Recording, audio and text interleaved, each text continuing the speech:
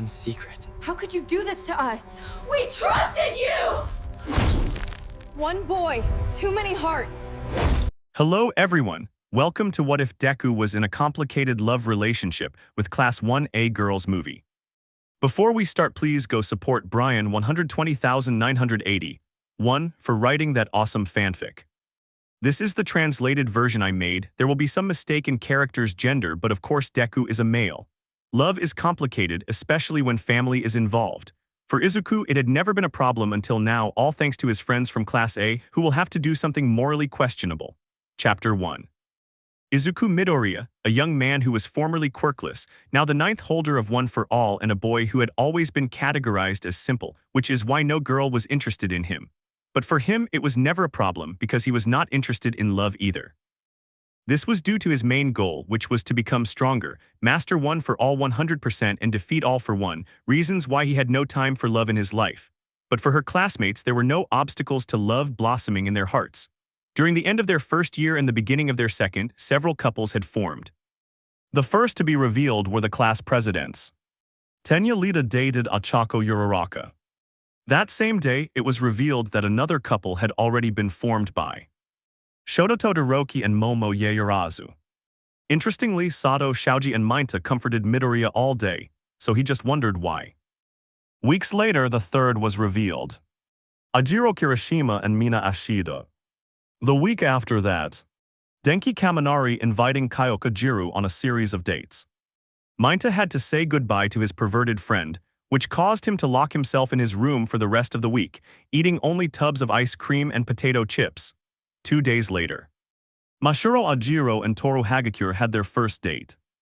The remaining members of the class just watched them happily. Aizawa wasn't bothered by this, as long as their academic performance didn't drop and they didn't get distracted during their internships. What no one really expected was that she would be serious and not very expressive. Suyu Asui dating Fumikage Takamami. Being the most recent couple. Now that Lita and Uraraka were dating, the two of them had more time together while Izuku was excluded, but he understood perfectly. Couples needed to be together for a while and he would use this same free time to train or study. Which brings us now. In Izuku's room. The boy was in his exercise session as usual. He used a pair of headphones to concentrate better. He was finishing his set of push-ups when a knock on the door made him look ahead. He was sweating and thought he'd clean himself first, but the uncertainty of how long ago they'd been touching the door made him open it first and dry himself later. Upon opening the door, he saw Uraraka, who was smiling, but he had to look away because of the boy's display of exhibitionism. Midoriya Uraraka. The boy shouted to partially close the door because in his haste he had opened it completely, leaving his upper torso exposed and sweaty. Uraraka, hello Deku-kun, sorry to bother you, she said, scratching the back of her neck, trying to think of something else to organize her words. Midoriya, what can I do for you? Do you need something? Uraraka, actually I wanted to ask you for help with my studies, she said, showing her math book and giving a slight smile. Midoriya, sure I can help you, but what about Iida-san? Uraraka, oh, he went out to see his brother and accompany his mom on some shopping trips, that's why he needed your help. Midoriya, I see, come in. The boy let his friend in, allowing her to enter his room, and as he closed the door he remembered something. He looked down and remembered he was shirtless, which made him blush slightly. Midoriya, oh, just let me put on a shirt. The girl approached the boy's bed, covered by an Almight blanket, and sat down. She looked around the boy's room, appreciating once again the amount of red, blue, and yellow hero merchandise. He was truly surprised by the passion she had for the hero. As she looked around, she saw the boy's back as he searched through his drawers for a shirt. He was able to appreciate the number of scars she had, from her fingers to the line of her back, for a few seconds. It always seemed painful yet inspiring to him how the boy could give his life to protect people. This and other thoughts stopped when a shirt covered the boy's body. Midoriya, ok. The green-haired boy finally stood in front of the girl with his own math book and began the tutoring. Minutes later. The brunette was taking notes in her notebook about the things the boy was explaining to her, when a message on her phone made her look. Uraraka, no, Arg, how could he do this to me? The green-haired boy, who was watching news about heroes while the girl was pointing, looked at the brunette, who seemed to be cursing something. He didn't want to be nosy, but his inner hero compelled him to investigate. Midoriya, is something wrong, Uraraka-san? Uraraka, sorry, it's just size, you know I've been dating Lita for a while now, right? The boy nodded. Uraraka, well, it just so happens that I suggested to him that maybe it was time to introduce him to my parents. and he could introduce me to his family. Midoriya, really? The boy said happily when he remembered that there was an apparent problem right now but then. Uraraka, that's it, he just messaged me, said he couldn't come, but since he'd already confirmed it a few weeks ago, I told my parents and they postponed work. Even canceled some things just to meet him, all important things. I wouldn't want to tell them they canceled and postponed work for nothing. Midoriya, oh, I'm sorry to hear that, Uraraka-san. I wish there was something I could do. The boy really would do something to help his friend, but what he said was just something anyone would say as moral support. The girl seemed to have had an idea, for her eyes lit up and she suddenly approached the boy. Uraraka, Dekun, pretend to be my boyfriend. The boy, who was on the edge of the bed, had to back away because of the spontaneous approach and request, causing him to fall backward to the floor and hit the back of his head. Uraraka, Deku-kun, are you okay? Midoriya, yais, Uraraka-san, I'm sorry, but Roman 2 couldn't do that if Iida-san finds out. Uraraka quickly got off the green-haired boy's bed and stood in front of him, taking his hand and bending down slightly. Uraraka, Deku-kun, please help me with this. I would feel terrible if my parents found out that my boyfriend couldn't make it to a date with them, that they had to quit their jobs to meet him, and then he just didn't show up. Midoriya had a problem, and that was that he couldn't say no to a plea for help. Midoriya, if I did, how would you tell your parents that Lita wants to meet them and they ask about me? Uraraka, I'll figure that out when I figure this out. Would you do that? The boy took a few minutes to think, but it seemed he was just creating drama because he had his answer 2 seconds later. Midoriya, when would I have to go? The girl smiled from ear to ear and hugged the boy with all her might. Uraraka, thank you. It would be the day after tomorrow. You don't have to wear a suit. We're just going to eat and spend some time with them. Again, thank you, Deku-kun. The girl flew out of the green-haired boy's room with her things, leaving him thinking only one thing. Midoriya, what have I got myself into? What? The boy put away his notebook and grabbed his towel to take a shower. If he needed it when he finished training, now after that he needed it to figure out what the hell he would have to do to avoid messing things up. The green-haired boy went to the dorm showers to take a nice cold bath, and when he arrived, he found Kaminari and Minta there. At first, when I looked at them, I thought it was normal, friends talking about their own things in secret. But as I got closer, I could see that they had a phone and inappropriate sounds were coming from it. Kaminari, look at that one, dude, I'd love to. Minta, shhhh buddy, lower your voice, you know what will happen if Jiro-san hears you. Kaminari, oh that's right. Both young men turned around, only to see the green-haired boy who was looking at them calmly. Midoriya, hey guys. Minta, hello Midoriya. Kaminari, Midabro, what's up?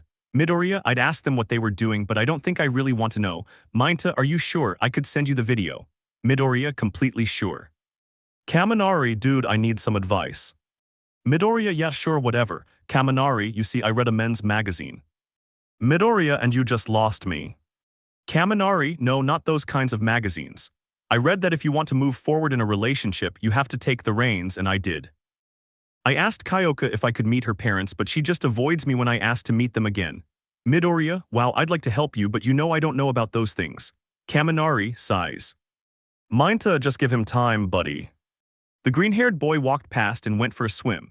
The last few months had shaped his body, giving him some muscle, and the one for all had given him 5 centimeters more height, which although not much, now allowed him to ride the roller coaster at the fair. Almight told him about this at the end of his second year, which motivated him to work harder.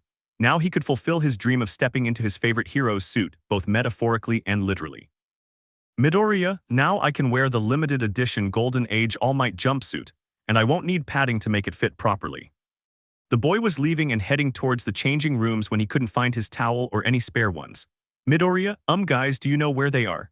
The green-haired boy could only watch as both Kaminari and Minta came out of the showers, running with towels in their arms. Midoriya, guys. The broccoli yelled in fright. Using one for all at 1%, I used speed to try to catch up with them. I had 2 options, try to catch up with them or go directly to their room. Either option was a bad idea because one of the girls might come out in the commotion and see him naked, which would earn her the disapproval of her friends. So she had to take a chance run to her room. The boy had to run as fast as he could to his door and get inside before anyone came out. So he went upstairs. He didn't want to splash water all over the place, but the lack of towels forced him to do it. Upon reaching his door, the boy turned the knob to enter his room, and as he closed it, he heard the doors of the other rooms barely opening. In Kaminari's case, he was in his own room, laughing hysterically while holding several towels and remembering his friend's red face from the fright. Jiro, what are you laughing at? Kaminari, haha, we played a prank on Midoriya. Kyoka looked at the boy covered in several towels, in addition to carrying others that he didn't need. Jiro, don't tell me that. Kaminari, haha, yeah, we stole his towels and left him with nothing. Instead of laughing or anything, Kyoka just rolled her eyes and looked back at her phone. Kaminari, hey I wanted to ask you again, when could I see your parents? I'd like to meet them and I don't know, for them to get to know me. Jiro, these next few weeks will be busy. Kaminari, okay, what's next? Jiro, you know what, I just remembered I haven't done my homework yet, I'll see you later. Kaminari, wait, Kyoka.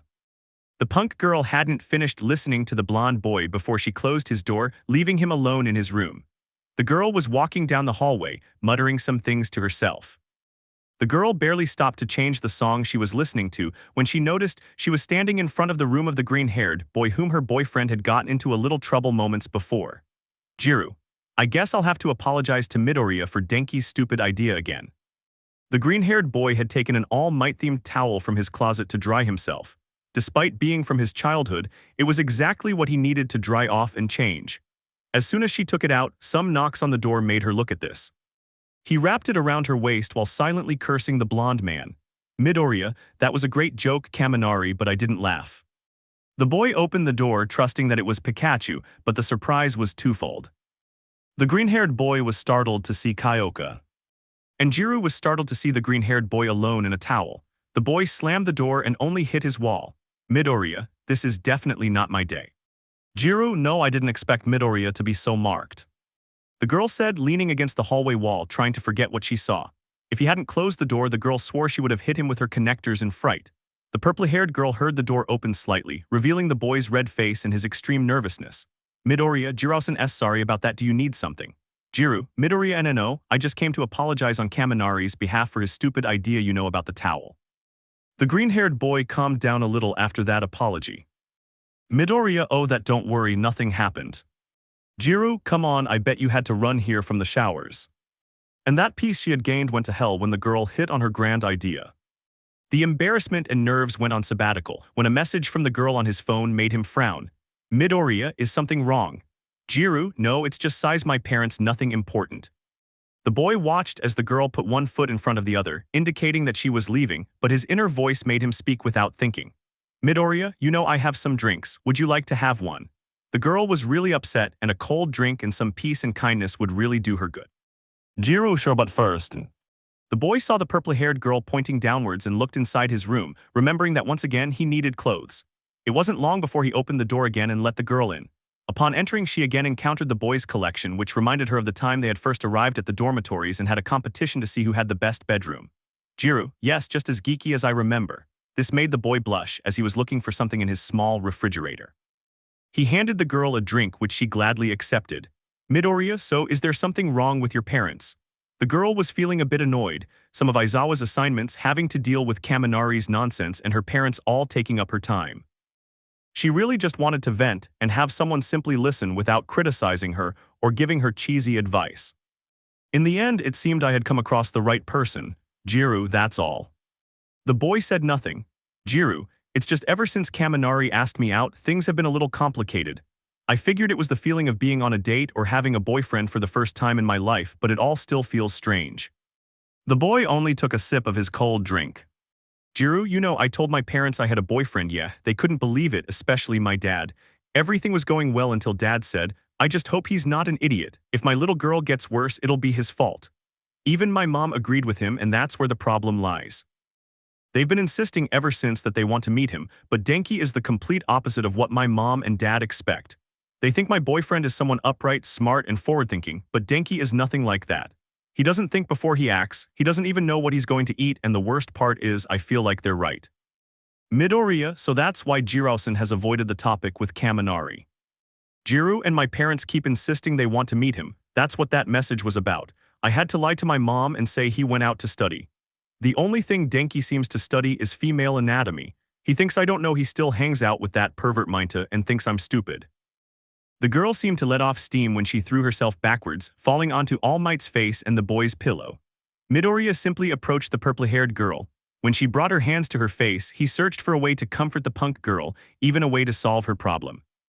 No, I was already in trouble for trying to help someone in a relationship. I wouldn't do it again. His determination was clear. He was going to help the punk, but only and solely by listening to her. And this he did, I hear, but in his listening, he could clearly distinguish how some faint sobs came from the girl. I had never heard Jiro cry before. In fact, I had never heard any woman other than my mother cry, and that had been years ago. He moved a little closer. He couldn't really understand why she was crying. He couldn't feel what the girl she was crying for felt, but he knew it hurt deeply. So carefully and not being rough, he placed one of his arms on the girl's shoulder, who sat up and hugged the boy. He was surprised but returned the hug. A minute passed like this until the girl calmed down and was now just wiping away her tears. Jiro, sniff, I'm sorry to have bothered you with my problems. Midoriya, no, don't apologize. I asked about you. How are you feeling? Jiro, sniff, a little better, thanks Midoriya for listening and for the drink. The green-haired boy's mind cursed everything it could, for he had made a decision. Midoriya, don't worry, I'd do anything to help. This crossed the girl's mind twice, and she seemed to be orchestrating a plan. It seemed to have finished forming when the girl spoke. Jiro, Midoriya. Midoriya, yeah, is something wrong? Jiro, what you said about doing whatever you mean it. The boy nodded and looked at the girl, who was tapping the tips of her connectors together. Midoriya, of course, could it be what I'm thinking? Jiro, could I introduce you to my parents and have you pretend to be my boyfriend? Midoriya, damn, it's what I was thinking. Jiro, it would only be for a while. You don't have to do it if you don't. Midoriya, when would I have to go? Jiro, wait, are you serious? Midoriya, you asked me if I was serious. Yes, please God, don't let him hit me. The boy's somewhat embarrassed yet serious expression made the girl hesitate, but having a ridiculous and dangerous plan was better than losing the game. Jiro, it would be next week on Saturday, just don't talk nonsense and everything will be fine. Midoriya, ouch. The girl was leaving the green-haired boy's room when, in a gesture of gratitude, she turned back and hugged him, then punched him in the shoulder. Midoriya, sighs, why was I born with such a noble heart?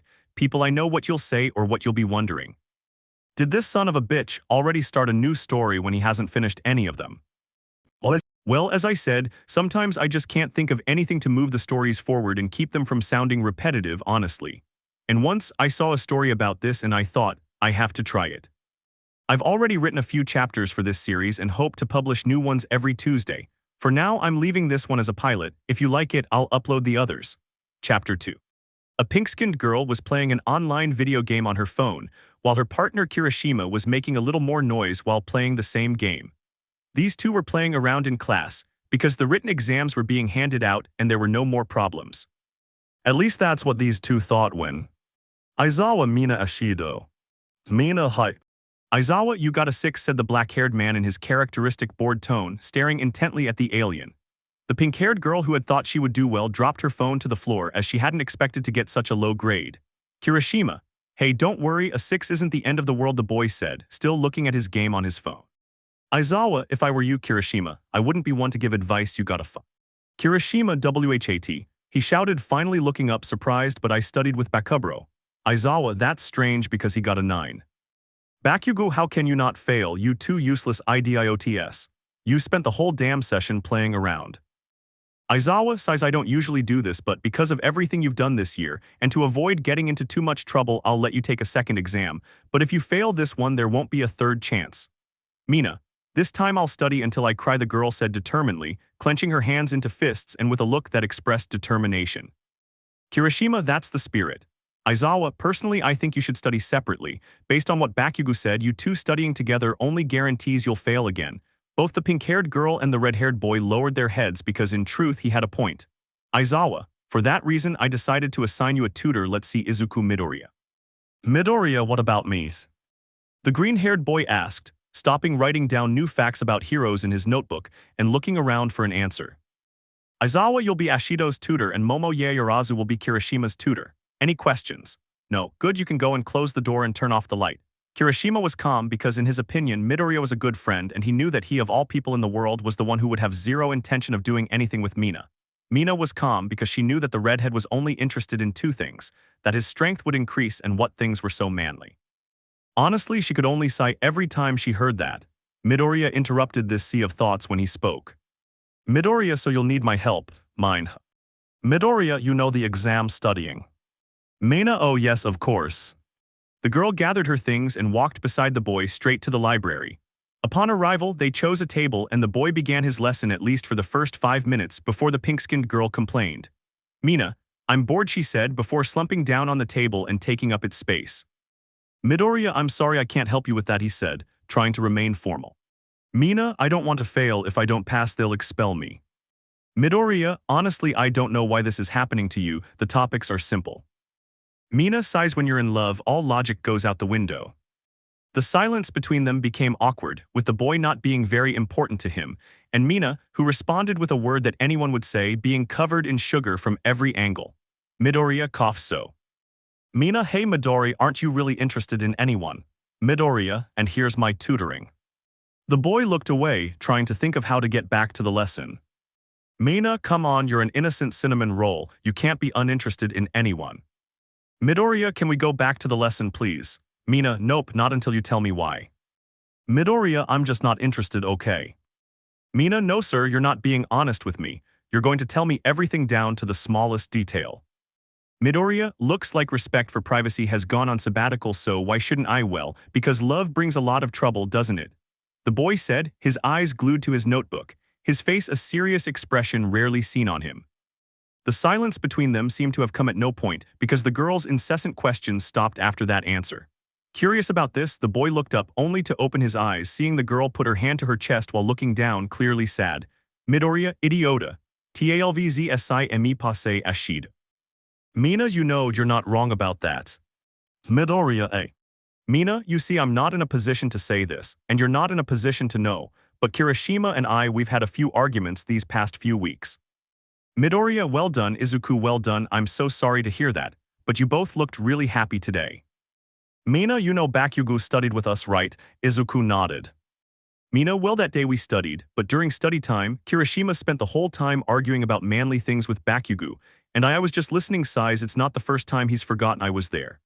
I took out my phone and started playing games, and only when he ran out of things to talk about with Bakugo did he ask if I could join in, and that's how I wasted my time.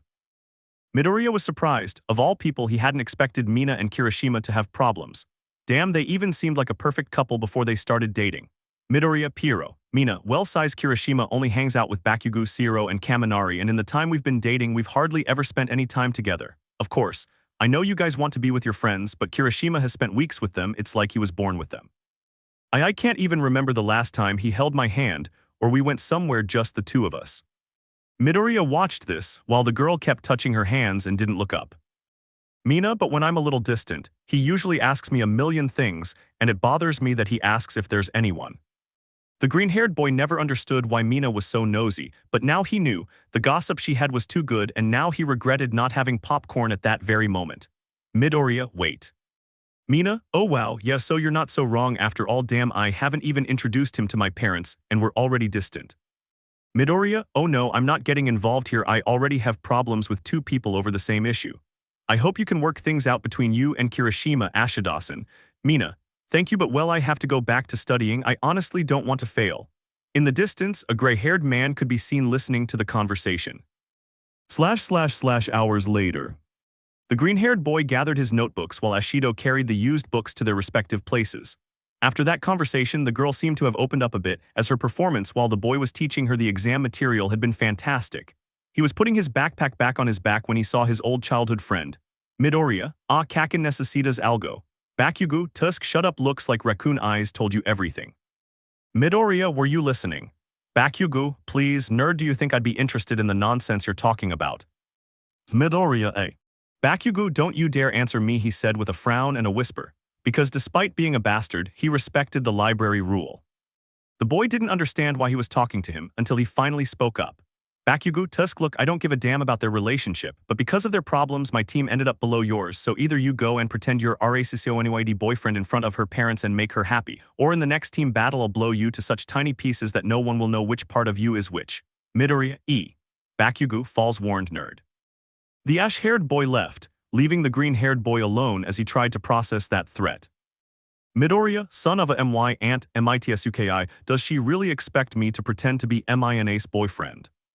The boy snapped out of his catatonic state when the pink-haired girl approached him, giving him a light tap on the shoulder. Mina, list. Midoriya, yeah, size ready. They both walked through the main building, leaving it and heading towards the dormitories. Midoriya, how am I supposed to say this? Hey Ashido, I think I can help you with your other problem. I could pretend to be your boyfriend. No, that's too direct, Ashido. I was thinking maybe this isn't the best way to say it, but I could pretend to be your boyfriend. Well, better than the last one, that's for sure, Ashido. Look, I was thinking, that sounds like I've been thinking about it the whole time. Mina, Midori, the boy stopped thinking about ways to talk to the girl when his gaze fell upon her. Midoriya, what's wrong? Mina, you see, regarding what happened a little while ago. Midoriya, don't worry, I won't tell anyone. Mina, thank you, but that's not what I wanted to talk about. Rather, I wanted to ask you a favor. Midoriya, Seiya, she made it easy for me. Wait, oh no, of course. What kind of favor? The girl, formerly pink-skinned, now blushing to a lilac hue after her embarrassing request to her green-haired friend, lowered her head slightly. Mina, I was hoping you would take Kirishima's place next week. Midoriya, how why? Mina, well, I got some tickets to a fair, it's for couples, and I mentioned to Kirishima that we could go, but he didn't listen to me. I just want to spend some time with someone who does listen to me and doesn't spend all their time talking about how manly this or that is. Go out and have fun, but I understand if you say no, it's no problem. The boy hesitated for a few seconds. On one hand, it would be a date, taking Kirishima's place on a date with Ashido. But on the other hand, it seemed like the girl really wanted to break out of her boring routine of being ignored. Besides, she could just take it as a friendly outing, right? With a sigh, the boy simply smiled and spoke. Midoriya, okay.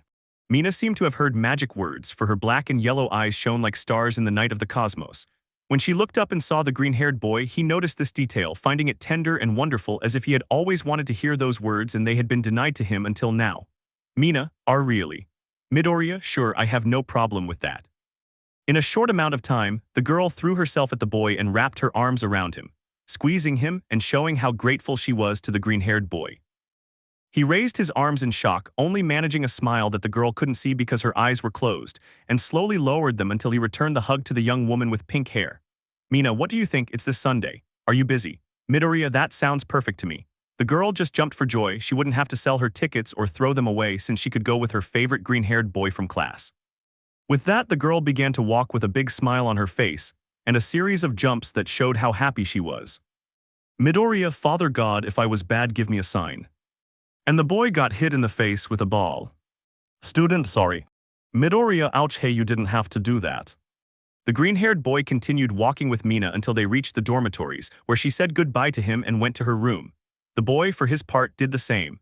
I went into her room and she started taking off her school uniform clothes to put on something a little more comfortable. Having done that, I go down to the kitchen to have a snack. He was just about to enter the kitchen when he heard some whispers. He didn't want to be nosy or intrusive, but something made him stop in the doorway. He quickly recognized the voices he heard inside as Todoroki and Momo. Momo, you know, we could go out this weekend. I saw there are some good movies at the cinema, and I thought we could relax a little, just you and. Todoroki, sorry Momo, I have to go. Momo, oh sure, maybe later. The two-tone man left the kitchen while typing on his phone. The green-haired boy was attached to the ceiling like a spider, but he could see what was being sent to his brothers. The hero Endeavor had been brought to trial for the domestic violence case and the traumas he had caused to his older brothers and Shoto. His popularity as well as his fortune had been reduced in recent months. For the boy, she continued to act as his therapist whenever memories of his past resurfaced. She knew it was a complex issue, and the best she could do was offer him her support. The boy climbed down from where he was being held and saw young Yaoyorozu waiting for her tea on the stove. Midoriya, inhales, we just go in, say hello only if necessary, grab something to eat and leave. Simple, right? And so he did. The boy went into the kitchen and put his plan into action. Midoriya, good night Yaoyorozu, idiot. The boy opened one of the pantries and took a chocolate bar. He was walking back to where he came from, but something seemed curious to him. The black-haired girl was just staring at her teapot on the fire, without reacting, without blinking, nothing. All that could be seen in her was a sad, lost look. Midoriya, I think I'll just ask, I want to see if it's okay. The boy moved a little closer to her, because her static state didn't seem healthy. Midoriya, Yaoyorozu.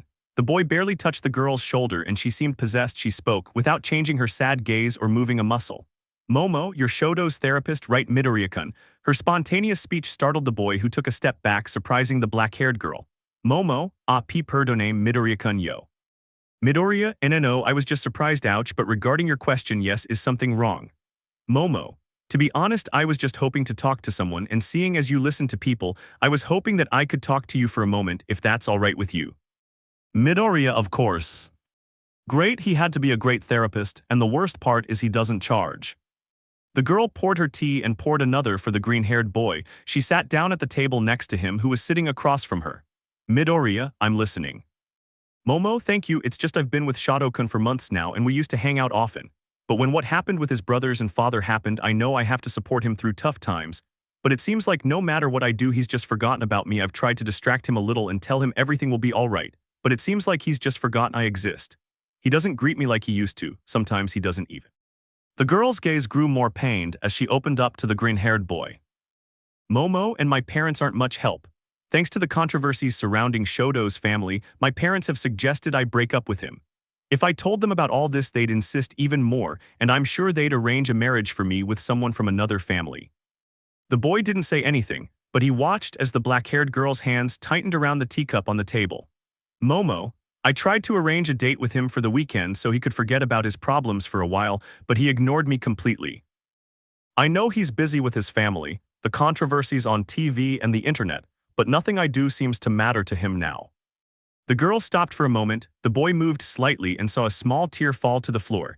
He knew that at that moment the girl had finally broken down. Approaching slowly, I placed a hand on the girl and she instantly clung to him. I didn't expect that, and even less what the girl said next. Momo, sobs God, he hasn't even given me a hug in a month. He had planned to make the hug last only a few seconds, but he understood that the girl needed a shoulder to cry on at that moment. About 5 minutes passed before the hug ended and the boy sat down again. The girl wiped away her tears as she spoke again and stood up. Momo, I'm so sorry to make you hear about my problems, and about your shirt, she said, trying to smile, but her sadness was obvious.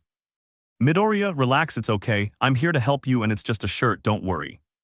The girl seemed to calm down when she received a message on her phone.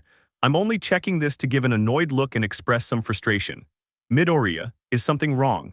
Momo, it's my dad, he's asking me if I'm not interested in the son of a family on the other side of Japan. God, it seems like even he can't hear me. Midoriya waits. Momo looked like she was going to angrily answer her father, but an idea seemed to have occurred to her. She gripped the phone and began to send a voice message. Momo, Dad, that's not necessary. I broke up with Todoroki, but there's someone else now, he's here with me. The boy was taking a sip from his cup of tea, and when he heard the last part he almost choked. Momo, Midoriya, please do this. If you do, I'll do anything. The boy couldn't say no because... First, from what she'd said about her parents, they were prepared to force her into marriage with whomever they chose if they didn't like her chosen candidate, and he was sure the same thing would happen as with Shoto's family. Second, the raven-haired girl needed support from whoever it was at that moment. He couldn't just leave her adrift with that lie. And third, to top it all off, her puppy dog eyes were the final blow to his weak heart or broccoli. Midoriya, hello mister. Yeah, Yurazu, I'm Izuku Midoriya, I'm Amya's boyfriend, Mamasan's boyfriend, God. Forgive me, please forgive me, Todoroki. Momo, you see Dad, everything is fine, there's no need to look for candidates anymore. The girl sent the audio, the blush on her cheeks was easy to see. That lie could cost them both their lives, both for forcing Momo into an arranged marriage in 1,000 ways, and for the green-haired boy to ruin his hero career before it even began. They both tried to take a breath, and instantly a message from the man made the girl freeze. Midoriya, at least it turned out all right, he said, scratching his head. Momo, I wouldn't be so sure he wants to meet you in person. Midoriya, put on my tombstone, died doing favors, he said, crying comically. Momo, Midoriya, I'm asking you to do it, please. Midoriya sighs, I'll do it, but when would that be? Momo, oh well, when are you free? Actually, I was hoping he'd refuse. Midoriya, tomorrow date with Uraraka. Sunday date with Mina. Saturday of the following week date with Jiru, maybe Wednesday of the following week. Momo, after school. Midoriya, safe. The raven-haired girl looked noticeably happier, with a sparkle in her eyes that the boy hadn't seen in quite some time. Smiling, she took the empty cup from the raven-haired woman and went to wash up. Momo, you don't have to do it. Midoriya, don't worry, I'll do it. The girl smiled at this kind gesture as she watched the boy at the bar cleaning. Momo, thank you for everything, Midoriya, for listening to me, and for this favor, see you tomorrow. The green-haired boy was simply happy to have made the girl happy, and having finished, he went back to his room to sleep. Midoriya, I don't like this at all. Chapter 3. Morning classes had ended, and everyone was heading out for recess, but something was bothering a certain green-haired boy that all the girls could be so calm. Uraraka was chatting with Ida as if nothing was wrong. Jiru was ignoring Kaminari's incessant reasons for saying he doesn't watch adult content anymore, even though she'd seen him watching it with Minta in the showers yesterday. Ashido watched Kirishima talking nonstop with Bakugo and Siro, seemingly without a topic of conversation to get their attention. Momo was looking at her book, while Todoroki beside her was still on his phone, scrolling through news and other things. For over 5 minutes he hadn't even glanced at her, even though she coughed a few times to try and get him to look up. His situations were somewhat complicated, at least with 2 or 3 of them, but he was glad to know that he didn't have to be the fake boyfriend of all of them. He knew from his friends in a conversation initiated by Minta that this was not the most desirable thing. Flashback. Minta, my favorites are about vanilla. I don't know, they have a classic charm. Kaminari, ha, it's your taste, but I prefer the ones that have some romance. Minta, romance. Dude, don't tell me just having a girl makes you soft. Kaminari, nah, I just feel like if you watch too much and it goes straight to the point, it's just pornography. At least with some romance, it draws you more into a nice story with explicit scenes. Lita, hey you all. Can you stop talking about your disgusting stuff? Some people just want to take a shower. Bakugo, what FOUREYS said, shut up already. The perverts remained silent and continued their body cleaning while the other members of Class A tried not to think about what they were saying. Minta, although there's one genre that even I don't prefer to watch. Kaminari, do we think the same? Minta/Kaminari, NTR. Bakugo, are you still on that IDIOTS? Kaminari, no, seriously, that genre is the worst. Takami, say, I know I'll regret this, but what's it about? Sato, I don't think that's the best answer in the world. Minta, well, it involves one member of the relationship, either the man or the woman, committing infidelity towards the other member, mostly of a sexual nature. Shaoji, yeah, it's definitely not good at all. Todoroki, honestly, I didn't expect either of you two to have a limit, said the calm and serene bicolored boy. Kaminari, hey, maybe he has his own tastes, but messing with someone else's girlfriend and acting like nothing happened. Kirishima, that's not manly, bro, now. The green-haired boy was sweating at the thought that, in a moment of carelessness, his friends might find out that he was about to go out with the girls not his girls. Midoriya, Izuku Midoriya, you're definitely dead. Midoriya, AAAHHHHH. The green-haired boy shouted at the attention-seeking gesture, noticing that it was Tsuyu who withdrew her finger, moving slightly away from the boy. Midoriya, Asui F, forgive me, is something wrong? Tsuyu, that's what I was going to ask you. You were whispering and murmuring again, Kiro. The boy trembled at the thought of whispering everything he was thinking, for he would have dug his own grave. Midoriya, WH and WH, what was he muttering? God, I'm dead. Tsuyu, something about you being BS, something like that, Kiro. Midoriya, I thank you, sir. Tsuyu, do you need anything? Takayama-kun and I can help you, Kiro. Midoriya, NNO, thank you, I'm fine, Asuisin. Tsuyu, okay, and remember, you can call me Tsuyuchin, Kiro. Midoriya, ah yeah, sorry, Tsuyuchin. It wasn't that Tsuyu Asui was ugly or anything like that, but he was really grateful that she didn't have any problems with his friend Takami Fumikage, since personally, they were one of his favorite couples, and if Kirishima and Mina's relationship problems were already a sign of the end of the world, if there were any problems between the young Lord of the Night and the Frog Girl, he would stop believing in love. And Ajiro and Hagakure, he never really saw a problem between them and hoped he wouldn't have to he never saw it. Midoriya, good joke, Izuku he. Classes had ended and everyone was returning to the dormitories. The boy analyzed what kind of topics young people usually discussed when they went to meet their partner's parents. It was somewhat embarrassing for him, but he had to be well prepared for dinner with Uraraka's parents and later with Jiru's and Momo's. I was walking when I heard movement in a bush near the path. Curious, he approached the source of the sound, only to open his eyes and see how the blonde boy from his class, Mashiro Ajiro, was holding the waist and laughing next to an orangey-haired girl. Itsuka Kendo from Class B. The boy's jaw seemed to have detached as he could feel no movement in it. He was hiding behind a tree, unable to believe it. Of all people, he never expected Ajiro to be unfaithful to Hagakure. The mere thought of this made him lean back against the tree where he was hiding. Midoriya, I definitely shouldn't have seen that. She was about to leave when she felt something grab her hand. When she turned around, she couldn't see anything, but she felt that pressure on her wrist. The shock passed quickly as her mind connected what had happened. Not wanting to guess and praying that it wasn't what she thought, she asked a question in a low voice. Midoriya, Hagakure-san. And it was then that the pressure eased, affirming his question and only then beginning to feel unwell.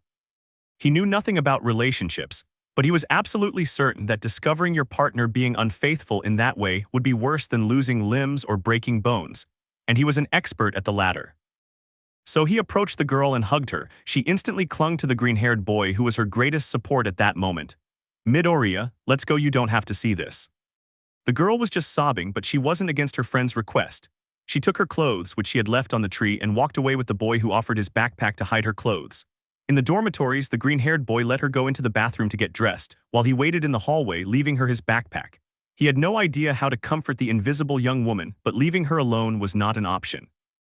The invisible young woman emerged from the restrooms now in her uniform, tears still streaming from her eyes, but there was the green-haired boy to support her in her moment of pain. He accompanied her to her room and felt it would be cruel to just leave her like that. I was hoping to find some comforting words when I heard a faint noise behind him. Click. Looking around, he saw that he was inside the invisible girl's room. Midoriya, Y or HOW. Toru, I'm sorry, Midori sniffed, but I wish I could talk. And not be alone, please, the poor girl managed to say. Midoriya thighs is okay. The boy took a seat on the girl's futon, and she approached her bed to sit on the edge. Silence was something that existed between the two of them. Even before she and Ajiro started dating, they didn't usually engage in any conversation, and they really felt uncomfortable talking about something like infidelity so abruptly. However, Hagakure had heard from Todoroki that Midoriya was good at therapy and that Shinso was also someone trustworthy based on that same statement. She took a deep breath and began. Toru, I really don't know what I did wrong. Midoriya. Toru, what did I do wrong for Ajiro-kun to do that to me? The poor girl crouched down again, trying to hide her tears and prevent the green-haired boy from seeing them, or at least the drops of water coming out of nowhere. The boy had already worked with cases of family abuse or bullying due to Quirk, but he had never worked with infidelity, so his tactics were few at that time. The boy approached the girl's nightstand and took something. Then he slowly approached the poor girl and gave her a handkerchief. Midoriya, here. The girl looked at the green-haired boy for a few seconds before accepting it. Seeing the boy's sad face, she not only heard him, but could also imagine the girl's feelings and understood the pain she was experiencing. Toru, thank you, Midori sniff. Midoriya, you don't have to thank me, and don't blame yourself for what happened. Toru, I thought he was a good girlfriend. We went everywhere together. He spoiled me and I spoiled him, so why would he do something like this to me? Before the girl could continue blaming herself, a silent sob escaped her throat, causing a few treacherous tears to spill out because of the pain in her chest. Midoriya didn't know why, but the instant he did, he carefully approached the girl and wrapped her in his arms. When she felt him, she clung to him, making him her most comfortable blanket and her best friend. As she hugged the boy, she could feel a warmth in him, where he showed her his genuine concern for her, how he felt sadness for her sadness, and how he did not leave her alone, even though they had not spoken many times. She could only exert a little more force in that embrace, wishing it would last a little longer, an embrace that not even Mashiro had been able to match. The green-haired boy, on the one hand, only hoped that Ajiro would twist his ankle. Since his first year after facing Shinso, he had become his friend, entrusting him with things as sacred as his life. The next time they had a practice match, I swore I would make him regret cheating on Hagakure, because if he cheated on someone as close as a girlfriend, what wouldn't he do to a friend? His train of thought about revenge had to stop at the station when he felt the girl rest her chin against his shoulder so they could talk. Hagakure, Midori sniff, can I ask you a favor? The boy felt cold because he had already gotten into trouble for doing favors, but it seemed that the girl was truly hurt, so seeing how vulnerable she was, he agreed. Midoriya, of course, what do you need? Hagakure, could you stay here with me for a while? Midoriya, ah, sure, no problem. The girl took a breath while drying the few tears that were still falling. Clearly the boy couldn't see her, but she appreciated the boy's kind heart. Approaching once more, the set of floating garments embraced him, and the boy, calmer, returned the embrace. After parting ways, they both spent time together, either playing a board game or watching shows on the girl's phone. The clear difference in tastes between the boy and the invisible young woman was obvious, but they tried to coexist as best they could, even telling each other jokes and some strange anecdotes to kill time and ward off sadness. Midoriya, and that's how Todoroki solved the caper case. Hagakure, I never imagined Todoroki so focused on solving a case like this. Midoriya, the worst part is that I wear everything, the trench coat, the hat, and the sunglasses, and they arrested me because they thought I was a drug dealer. Hagakure halasa. Midoriya, haha, yeah, he was yelling that they shouldn't take his carriage, a bunch of incoherent things. Even a line of dialogue that I still remember. Hagakure, I demand that you tell me, the young woman said, interested in that anecdote about one of the most attractive boys in Class A. Midoriya, it went like this. I explained the secret of a tarot card deck, and the officers were staring at me with blank faces. And neither were we, but what I said at the end was coughs, I'm going to my destiny and I'm going to win. Hagakure, haha, and what does that mean? Midoriya, I have no idea, but when we went to pick him up from the station with his father, the other side of his face was already bruised, and he was walking on stilts. Endeavor demanded to know why his son was like that, and they told him it was because he bit an officer. He just defended himself by saying he was hungry, and they didn't even bring him a sandwich. Hagakure hahaha.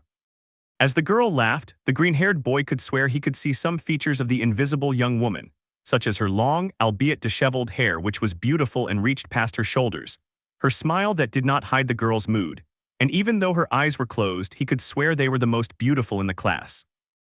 Midoriya, I'm glad to see you happy again. Hagakure-san, the green-haired boy said with a smile that radiated joy and genuine happiness.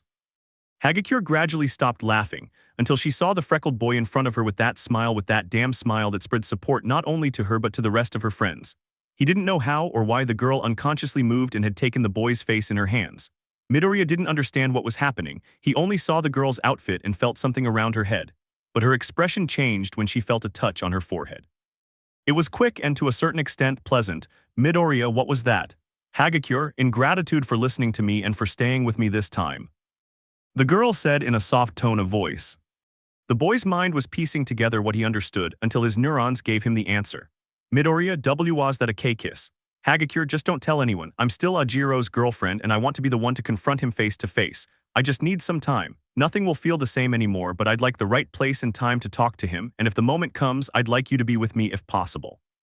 Midoriya wasn't going to say anything more because he perfectly understood why she would do all that, but he couldn't help but worry about her. Hagakure, Midori. Midoriya, yes, Hagakure, thank you again. Midoriya, no problem, you know anything. The broccoli put on his best smile and gave a thumbs up. I'm here. The girl looked at him for a few seconds, just enough to laugh a little. Hagakure, heh, it was a bad time to use an Almight quote, he said, still wincing. Midoriya, huh. Oh, no, I wasn't trying to imitate Almight, the boy said, blushing slightly for unintentionally imitating his teacher, especially in front of the girl. Hagakure just laughed at how cute he looked, trying to fix his actions, but it was completely useless and he tried to make him even cuter. Hagakure, haha, don't worry, but you know what? I like it better when you act like yourself. The green-haired boy just looked away, embarrassed by the girl's words, and didn't see when she approached him and wrapped her arms around him in a warm hug. Hagakure, thank you Midori, never change. The boy, finally calmer and with some courage, gave the girl another hug as a smile spread across his face and then left the invisible girl's room, heading straight to his own. Midoriya, I hope Hagakure can overcome this soon. Chapter 4. Saturday. The day had arrived. The green-haired boy was ready to go to Uraraka's family dinner. I had seen thousands of videos online about what to do when you're going to meet your in-laws, how to get to know your girlfriend's parents well, the best gifts for a first impression. He had reviewed the information thousands of times just to make a good impression on the chestnut's parents.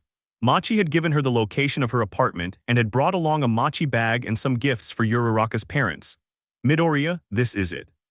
The whole journey had been normal, but as he stood in front of the door of the girl's parents' apartment, a chill ran through him from his spine to the crook of his neck. Midoriya, breathe Izuku, breathe. He was just about to knock on the door when it opened, revealing Machi in the doorway. Uraraka, Deku-kun, Midoriya, hello Uraraka-san. She hugged him, but it was strange. It was a warm hug unlike others. This one felt different. Midoriya, I'm glad to see you. Uraraka, my parents are behind me, call me by my name. Midoriya, Achikachins. Uraraka felt a strange emotion. Her green-haired friend calling her by her name made her heart leap like crazy. Not even Ida made her feel anything like this. Uraraka, de Izuku-kun, meet my parents.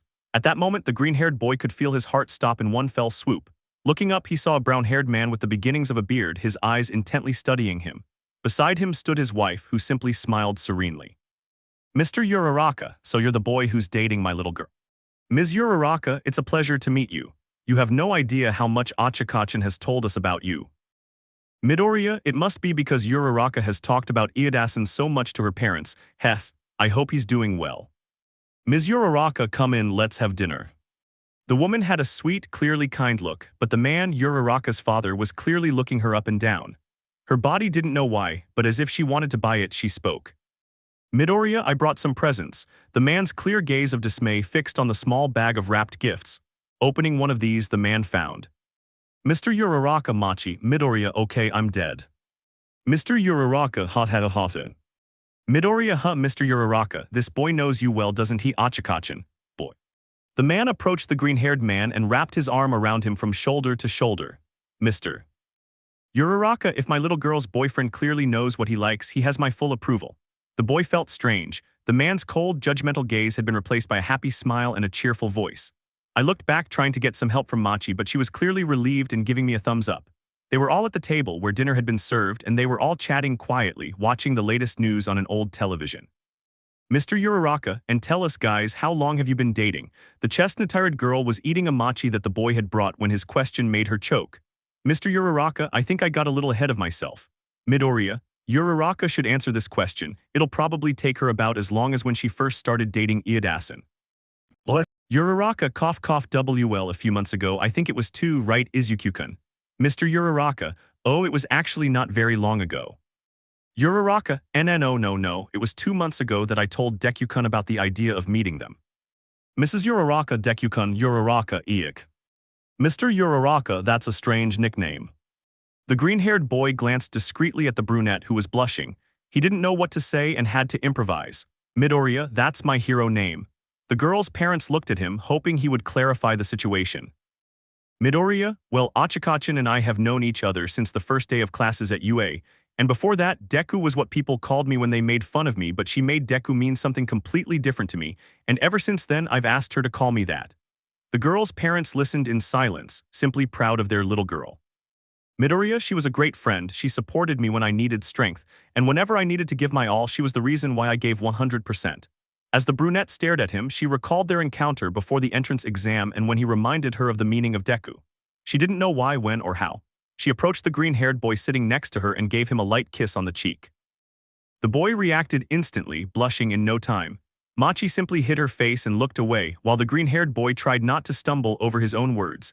In the eyes of the two adults, this was a classic display of love from an ordinary couple. The green-haired boy was about to speak when his phone started ringing. Watashi ga kita. The boy took out his device only to see what his phone displayed as the time. 7:30. Uraraka, looks like it's time for us to leave or they're going to close UA. Midoriya, that's true. The young people didn't linger and headed for the door to begin their return to the UA, only saying goodbye to their parents. Mr. Uraraka, once again, thank you for coming. Mrs. Uraraka, we're glad to meet your boyfriend Achikachin. You know you're welcome anytime. Mr. Uraraka, we hope you return soon. Midoriya, yes, likewise it was a pleasure meeting you all gentlemen. Uraraka, we have to go, goodbye mom, goodbye dad. Ms. Uraraka, goodbye lovebirds. The woman's comment made the brunette look at her hand, noticing that she was holding the hand of her green-haired friend who was entering a state of extreme nervousness, but he still had to pretend. The boy understood, and so they left the apartment building and headed to catch the train. As soon as they arrived at the station, the green-haired boy looked at his hand again, noticing how the girl was still holding onto it and not letting go. Midoriya, Uraraka-san. She didn't respond at all, even when the train arrived. She went in holding the green-haired man's hand. To the boy's surprise, the carriage was clear with no other passengers in it. The journey had begun and the train started moving. Silence reigned and there were no words to start a conversation. With doubt still troubling his mind, the boy tightened his grip a little and summoning the courage to move his lips began to ask again. Midoriya, Uraraka-san. His questioning could not continue when upon entering a cave, the lights flickered and he only felt a light touch on his lips. He wanted it to be his imagination. He wanted it to be a dream or simply not what he knew it to be. But the lights returning from the train revealed to him that it was just what he thought. The brunette was kissing him on the lips again. The 9th user of One for All had faced villains last year and knew how to react to them, but receiving a kiss was something he never imagined would happen to him, even less so from a friend who had a boyfriend who was also his friend.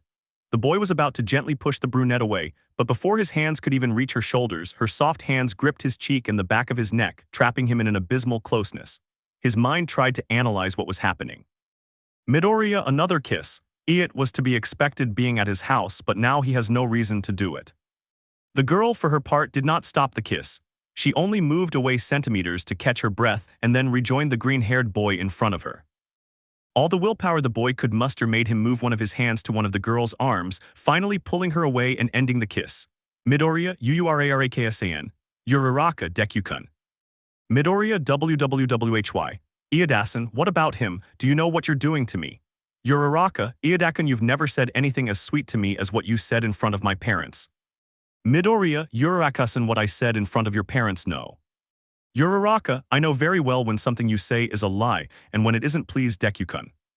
The girl didn't seem to have wavered in her decision, because touching his arm she began to get closer and closer until she was once again standing in front of the boy. Midoriya, and what about Iidasan? Uraraka, no I'm not sure, just let me try a few things, I'm sure I'll like it more. The next day, Sunday, a green-haired boy was waking up in his room, blinking a couple of times as sunlight fell upon his vision. It took him a while to get up, but when he did he noticed something. This time he wasn't wearing pajamas, and that was strange because he didn't usually sleep in just his underwear, but that's exactly how he was. She didn't even remember how she got to her room. The last thing she remembered doing last night was knock knock knock. Midoriya, huh, yes, Siro, Madabro, let's go, we have to go down for breakfast. Midoriya, ah right. The boy looked in his wardrobe and the first thing he saw was a pink note. Midoriya, what? When I picked it up I quickly recognized the type of paper and the handwriting. Midoriya, he's from Uraraka. Deku-kun, last night was a dream, I hope we can repeat it sometime. And don't worry about Ida, everything will be normal between you and me. I'll be waiting for you in my room on Monday. Achikachin 3. A blush crept across the boy's face. Last night? A dream? What on earth had he done last night, and why did he seem to be saying it in a different tone than normal Uraraka? Be that as it may, he had to get ready today since he was going out with Ashido to the place she asked him to go. He just hoped Kirishima wouldn't notice. He was the only one who could calm Bakugu's anger when he started to overstep boundaries with him, and there would be no better gift for Kakin than for his only limiter to let him unleash his fury against him. Shaking his head, he finally got ready, wearing light green shorts, a white shirt and his classic red shoes, and went down to the kitchen, only to find his classmates there. Ajiro was talking to Hagakure, who seemed to be looking in his direction, but apparently the other day she could easily be ignoring him. Siro was chatting with Minta about a video game while they ate cereal for breakfast. Lita was taking some notes and Uraraka next to him seemed to be looking at him bored, at least until she saw her green-haired friend and gave him a warm smile, as well as greeting him by waving her hand. Mina, for her part, was looking at Kirishima. She had never noticed it before, but it was obvious that Kirishima, focusing on his manly things, was monumentally ignoring the girl. Entering the kitchen, he could see Momo reading another book while stirring a cup of tea, and Todoroki at the other end of the table eating, without even glancing at the raven-haired girl in front of him. It wasn't necessary for the bicolored one to use his quirk, because he could see the coldness between them. Sato was cooking something on the stove, while Shoji helped him with some pans and condiments while Kaminari looked at his phone. It seemed he had finally stopped pestering Kyoka. This purple-haired girl was listening to music as usual on the other side of the kitchen. When she looked up from her phone a little, noticed the green-haired boy, gave him a slight smile before going back to her phone. Tsuyu and Takagami were having breakfast like a typical couple. Seeing those two so calm was a relief. It didn't take long, and he poured himself a bowl of cereal before heading to the common room to watch television for a while. This was the beginning of his morning, where after finishing lunch, the boy went to the kitchen to wash his plate. He was relaxed when he heard a voice that would be familiar to him for the rest of the day.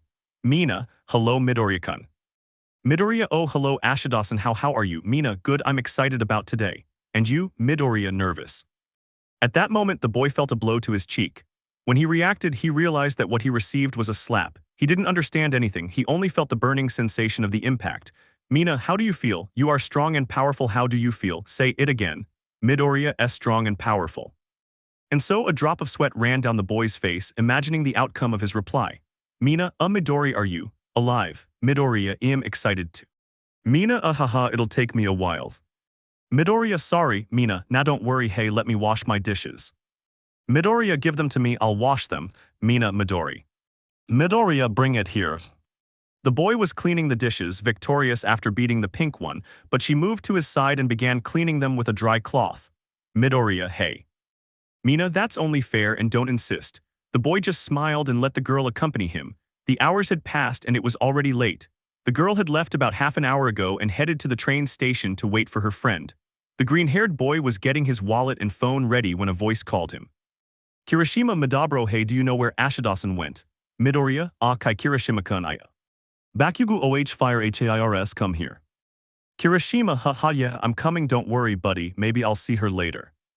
The boy left, leaving the green-haired boy shocked by this lack of interest. She shook her head and headed off to meet her friend. It didn't take long to get to the station, where upon arrival he could see the pink-skinned girl. She was wearing a purple t-shirt which revealed a black sports top along with tight blue jeans that accentuated her toned body, and she was also wearing bracelets and carrying a pink bag which clearly matched her skin tone. She was looking at her phone, oblivious to the green-haired man. Then the boy received a message. Mina, Midori, are you getting close? The boy thought it would be funny, so he started right. Midoriya, excuse me, I stopped because I saw something cute. Ashido's mocking smile was clear as he used both hands to start typing on his screen, trying to embarrass his green-haired friend. Mina, Midori, who was the lucky one? D. The boy smiled, for if he knew Ashido well, she was going to fall into his trap, and she had. Using his camera, the boy pointed it at the smiling girl a few meters away and took a picture, then wrote to her. Midoriya, look at hers. The photo was worthy of a professional photographer. The light in the place and the range of colors the girl was wearing seemed to have been created and selected by an expert. Upon seeing this, the alien girl blushed purple as she looked in the direction it had gone, seeing her green-haired friend who was smiling and for the first time in history managed to embarrass his fellow alien. Mina, I admit it, Midori, you managed to surpass the teacher, she said, trying to sound tough but only managing to be more adorable. Midoriya, I learned from the best. This only made the girl blush more when her perfect excuse arrived. Mina, look, there comes our trains. Midoriya, let's go. The young couple entered the train, where due to the crowd they had to stand more than a little close together. The girl practically had to hug the boy's torso, managing to get her revenge in part and causing the boy to enter a state of thermonuclear fusion. Midoriya, teeth-eyes is a little awkward. Mina, wow, Midori is actually soft, almost like a plush toy. This was his journey for about half an hour, and when he left the station the boy still felt his face was red. Mina, hee, do you want a soda? Midoriya, I'd accept one, please. The green-haired boy and the pink-haired girl entered a store, where the girl took 2 cans of soda. As they paid for them, the green-haired boy immediately opened his and drank it, because the heat of the train car and the embarrassment of the girl's closeness to his body had caused a heat to overwhelm him, clearly visible in his reddish face and the slight steam that emanated from him. Mina, for her part, found it amusing, as she always found a way to embarrass the boy. Mina, hey, I knew she was pretty, but I didn't know she was this pretty, she said teasingly, trying to beat her record for embarrassing the boy. Midoriya, I-N-N-Os. Mina, haha, relax, you know how I am, she said, nudging the boy. Come on, the afternoon won't last forever. The excited girl took the boy's wrist and, as if she were a little girl, pulled him along to keep up with her. The boy did not refuse, and after a short while they were in an amusement park which had various attractions such as a variety of game and food stalls. Midori, you definitely know more about going out than I do. Mina, years of experience, Midori, and well, what are we waiting for? Let's go. The girl jumped up to the entrance, where a man took their passes and gave them a ticket. Midori, a contest ticket hog, curious. The boy couldn't ask anything, as the girl wrapped her body and hands around the green-haired boy's nearest arm just to take him wherever she wanted. The first place they visited was a candy and chocolate stand, where the girl asked and asked until she was stuffed with sugar, but that was only for the first 5 minutes because she seemed to recharge and shot off to the game stands. The green-haired boy participated in what he could, such as shooting games, hitting the strength meter, among others. At one of these events, the boy participated in a shooting competition where the prize was a large stuffed animal of his choice. It wasn't difficult for him, it was like using an air rifle, and he managed to knock down the targets. Mina, good Midori, you're good, said the pink-skinned girl, nudging the boy lightly with her elbow and giving him a smile. Their outing was going well when at one point during their walk. Grunt. Mina, hee, I am sorry, the girl said apologetically about her hungry stomach. Midoriya, don't worry, we can go buy some food if you want. Mina, I thank you. The boy walked alongside the girl until they reached a food stall.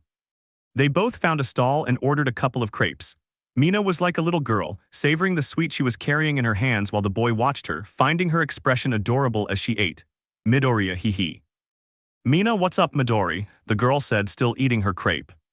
Midoriya, oh no, I just think you look adorable right now.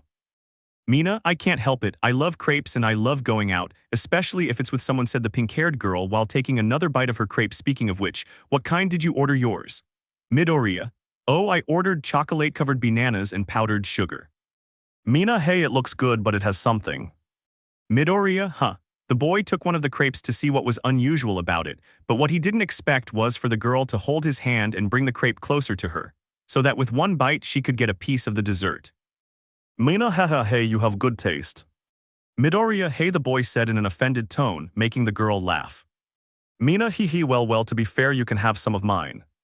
The girl took one of her own crepes and brought it closer to the boy, who accepted and took a bite. Mina, chocolate, strawberry, banana, and a little cinnamon, my favorite. Midoriya, I see you love sugar, Ashidasan the boy said, aware of the dessert's intense flavor. Mina, he says. Midoriya, what Mina, you have some sugar here. The girl wiped some chocolate off the boy's cheek, then ate it. She didn't think much of it at the time, but when she realized what she had done, she could only look in surprise at the boy, who was somewhat blushing because of that action. Mina, Midoriya, okay, it's not that big of a deal, he said sadly, looking away. Mina, sure, yes, why did it feel strange, but okay. The girl shook her head, trying to push that last thought away, and continued walking with the boy through the amusement park. They sat on a bench and enjoyed watching the sun set over the seashore. Mina sighs.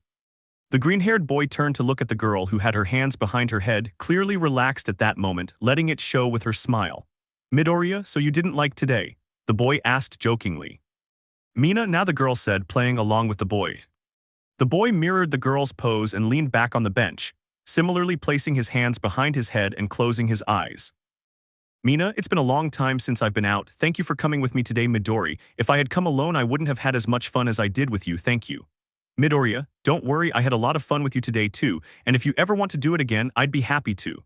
The girl opened her eyes and saw the boy beside her, who was imitating her. She didn't know how or why, but seeing the boy so relaxed, talking to her and paying attention only to her, with the sunlight bathing him completely, made her face feel warm. The girl leaned back again, relaxed, and made a decision. Suddenly, the boy felt weight on his left side. Turning around, he saw the girl resting peacefully on his shoulder. He was about to say something, but decided against it, closing his eyes and resting as well. The young people continued like this for a while longer, until they stopped feeling the heat and upon opening their eyes saw the night sky. Mina, it's very cute. Midoriya, I agrees. As if it were a mirror, the boy glanced sideways at the pink-haired girl, seeing how some of the stars in the sky were reflected in her dark eyes, finding it more than beautiful. The green-haired boy stood up to stretch and the girl imitated him. Mina, we should leave, we can't be late for curfew. Midoriya, I'm following you. The green-haired boy and the pink-skinned girl were leaving the amusement park, when something made the pink-skinned girl stop. Mina, wait Midori, we have to see our prize. Midoriya, that's true. The young people went to see, and this was none other than Mina. Oh, Midoriya, it's a big plushie. The prize they had won was a teddy bear so big that the girl had difficulty seeing where they were going. Mina, I don't know how we'll get him into the buildings. Midoriya, it'll be a problem, but that doesn't change the fact that it's cute. Mina, I know, let's go. The boys walked back to the train station where, to their delight, there was nobody there. Mina, looks like we'll be able to sit down this time. Midoriya, yes, it seems so. It wasn't long before he arrived and they both got in, their assumption proving correct. They both sat down, the plushie to Ashido's right and the green-haired boy to her other side. The girl stared at the train car lights, still feeling that strange sensation inside her chest. He looked at his green-haired friend for a few seconds and his pulse quickened. Mina, I haven't felt that way since the first time Kiri asked me out. The girl thought about it during her journey back to UA. They had finally arrived at UA in time before curfew. The green-haired boy was a few steps ahead of the girl, who, after taking a breath, decided to speak. Mina, hey Midori. Midoriya, is something wrong? Mina, I'd like to give you something as a thank you. Midoriya, don't worry, it's not necessary, Ashi. The green-haired boy couldn't finish speaking when he felt the girl lean against his shoulder, and something touch his lips and cheek. If it weren't for the cool breeze, I would have sworn it was a dream. I blinked a few times to return to reality, and when I looked at the pink-skinned girl, she had already entered the residence. Midoriya, what just happened? The green-haired boy ran inside to try and find an answer, but the girl had already gotten on the elevator, leaving his questions unanswered. Lita, Midoriya, it's good that you arrived on time. Come on, we have to go upstairs, it's time to sleep and we have classes early tomorrow. Midoriya was going to protest, but he had no way of asking to speak with Ashido without raising suspicion. Without further ado, the boy listened to his delegate and went up to his room. Midoriya, Izuku Midoriya, what trouble have you gotten yourself into? Chapter 5. It's Monday. A green-haired boy was walking through the halls of UA. He was analyzing what to do. On one hand, Uraraka had asked him out for something that night. On the other hand, Ashido had kissed him the night before at the entrance of the apartments. She still had her appointment with Momo on Wednesday and with Kyoka on Saturday, and I was still interested in what would happen to Toru and Ajiro. But his thoughts had to pause when, as he walked, his head bumped against something soft. Taking a step back, his face became incredibly hot when he realized he had bumped into the chest of the blue-haired third-year student, Nejer Hado, who was looking at him with his typical curious gaze. Midoriya, PPPE, and NENEJRSNPI. Najire, oh, it's you, Midoriya-kun. Midoriya, I'm sorry, I didn't see where. Nejer, okay, why are you so red? Are you sick? Midoriya, it's very close. The girl's curious gaze vanished in an instant as if she were wondering something. Midoriya, is something wrong? Nejer, Midori, you're very good friends with Mirio and Tamaki, right? Midoriya, I hope so. Why, Nejer, be honest, do you find me attractive? Midoriya, okay, my head isn't made for these kinds of questions. Why are you asking me that? Nejer, answer my question. Midoriya, let's see, if I say yes, I might be labeled a pervert like Minta, and they'd hate me for the rest of my year and a half here at UA. But if I say no, I might reinforce some insecurities. But in either case, if Mirio-senpai hates me for talking about Tamaki's girlfriend like that, what do I do? WL, you have D qualities that make you attractive to many and… Nejer sighs. Midoriya, oh no, shut up, shut up. Is something wrong, Nejer-senpai, idiot? Nejer, well, I've been dating Tamaki for a year and a half now. I've invited him to parties, clubs, even to join a hobby club, but he just refuses. He doesn't go out with anyone besides Mirio. Midoriya, oh, I'm really sorry you feel this way. It must be the same case as with Ashido and Kirishima, or at least similar. Nejer, hey, I wanted to invite you to a club. I wanted Tamaki to come, but knowing him, he won't come unless Mirio comes with him, and I'd like to take my mind off things a bit. Midoriya, sure, I could go, it would be a friendly outing. Nejer, of course you won't regret it, it's tonight at 8. The green-haired man continued on his way, scheduling the departure on his cell phone. Midoriya, I guess I should distract myself a little too. The day passed mostly normally well. He noticed that in ectoplasm class, when no one was looking, both the brunette and the pink-skinned girl were giving him looks that he could clearly interpret as them wanting to spend time with him. He could only bury his head in his notebook or look away. He was just grateful that not even the girls knew that he had done those kinds of favors for them. As soon as the school bell rang, the green-haired boy was the first to run out, creating a great breeze in the hallways until he reached the dormitories in just 1 minute and 30 seconds. Well, he didn't want to be rude, but he couldn't go out secretly with his friends' girlfriends. One thing was doing a favor, like pretending to be someone else, and that alone was bad, but going out with 2 of them, or even just having them kiss him, tormented him. So he decided something, not to leave his room until it was too late to meet Nejer. In truth, going out would clear his mind of worries for a while. So the afternoon arrived, and during that time he had to decline proposals to play for a while, go out, eat with his friends. It was difficult to say no, but he did it. When it was time to leave, he headed to the showers for a quick bath and to get dressed. Somehow, upon returning to his room, he felt watched, and he was not wrong, for when he turned his head for a moment to open his room, he saw a small pair of pink horns hiding behind the wall. When I finally went in, she was about to change, but I heard a message arrive on her phone. When she opened it, she saw it was Nejer. Midoriya, how did he get my number? Without giving it much importance, he saw what it said. Nejer, Midoriya, sorry, I asked Mirio for your contact number and he gave it to me. I was going to tell you that our date, do you think it's still on? The boy simply took the phone in his hands and answered. Midoriya, sure, I'm getting dressed and heading out now. Nejer, yay. I'll wait for you here, winking face.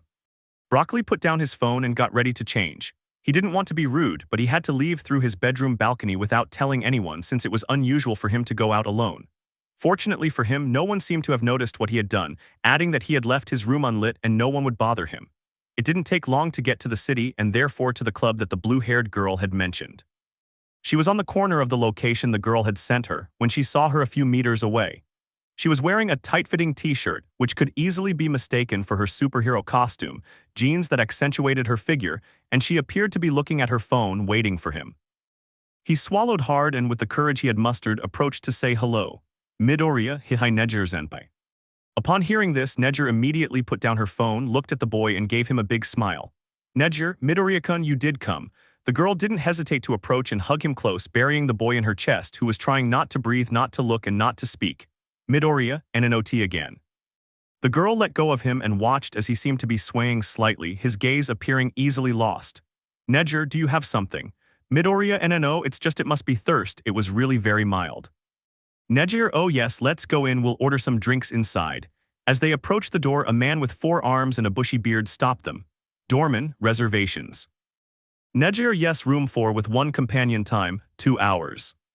The man seemed to be looking at a list, only to look at them for a few more seconds and then speak. Goalkeeper, come in. The girl took the green-haired boy's wrist and led him toward the building. The boy looked around to see how the place was illuminated by red and blue lights, accompanied by music and a bar serving drinks. The people present were dancing to the DJ's music, and in the background there appeared to be bedrooms in addition to the bathrooms. Midoriya, why are all the bathrooms at the back on the right? The boy wondered stupidly as the blue-haired girl finished guiding him. Nejar, what do you think? Midoriya, well, it's my first time here, but I think I like it, the boy said with a slight smile. The girl, who had a hopeful smile, could only bare her teeth at the boy's comment. Nejar, I'll go get some drinks, I'll be right back. The green-haired boy sat down on a nearby sofa while the third-year student went to the bar to order something for the two of them. Looking more closely, I could see that almost everyone there was a couple. Furthermore, the main source of light was neon signs that referenced love or something a bit more suggestive. His initial embarrassment had to stop when someone spoke to the green-haired boy. Woman, hello sweetheart, are you here alone? A woman with crimson skin, yellow eyes, and full lips who stood nearly 2 meters tall spoke. Her physique was desirable, with a bust that was the first thing anyone would notice, followed by her hips and face. Even more so in the position the green-haired boy saw her in, with the woman leaning forward, giving the boy a more tempting view of her breasts. The boy took a while to respond, but finally managed to put his head in order. Midoriya, NNO. Woman, so why are you here all alone? Would you like me to keep you company? The woman said, without toning down her flirtatious style in the slightest, gently tugging at the neckline of her tight dress, causing the boy to look away. The boy didn't answer, but only watched as the blue-haired girl sat down next to him, still with a sweet look in her eyes. Nejar, I'm back. Midoriya, ah, thank goodness. Nejar, excuse me, but he's coming with me. Woman, oh what a shame, well I'll leave you two alone. The woman left, but not before winking and blowing a kiss to the boy, who just blushed. Nejar, what did that woman say to you? Midoriya, and nothing, just some embarrassing stuff. Nejar, was he flirting with you? The boy only blushed more at that question because he was absolutely right. Nejar, and you were considering listening to her. Midoriya, NNO. Nejar, why Midoriya, WL, I am here for you today. What the heck does that mean? Feeling a little embarrassed for speaking before thinking, the boy took his drink and gulped it down. He didn't know if it was the kind of drink the girl had ordered or if it was panic, but the taste was strange, yet it was the only way he felt calmer. For her part, the blue-haired girl blushed slightly at that statement, which was hidden by the lights of the place, making her smile to herself before speaking to the boy. Nejar, so for me, huh? She asked with a somewhat mocking smile. Midoriya just kept drinking until he finished the drink, but he felt strange. His head was spinning and everything was blurry. Midoriya, Nejar senpai, what kind of drink was that? The boy stammered before falling onto something soft. Nejar, hee, it seems you fell for it quickly. Midoriya-kun, don't worry, I'll take care of you. The green-haired boy lay back, able to hear a muffled sound. The room was dark except for a small blue lamp that dimly illuminated the space. His head kept spinning, but he managed to focus on something, a strange sensation in his lower body. He raised his head slightly to see what was happening, but... Nejar, are you all right, Midoriya? Midoriya, arg my head. Nejar, excuse me, I think your drink had alcohol in it. I didn't realize it until you fainted. Midoriya, don't worry, it's not a big deal. Grown, if my mom finds out I drank alcohol, she'll kill me, but I liked coming out here with you. Nejar, me too, thank you for accepting my invitation to this place. Midoriya, it's nothing, I can accompany you again anytime. Nejar, I think it's time we went, don't you think? Midoriya, yes, I think so. The young people walked back to UA together, with the green-haired boy leaving the girl at the door of her junior building. Nejar, so when could we go out again? Midoriya, sure, just I think I'll bring the drinks. The girl laughed at that explanation, only to hug the boy like a grateful little girl. The green-haired boy smiled and returned the hug.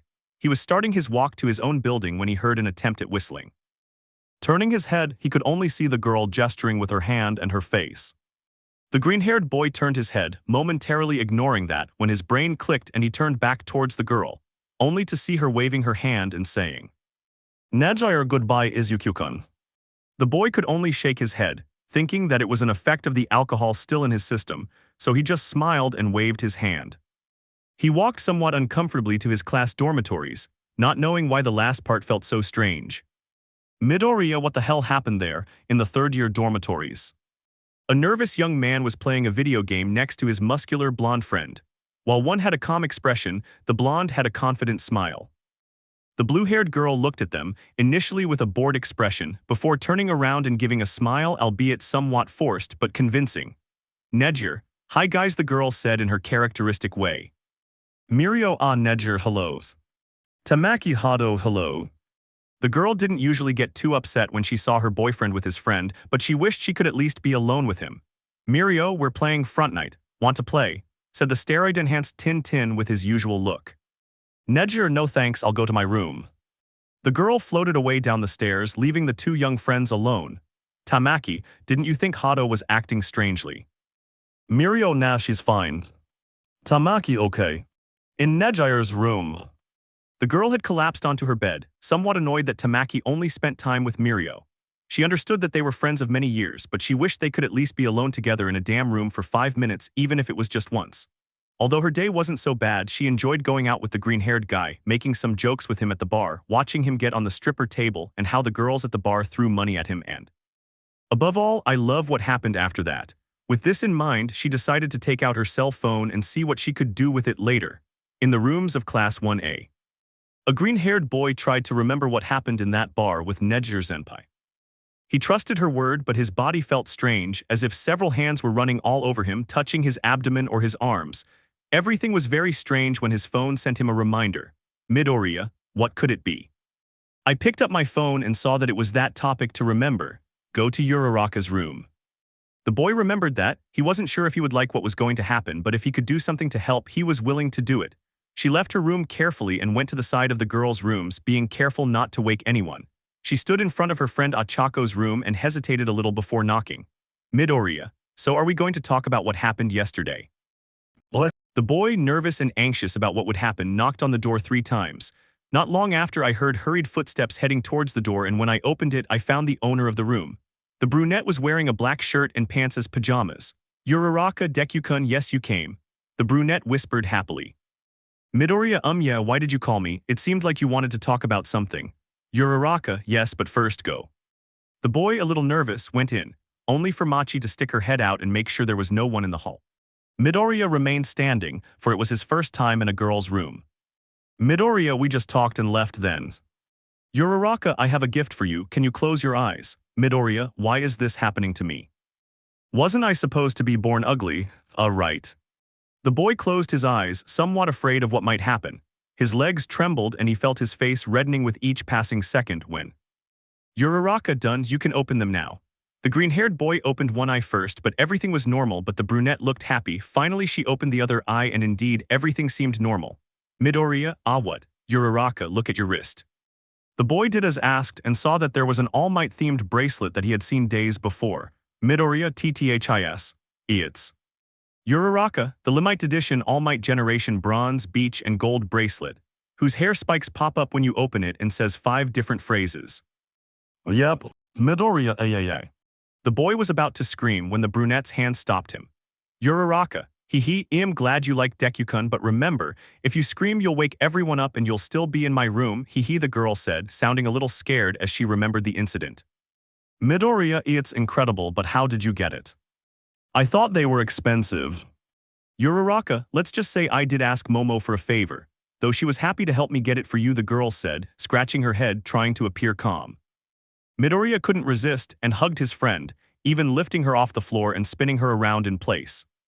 Midoriya, you're the best friend I have, Uraraka-san, he said with a big smile.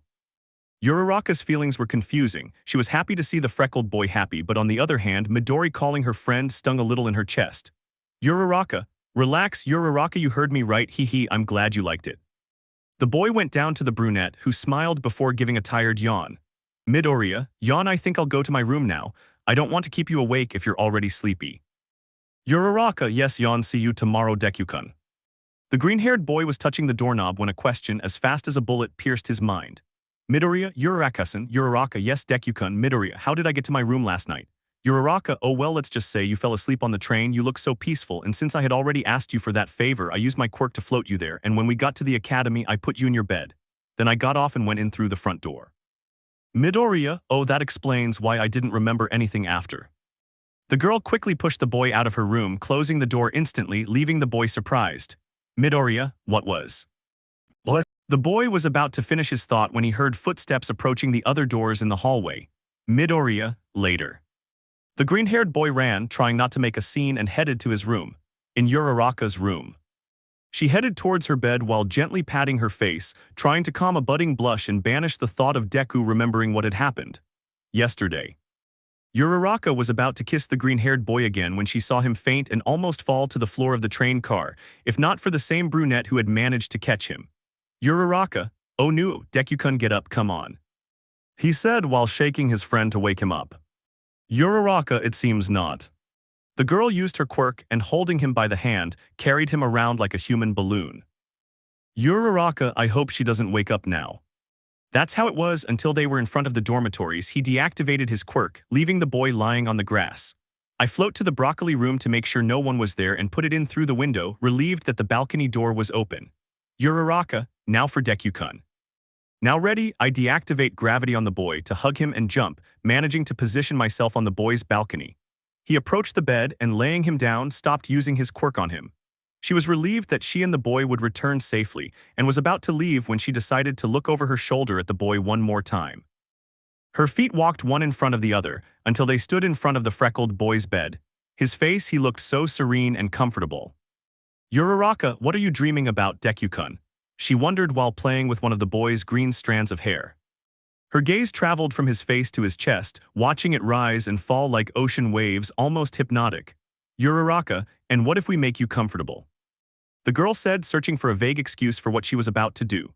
With her hands, and very carefully so as not to wake her friend, the girl unbuttoned the green-haired boy's shirt one by one, and when she had removed them all, she saw that he wasn't wearing anything underneath, giving her a view of the boy's abs and chest. This made her blush. She hadn't even seen Iida's body or even been inside his room, except for that time they arrived at the dorms and had that room competition a year ago, but here she was. At night, inside Izuku's room, practically undressing him. She didn't know how, but she lay down next to the green-haired boy, ending up just a few centimeters from his face. Uraraka, could it be? Taking the green-haired boy's arm, she lifted him up to enter his personal space and used his chest as a pillow, only to lower him so that he would hug her. It was warm and cozy, and it had a scent that simply made her want to stay close to him. She knew that if the freckled boy were awake, he would be panicking, but that only made him more adorable. A few minutes passed like this when in a movement he felt a kind of kick. When he looked up, he could see what the green-haired man's shoes and pants looked like. Looking at the boy's face, he saw that he had what appeared to be the beginning of a frown. Uraraka, you must feel uncomfortable about that. The girl didn't hesitate. With great difficulty, she got up from that comforting embrace and went to the front of the bed. Taking care not to make too much of a move, the girl first removed the boy's shoes, only to find that when she finished, he would see her biggest challenge, his pants. Uraraka, come on Achikachin, you can do it. You managed to take off his shirt, his pants, this pants. And after 15 long and meticulous minutes, he had done it. There she was, the girl's face couldn't have been redder. She had practically undressed her green-haired friend in his own room in the middle of the night.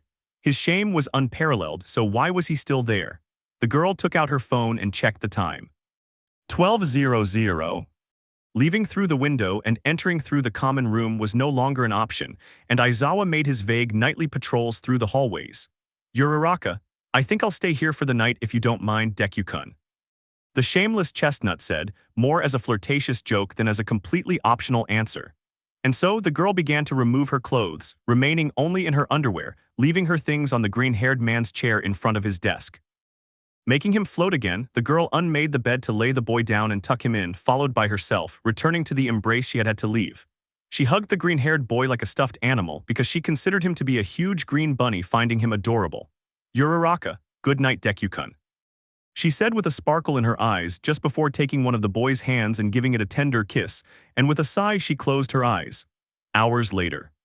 The brunette was waking up, because she had to wake up before Lita, Momo, and Deku, and it was also the time when Aizawa was going to sleep so he could rest a little and teach classes during the day. I looked at my phone and it was 5 in the morning. Annoyed, he looked in front of him again, only to see Deku's still sleeping face.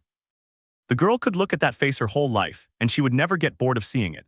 She stood up and began gathering her clothes before writing a thank you note, blaming her hormones for adding things she wouldn't normally say to the boy in person, but that she wasn't going to lie to him.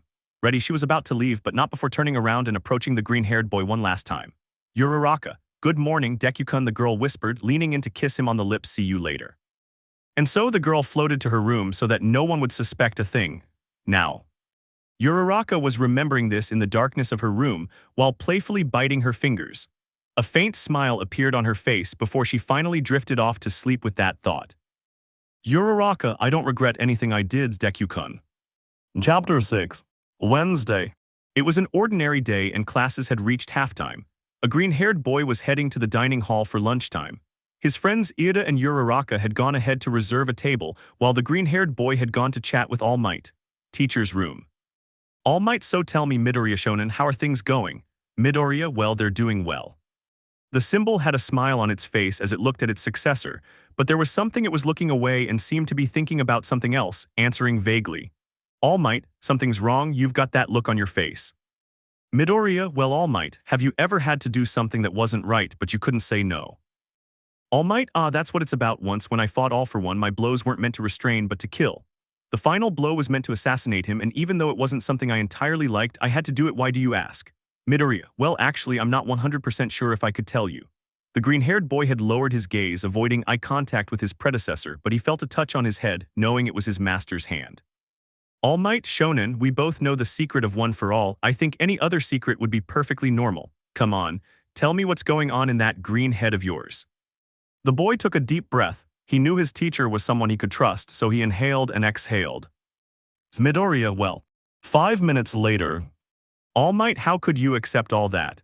The symbol screamed while spitting blood, unable to believe the sheer stupidity of his successor. Midoriya, you asked me to tell you. The green-haired boy shouted, scared and covering his face to avoid getting hit by a Texas smash. All Might, kid, I know your intentions are the best, but don't you think you could have spoken to their respective partners so they could resolve it between themselves? Midoriya, believe me, All Might, I live with them and talking to them would have been pointless. Iida is strict and takes everything literally. He would have acted like a robot around Uraraka-san.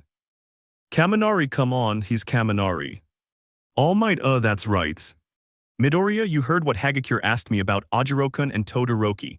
He might fry me from the inside out if he finds out Yaoyorozu and I are planning something. All Might, now that you mention it, it's a bit more complex. Midoriya and I don't know what to do. Uraraka and Mina kissed me when we went out, and Hagakure is thinking of breaking up with Ajiro for being unfaithful, and if they find out what I did, they'll want to kill me, and I'll be more than okay with it, and… All Might, Texas smash. That's what the symbol shouted, and with a blow to the face, stopped the train of paranoia that the broccoli was orchestrating in his head, causing him to shut up and let him speak. All Might, first, kid, take a breath, you're even turning purple. Second, nothing will happen to you, because the symbol said, standing up and pointing his thumb at himself, I'll make sure. Midoriya, but how? All Might, kid, I'm retired from being a hero, but I'm still a teacher here. If you need time off that you don't have or can't attend because you're out, I'll cover for you. For now, Shota is under my control. Midoriya, All Might, you can bribe Aizawa-sensei. All Might, ha, of course. Who do you think covered for that caterpillar mom when she went to sleep in the janitor's room? Mike, elsewhere. Present, Mike, so what do you say, Shota? Do you want to go see that movie? Aizawa, you know very well that I fall asleep when we go to the movies. Mama Caterpillar was in the teacher's lounge, chatting with her blonde friend. When as she took a sip of her coffee, he felt a chill run down his spine, causing him to spit his coffee on the floor. Present, Mike, hey, what was that? Aizawa, I think I'm going to regret sleeping during class when we were students. With All Might and Deku. All Might, I think you should leave before the break ends, kid. And if you're going out today to do Yaoyorozu a favor, you should get ready. Midoriya, you're right, I'm leaving, thanks All Might. All Might, you're welcome, kid. The young green-haired man left the room, leaving the symbol drinking a cup of tea. The boy ran to the cafeteria, going to where his friends were and named by Mina the Deku squad.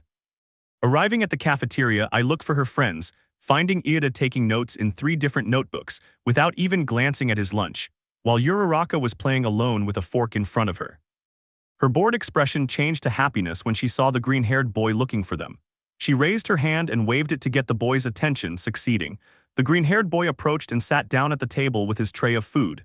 Midoriya, hey guys, sorry I'm late. Uraraka, don't worry, it's okay, right Teniakun.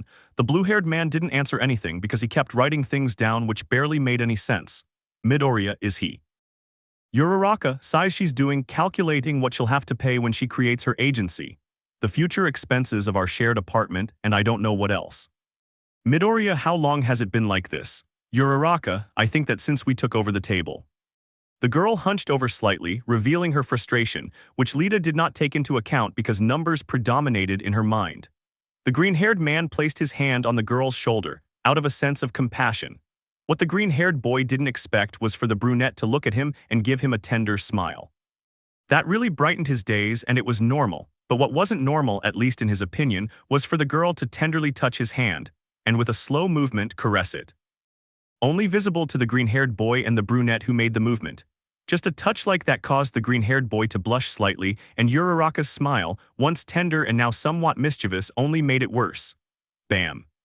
A bang echoed on the table. The green-haired boy looked ahead to see his friend, with a reflection of light that hid his gaze, but the position he was in was not good at all. Midoriya, Lidakun, Lida, I've got IT 3 billion. Uraraka / Midoriya. Huh. Lida, that's what it will cost to pay for the paperwork for a new agency, the apartment in the central area, the vehicles, food, and other things we'll need between now and our graduation in 2 years. She said in her informative tone, without lowering her posture. Uraraka, wow Iadakun, that's amazing. Lida, unfortunately, that means spending less from today onwards, which means no more pointless outings or unnecessary or ridiculous gifts. You didn't need to be Uraraka to feel how painful that statement from the delegate was. Uraraka, outings details unnecessary. Midoriya Iadasan, you're my friend and sometimes you're a genius, but now you are a complete idiot. The girl got up from the table and slowly began to leave the cafeteria, all while a green-haired boy watched. Midoriya, this might be Lidasan's chance to take charge. Lidasan. The green-haired boy could only watch as the blue-haired boy wrote intensively in his notebook, while he seemed to be murmuring something. Lida, but that would be adding up a series of perfect days. I'd have to factor in the cost of damage to the suits, the maintenance of an engineering wing. Midoriya, the cost of the area where the agency will be located and its possible cost variations. The boy shook his head, trying to focus on what was important at that moment. The boy quickly drank his soda and stood up behind the girl. Midoriya, I'll be right back, the boy shouted as he quickly went to find the brunette. The delegate simply chose to ignore his surroundings, unaware of anything. Broccoli walked through the hallways looking for her friend, looking through the classrooms in search of where she was. When as she passed by the gym she heard some banging. Curious, she looked and saw the brunette hitting a smart mannequin. Midoriya entered and carefully closed the door so as not to anger his friend. Step by step he saw everything more clearly. The girl was shedding a few tears with each punch she threw, and the dummy had been programmed to have the face of her delegate. Midoriya, poor Iadasan, asking to be with her without even sweet-talking her first. The boy shook his head to speak more clearly and banished the stupidity of that moment. Midoriya Uraraka-san. He once said, Midoriya hey Uraraka. He said it a second time, then began to walk closer to her, careful not to startle her. The girl kept hitting and punching the sack when a strong arm held her, leaving the beaten figurine alone. The irritated girl turned her head, only to see the worried face of the boy who was holding her arm with clear sadness for her. In a matter of seconds, the girl went from being annoyed to bursting into tears. The freckled boy gently pulled the girl towards him to hug her, and she didn't refuse and rushed forward to accept him. Uraraka, sobs de Deku-kun Lilidasan, she called sobs the details I gave him, are unnecessary and ridiculous, choked sob. Midoriya just hugged Uraraka tighter, who was just clinging to the green-haired boy's shirt. The green-haired boy felt pity and sadness for the vulnerable and weak situation the brunette girl was in, unable to find words to comfort her. Uraraka, sobs Deku-kun. Something inside the ninth bearer's head activated. It was a strange tingling. Gradually he could hear the girl's cries lessening, but she did not leave his side. Midoriya, what is that? Uraraka Deku-kun. The girl left the boy's chest, moving towards his neck and began to give light kisses, going up and down the entire area. Midoriya, no. When the green-haired boy was about to separate the girl from him, he activated his quirk on the boy and knocked him to the ground, leaving him surprised. Midoriya, you Uraraka-san. The boy asked, scared and embarrassed by that quick reaction. Roman 2, no, you're sensitive right now, but I think you're not thinking clearly. Uraraka, my boyfriend is a blind delegate who thinks about everything but his girlfriend, and you've always been there for me. Without expecting anything in return, I think I've been thinking clearly for a long time now, the girl said, using her fingers to pin the boy to the floor, pressing her chest against his, placing her lips next to his ear to whisper Izuku-kun. With that last bit, the girl gave a light bite to the boy's ear, who, mortified, was desperately looking for a way to escape. His eyes were fixed on the girl's pair of brown eyes before he cut the connection, and she closed her eyes to return to invading his lips and mouth. Somehow, the green-haired boy felt disgusting doing that and finally found a way to escape. The green-haired boy grabbed the girl's shoulders, who thought that the green-haired boy had given in and something was going to happen, but he exerted pressure on the girl's shoulders and floated out of her area. He had difficulty controlling himself in zero gravity, so using the shot style he fired to guide himself. Uraraka Dkukun. Midoriya, you Uraraka-san, listen, you can't do that. I know it must be difficult with everything that's happened, but you have to think carefully.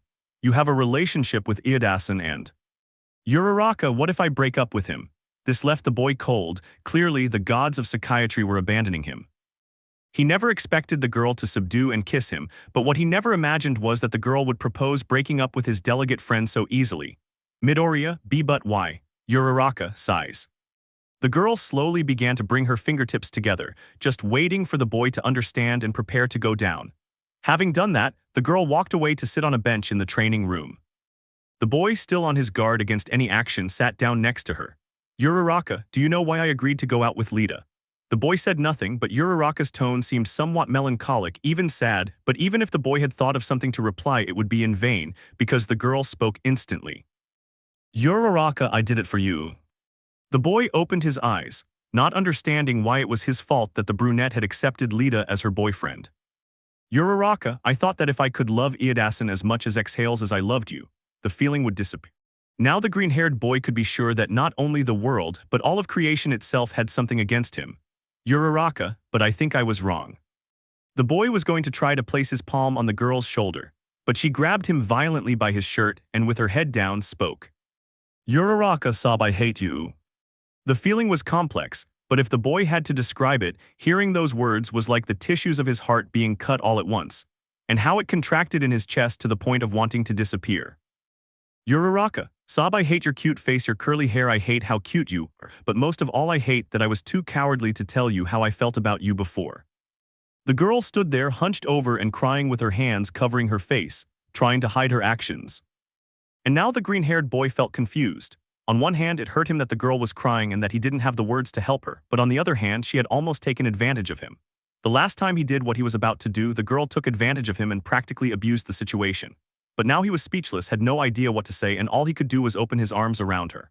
The girl felt it, how he hugged her by the shoulders and gave her. Midoriya, I'm sorry I made you cry. The girl just squeezed the boy's shirt and stayed like that for a while, at least until the bell rang. The green-haired boy, accompanied by the brunette, left to return to the classroom. Midoriya, God, this day can't get any worse.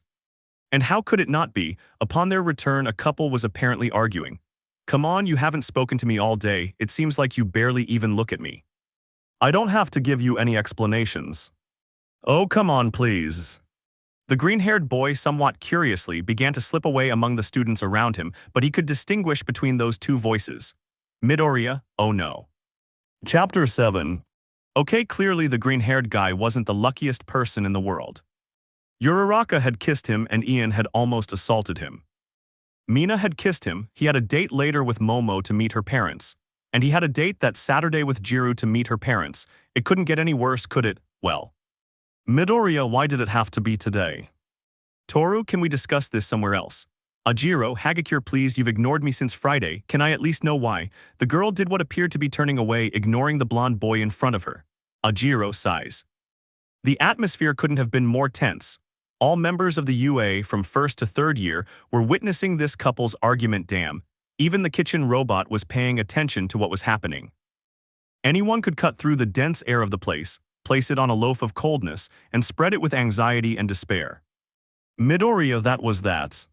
The boy mentally noted this phrase, but he got distracted when he saw someone walking through the crowd, and personally, he didn't think that person was the most appropriate for this situation. Kendo, guys, come on, we're all friends here. Why don't we go outside and talk about it where there's no one around? Said the president of Class B, placing her hands on the couple's shoulders. The freckled boy could swear he could see Hagakure's annoyed face. And it was no wonder, the girl Ajiro was cheating on her with was touching his shoulder in a friendly way. Ajiro, thanks Kendo-sa. Not. Now everyone was frozen because the invisible girl had slapped the blonde boy, leaving his cheek red from the blow.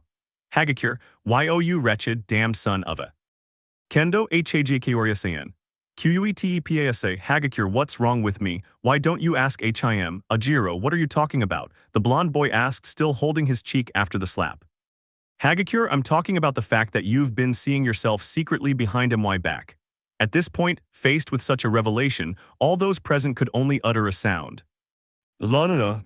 Ajiro's annoyed expression turned to one of nervousness, because not only did the girl know, but now everyone from the new students to the seniors knew about his infidelity.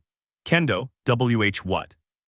Hagakure, yes, while I was trying to be the ideal girlfriend, you were behind the school, kissing him, mocking me right in my face. Despite not being visible, Kendo could get an idea of the pain, anger, and annoyance on the face of the girl from Class A at that moment, even being able to see tears coming from where the girl's face was supposed to be. Anyone would have laughed at the mention of someone making fun of the girl, but now it couldn't help but hurt. Kendo, HHE told me that he didn't have a girlfriend, said the redhead, her voice dry and slightly broken. Hagakure, what? The invisible girl remained still, because she assumed that the redhead was aware of her relationship with the martial artist. Her mind had even played some scenes where the two of them made fun of her. But seeing the redhead with a look of complete sadness turn to look at the blonde with a face of betrayal and looking for some explanation from him. Kendo, is that true, Ajiro-kun? Ajiro, aye. The boy looked around for somewhere to escape to or for one of his friends to look out for him at that moment. Kirishima was his first choice, but when he saw him, he was with Bakugo and Shiro, apparently whispering something. Kirishima, that's not manly at all. Shiro, now he's really in trouble. I tried to look for someone else, but my gaze drifted to Kaminari and Mainta, who seemed worried about what their friend would do to get out of that situation. He needed help, so he quickly looked for his delegate, but he had already left. At that moment, his gaze met the green-haired boy who was about to smile. When it came to solving problems, his green-haired friend was the one to calm things down, or at least that's what he thought, when a slight movement of his head followed by a sad look that showed his disappointment made him feel a chill. And finally he understood all the good he had done, he had ruined it all as soon as he decided to tell that lie. Hagakure, miserable why? The entire atmosphere came to a standstill when an annoyed and clearly bored voice caught everyone's attention. Aizawa, what are you all doing here? The bell has already rung. Instantly, everyone looked at the sensei, who was using his quirk to threaten everyone while holding a mug that had the following written on it. I hate every single day of my existence.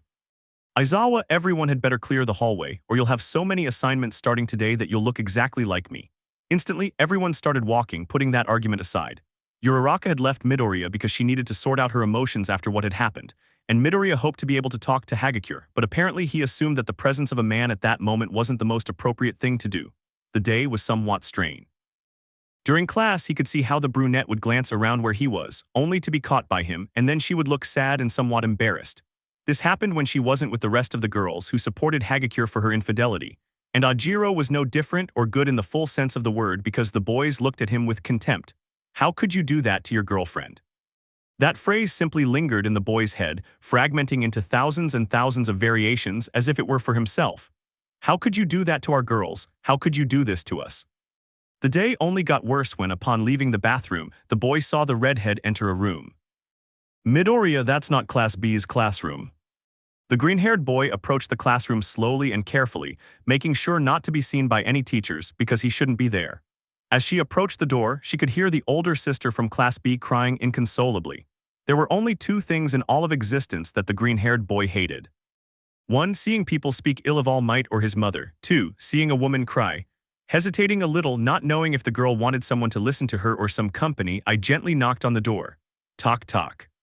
I could hear the girl sobbing, trying to calm down. Kendo, sniff yais. Midoriya, Kendasan, I'm Midoriya, do you need something? Kendo, NNO, sniff, I'm fine, just leave me alone, please. Midoriya felt his eyes fill with tears at the mere sound of the girl's broken voice.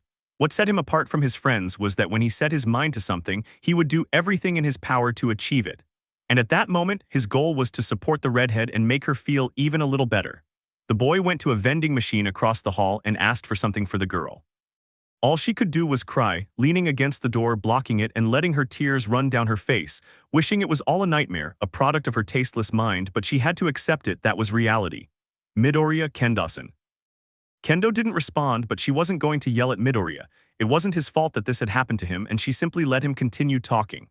Midoriya, I left something outside the door, maybe it's not much or I don't know if you'll like it, but I don't like hearing you cry, I have to go, I hope we can talk later. The older sister from Class B could only hear the green-haired boy's footsteps fade away, leaving her alone in the empty classroom.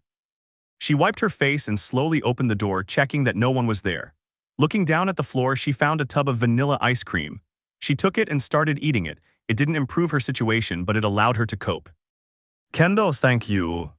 The afternoon continued in that sad tone, and the boy analyzed what he could do to comfort Toru later after her date with Momo, hoping that she would be somewhat better. The freckled boy was looking in his closet to see what to wear on his date when he received a message on his phone. He opened it and saw what it was. Momo, Midoriya, can you come to my room please? The boy still wasn't used to entering a girl's room, and it was strange that Momo was asking him to do that, but if it was about today, he had no choice. He left and quickly headed to the black-haired girl's room. Once he was on the girls' dormitory side in front of the president's door, the boy took a breath and knocked. Tayosi, Tayosi. A few seconds passed before the door opened, and he saw the raven-haired woman who owned the bedroom. Her appearance was clearly different from the normal raven-haired woman. Well, she wore her hair loose, completely straight, still with evidence of the shower water in it, and was wearing a mustard-colored sweater along with a skirt that reached her knees. Momo, you're here, good, come in. Midoriya, excuse me. The boy entered and saw the raven-haired girl lock the door, only to head to the closet and appear to be looking for something. Midoriya, so why did you call me? Momo, to see what you would wear to introduce yourself and meet my parents. Midoriya sighs, that's a relief. Momo, look, I prepared this during recess. It's everything you'll have to say when you meet my parents, what you shouldn't mention, and other extras. The boy looked at the leaf which stretched out until it reached the ground, leaving the boy with a lost look. Momo, and what outfit are you going to wear? Midoriya, about that. Momo saw the green-haired boy who, embarrassed, looked away. Momo, I see I could make one just for you, I need your measurements. The girl took a few minutes, measuring the boy from shoulder to shoulder, the size of his back and arms and around his torso. It was like a strange modeling session for the boy, but he couldn't say it was completely uncomfortable. Momo, okay, I have the measurements for your pants too. Midoriya, genial, gracias, Yaorzusen. Momo, you're welcome, just could you look the other way. The boy understood this and with a reddish hue in his cheeks quickly turned away. Azabash removed most of her sweater and began creating the outfit for the boy. She knew her green-haired friend wasn't a pervert like Kaminari or Mainta, but the idea of him looking at her like that embarrassed her. Especially what Shoto would do if he found out his best friend was about to tell a lie like that, and in a moment of carelessness, saw her without part of her clothes. Her thoughts stopped when she heard the set of clothes fall to the floor. She straightened her clothes again and stood up. Momo, Midoriya, here you go, the raven-haired girl said, looking away, offering the clothes to the boy.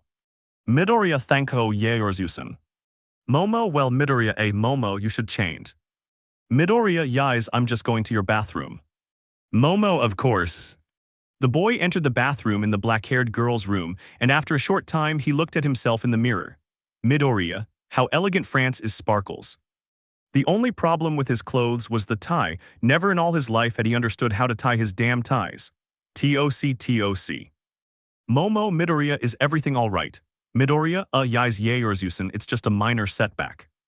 Azabash opened her bathroom door and there she saw him, the boy fighting against a tie, and the tie was winning. Momo, oh I see, let me help you with that. Midoriya, sigh, thanks Yaorzusen. The boy stood up straight and let the expert work. The look she gave him was calm but serious, analytical but gentle. Momo. Midoriya, is something wrong? Momo, could you turn around?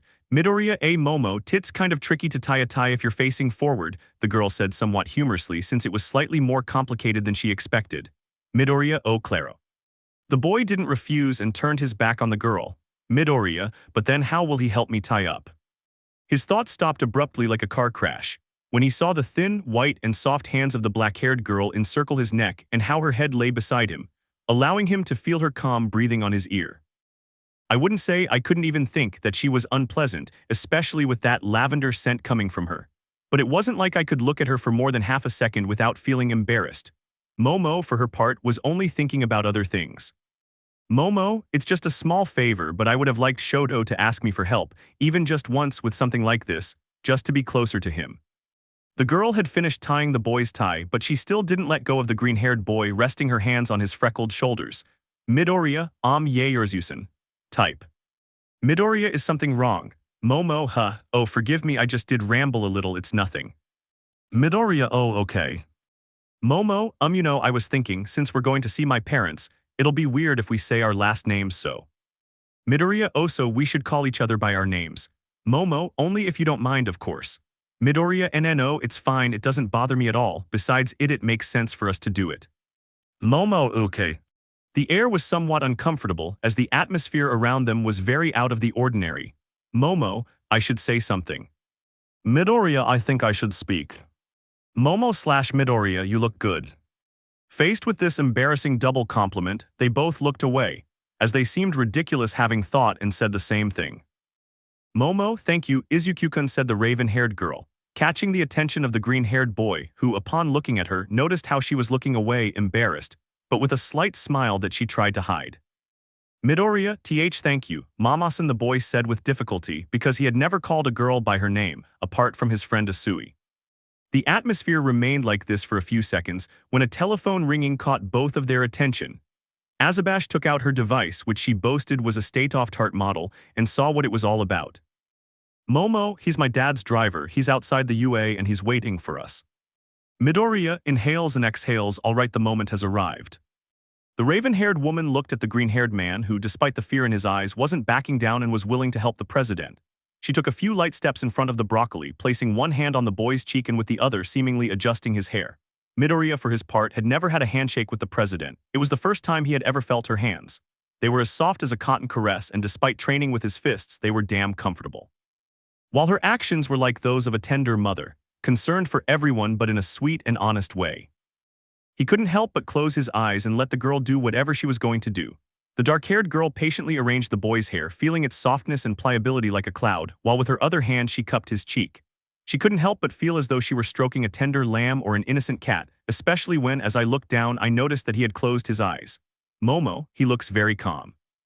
As much as I wanted to see him like this, relaxed, without overtraining or getting injured, I had to stop, or it would be too late for both of us. Momo, cough cough. Midoriya, Momo, we'll have to go. Midoriya, oh right, damn it, why did I do that? The raven-haired girl left her room with Midoriya, discreetly making sure no one would notice them dressed up. No one would suspect Momo since some assumed she only bought those things because she was rich, but Midoriya, that would raise suspicions in many.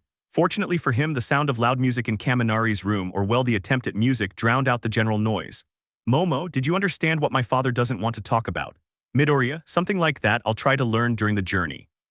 Upon leaving UA, what surprised the boy at first was the large black limousine that awaited them.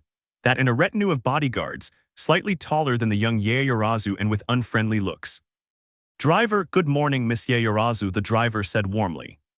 Momo, hello, sorry for the delay. Driver, don't worry, nothing's wrong, come on, get in.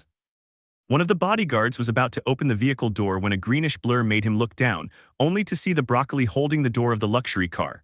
Momo expected the boy to overact, even show some nervousness, but all she saw was the green-haired boy there, holding the door with a tender smile as if nothing was happening. Momo just smiled back and got into the car. Momo, thank you, Izuku, she said sweetly. The boy waited a few seconds and then closed the door, only to see the guards who were watching him closely. He simply decided to try to bypass it and just went around the vehicle to enter from the other side. Upon entering, all the other bodyguards entered and sat in the other available seats. Driver, let's go. And so their journey began, a very long, arduous, and cold journey, not because of the weather, no, it was summer and the sky was clear, but both the raven-haired girl and the green-haired boy could feel the guards' eyes fixed on them, even though they were all wearing dark glasses. And honestly, there wasn't much to talk about. Midoriya, and how is Hagakure? Momo, she sighs, is very hurt. I never expected Ajiro to do something like that, hurt his partner like that. The boy remembered the day he talked to the invisible girl and told her how he felt, and recalling what had happened earlier only increased his annoyance. But then he remembered that it wasn't so different from what he was doing. He wasn't doing it for pleasure, but even so, he wasn't without sin. Midoriya, see. The black-haired girl looked at the green-haired boy with his head down and understood what was going through his head. He was looking for something they could talk about and take the blame off the boy's shoulders. Momo, and how are you feeling? Midoriya, WL and I. The boy began to tremble, imagining the situation that was about to unfold before his eyes, anticipating variables, imagining alternatives and the most likely questions, when he felt a touch on his shoulder. Turning around, he saw the face of the raven-haired girl who was looking at him with support. There was some fear in her too, but he knew that only together could they maintain that little lie. Momo, everything will be all right, okay. Midoriya and Halaoki. The young woman heard a faint sound outside the vehicle, looked out the window and spoke. Momo, we're arriving at my house. The curious green-haired boy looked at a large field full of green grass. Midoriya, oh, I didn't know they lived in some kind of private suburb. Momo, what are you talking about? Midoriya, WL with these fields. Momo, oh, no, it's not a suburb, it's part of my house. Midoriya, you mean all that? Momo, I remembered that you had never been to my house before. Midoriya, excuse me. Momo, don't worry, Izuku-kun. The young people hadn't noticed, but the threatening and serious looks of the guards and the driver softened a little, as they all shared a single thought. G/CH, well, he's not insensitive. The green-haired boy was informed about every aspect of the family and the house of the rich girl Azabash. From how his family became rich through the railway trade of his great-grandparents, the large company his father had formed at the age of 22, to why his lands were so large. All of this would bore anyone, but the green-haired boy was more than excited to learn more. Momo, Todoroki never asked any questions about my family, he doesn't even know them beyond their appearance in magazines. Midoriya Mama-san. Momo, is something wrong? Midoriya, we've arrived at your house. Momo, oh you are. The boy came out and without wasting any time, opened the door on the black-haired girl's side so she could get out, even placing his hand out for her to take. Momo accepted her and together they walked towards the great gate. Momo, hey, with all this they're really fooling the guards. Midoriya, what's all this about? Momo, you know, opening the door for me or walking me to the door holding hands. Midoriya, I'm not faking any of that, even if it wasn't for a lie I would do it. Momo, are you serious? Midoriya, as someone very important to me said, manners make the man. Momo was impressed. She expected the boy to act his way because of her lie, but hearing him say that even if it wasn't a lie he wouldn't change made her chest beat strongly. Todoroki had never opened the door for her before. It wasn't something she really cared about since her guards had always done it for her, even for him. But the fact that he, knowing this, still offered to do it was a nice gesture, especially that line he said. Momo, thank you Izuku-kun, she said while tucking a strand of hair behind her ear. I wonder what book she got that saying from. Midoriya, don't even mention it, he said smiling, thanks Kingsman. The young people finally stood before the door to be greeted by a maid. Maid, good morning Miss Yaoyorozu. Momo, hello. She greeted the black-haired girl politely, but the green-haired boy seemed to notice her seconds later and instantly looked her up and down. Midoriya, this is awkward. After a few seconds the maid had them follow him through the residence. Maid, allow me to take them to the gentleman. Momo, thank you very much. The boy followed the worker, taking in the appearance of the girl's house. He could swear his neck ached from staring at the ceiling for so long, eliciting a few laughs from the young woman beside him. Momo, I see this is your first time in a house like this. Midoriya, oh actually this is my first time at someone else's house. Momo, did you never leave your house to go out with friends? Midoriya, no, never have you. What started as a question to chat about for a while turned into something sad. Momo, actually no. Midoriya, oh sorry, I thought that. Momo, don't worry, I know it wasn't intentional. The truth is, I never went out. I was focused on practicing how to create things and learning from your compositions. I just didn't have time for going out until now. Midoriya, well, I'm glad about that last part. Momo, thank you, she said with a smile. The young people chatted, while the maid walked ahead of them listening, forming an opinion of the boy in her own mind. Maid, she's more cheerful. Thus, the pretend couple were led to a living room, where a woman's jet black hair could be seen. They hadn't been introduced yet, but it was obvious that it was Momo Yaoyorozu's mother. Maid, Mrs. Yaoyorozu, your daughter and her boyfriend are here. The woman looked in the direction where they were, and there she saw her. She wore reading glasses, which she removed after placing a book on the table in front of her. Her height was similar to Momo's, being a few centimeters taller. And she was actually quite young. If the raven-haired girl beside her were even slightly taller, she wouldn't have been able to tell them apart. Mrs. Yaoyorozu, Momo, it's so nice that you came home. Momo, hello mother, it's good to see you too. The woman's gaze shifted to the green-haired boy who was trying to put on his best smile, trying not to look like an idiot but also not to overdo it. Mrs. Yaoyorozu, well, you must be the young man my husband told me about who is now dating my daughter. What's your name? Midoriya, nice to meet you. I'm Midoriya Izuku. I'm Mama-san's boyfriend. The woman raised an eyebrow during that brief but noticeable pause, which made me wonder. Mrs. Yaoyorozu, is something wrong with you? Midoriya, make something up. Heh, it's not just I can't believe I can finally say it out loud. I'm glad I can. The woman's eyes opened slightly when she received those words with a rather convincing smile. The older woman, Azabash, simply looked at her only daughter and said, Mrs. Yaoyorozu, I like him, he talks a bit more than that Todoroki boy. And it was no wonder because the girl's family knew Endeavor's youngest son, and despite everything, he was still someone cold when it came to relationships. Unlike the green-haired boy who seemed to smile with a warmth like the rays of the sun. Momo, thank God, and where is Dad? Ms. Yaoyorozu, well, he's. I see they've already arrived. That's what a voice said as a warning. Trying to see where it came from, the green-haired boy looked up, seeing an imposing figure, though in a way affectionate. Wearing a clearly expensive designer black suit, the man descended step by step, suddenly accelerating the green-haired man's heart. His greatest challenge was right there, descending step by step. Mr. Yaoyorozu, how is my little one? The man said first to greet Momo, opening his arms and receiving her in a tender hug. Momo, hi daddies. The man smiled at the sight of his only daughter, but that smile seemed to vanish instantly when he saw the green-haired boy, who threatened to run away in fear. Mr. Yaoyorozu, so you're the Izuku I heard on Momo's phone that time. Midoriya, yes, it's me, the boy said fearfully. The man looked the boy up and down, examining his shoes, trousers, jacket, tie, and hair. He analyzed his clothing like an expert fashion designer. If it weren't for that bushy hair, he would be exactly as I imagined him that time I heard his trembling voice. The man was thinking quietly when a touch on his shoulder from his wife made him turn his head slightly. Mrs. Yaoyorozu, don't be so hard on him. The man sighed and looked again at the boy who had remained still all this time. Mr. Yaoyorozu, so Izuku Midoriya, what do you think of the place? And as if everything around him faded away, the boy, like a walking library, began to speak at 1,000 words per minute. Midoriya, it's incredible. I knew about your family, that they were a renowned family because of the vast production their companies have achieved throughout Japan and foreign countries, the brands they've acquired. But I didn't know that your family started before the Quirk era, trading in trades. Much less did I know about the vast amount of territory your company had acquired when you were younger and…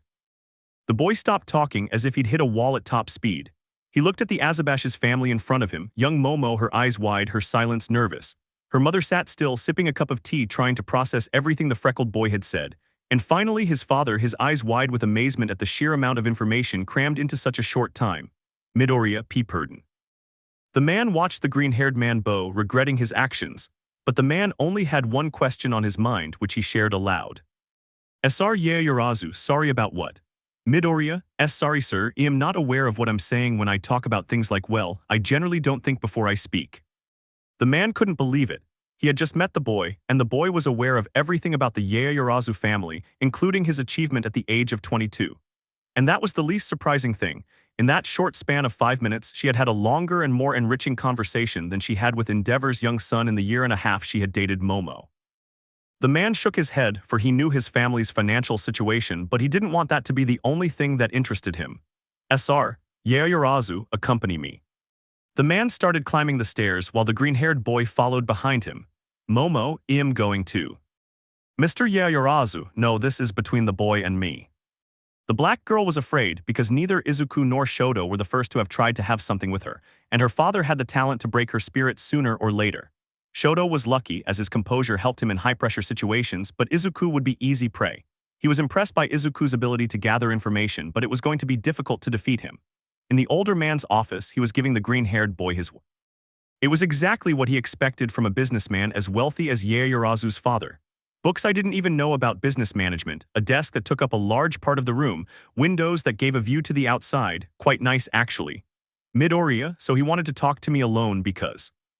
Mr. Yaoyorozu, yes, I don't want my wife or daughter to hear what I'm about to say, but now it's just you and me, you might be more open than that Todoroki kid. But if all you know about is my company, it doesn't seem like you're really in love with my little Momo. In a way, the green-haired boy understood his father. He spoke more about his family's achievements than about the black-haired girl, and that worked against him. Mr. Yaoyorozu, so I'll put you to the test, the man said while looking out his window. It won't be easy. Let me tell you that right now. I won't call you a coward if you quit, so you still have time to walk out that door and let me find someone more worthy for my daughter. Is that clear? The boy listened to everything with a serious look that he only put on in risky situations. He might consider himself clumsy, which is normal and above all geeky. But he wasn't going to let his friend Azabash be forced into a relationship with someone else just to project an image she didn't want to project. Midoriya, I accept your challenge. Mr. Yaoyorozu, I don't know if you're brave or stupid. Midoriya, yes, I've already been told. The man was walking to his door when something fell out of his pocket as he took out his key. The green-haired boy took it, and before handing it over, he looked at her and spoke aloud. Midoriya, Steel Man's. The man turned his head, noticing that he had the card, looked at it, and somewhat intrigued, spoke. Mr. Yaoyorozu, really, you know him? Midoriya, yes, an American hero. He is one of the top 3 heroes in the United States, a successful businessman with the hero name Steelman Quirk. Strength enhancement and flight allows him to carry an entire bus, and his hero suit is great. His hero props allow him to shoot pressurized air to knock down and damage his villains from a safe distance. The man looked at the boy in amazement. He expected that everything he had said before was memorized or that he was only interested in his company, but he couldn't possibly know about Steelman. Steelman was his favorite hero. Mr. Yaoyorozu, and what do you say about him? The man walked back to his desk, seemingly searching for something among his drawers, and that's when the green-haired boy saw him. Midoriya, Almond, Mr. Yaoyorozu, what do you say about him? And as if he had opened Pandora's box, the man listened in awe to the green-haired man talking about the heroes he himself had asked him about. Before she knew it, he was showing her his secret collection of limited edition figures of foreign heroes. Midoriya, that's Reese, the tallest German hero ever recorded in Quirk history. Standing at 150 meters tall, he's taller than MT Lady, the boy said, looking at a poster on a wall. Mr. Yaoyorozu, hahaha, I think he could carry her on his shoulders like it was nothing. Midoriya, that's right. The boy looked around and couldn't believe it until now. The room had secret walls that hid a wide variety of posters. One section concealed action figures that he had seen available only on the same day that those blessed heroes came out into the world and were never for sale again. Then something crossed his mind.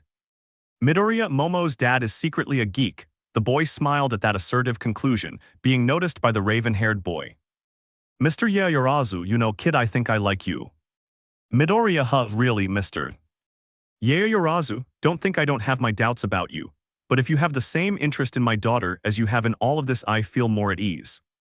The green-haired man looked at the man with a calmer expression than he had almost an hour before, and with his best, most trustworthy smile, he spoke. Midoriya, sit back, sir. Mr. Yaoyorozu, haha, you really did talk a lot more than that Todoroki boy. Midoriya, oh really? Mr. Yaoyorozu, yes, he only had two answers, yes and no. Midoriya, yes, Todoroki-kun is a man of simple words. Sorry, Todoroki-kun. Mr. Yaoyorozu, well, let's move on, we should go down now, by this point they must think you're dead if we don't. Midoriya, si esperque.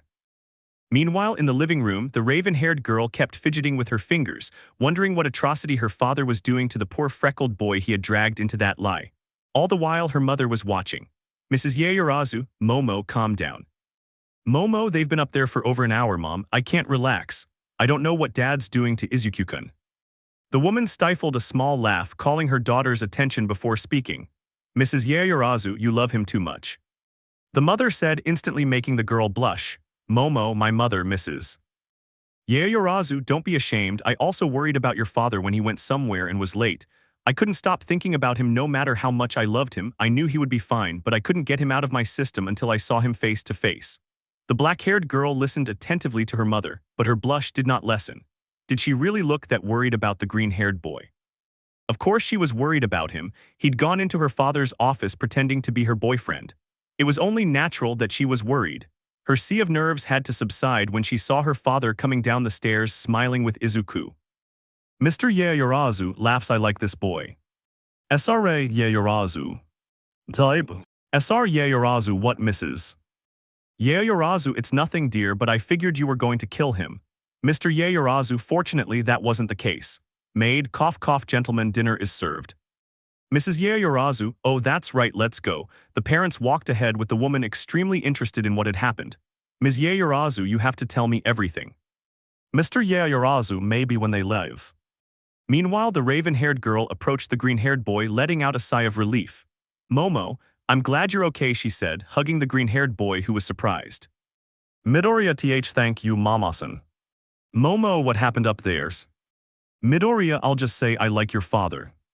Momo, I know, when he met Shoto they stared at each other for a whole 5 minutes. When my father finally spoke, Shoto asked him if they weren't having a staring contest. The green-haired boy couldn't help but imagine the man's reaction to his two-tone friend's response, the look of annoyance he most likely wore, and his friend's lack of expression. He compared it to his own first impression of the man and the pleasant time they'd spent talking about their favorite heroes. He didn't feel it was the right thing to do, much less given the context of the situation, but he couldn't help feeling proud of his good start. The boy shook his head, trying to push away that feeling of pride and concentrate. Midoriya, come on Izuku, this is a lie, don't take it so seriously. Chapter 8. The black-haired girl couldn't believe what she was seeing. Ever since they sat down to dinner, his father and his green-haired friend, who was pretending to be his new boyfriend, had been chatting the entire time they were at the table. And the variety of topics wasn't a problem. The boy could talk about anything the man mentioned, completely dominating the conversation. He couldn't deny it, he was happy that his father looked favorably upon Izuku and that they got along well, when a specific topic made them fall silent. Mr. Yaoyorozu, and have you two had your first date yet? The boy almost choked on his glass of water when he heard the question from the older black man. Momo, come on, think of something quickly. The truth is, Dad, we haven't been able to go out yet. Because of training and theoretical and practical activities, we haven't been able to meet outside of the UA. Ms. Yaoyorozu sighs, that's a shame, I wanted to see cute pictures of you too. Mr. Yaoyorozu, I have an idea. The man took out his phone and began dialing a number. Momo, father. The man got up from the table, leaving the three people present in the dining room dismayed. A short while later, the man returned with a happy smile. Mr. Yaoyorozu, good news, I got the school to give you a day off. Momo, what, Mr. Yaoyorozu? Yes, I gave them an offer they couldn't refuse and they accepted. Midoriya, that's all their purchasing power. That's great, the boy said, trying to look as cheerful as possible. Sr. Yaoyorozu, haha, I know nothing, turtles. In the IU. Nezu, I don't know why Miss Yaoyorozu's father asked for a day off for her and that friend of hers Midoriya, but as long as he has money for more cheese, whatever the man says. In Yaoyorozu mansion. The green-haired boy and the family's only daughter were at the door, saying goodbye to the parents of this. Mrs. Yaoyorozu, I'm so glad to see you again, Mama-chan. Momo, my mother too. Mr. Yaoyorozu, have lots of fun on your first date and take lots of pictures, we really want to see them. Momo, Yai's father. Mr. Yaoyorozu, boy. The man made a gesture that surprised and pleased the young woman with dark hair. Her father was extending his hand in a friendly manner to the green-haired man. He accepted and ended the handshake. Midoriya, is this what it feels like? Is this what greatness feels like? Mr. Yaoyorozu, take good care of my little one. Midoriya, I will, sir. Mr. Yaoyorozu, I was considering expanding the collection. Any suggestions? Midoriya, is he asking me for collector's advice? Aye. BIP. They all looked at the driver, who was ready to pick them up and take them back to the UA. Mr. Yaoyorozu, perhaps later when they come back to visit us. The young man couldn't believe it. He really wanted to see the raven-haired girl's father again and spend time with his family, but he had to remember that it was all a lie, so he shouldn't get his hopes up.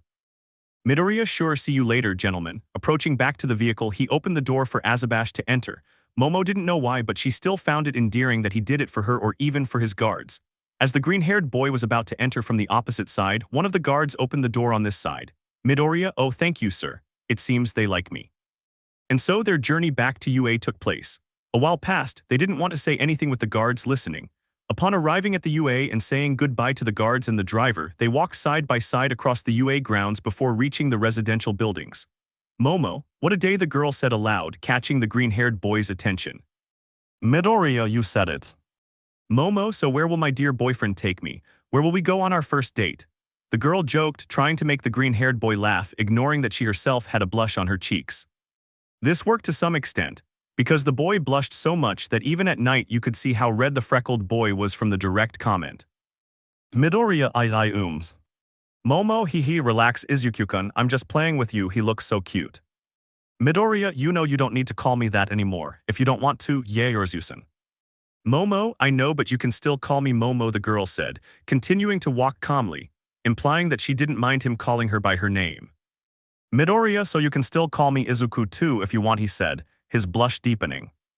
It took the boy a while to control his embarrassment at the raven-haired girl, while the girl was still trying to stop laughing at the poor boy. Momo, but seriously, we have to do something, my parents will want to see pictures of our date. Midoriya, well, how about we go to the movies? Momo smiled because despite the embarrassment and having fulfilled their initial agreement, the boy was still with her. Momo, that sounds perfect to me, she said, smiling. They were steps away from entering the residence when the girl spoke to the green-haired boy. Momo, Izuku, your shoelaces are untied. The boy looked down, but Midoriya, no, they're fines. That's what he said, feeling the girl give him a quick kiss on the head, only to run inside the dorms. Momo, see you tomorrow, Izukun, rest well. The boy felt his head boiling with the heat of his blood. It was already strange enough, if not embarrassing, that all the girls had kissed him except for Kyoka, and his head was spinning at the thought that the same thing could happen again. Midoriya, Izuku, Midoriya, you're dead. With Momo, she ran towards her room, desperate to get in and throw herself onto her bed. She didn't know exactly why she did that. Upon arriving, she slammed the door and threw herself onto her bed, covering her face with a pillow. Momo, oh my god, what the heck was that? Was it an act of gratitude? Why didn't he simply say thank you then? Why did he deliberately distract her to kiss her soft, tender head full of green cotton? Momo, you can't do that, Momo, remember, you're Todoroki's girlfriend, I mean Shoto. What you're doing with Izu Midoriya, it's a lie so dad wouldn't look for someone else while he was trying to do something with Todoroki Shoto. Ag. The girl hated her life at that moment. Her mind betrayed her judgment. No matter how hard she tried to remember her problem, she couldn't stop feeling the sensation of his lips touching the freckled boy's forehead. Momo, sighs, this isn't Izuku's fault, just breathe and let's go to sleep. I'm sure I'll think of something after a good nap. Meanwhile, the green-haired boy repeated over and over what had happened in front of him. Aizawa, are you going to stay there or are you going to go in? Midoriya, Aizawa-sensei, excuse me. Aizawa, why are you wearing a suit? Midoriya, well. Aizawa, meh, forget it, it doesn't matter, just go in. Midoriya, hi. He entered the building and was about to go to his room when... Deku-kun, I recognized that voice anywhere. It was the chestnut-tired girl who loved Machi. Midoriya, Uraraka-san. The girl who had previously looked happy to see her curly-haired green friend was now somewhat embarrassed, momentarily recalling what had happened that morning. Midoriya, is something wrong? Uraraka, well, I wanted to apologize for what happened this morning. Midoriya, don't worry, I'm not angry. Uraraka, no, what I was going to do wasn't ethical or moral, I promise it won't happen again. Midoriya trusted his friend's words because not only was the tone in which she said it different, but her way of acting was remarkable. His eyes were half closed, seemingly remembering what he had done as he clenched his fists and his zeal was furrowed. Midoriya, okay, thanks, Uraraka-san. Uraraka watched her friend leave. At least she had been able to apologize to her friend and admirer before things got awkward. But in her desperation, she hadn't noticed the boy's clothing. He was arriving at his room to remove the clothes he was wearing and put them away carefully. They had become essential to him in a short time, almost as much as his red boots. After this, the boy took a shower before going to sleep, letting the water run over his hair and face to help him think. Uraraka apologized to me for that. Kyoka, I still have to go out with her on Saturday. Mina hasn't asked for anything else. Momo tricked me into kissing her, and now I have to go out with her again. The boy was remembering everything when something, or rather someone, crossed his mind. Midoriya, Hagakure-san. He quickly finished his shower and wearing a white shirt and athletic boxers went straight to the girl's room. Midoriya, stupid. His day had taken up a lot of time, and he hadn't been able to go to the girl to find out how she was doing. He was once again on the side of the girl's residence, knocking on the door of the invisible girl's room. Tock tock. The boy took a step back to wait for his friend, and she opened the door. And then he saw her. She was wearing a cat-themed onesie, holding a large jar of ice cream while eating spoonfuls of it. Midoriya, hohola, Hagakure. The boy was about to apologize for not being with her on such a difficult day, but he was interrupted when the girl hugged him tightly around the waist as she appeared to be starting to cry. Midoriya, calm down, the boy said, stroking and patting the poor invisible girl on the back. After a few minutes, the green-haired boy was inside the girl's room, while she continued eating from her tub of strawberry ice cream. Silence filled the room. The green-haired boy, for his part, couldn't find the right words to comfort the girl, letting her eat the ice cream. Hagakure was too hurt to talk about it, but she didn't want to be alone and the boy understood. The girl finally spoke, catching the boy's attention. Hagakure, sniff, Midori, do you want ice cream? She asked, lifting the container slightly, letting the boy see that there was still some of the cold dessert left, and that the girl wanted to share it with him. He did not refuse the tender gesture and accepted. It was night and they had classes tomorrow, but he wasn't going to reject the girl's sweet gesture. He didn't have the heart at that moment to deny her. So taking another spoon, the boy sat down next to the invisible one and began to eat. Hagakure, I don't know if you like strawberries, but you don't have to eat them if you don't. Midoriya, relax, I like strawberries, they're my favorite. The girl just watched as the green-haired boy calmly ate his ice cream next to her. This relieved the girl a little, who inadvertently let slip a comment. Hagakure, Ajiroka never liked strawberry ice cream. This offhand, spontaneous comment made the girl frown with sadness and anger. But she didn't want the boy to have to listen to her problems again, but... Midoriya, it's just that he doesn't know he's good, the green-haired boy said calmly, letting his thoughts flow freely. Hagakure, indeed. Midoriya, did I say it or just think it? Hagakure, you're right, he doesn't know. Midoriya couldn't see how the girl had a faint smile that disappeared as quickly as it had appeared. Midoriya, do you want to talk about? Hagakure, no, the truth is no. Midoriya, okay. The silence was beginning again, which was stifled when the girl turned to the freckled boy beside her. Toru, do you want to watch something? The freckled boy turned to look at the girl, who without waiting for an answer took a remote control and turned on a small television. A few seconds passed before the girl walked to her bed and lay down, resting her head on her pillows. The boy turned to where she was, seeing the girl tapping lightly beside him, telling him to come to where she was lying. With slow and somewhat fearful movements, the boy sat down on the mattress while watching the screen on the girl's table. Hagakure, lie down. The boy had to be honest. The idea of lying next to a girl in his own room after a problem like the one he'd had that afternoon was somewhat uncomfortable. He was going to politely refuse, but the girl grabbed the boy by the shirt and pulled him in her direction. He expected to hit the softness of the bed, but what he felt was different. It was really soft, even relaxing and warm. He was about to lift his head, but he felt the girl begin to stroke his hair. Hagakure, I hope my legs aren't too uncomfortable for you, Midoriya-kun. Midoriya was blushing by this point. The fact that he had discovered the girl was using her thighs as a pillow and that she was so tenderly stroking his hair put him in a strangely pleasant situation. The boy preferred not to think about that and looked at the screen to see the movie the girl had put on. Minutes passed, and the girl never stopped playing with her friend's curly green locks of hair. Halfway through the movie, the boy was watching the screen when light taps on his shoulder from the invisible girl told him to compose himself. Midoriya, he must have gotten tired. This is my chance to get more comfortable. The boy did this and settled in, leaning his back against the mountain of pillows owned by the girl. Midoriya sighs. The boy sighed, finally a little bit of normality for 5 seconds. He felt as if there was now weight on top of him, more specifically on his abdomen. Looking around, he saw that a pillow was on top of his torso, only to see an invisible weight fall on it. Hagakure, I hope you're not too bothered, Midoriya ANNO. Hagakure, you're softer than I thought. Midoriya, heh, I guess that's good to know. The young people continued watching movies that both seemed to catch their attention when in one the girl spoke. Hagakure, esemi rakuta tai Midori. The green-haired boy stopped watching the screen to see the girl. Midoriya, and why? He asked curiously. Hagakure, well, it's just that he's going to fight a Russian, but he can lift and squat a log in the middle of a cold place and yet he's afraid to fight him. Midoriya, well, it's just that he's afraid of losing. Hagakure, to their loved ones, right? Midoriya, si exacto. Hagakure wasn't stupid, and she recognized some real fear in the voice of the freckled boy she was leaning on.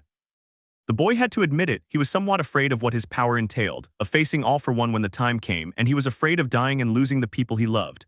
His mother, his friends, his master and successor. Ignoring his surroundings, he was overlooking the fact that the girl had also taken one of his hands and caressed it, as if it were a small child, but trying to comfort the boy. Whether for personal reasons or something more, she wanted to tell him that he was not alone. Somehow this relaxed him to the point that he began to nod off, being taken to the realm of dreams, still against his will and struggling with what little willpower he had. Midoriya, I must stay yawn awake. The invisible girl turned her head to look at the freckled boy, who was now asleep. Hagakure, should I wake him up?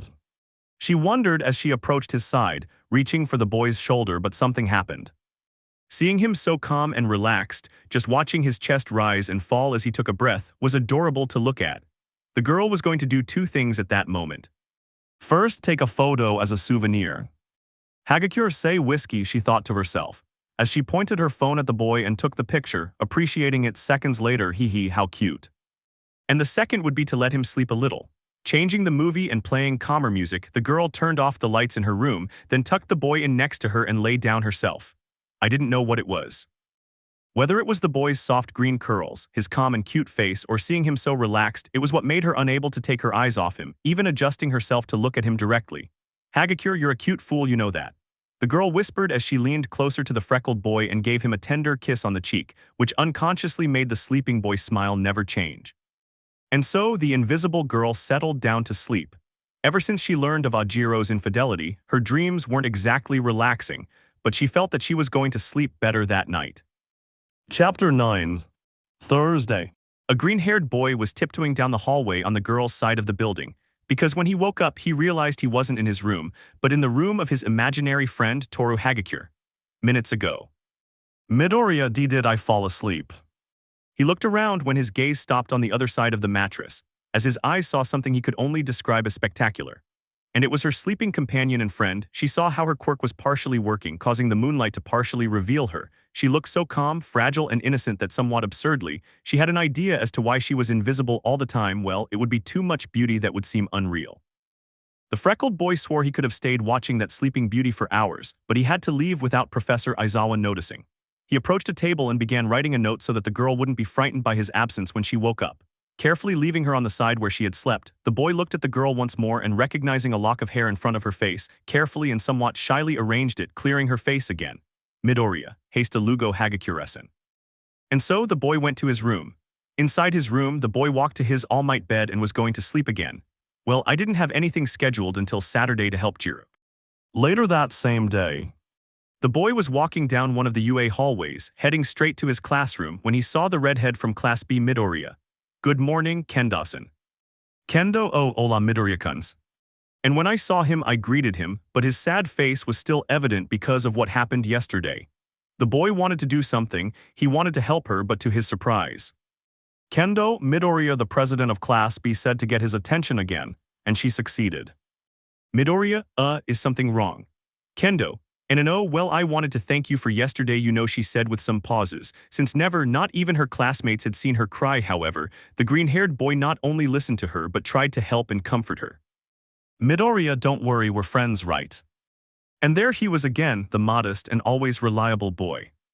"Kendo, yes, you're right, but still, I wanted to give you this as a thank you," said the martial arts girl, who held out her hands, revealing a box wrapped in green gift paper. "Midoriya, oh thank you so much, Kendo-san," the boy said as a smile formed on his face. "Kendo, you're welcome, I have to go, see you later, Midoriya," she said, walking quickly away from the place. Putting it in his backpack, the boy went into class. The hours passed until recess and the boy sat alone at a table as Ida was organizing documents that Professor Nezu had entrusted to him.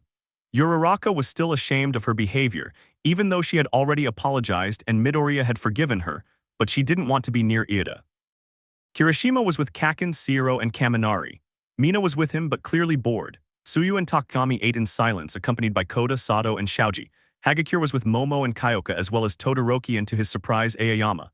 Ajiro, for his part, preferred to eat outside the building, away from everyone's eyes, but for some reason Mainta went with him. It seemed he wanted to keep him company. So he had to eat alone, but he was fine with that. "I didn't think Izue-sensei would also teach about eating alone." A voice familiar to the boy spoke. "Midoriya, Shinso. Shinso, is this place taken?" The purple-haired boy asked with a short, barely noticeable smile. "Midoriya, no, please sit down," he said happily. "Shinso, so will you tell me who you're going to kill or why you're so distant from your friends?" "Midoriya, why do you assume I would kill someone?" he said, sounding somewhat scared. "Shinso, meh, nobody goes that far overnight unless they're planning to kill someone, or so I think. Anyway, are you going to tell me what it is or do I have to guess?" he said, taking a swig from a milk carton. "Midoriya, no, it's nothing like that, I just don't want to bother the other guys." "Shinso, yeah, it's obvious they're having problems." "Midoriya, really?" "Shinso, no, but you already told me they have problems." "Midoriya, that's cheating, Shinso, Losi." The boy was taking a notebook out of his backpack. "Shinso, are you going to put me in your dead note?" "Midoriya, exactly," said the freckled boy, taking out an anime-themed notebook. "Shinso, nice, don't forget to put your own name," he said mockingly. The freckled boy was opening his backpack again to take out a pen when he saw the gift that the orange-haired girl gave him as he took it out and placed it on the table. "Shinso, don't tell me you have a girlfriend too, just when I was about to ask if we could go on patrol with Izue-sensei." "Midoriya, no, it's nothing like that." The boy carefully opened it, finding some chocolates and a small teddy bear. "Shinso, Midoriya has a girlfriend," the boy said, jokingly moving his chopsticks from side to side, while singing what he was saying in a mocking tone. "Midoriya, no, just because a girl gives you a gift as a thank you doesn't mean that," the boy said, blushing slightly. Meanwhile, at another table further away. "Setsuna, I'm sorry about yesterday, girl. Komori, that Ajiro, he really is an idiot. Monoma, I warned them that those pathetic Class A students were monsters, but they didn't listen to me. Yui, Monoma, you're not helping. Setsuna, if there's anything that..." The orange-haired girl stopped listening to everyone around her when she managed to see the green-haired boy at one of the dining room tables, who, to her surprise, was sitting next to Shinso while tasting the chocolates she had given him. Somehow this cheered the girl up. Kendo-san. She didn't know why, but... Kendo-san, her heart beat faster even as she watched the boy hang the little bear on his backpack while he smiled sweetly at the little bear. Kendo, what, Setsuna, are you okay? Did we ask if you wanted to spend the rest of the day together? So you wouldn't be alone. Kendo, oh thanks girls, but I'll be fine. Monoma, as you wish, said the boy, bringing a piece of fried chicken to his mouth. Komori, and what are you doing at the girls' table?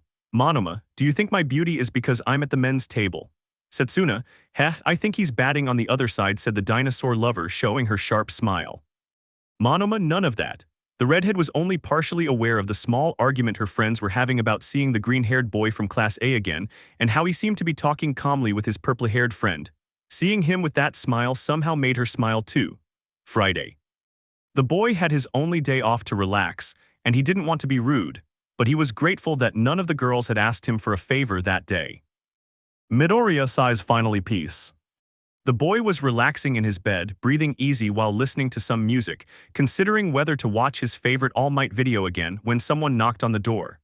Midoriya, if it's one of the girls I'll tell them I'm sick. Who am I kidding? I'm not even kidding myself. The green-haired man stood up and finally deigned to open the door, but Midoriya Takayama-kun. The boy with the crow's head stood in front of his broccoli-haired friend's door looking calm. Takayami, Midoriya, he said, greeting his friend. Midoriya, what's wrong? Do you need something? Takayami, Myra airs me amigo no. Midoriya, I hope so if. Takayami, you're the only person I'd ask this. Midoriya, ask me what exactly? Takayami, well, it's kind of embarrassing to say it out loud. Can we talk about it in private? Midoriya, oh claro pasa. Giving free rein to his room, the green-haired boy closed the door. Midoriya, so what did you want to ask me? Takayami took a few seconds to breathe before finally speaking with some calm. Takayami, I wish you would go out with Tsuyuchin. And as if his entire brain had suddenly shut down, the green-haired boy crashed face-first into his apartment, startling the bird-headed boy. Takayami, Midoriya, 30 minutes later. The green-haired boy felt a cold towel on his face as he lay on his bed, watching Dark Shadow fan him with another towel. Dark Shadow, he's already awake. Takayami, Midoriya sighs, I'm glad you're okay. Midoriya toke why am I? How can you ask me that? Takayami, I know it's not easy, but there's a reason for it. You see, Tsuyu and I have talked about our future and that topic came up. Midoriya. Takayami, you know about having children, and the truth is we were looking for a candidate who was reliable for both of us. Midoriya, no offense Takayami, but why don't you do it? Takayami, well, my quirk gave me bird-like characteristics and Tsuyu gave me frog-like characteristics. What are the chances that I'll have any disability due to that quirk and DNA combination? Midoriya, right, he said dejectedly. Takayami, also there's another problem. Midoriya, which one? Dark Shadow, his parents. Midoriya, Takayami, her family is just like Tsuyu's with frog-like characteristics, and she told me something else about it on one of our dates. In one of the appointments. Takayami, what did you think of the movie? Tsuyu, I didn't think I'd actually like it, Kiro. Takayami, hey, I wanted to ask, when are you going to introduce me to your parents? Tsuyu, well, about that, my dad met you during the freshman sports festival and let's just say he didn't like you, Kiro. No. Midoriya, but why? Takayami, well, I have the temperament of a crow and sighs, what do birds eat? Midoriya, well, it depends a lot on the species. Some eat insects, some like birds of prey eat meat or carrion, some eat fruit, fish, amphibians. Ooh, I get it now. Takayami, yes, I said that too. Midoriya, but do you agree with that? You guys agree with that? Takayami, you're one of my best friends, and I trust that if I ask you to go in my place to Tsuyu's parents, you'll be able to do it for me. Dark Shadow, the three of us trust you, friend, exclaimed the second host in the young man. Midoriya inhales and exhales heavily. Do you know when I should go? Takayami, well, we were hoping the three of us would come out so we could get everything ready, make sure there are no mistakes and you don't feel so uncomfortable. We'll let you know when. Midoriya, I see, that's fine. The boy with the bird's head gave a slight smile, grateful to have a friend like the green-haired boy. Takayami, thank you, Midoriya, you're the best friend I could ever have. The boy opened the door and his friend went to his own room, but now he definitely felt like a jerk. He was grateful that they didn't have problems like lack of attention or disinterest in the relationship, but he felt uncomfortable. Both Tsuyu and Takayami knew about the deception and they seemed so normal. She didn't want to feel what she was feeling, but her chest tightened at the memory of the serious problems she was in, and it seemed as if they kept piling up on her. The best thing she could do now was grab her towel and pray that neither Minta nor Kaminari were in the showers again. A cold bath was her best balm at that moment. Saturday. It was the day he had received non-stop messages from the punk girl in his class, checking if he was still willing to do her favor. He had dressed as best he could, at least for the occasion, to meet the rocker's parents. Wearing a jacket his mother had given him for his 17th birthday, along with black jeans and his only pair of red shoes, the only new item was a black bracelet with spikes around it, which, to his surprise, was standing in front of his bedroom door when he went to open it after hearing a few quick knocks. He wasn't going to say anything, but he was sure it was the same rocker who left him there. His suspicions grew even stronger when, standing in front of her at the train station, the first thing she said was, "Kyoka heh, nice bracelet, and that brings us to now." The green-haired boy was inside the train car, heading straight to the city center of Musutafu, much to his surprise, the home of both of them. He was well-dressed, brushed his teeth, styled his hair as best he could, cleaned his shoes, his clothes were clean, and he smelled good, so why was he so nervous? It could be that he almost tripped getting on the train. Maybe because he made a funny face trying to sneeze. Or it could be because he was going to his punk rocker friend's house. More specifically, he was going to his friend's parents' house while pretending to be her boyfriend. The boy clasped his hands together and rested his face on them as he tried to figure it out. At what point did my life become this kind of favors regarding love? The boy honestly both wanted and didn't want an answer. But a touch on his shoulder made him turn his head, looking directly at the purple-haired girl who was visibly nervous and somewhat embarrassed by her current situation. Midoriya, hey Jiru, is something going on? Kyoka, no, I just wanted to ask you something. Midoriya, oh sure, what's up? Kyoka, I size n nothing, forget it, forgive me green. Midoriya, oh okay. Kyoka would never admit it, but even though she was going with her green-haired friend to tell a lie of that magnitude, she wanted to have a good time with him or at least avoid making the trip awkward. Kyoka, and what's your favorite song?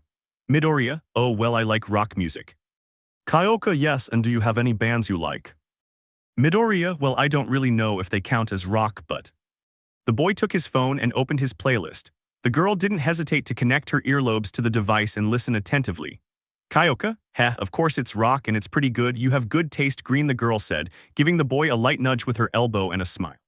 Midoriya, I well thanks, I guess, and what bands do you like? Kyoka, Buno.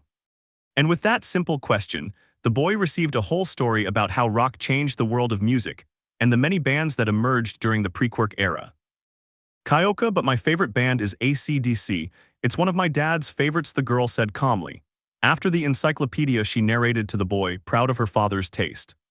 She looked at him and he had a fixed gaze on her, as well as a smile that seemed somewhat amused. Kyoka, what, did you find something funny? The girl said with a slight frown and starting to threaten the green-haired boy with her connectors.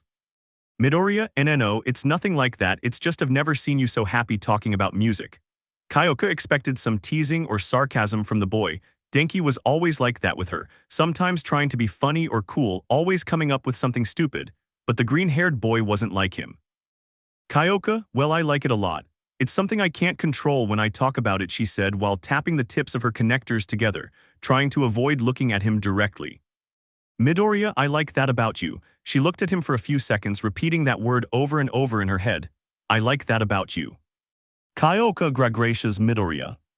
Midoriya, call me Izuku. Okay, now the girl was really confused. Since when had Midori Izuku become so confident in what he said? Had he gone with his friend who got embarrassed as soon as a girl approached him or even spoke to him? Or had he gone with a well-dressed rebel with an adorable face? Kyoka, well, I guess if we're going to pretend you're my boyfriend, we should call each other by our names. Midoriya, exactly. Kyoka, well then you can call me Kyoka Izuku. Midoriya, entendido Kyoka. The journey ended quickly and they both walked, their smiles unable to hide as they recognized the place where they were born. During their walk, something curious happened. Midoriya, nos perdimos. Kyoka, no, we're almost there. Why? The girl said, looking up from her phone to look at the green-haired boy.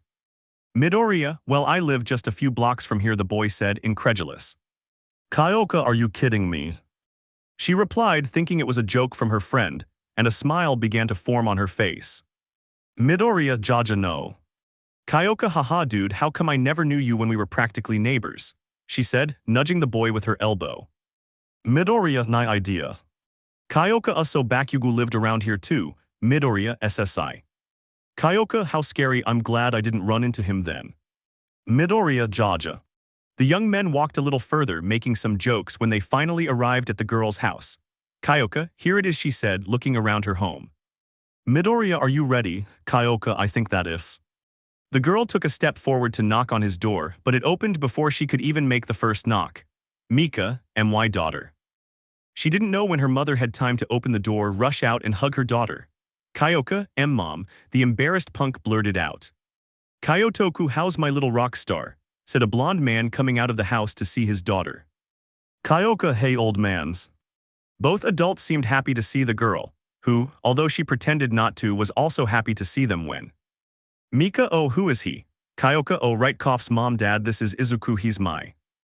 The girl couldn't finish speaking when an intense blush appeared on her face, forcing her to cover it up and her connectors to dance like crazy from the embarrassment of saying it out loud. He didn't need to finish the sentence. Because seeing the girl embarrassed, the green-haired boy felt the same shame and began to blush, a typical blush of his. The parents, on the other hand, had connected the dots, and all that could happen was a smile from the mother and an inspecting look from the man. Mika, squeal, I'll finally meet my little girl's boyfriend. The man next to her had to cover his ears at his wife's shriek, who soon approached and greeted the broccoli. Mika, let me introduce myself. I'm Mika, Kyoka's mom. It's a pleasure to meet you. You have no idea how much we wanted to know what my baby's boyfriend was like. Kyoka, mom. She shouted, blushing and embarrassed. Mika, oh, but please come in and sit down. Midoriya gra. The boy said, who stopped looking at the woman when he came face to face with the girl's father. His gaze was anything but calm. In fact, it instilled a certain fear in the green-haired boy. Kyoka, oh dad, don't make a scene, whispered the punk, hoping her father wouldn't do the typical dad thing. The man looked at the boy's appearance. By his standards, he looked every bit the part of a gang member but the face. Kyotoku, it's impossible that he dresses like a thug and has such an innocent face. He looks like a puppy, damn it. My 17 years of training are useless here. Kyotoku Jiru, until I meet you, the man said, still with a disgruntled look. Midoriya, it's a pleasure, sir. Kyoka, this is good, the girl thought in surprise. Kyotoku JM, nice bracelet. Midoriya, ha, thank you, sir. Mika, please just call us Kyotoku and Mika, there's no need for so much formality. Kyotoku, hey, I wanted to be a little threatening still. Kyoka, oh old man, nobody believes you're threatening. Kyotoku. Midoriya, WL, if I may say something, I was a little scared. Kyotoku, aha, in your faces, thanks kid, he said with a victorious smile.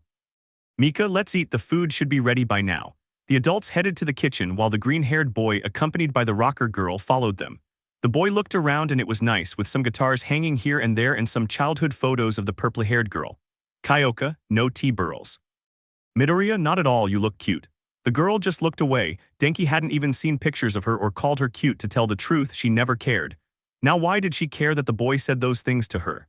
She had to stop thinking about that when she saw her parents come out with dinner straight into the dining room.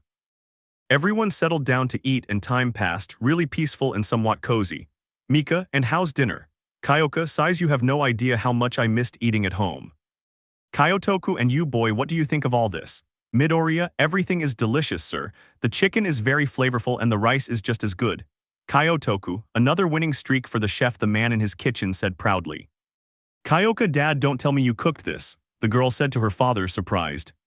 Kyotoku, of course, don't you trust your old father? Kyoka, not since the fish accident. Kyotoku, hey, in my defense, that fish was still alive when I picked it up. Everyone laughed at that excuse, even the boy who was unaware of that bizarre story but still found it funny. Midoriya, I should ask her for the recipe for this chicken, it's delicious. Kyotoku, oh you cook, Midoriya, well. Kyoka, he's one of the best cooks in the class. Kyotoku, ah Mika, I like this boy, the man said with a smile, at least my little rock star has someone else who cooks well. Mika, I guess it runs in the family, you should come a day earlier so you can learn some tricks. Maybe Kyotoku can learn some of yours too. Kyoka, mom, don't force him if Izuku doesn't want to, she said, somewhat saddened by her parents' stubbornness. Midoriya, no problem, if it's alright with you, I could come another day. Mika, perfected. Kyotoku, and when did they start dating? The question caused the girl to choke on a piece of chicken, as the question came out in an instant. Midoriya, well. Kyoka, dude, how about you show Izuku your guitar collection? Kyotoku, good idea. The man left the table to take the boy by the collar of his jacket and led him to the music room. Mika, don't think I haven't noticed. This came as a complete shock to the girl. Had her lie been discovered? Mika, did you think I'd miss it? You know I can tell when you're lying too, the woman said, raising her own connector. Kyoka, shit, I forgot she can tell if I'm lying to her. What? Mika, you forgot the date you left. Kyoka, you always forget these things, said the woman, taking a sip of the tea in her hands. Kyoka, what? I mean, guys, I'm sorry. The girl sighed, relieved that it was something else and not her little secret. This was the case until he heard the sound of a guitar, which he quickly recognized. Kyoka, sigh, the old man should have already introduced Izuku to the red special. Mika, you'd better go, you know how excited your father gets when he shows off his collection. The girl got up from the table and went to her father's special room, seeing him playing the guitar while talking to the green-haired boy who seemed to have all his attention. Kyotoku, Brian May's red special. The man is a true legend, musician, composer, singer, and multi-instrumentalist. Midoriya, activist and astrophysicist. Kyotoku, it seems you know about him too, tell me, what band did he play in? Midoriya, it's easy. He was the guitarist, vocalist, and occasional keyboardist of Queen. The man smiled at the boy's knowledge of the subject when he saw his daughter in the doorway. Kyoka, why did you introduce us now? The man said with a smile. Kyoka, they seem to get along well. Kyotoku, yes, I asked him if he wanted to play any of them but he refused. Midoriya, the thing is I don't know how to play musical instruments. Kyoka, if you want I can teach you, she said with a smile. The boy, feeling embarrassed, was going to refuse, but he was genuinely interested in the proposal. Kyotoku, that sounds like a good idea, that way we can form a small family band. The green-haired boy was surprised to be considered family so quickly. It was something well, but the reasons behind it were not, and he couldn't forget it. Time passed, and everyone chatted happily about music or about the cultural festival from a year ago. Kyotoku, I would have loved to see my little rock star play in front of his first audience. Mika, me too, why didn't they record the event? She said in a sad tone. Kyoka, it was rushed and there wasn't enough time. Midoriya, well actually. The embarrassed boy took out his phone, showing that he had a video of the event. The adults watched the video with excitement as the purple-haired girl approached the boy beside her. Kyoka, I didn't know you had recorded. Midoriya, well I asked Mirio to record and he did me the favor. Kyoka, why did you record it? Midoriya, well ever since that time you sang in the hall, I liked how your voice sounded and I couldn't help but want to record the concert, the boy explained with a blush as he looked in another direction, finding a wall interesting. Kyoka didn't know how to feel. On one hand, she was happy that her parents enjoyed the boy's company and that he wasn't completely embarrassed in front of them, but he wasn't her boyfriend, he was her friend, and a very dear one at that. But if she had brought Denki, he surely would have done something stupid, probably tried to be funny during dinner or broke one of her father's heirlooms, but Izuku, not only was he modest, he even played along with her father because he liked him and she knew she shouldn't, but she felt happy that it was Izuku and not Denki who was there at that moment. It was time for the young people to return to the UA. And to the sadness of the adults, it was time to say goodbye to their daughter and her boyfriend. Mika, it was a pleasure to see you all and finally meet you, young man. Kyotoku, I hope you teach him to play the guitar, I want to see how well he does, said the father, pretending to strum the guitar strings. Kyoka, claro. Midoriya, it was a pleasure meeting you all as well. Kyotoku, muchacho esperura. The man pulled a small object from one of his pockets, revealing it to be a guitar pick. Kyotoku, this is my lucky pick. It's what led me to meet my wife and brought me luck in everything else. I want you to have it now, said the man, handing the pick to the green-haired man. Midoriya, no, I can't, sir, he said while trembling. Kyotoku, accepted, it's a family gift. The boy was still holding the pick in his hand when he saw the girl's hand grasp his, forming a handshake. Kyoka, thank you so much, Dad. Mika didn't let it go unnoticed and took a picture of them both. Mika, this one's going on the wall, she said, admiring the photograph. They both blushed at the incident and left. Meanwhile, a single question kept repeating itself in the girl's mind. Would the old man have given his pick to Denki? That's what she thought over and over again, until the freckled broccoli's voice made her turn her head. Midoriya, you know you don't need to hold my hand anymore, the boy said, pointing at the purple-haired girl's hand. She could hear the boy's heart racing faster and faster just from holding her hand, but she didn't have the courage to let go, she simply didn't want to. The train arrived at the station and they boarded it, but their hands never separated. It was strangely comfortable for the girl, but the boy just hoped that it wouldn't end like it usually did. Midoriya, I guess I'll give you your father's guitar pick. The boy said, about to withdraw his hand and separate himself from the girl. Kyoka, no, my old man gave you his guitar pick, it's yours, and to be honest, I want you to keep it. Midoriya, but she gave it to me because she thinks you know. Kyoka, we're here, she said, interrupting the boy before he could finish his sentence. The girl pulled him away and they walked back to the dorms. For some reason, the rocker didn't want to hear the boy finish those words. They were about to enter the dormitories, but nothing happened. It was then that the girl, against her will, had to pull her hand away from the boys. Kyoka, just don't lose it, okay? Or I'll have to hit you, the girl said, trying to return to her tough demeanor, but still unable to look him in the face. Midoriya, yais, the curse is broken, he thought more calmly. The boy and the girl went inside, and he was about to go to his room when the girl spoke to him. Kyoka, do you want some chocolate? She asked, pointing to the kitchen while playing with one of her connectors. Midoriya, come on Izuku, it's just a chocolate bar, that's all, sure, why not? Kyoka took 2 cups to prepare the hot chocolate while Midoriya looked around the kitchen. Kyoka, what's wrong, Kyoka, say something. Coughs, how much sugar do you want in your chocolate? Couldn't we have asked something else, right? Midoriya, 2 spoonfuls, please. It wasn't long before they both had their hot chocolate in hand, enjoying the slight warmth in their drinks while eating some cookies. Midoriya, these cookies are good. By the way, whose were they? Kyoka, I think they were Denki's. Midoriya, is it okay if I eat his cookies? Kyoka, yes, he won't find out anyway, don't worry. The boy, still dismayed, decided to take the punk girl at her word and continued eating, while the girl occasionally stole a glance at the boy, noticing how calm he looked. As the punk girl was about to wash the dishes, the green-haired boy pulled her aside. Kyoka, okay. Midoriya, don't worry, I'll do the washing. She was making a face indicating the beginning of an adorable pout, but her gaze was lost the moment the boy rolled up his sleeves, revealing his arms along with some of his scars, being strangely attractive to look at, no matter how much the green-haired boy denies it. Kyoka, how would it feel? And with that question, the girl reached out and touched one of the boy's forearms and began to inspect it. Midoriya, Kyo. Kyoka, do they hurt you know when you train? Midoriya, and no, not really, he replied, hiding his face, which was red from the shock of the sudden action.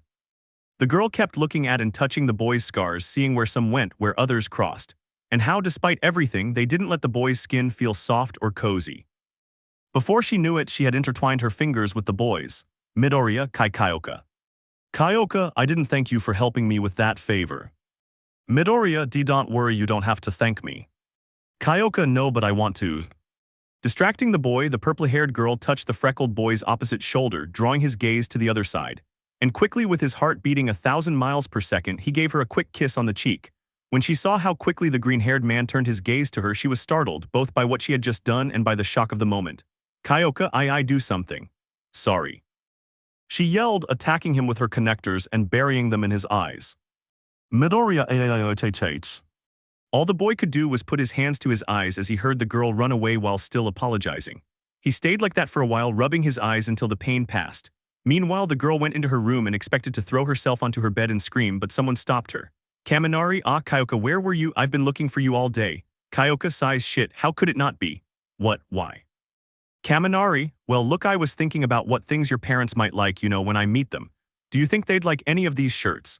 The boy said, showing 2 shirts that couldn't be more ridiculous, one worse than the other. Kyoka, I don't know, but they're not here, they just left to do some concerts. Kaminari, damn well, I'd like you to let me know when you get back. I'm really excited to meet you, the boy said while ruffling the punk's hair. Good night, Kyo. The girl only heard the electric blonde guy close the door while she fixed her hair. Kyoka, idiot, I told him I hate it when he does that to my hair. The girl began changing into pajamas when she started comparing the green-haired boy's actions to Kaminari's. On their first date, Kyoka had to pay for both her and Kaminari's expenses, even though he was the one who invited her to dinner and excused himself with, I forgot my wallet. Meanwhile, Izuku on their way had entered a store and bought things for both of them, and even though the girl insisted on paying for what he gave her, he refused. And that wasn't the biggest difference. Simply put, her parents loved him while she was sure they would have hated Kaminari. For one reason, she felt sadness and joy that it wasn't Kaminari whom her parents met. Her head snapped open when she received a message. It was Izuku. Midoriya, aoi Kyoka mi pragantaba. Kyoka, damn, he's going to interrogate me about what I did. Midoriya, when you teach me to play, your father wanted you to teach me. She couldn't see it, but the punk was sure that the green-haired boy was as red as a tomato at that moment. A silly smile spread across his face as he typed on his screen. Kyoka, what do you think about Wednesday? Midoriya, perfect, thank you, rest. Kyoka, you rest too, Green.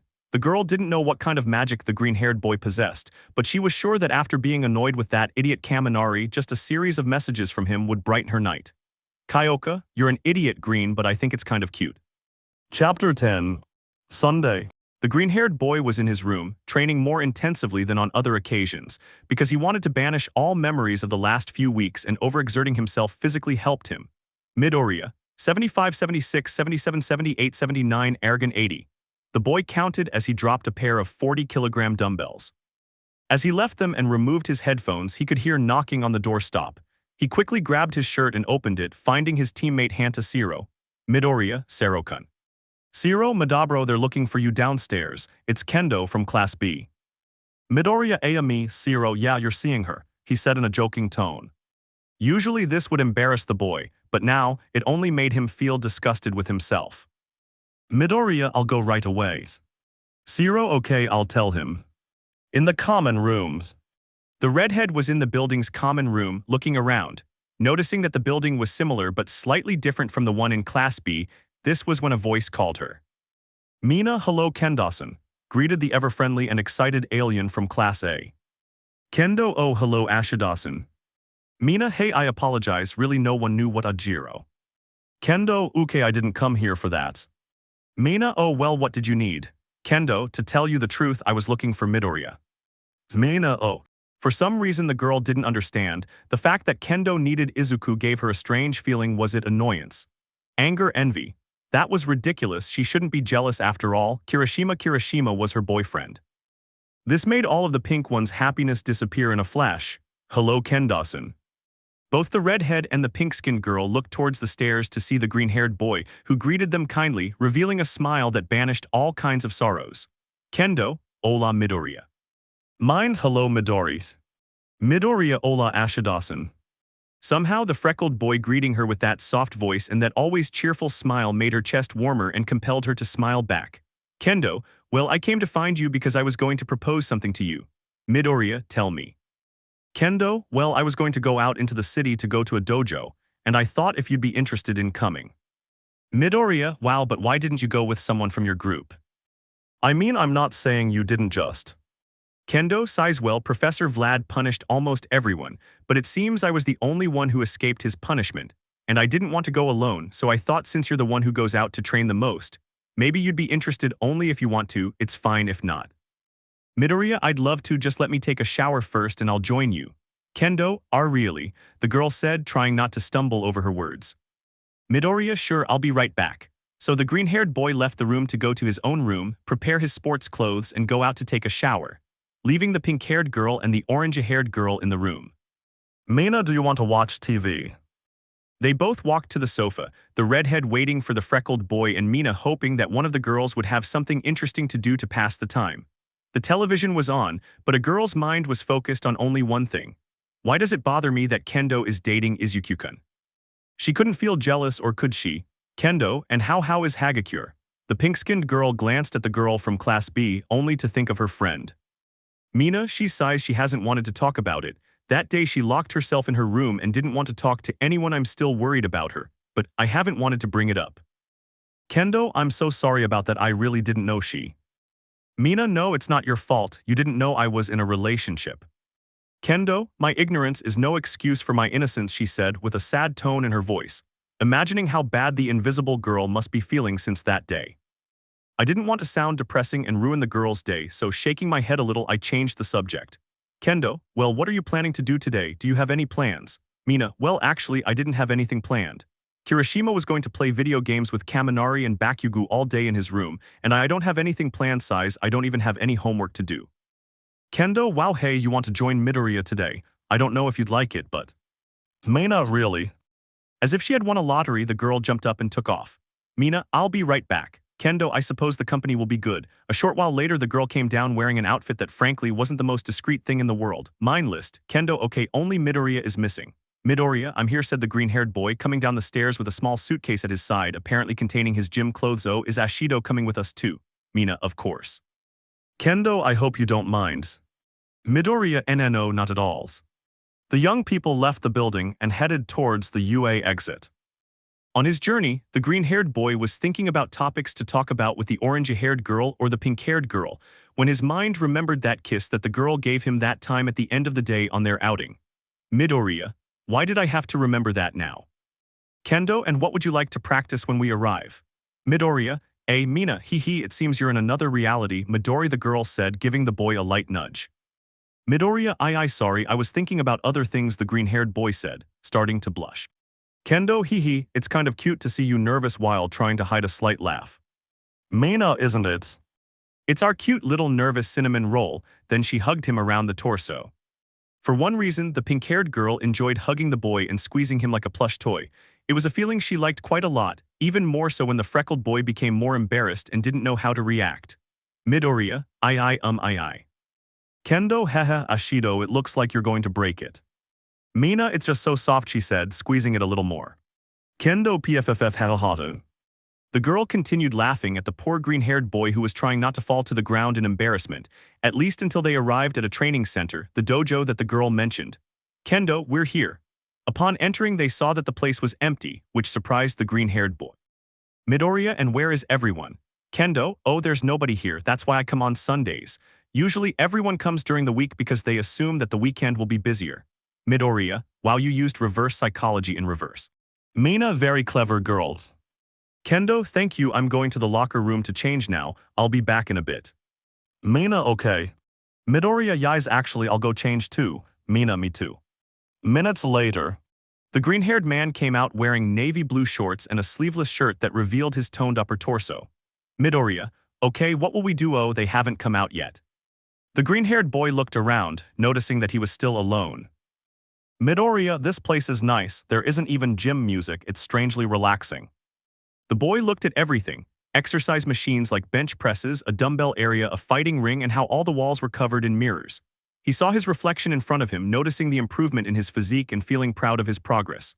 Midoriya, well, I don't want to sound conceited, but I'm not bad looking at all, he said with a slight smile, appreciating his physique. Would it be ridiculous if?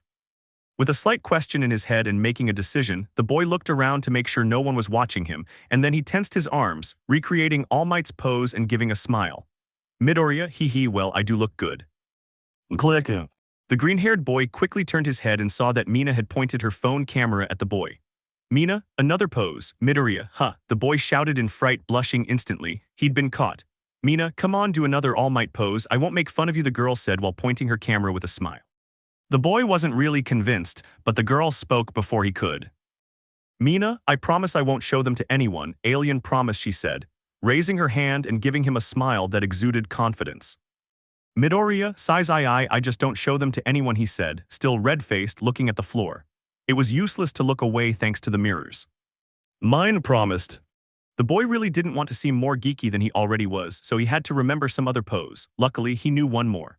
Feeling a little more relaxed after taking a breath, the boy brought one of his arms behind his head, exerting force on his tricep, while flexing the bicep of his other arm and straining his abdomen. Even with his gaze fixed on anything other than the pink-skinned girl, he tried to remain calm and not see the girl and her possible mocking expression. The boy was wrong to assume, because the pink-skinned girl could only try to understand how the green-haired boy hid that physique during training and under his suit. I knew the boy was obsessed with training, getting up early and above all breaking his bones, but it seemed that in the end it was worth it to have that physique. Mina, Jiro would be envious if he saw this, that all explains why you're so soft. Midoriya, Mina, nothing. Kendo, are you ready? The girl said, coming out of the changing rooms while tying up her hair and looking at a red-haired Midoriya, as well as a quick movement from the pink-haired girl which she didn't pay attention to. Mina, very clever. The green-haired boy hadn't considered it before, but he was about to train with two girls, alone in a gym. Mina, so what are we going to do first? She said so calmly as if nothing had happened. Kendo, first we warm up, we don't want to cramp in the middle of a set. Mina, okay. As the warm-up ended, the green-haired boy had to admit he admired Kendo's skill as a teacher of exercise. She knew how to show Ashido how to perform certain stretches without getting hurt, and she also gave him some advice. Kendo, okay, who wants a sparring match? Mina, Emmy. Oh, what is that and what do you eat it with? Kendo, hahaha, no, a sparring match is training, a practice fight. Mina, then Midori can go first. Midoriya, Kendo, come on Midoriya, let's have a session. I promise I'll be nice to you, the girl said teasingly, trying to make a joke. Midoriya, okay. Mina, I will support you both. Midoriya, sin Quirks, Kendo, sin Quirks. The boy climbed into the ring, watching as Kendo climbed up from the opposite side. Kendo, it's been a long time since we sparred, I want to see how much you've improved. Midoriya, well, to tell you the truth, I'm curious too. Kendo, are you going first? Midoriya, I am a son of a family. And Midoriya, ladies first. Kendo, what a gentleman, well, thank you, a fight later. The green-haired boy was lying on the floor, while Kendo held the boy's neck with his legs and restricted his movement by holding his arms. The boy was red, but not exactly from lack of air, but from how his head was resting on the girl's abdomen. Mina, come on Midori, fight, I believe in you, you can do it. Kendo, don't let Gio, keep going, girl. The freckled boy was begging Kendo to let go of one of his hands so he could ask for surrender or that his damn tongue wouldn't get tied when he tried to speak. Kendo, agitated, do you give up? Midoriya, yis. And Midoriya threatened to close his eyes, which frightened the girl, who finally reacted. Kendo, Instantly, the girl freed her legs from the boy's neck along with her hands. Midoriya inhales and exhales, that was kind of embarrassing. Kendo, Midoriya, I'm so sorry, I went a little too far, I'm sorry. Midoriya stopped the girl mid-sentence, when her hand, waving in front of him, begged him to stop for a second. Midoriya, Uke inhales. That was a good technique, you really surprised me. Kendo, are you safe? Midoriya, yes, don't worry, nothing happened. The girl still had doubts, but when she saw the boy smile, she knew he was serious. Kendo, good. Mina, WOO, Kendo is the winner. Kendo, thank you for your support, Ashido. Mina, watching them fight made me hungry. We should go get something to eat. Midoriya, but we're still missing your sparring partner. Mina, shhh, be quiet, said the pink-haired girl, while covering the boy's face with one hand. Kendo, I think we can take a short break. So the three young men left the small gym and went to look for some food in the small shopping center. They arrived at a ramen stand where they waited to be served. Kendo, even so, I feel I need to improve my techniques. Midoriya, you think so? Kendo, yes, size, I can fight at close range, but at longer distances I'm left vulnerable. Mina, and yet you're a machine, girl, she said, nudging the redhead. Kendo, hee, thanks. To almost everyone, it seemed like a simple group of friends chatting, while some others tried to guess which of the girls was the boy's likely partner. After eating and taking a walk to digest their recent meal, the group returned to the gym to continue their training. When a group of girls stopped the teenagers in front of them. Girl, hey, hi, sorry, I wanted to tell you that my friend says you're cute. Needless to say, the green-haired boy was embarrassed. First, the spontaneous declaration. Second, he didn't know the girl. And third, he was in public and with his friends. The boy was starting to stutter, but he didn't notice that the pink-haired girl's previously smiling gaze was now somewhat cold and almost annoyed. The only one who noticed was Kendo, who had been watching the girl. She was somewhat surprised because, knowing her rather nosy and extroverted nature, she expected her to bother her friend with that declaration. Kendo, is she upset? Why would she be? I thought she was in a relationship with Kirishima.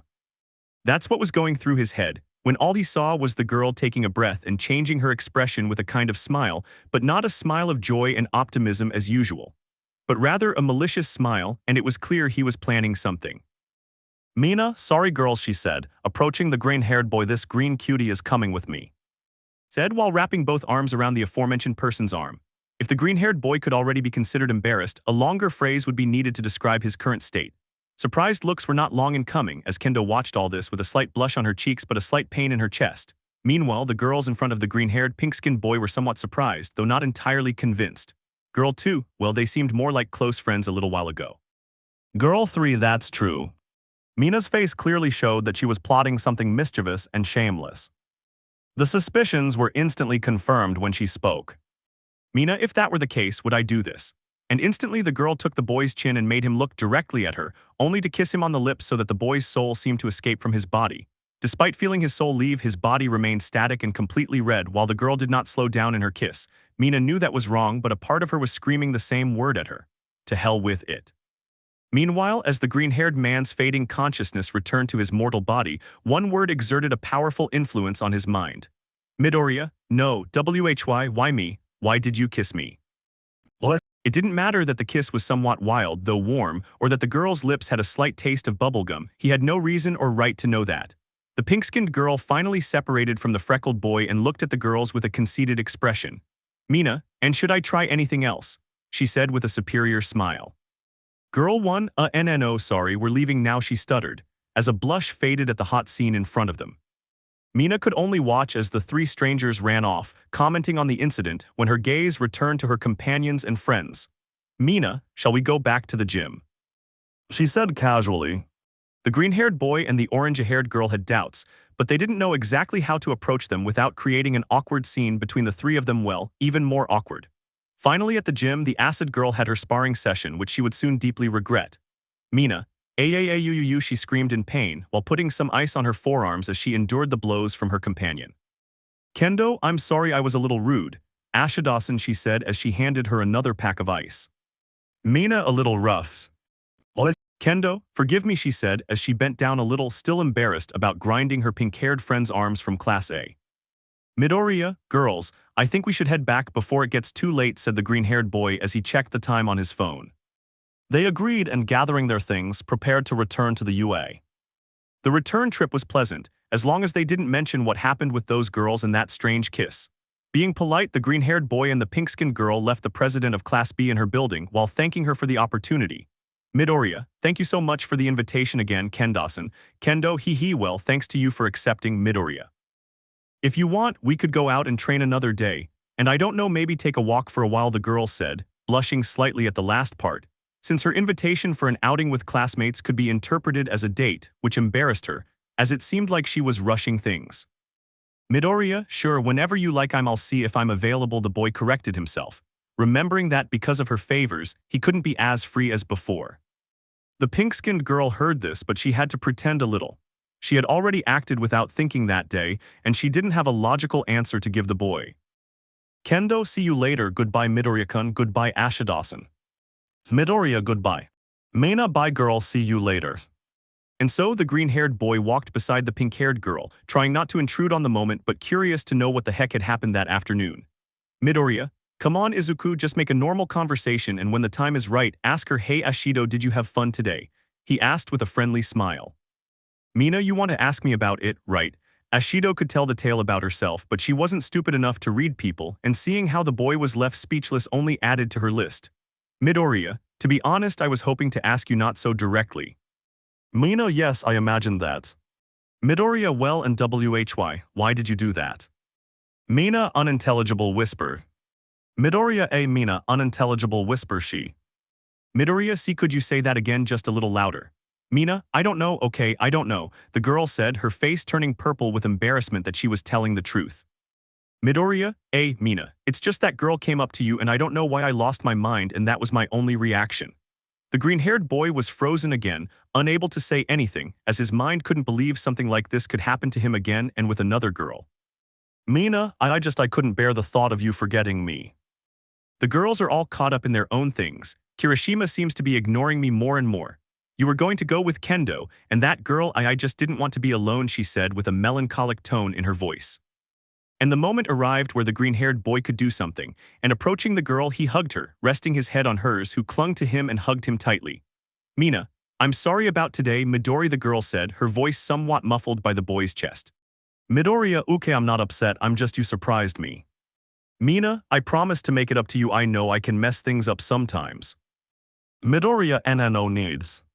Mina, and that I can be nosy. Midoriya, the boy said, giving him a little bit of credit for his argument. Mina, and I might cause you troubles. The boy pulled the pink-haired girl away, noticing that she had a depressed look rarely seen in her. Midoriya, hey listen, I'm not upset. Yes, you might be a little nosy, but it doesn't bother me at all, and if it did, I'd gladly help you. The girl could only see the green-haired boy and that smile that made her so happy, and it was then that she remembered why she had felt jealous. She didn't want that smile to disappear from her life. She wanted to spend more time with him and have fun, in her way and his way, just to be together. Mina felt her eyes welling up as tears threatened to fall, noticed by the green-haired boy who was instantly startled. Midoriya, did I say something wrong? I'm sorry, Ashidasan, I. Mina, no, I just thought of something, okay Midori, and thank you. After the girl calmed down, they both continued walking back to their building, while the conversation became lighter after that chat. Upon arriving, they said their goodbyes and went to their rooms, leaving them both with different thoughts. Midoriya, why can't I get the memory of that bubblegum taste out of my head? The boy wondered while touching the tips of his lips with his fingers. Mina, they were really soft, repeating the boy's action. The only difference was that one wanted to repeat it, while the other just hoped it wouldn't be so. Midoriya, I'd better discuss it with my pillow, it's never given me bad advice. And so the boy ended his day by going to sleep early. Chapter 11. It's Monday. The green-haired boy was getting up early again to start his daily routine. Stretching, cardio, weightlifting. A typical day for Izuku Midoriya. The only new thing was that when he approached and looked at a blackboard that would be the pride of his friend Todoroki and his theories, he turned it over only to reveal that he had a rather large and secret agenda written on this side of the blackboard. Agenda. Uraraka, nothing, we're on good terms. Momo, date with evidence for her parents, no date, good terms. Kyoka, music class Wednesday. Mina, nothing, rerescent kiss. Toru, nothing, Roman 2 fell asleep with her. Suyuasui, meeting with Takami and Asui, no date. Kendo, trip to the dojo, no date. The boy looked around as the only things left to do were his upcoming outing with his class president and his next meeting with the punk girl. She was carefully planning how to carry everything out when she heard her phone vibrate. Looking at it, she noticed it was a recent number. Nejer, good morning Izuku-kun. Hey, I just saw a really cool place and I was wondering if you'd be interested in going with me. What do you say? The green-haired boy was barely remembering that he had his third-year senpai's number and his particular case. After a strange week, meeting her friend's parents and pretending to be their boyfriend, being quickly considered family by two of them, and receiving a kiss in front of strangers from another of her friends, a little distraction didn't seem like a bad idea. Investigating the place the girl had mentioned, honestly, it didn't look bad. What could possibly go wrong? After accepting his departure, the boy continued with his morning. It was still early, and going down to the kitchen to have some breakfast, she saw that Azabash was reading a book, seemingly calm. Midoriya, good morning, Yayorzusen, the boy said, without looking at her directly, simply walking into the kitchen. The girl stopped looking at her book to pay attention to the freckled boy who was entering the room. Momo, good morning, Izuku-kun, she said with a warm voice and a smile upon seeing her classmate. The boy, listening to her, felt a little embarrassed, remembering that he could call her by her first name and he had just used her last name, something minor but painful for the boy. He was looking for things in the cupboard when he heard footsteps coming in. Momo, you know you can call me by my name, remember, she said with a slight smile. Midoriya, yes. Sorry, it's become a habit. Momo giggled a little at how quickly the boy felt sorry for his cute mistake. Momo, okay, it's fine, and do you need help? Midoriya, I maybe a little. Momo, what were you going to cook? She said, rolling up her sleeves so as not to get her shirt dirty. Midoriya, to be honest, I was hoping to cook something new. By any chance you wouldn't happen to have a cookbook, would you? He said sheepishly, embarrassed by his strange request. The raven-haired girl only gave a few small giggles to attract the attention of the green-haired boy. Momo, Izuku-kun, that's not necessary, I have that book right here, she said, pointing to her head. What do you think about me cooking this time and you helping me? She said with a smile. Midoriya, are you sure? I really don't want to bother you. Momo, okay, I'd like to cook a little, I don't want to lose my touch, so what do you say? Midoriya, having listened to his president and with no way to change her mind, gave in. Midoriya, okay, what do you need? Momo first. The girl, with an elegant and refined touch, the black-haired one, asked the green-haired boy for some things, who with a smile complied with what she asked, ending their collaborative work over an elegant and delicious breakfast. Momo, and that's how we get a nice plate of dorayaki. Midoriya, they look delicious, said the boy, trying not to salivate or be rude. Momo, now she just needs a little powdered sugar. The girl took the aforementioned bottle and tapped it lightly, but the green-haired boy, being close, saw one of the blows of the white powder fall on his face. Midoriya, that's what the boy said as he interrupted a sneeze covering his face. Momo, sorry, Izuhehe. The girl started laughing and the green-haired boy didn't understand why. Midoriya, do I have something on my face? And the raven-haired girl nodded, who, without stopping laughing, created a small mirror and handed it to the boy, only to see that he had not only a white nose but his entire face was completely white. Instead of being embarrassed, he started laughing at his unusual appearance with the girl. When the laughter finally subsided, the raven-haired girl took a rag and approached the green-haired boy. Momo, let me help you take that off. And holding the boy's cheek, she began to carefully clean the boy's face. The girl had quickly finished cleaning Midoriya's face, but she couldn't help but caress the freckled boy's soft face through that thin piece of cloth, seeing how he neither objected nor was embarrassed by that kind of contact. His somewhat cheerful and humorous gaze gradually faded, wondering how long it would take him to get bored of caressing those freckled cheeks. 5, 10, 30 minutes, an hour, a day, or a week, I didn't know, but it was certain that it wouldn't be soon. Her calm inspection of the boy's face had to stop when he spoke. Midoriya, Momo, is something wrong? Momo, no, it's nothing, you're clean now. The black-haired girl left the green-haired man's face more reluctantly than willingly, although she didn't know why it bothered her. Momo, we should have breakfast before it gets cold. Midoriya, that's true. They both sat down at the table and enjoyed their breakfast. Momo, so when will my knight invite me on the movie date my father is waiting to take pictures of? She said, anticipating the boy's inevitable adorable nervousness. The green-haired boy, remembering that matter, made his cheeks turn a light pink color. Midoriya, well, we agreed it would be at the movies, but when would you like to go? Momo, when are you free? Midoriya, well, how about tomorrow? Momo, are you that excited about the fake date? Midoriya quickly became alarmed. Had she implied that she wanted a date already? Midoriya, no, well, it's not that spending time with you isn't nice, but I. Black-haired La Azabash couldn't hold it in any longer and started to laugh. Momo, relax, I'm just playing around, I don't want to sound like Ashido, she said, laughing, seeing the freckled boy's quick, nervous reaction and his now red face, but yes, tomorrow is fine. Midoriya, sigh. Momo, also my dad is excited to see you again, you really did something for him, I've never even seen him like this before. Midoriya, really? The girl shook her head, confirming the question. Somehow the green-haired boy wanted to spend time with his fake father-in-law. although it pained him internally that the man had grown fond of him since he would later have to break up with the girl and it would be Todoroki who would have to win her over, though he felt that the latter would be more complicated. Midoriya, so what movie would you like to see? Momo, Midoriya, well, if we're going to the movies we should see something right. Momo, yes, I don't see the problem. Midoriya, so what would the prettiest girl these eyes have ever seen want to see? The girl had discovered something, and that was that she liked it when the green-haired boy spoke with words that seemed to be taken from one of the books he used to read so much in his free time. Momo, well, I've seen some, but I don't know if you'd like them, and Midoriya, whatever you choose will be fine with me. The dark-haired woman felt her cheeks gradually burning more and her heart beating as if she had run a marathon. Momo, okay. Shortly after finishing breakfast, all his classmates began to go downstairs to prepare their own breakfast, including the two-toned-haired boy. Momo, good morning, Shoto. Shoto simply walked past, without noticing the raven-haired girl who was moving her hand.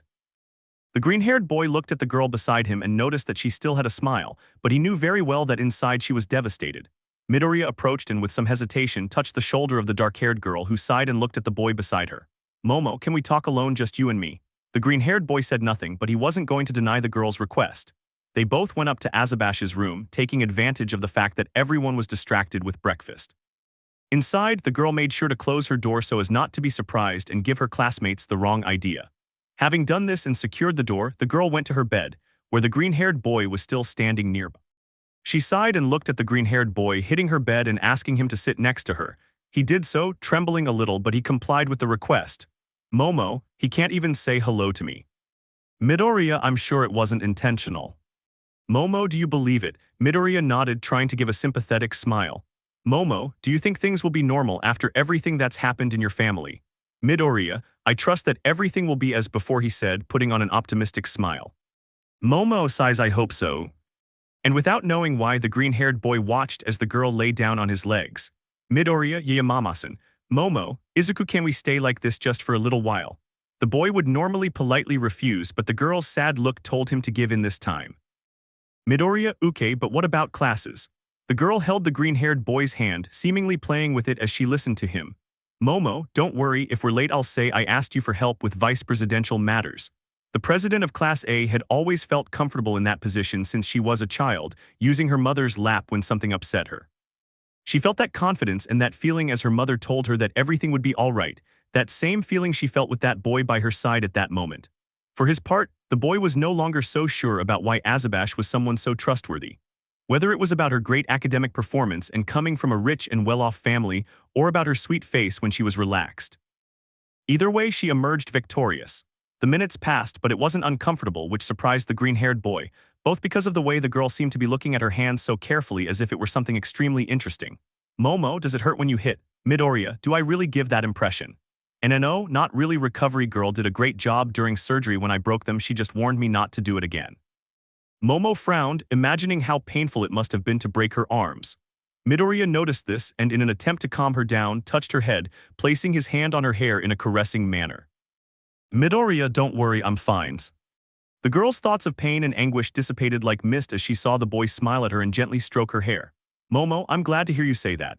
Minutes passed, during which the black-haired girl had picked up a book and started reading it while the green-haired boy silently accompanied her, stroking her head, something comfortable for both of us.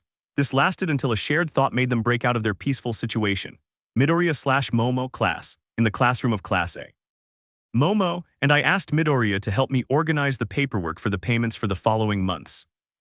The green-haired boy was sweating profusely, imagining that his master wouldn't buy an excuse like the one the black-haired girl had given him to justify her late arrival. Aizawa, sighs, all right, take a seat and catch up. Midoriya, he believed it. Without looking for any further logic in his sensei's reasoning, the green-haired boy headed to his seat while looking around for someone who could fill him in on the class. Kirishima, PST Madabro come. The green-haired boy looked at his red-haired friend, and the first thing he remembered was how he received a daring kiss from his girlfriend, which made him desperately seek someone else. Midoriya, Aminita, thank you so much, the boy said as he approached the gray-haired boy and picked up the bookies.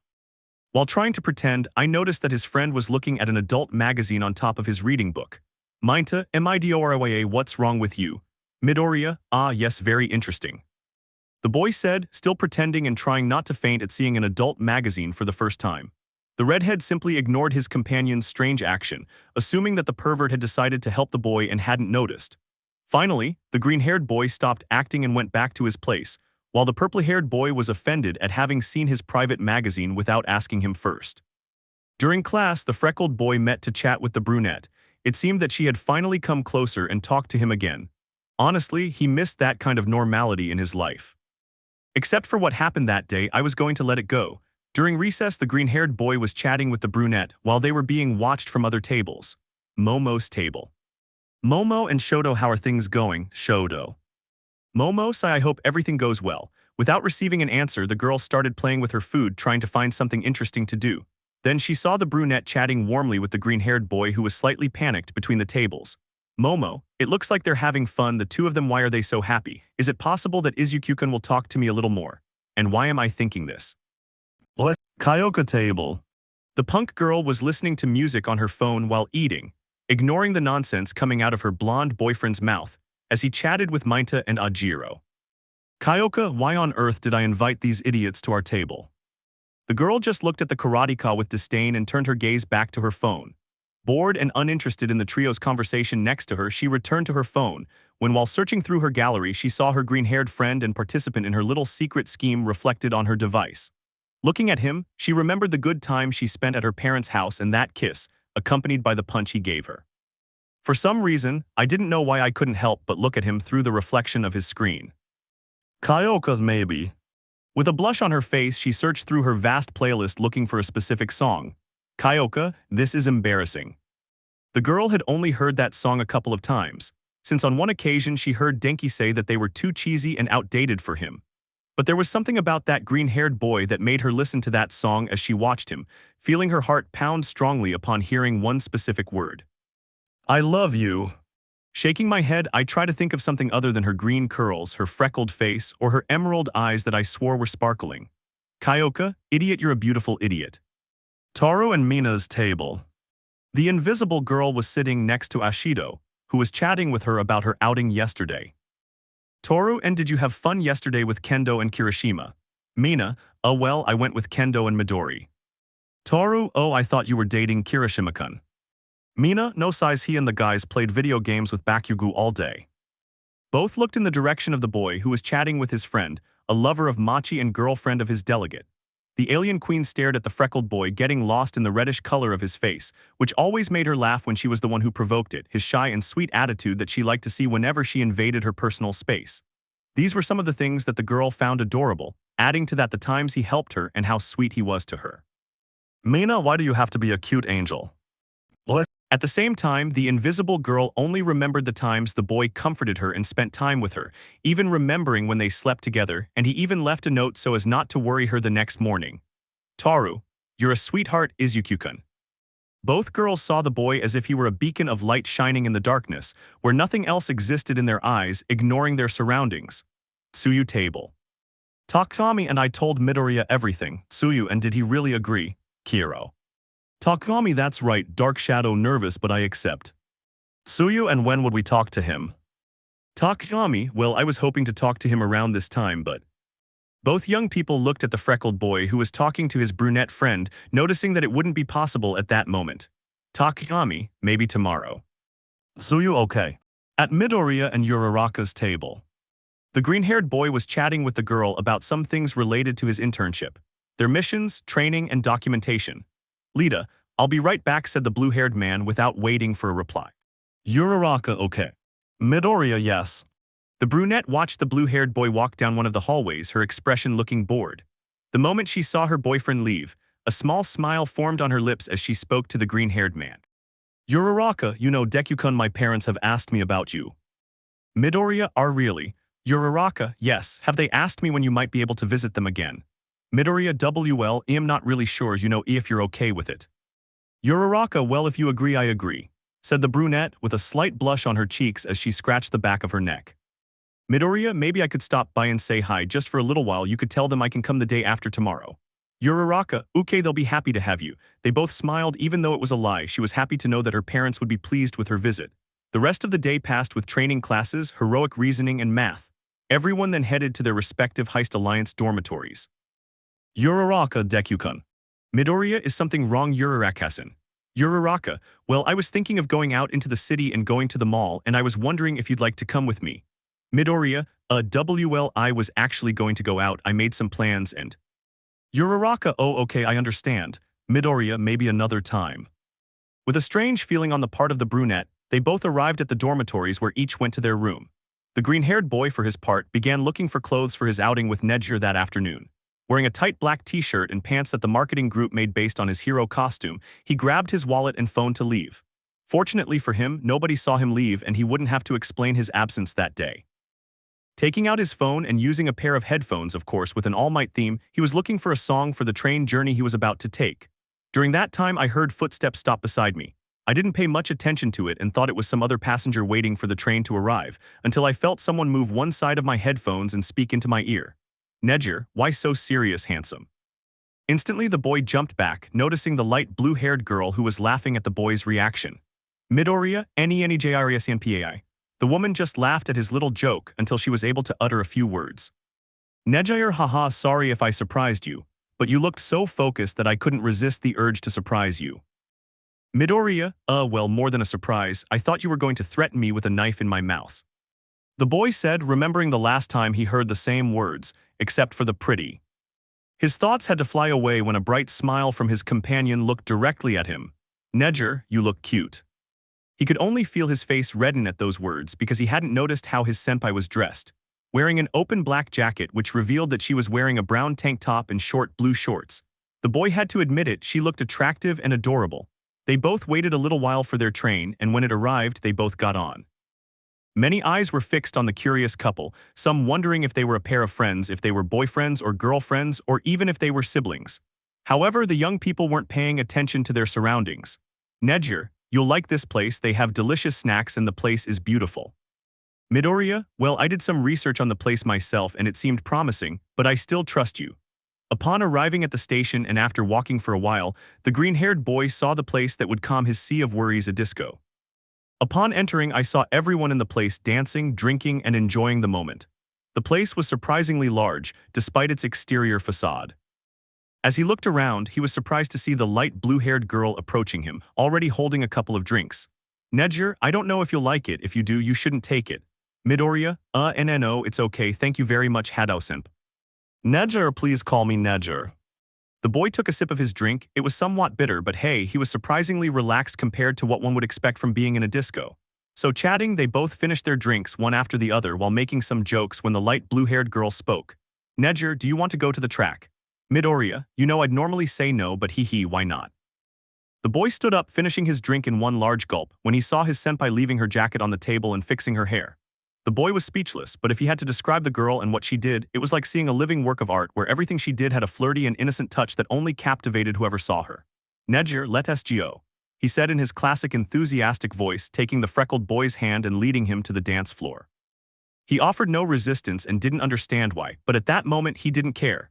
The girl danced as if dancing was something new but also natural to her, while the green-haired boy was guided by her. I didn't feel what I would normally feel when doing something in public. I wasn't afraid, panicked, or ashamed. At all times he saw the girl enjoying dancing with him and how she gave him smiles. At one point she moved closer and closer to the boy, so much so that they could feel each other's warm breath on their faces. Neji, hey, what if we go somewhere more private, where it's just the two of us? And following his senpai away from the track and where there wasn't much commotion, the only thing the boy could see was a smile forming on her face, only to then see darkness. Hours later. The green-haired boy felt like his head was about to explode at any moment. Almost everyone was leaving the club and his senpai was holding him up. Neji, I think that last drink was too much. Midoriya, yeah, grrr, I think it was. The boy couldn't take it anymore and went to a corner where he threw up everything he had consumed. The light blue-haired girl approached, worried, imagining that perhaps she had asked for too much and her younger friend couldn't resist. She approached and placed a hand on his shoulder while looking away. Midoriya, what happened? And no, I don't remember anything besides that last glass. Neji, you wouldn't believe me if I told you. Midoriya, was it that bad? He knew his innocent friend had returned when he saw him blush at the thought of having made a fool of himself. Neji, well, it wasn't so bad. Midoriya, I'm sorry if I ruined your night, Hadao-senpai. The girl pouted at the words he said. Neji, hey, you didn't ruin my night. If anything, I think I ruined your day. I didn't expect you to be in this state. Midoriya, okay, you don't have to worry. Neji, I invited you out. It was my responsibility to look after you and I was just focused on having fun and I'm sorry. The girl finally felt some guilt for her actions. From what she did at the previous club when she agreed to their first date, to accepting that bag and pouring it into the guy's drinks only to repeat the act. Midoriya, don't worry, in any case I'm glad I did all this with you. What he said, the way he said it, made the girl's inner guilt lessen. The green-haired boy stood up while looking for something to clean his mouth with. Nejer, here you go, she said, handing him a rag. Midoriya, thank you. To tell the truth, I don't know what you do because when I wake up the next day I feel better, more relaxed and with energy that I feel like I can fight against the world. With his face now clean and his distinctive smile, he made the girl feel a series of curious emotions, even for her who was known for being curious. Nejer, does he really feel like this every time he and I, well, if you don't mind, would you like to continue having these outings with me? Midoriya, of course, he said happily, but I think this outing is enough for today. We should head back, don't you think? Nejer, if we go. Both of them, feeling better, walked side by side back to the train station when the green-haired boy received an elbow from his senpai. Midoriya, ouch, why is that? Nejer, I told you, call me Nejer. Midoriya, okay, how do any Nejer senpai? With some jokes from the girl as she floated, letting her hair fall over the freckled boy's face, and the green-haired boy holding her hand as if it were a balloon, they both arrived at UA. Midoriya, well, see you later, Nejer senpai. Nejer, goodbye, Izuku-kun. And once again everyone went into their building. Midoriya, I'm still curious, why can't I remember anything? What? Meanwhile, a girl with light blue hair was locking her bedroom door as she threw herself onto her bed and changed into a one-piece pajama set, just to snuggle up in bed and cover herself with her sheets. Nejer, so he feels better if I do that is a way to help him and for him to help me, right? Drawing her own conclusion, the girl took her phone and searching through the gallery looked for photographs of what had happened that night. Nejer, so there won't be anything wrong with us continuing to do it right. Chapter 12. Tuesday. The green-haired boy was leaving UA while analyzing everything he would have to cover before meeting up with his friends during the week. Earlier, the boy was on his way to the dining hall when he was intercepted by Takagami. Midoriya, Takagami-kun, hello. Takagami, hey Midoriya, will you sit with us? We need to talk about that. Midoriya didn't say anything else and just nodded. The more discreet they were, the less anyone would notice. Following his pair of companions together, he sat down at the table where a frog girl was waiting for them. Tsuyu, hello Midoriya-kun, Kiro.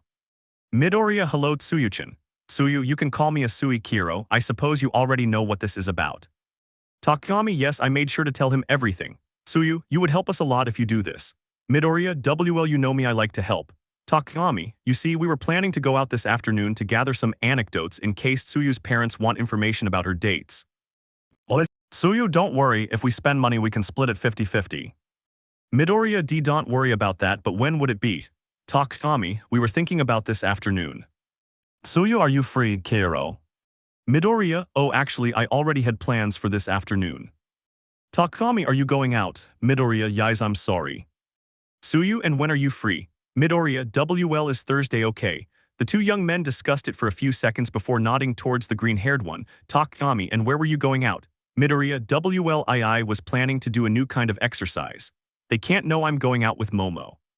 What? Tsuyu, okay, but don't overdo it, Kiro. Takagami, yes, I was close the time you broke your arm, and the boy with the crow's head began. A small tremor running through him as he recalled seeing the bone sticking out through the skin, muscle, and blood of his arm. It wasn't a pleasant sight. Midoriya, yes, thanks guys. The young people finished lunch and returned to their classes with nothing new happening until the afternoon. The raven-haired woman was in the living room watching television, waiting for it to get later so she could go out with her friend on her date. But this time she wasn't alone, well, yes and no, since the two-toned-haired boy was next to her as always looking at his phone. Momo, Shotokum, I'm going out this afternoon, I was wondering if you want anything. Shoto. Momo, it might take me a little while, I'll message you anyway. Shoto. With every word the girl spoke, she felt like it was a knife to her heart. She wanted the boy to say something, anything, a sound, even something as short and cold as a no. I didn't want her to pretend she wasn't there. Momo, sighs okay. She approached to try to at least touch his hand or give him a small kiss on the shoulder, but he, as cold as he usually was now, stood up and left. Midoriya's room. The freckled boy was writing down the last few details on his whiteboard. He added a reminder about his outing on Thursday with Takagami and Asui and included Nejer on his fake boyfriend list. That's how it was when some knocks on the door made him turn the blackboard around. Midoriya, who is it? Shoto, Midoriya, it's me, Todoroki. The boy felt as if his entire circulatory system was pumping blood throughout his body. A cold sensation invaded him because the same blackboard was the one his friend had used to write his theories before. Midoriya, ooh yais, I'm coming. Quickly, I try to catch my breath and open the door, finding a cold but clearly disapproving gaze. Midoriya, is something wrong, Shoto? Midoriya, may I come in? Midoriya, sure, come in. Entering his room, the heterochromatic boy went in, his gaze shifting from Almight to Almight. Midoriya, please sit down. Somehow, being polite, his heart was a little sobbing in the face of the cold, though tense, atmosphere. The bicolored boy obeyed and sat in the chair, looking at his friend sitting on his bed. Midoriya, so what did you want to talk about? Shoto, well, it's about size Momo. Midoriya, oh, this might be my chance to help him. I can give him advice he can use when he's with Yaoyorozu-san. Sure, you know I'm no expert, but what do you need? Shoto, I think I should break up with her. The boy's words, cold, direct, and seemingly normal, fell like a bucket of cold water on the head, no, on the entire body of the green-haired boy. Midoriya, what? Shoto, well, size, you know my family isn't on the best of terms right now.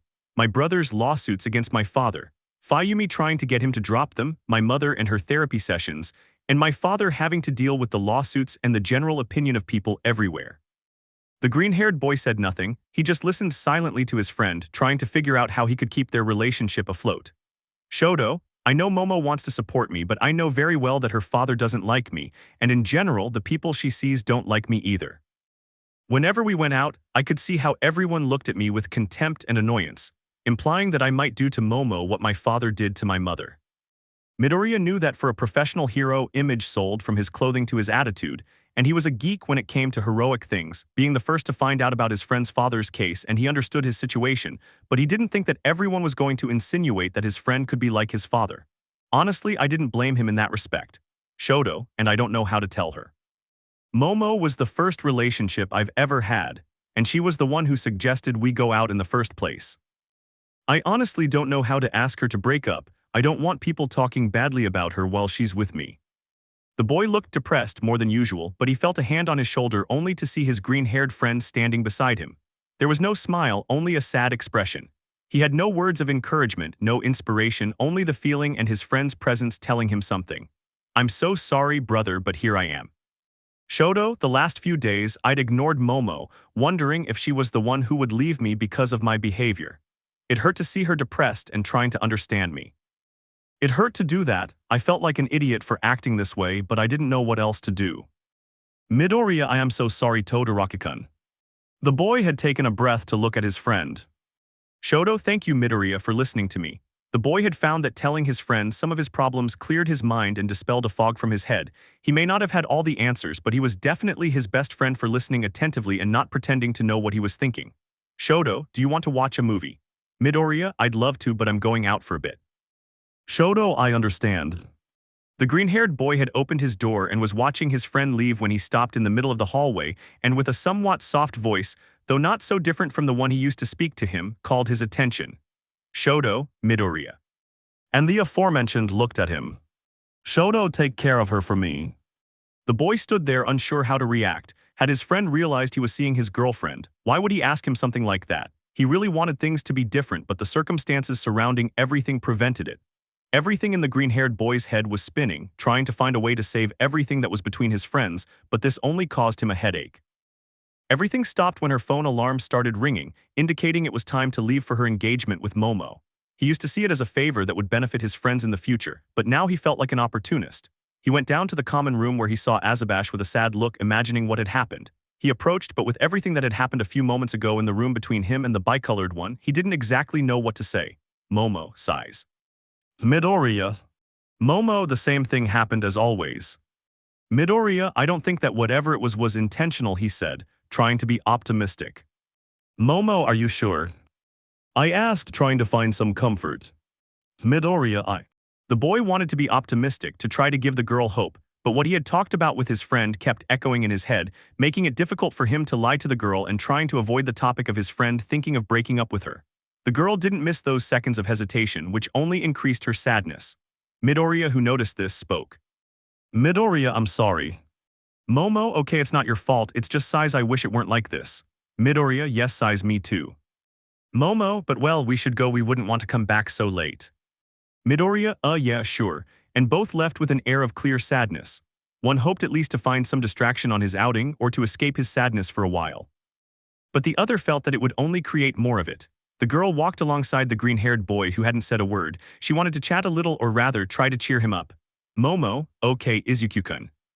The aforementioned looked at the girl with jet black hair, trying to figure out if she was asking him something or if she was stating something that he hadn't heard. Midoriya, excuse me. Momo, about what I asked you about Shoto-kun, don't worry, I know it's not easy. Feeling good was a luxury the green-haired boy couldn't afford. He couldn't just let it go, but he didn't want to worry his friend. Momo, you know. The girl said, again drawing the freckled boy's attention. Momo, it's possible my dad has some of the guards watching us when we leave UA and well. Midoriya, yeah, I understand.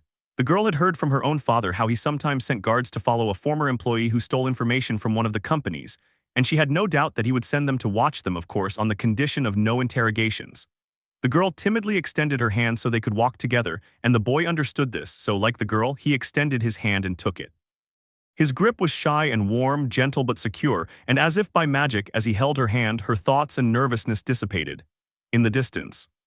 Guard, well, it's about times. Driver, I was beginning to suspect that Miss Yaoyorozu had lied to Master.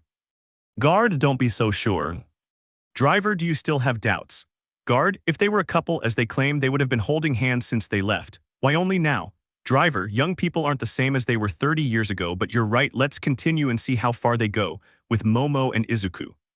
The young people had to look away to avoid noticing that they were holding hands, because whenever they did, they felt their blood boil with embarrassment, especially when they were walking in public. Midoriya, I wonder why is Yaoyorozu's hand so soft and warm? No, don't think about that. Think about something else. Notes. If you think about the notes, let's see Momo's quirk. Oh no, why? What? Momo, Izuku-kun's hand is rough, but it's still cute to hold an NO. Come on, Momo, you can control yourself. You have a boyfriend, remember, although my mom and dad practically think you're dating him right now. It goes without saying that both young people blushed massively when they thought about their mutual situation, which seemed adorable to the people around them who saw them as a couple on their first date. Midoriya, come on, think of something else. But we're supposed to go to the movies and oh, that's it. Cough, cough. The boy coughed to clear the embarrassment from his face and at the same time get the girl's attention. Midoriya, SSO Momo, do you know which movie you want us to watch? Momo, WLs. The girl, embarrassed, looked for the movie listings on her phone, and when she found the film she showed it to the boy, turning her face away a little because of the subject of the movie. Midoriya, did the Duchess say yes? The boy said, reading the title of the movie. Momo, you see, they made an adaptation of the book, and honestly I wanted to see it, but if it's too embarrassing for you or you're bored, we can watch something else, the girl said quickly, while her hand went back and forth to her face, trying not to stumble over her words. The boy had discovered something. The black-haired girl tended to get nervous quickly and blush in a short time. Midoriya, how is it possible that he did that? What? The boy simply took a breath to force a smile, and brushing one of his fingers against the girl's hand that he was still holding, made her look at him. Midoriya, I find that interesting, he said with a smile, waiting for a response from the girl. Momo, oh well if you say so, she said, trying to hide her happiness and not lose her temper any further. Let's go then. The show will start in a little while. And pulling the boy along at a slightly faster pace, they headed to the cinema. In the movies. The green-haired man was looking around while Momo stood in front of him, waiting her turn in line. Momo, and what kind of sweets would you like? Midoriya, well, I just want some popcorn and a soda. Momo, are you sure? Midoriya, yes, the boy said, starting to take out his wallet to pay his share. Momo, relax, it's on me. Midoriya, I shouldn't, the boy said. If there was one thing his mother had taught him, it was that he shouldn't let a girl pay for a date, especially if it was his first time. But he didn't have time to insist further before he was interrupted. Momo, very late. Azabash and he were already at the front of the line and were being served. Momo, give me 2 tickets to La Duquesa, 2 tubs of popcorn, 2 sodas, some nachos, and 3 packets of gummy bears. The green-haired boy had to be honest. He hadn't expected the girl to ask for so many sweets. He even thought Ashido might have infected the refined and gentle Momo Yaoyorozu with some alien disease. But perhaps he was just exaggerating. Meanwhile, Azabash had forgotten she was with someone and her friend overheard everything. This made her feel embarrassed, revealing her carefree side. Momo, I. Midoriya, okay. Cashier, I'm sorry but we're out of soda cups and we only have 1 can of popcorn left. Momo, no problem, thank you. The girl said, taking her order and fleeing, trying to get away from that embarrassing scene in her thoughts. Meanwhile, the boy tried not to laugh at the cute face the girl was making, which looked like a pout. In the distance. Guards, they've already entered the movie theater. Driver, will you wait for them out here? Guard, no, I'm going in and making sure of everything. Driver, then I guess I'll sleep here for a while. The guard left, leaving the man with the white mustache turning off the vehicle and leaning back in the seat, putting a blindfold over his eyes and resting. In the movie theater. The young people headed to their seats, noticing that there were few people scattered around the room, leaving them in the middle with some free spaces around them. Midoriya, good place. Momo, I hope you don't mind. Midoriya, not at all. They were both smiling because everything seemed to be going well. And both of them, as if sharing the neurons of the moment, listened attentively to the instructions on the screen, turning off their cell phones and getting comfortable. All being viewed from a couple of seats above them. Later. Black-haired girl was enjoying the movie with the freckled boy, sharing some laughs because of the film, and feeling a bit embarrassed when she accidentally touched the other's hand while looking for popcorn, but everything was fine. Actress, Duchess, I forbid it. Duchess, I may be a duchess, but I am also a woman. Momo, I don't remember this happening in the book. It must be creative license. The girl thought with a calm expression while watching the movie. Sob. Black-haired girl turned to the source of the muffled sob, curious, just to try not to laugh at the sight. Midoriya, yes, that's how it's done. Elizabethsan, sobs, it's just like my life inhales somehow. That's what the green-haired boy said in a low voice, given how emotional the scene was. Meanwhile, in the distance, a bodyguard wiped away a small tear with a small handkerchief he was carrying. After the movie. Momo, I think you liked the movie Izuku-kun a little too much. Midoriya, it wasn't that bad, he said with a slight blush. Momo, honestly, because the way you reacted when the Duchess decided to marry Reginald doesn't seem like it was normal to me. Midoriya, hey, Reginald didn't deserve her and you know it. Momo, hahata. The girl paused for a moment as if she were thinking about something. Midoriya, is something wrong? Momo, well, I thought maybe it would be a good time to take a picture as evidence for my father, you know. Midoriya, oh right, and who takes it? Momo, I do it, I'm taller. Midoriya, ouch. The girl had to hold back her laughter and approaching the green-haired boy to hug him, she raised her phone and took the photograph. Midoriya, and how did it turn out? He stuttered, hoping it didn't turn out, making a weird face. Momo looked at the photograph for a few seconds while she thought about something. Momo, it's the first photograph I've taken with a boy.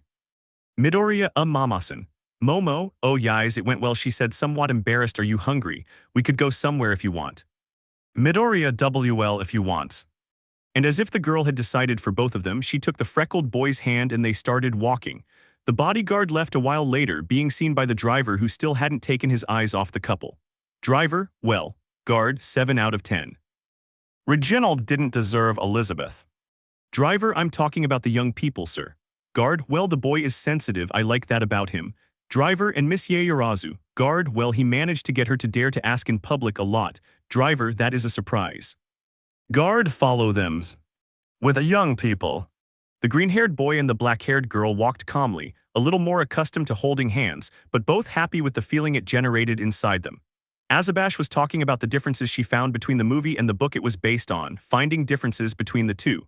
Momo, and Reginaldson was supposed to die, not marry Elizabethson. Midoriya sighs, at least that one ended well. Momo, I don't know how someone can feel good about stealing someone else's partner and assume there will be a happy ending. And before the boy's intrusive thoughts had finished forming in his head, the girl spoke. Momo, you know I've thought of something that might help me talk to Shoto. Midoriya, and what is it? He said, not wanting to know what the girl was humbly and sincerely planning, knowing that whatever her plans were, the outcome would have only one answer and it was inevitable. Momo, well, I know she goes to her house on Saturday afternoons to see her siblings and spend the day with them. I'd like to go and see her sister. I could help them with the food and maybe make her soba. Maybe it'll work, don't you think? It hurt the boy to hear every word. Doing what he was doing hurt him, but not as much as imagining the girl doing all that and hearing the words that hurt his friends so much to imagine. We must finish. He wanted to tell her what was going to happen, but it wasn't her responsibility. He had no right to interfere no matter how much he wanted to, but he didn't want to be a liar and encourage the girl that everything would be all right, with a precipice of pain and sadness at the bottom of those stairs of trust. With a bitter taste in his mouth, he just kept walking. Momo, oh, it's here. The boy returned to reality, seeing that they were in front of a luxurious and classy restaurant. Midoriya, oh wow. Momo, I hope there aren't any problems. I don't really know many food places, but this one is good. Midoriya, I trust you, but don't you think it's a bit too expensive? Momo, Izuku-kun, don't worry, she said, taking out a card. The place is mine. Midoriya, that's bragging. The young people entered the restaurant, where they were greeted by the staff members who happily welcomed the dark-haired woman. Midoriya, this place is amazing. Momo, I'm glad you like it. The young men each ordered a dish that just by looking at it made them both hungry. The boy found it funny that the girl was elegant and refined at that moment, being careful even in how she held the utensils compared to how she ate nachos moments before at the movies. Midoriya, don't you think another photograph of evidence would be a good idea? Momo, you're right. The girl, using her phone, moved it a little further away so that they both appeared in the photograph. Midoriya, well, Momo, it's good, she said, smiling happily and looking at the photo she had just taken. The young people had to admit that they liked having photos taken, not only to cover up their lie but also as a memento. However, to the other customers and even some of the staff, it seemed like a genuine relationship with no one suspecting otherwise. Outside the restaurant. Driver, do you have any doubts about what the young people are saying? Guard, no, let's go back to Mr. Yaoyorozu's residence. Driver, the master will be pleased to know your opinion. After all, besides me, he places a lot of trust in you. It's not for nothing that you took care of Miss Yaoyorozu when she was little. Guard, yes, said the guard, giving a slight smile. And so the car that had been following the couple all afternoon drove off, leaving two young people laughing. Later. The young people were heading back to the UA, carrying several photographs that easily filled up the available space on their phones. The boy had enjoyed most of his outing with the girl, but now all the thoughts of what might happen and what he had discussed with his friend kept returning. Before he knew it, they were just a few meters away from the bedroom door. He knew he might look like a jerk and earn the girl's hatred for what he was about to do, but he had to do it. He had to tell her. Midoriya, mimosa. He was about to finish speaking when a white-haired man opened the door and saw both young men on the stairs. Momo, shoshotyokun. Shodo, Midoriya, mamasan. Momo, I've. Shodo, Momo, can we talk? Momo, oh of course, she said, somewhat pleased that the young man finally wanted to talk to her. The green-haired boy followed them to the kitchen where they were headed, but the bicolored boy stopped him at the door. Shodo, not you, Midoriya, he said in a sad voice. The boy looked at his friend's face. It was only a few seconds, but in those seconds he could read the emotions on his face. Sadness, fear, regret. He knew that his friend had decided to do what he told him to do that afternoon. Shodo, just can you stay here? I'll need you when this is over, and thank you, Midoriya. The boy sat on the sofa. He didn't look at his phone. He didn't turn on the television. He only saw his reflection in the dark screen in front of him, watching himself. In the kitchen. The boy with two-toned hair entered, and it pained him to see how the girl seemed to be fixing herself up while a faint smile remained on her face. Momo, so what do you want to talk about, Shoto-kun? Shoto was hurt by the optimism with which the girl spoke to him. He knew that she had always been there for him, and now he would have to do the next thing. Shoto, please don't call me that anymore. And the first blow struck both of their hearts. Momo, show Todoroki-kun why. Shoto, inhales and exhales Yaoyorozu-san, this can't work. And a double blow came for both of them when he referred to her by her last name and proposed breaking up. The girl had to admit it, she considered breaking up with the boy, but she felt she could still save their relationship. Maybe if she tried harder, maybe if she supported him more, but now she had to accept that it was all over. Momo just stood there, her hands clasped together, trying not to cry. Momo, sniff, can I at least know why? There were no tears running down her cheeks as she had imagined, and the faint sounds around her had ceased. The only thing she felt was her heart, beating slower than usual. Shodo. Momo inhales, okay, then I'll go to my room. The girl extended her hand in what appeared to be a casual handshake. The boy, with pain and sadness, accepted this last part only to make a small greeting and goodbye. Momo, rest Todoroki-kun. And so the girl walked quickly out of the kitchen, trying to calm her emotions through breathing. The green-haired boy in the living room noticed this, only to see his friend come out of the kitchen. There were no words, but I could tell it was done. The freckled boy stood up and went to the black-haired girl's room to try to comfort her. It wasn't long before he was standing in front of her room. Taking a breath and with no idea what he could say to help her, he gently knocked on the door, noticing that it was open. Midoriya, mamasan. The boy asked while looking around for her, noticing that she was on her bedroom balcony. He entered, closed the door behind him, and walked slowly towards her. He felt like he could be attacked at any moment. He didn't know if the girl wanted to talk or even hear from anyone at all, but he had to try. Once on the balcony, the boy stood there, not too close to her but not far away either. Midoriya just opened his mouth, but he had nothing. He didn't know what to say, he didn't know what to do. After a few seconds of hesitation, the only thing he could think of was to gently place his hand on the girl's shoulder. Hoping she wouldn't snatch his hand away, he spoke. Midoriya, I'm so sorry. The black-haired girl turned her head with a dejected look and eyes that were clearly red but not a single tear on her face. Momo, Izuku, you knew. The words the boy least wanted to hear spoken and hanging in the air. They were leaving the girl waiting for an answer. Midoriya, until this afternoon, I didn't expect him to do it, he said sadly. And Momo turned her gaze back to the sky. Momo, okay, I know you didn't mean any harms. He tried to act normal as if he could handle it, but his reaction to everything was the same, quite the opposite. Midoriya, you don't have to keep it to yourself. Momo said nothing, she just kept her gaze on the sky, trying to wipe away the tears that were in her eyes and pretend to be normal. The freckled boy knew better than anyone that keeping one's feelings to oneself was painful, especially when it was for something sad, and he wouldn't leave his friend like that. Usually when he cried, he did it where no one could see him, either so as not to worry them or so they wouldn't see him, so maybe it would be something silly, even ridiculous, but taking off the jacket he was wearing, he took one of the sleeves and passed it over his eyes and ears. Momo noticed this curiously, but only watched as the boy returned to her side.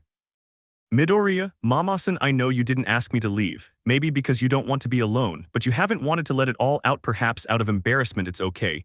You can cry now. The feeling was strange, a sadness that finally escaped in the form of drops from her eyes, joy that the boy was with her in those moments, worried about her. She could still feel the boy's hand on her shoulder, and as a first reaction she went to him to hug him while she was still crying. She still remembered the last time she acted that way, and it was during the first time she learned to ride a bicycle. The fall was so hard for her that her first instinct was to go to her father, who hugged her tightly while rubbing her wound.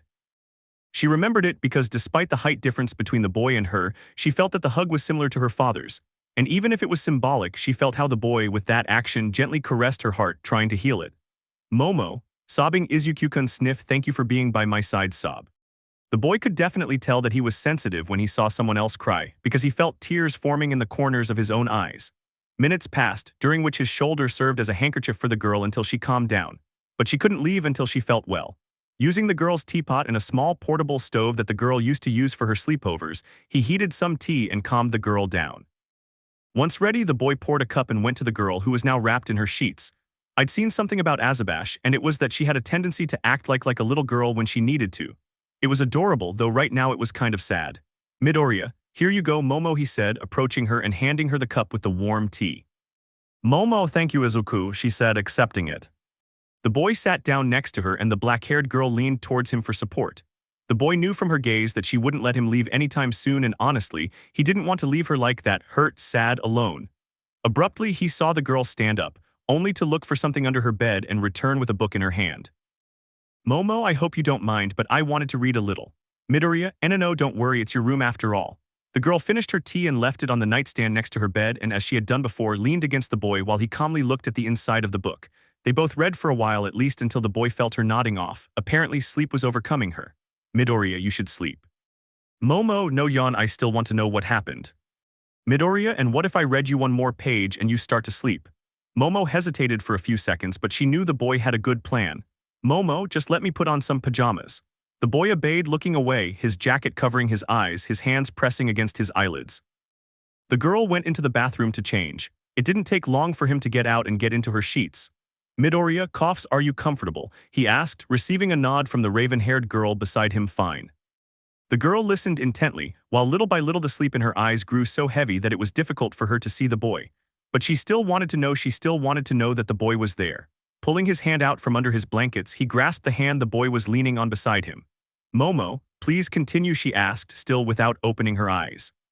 The boy continued narrating, feeling the slight warmth of the black-haired girl's hand, still between the realm of dreams and reality.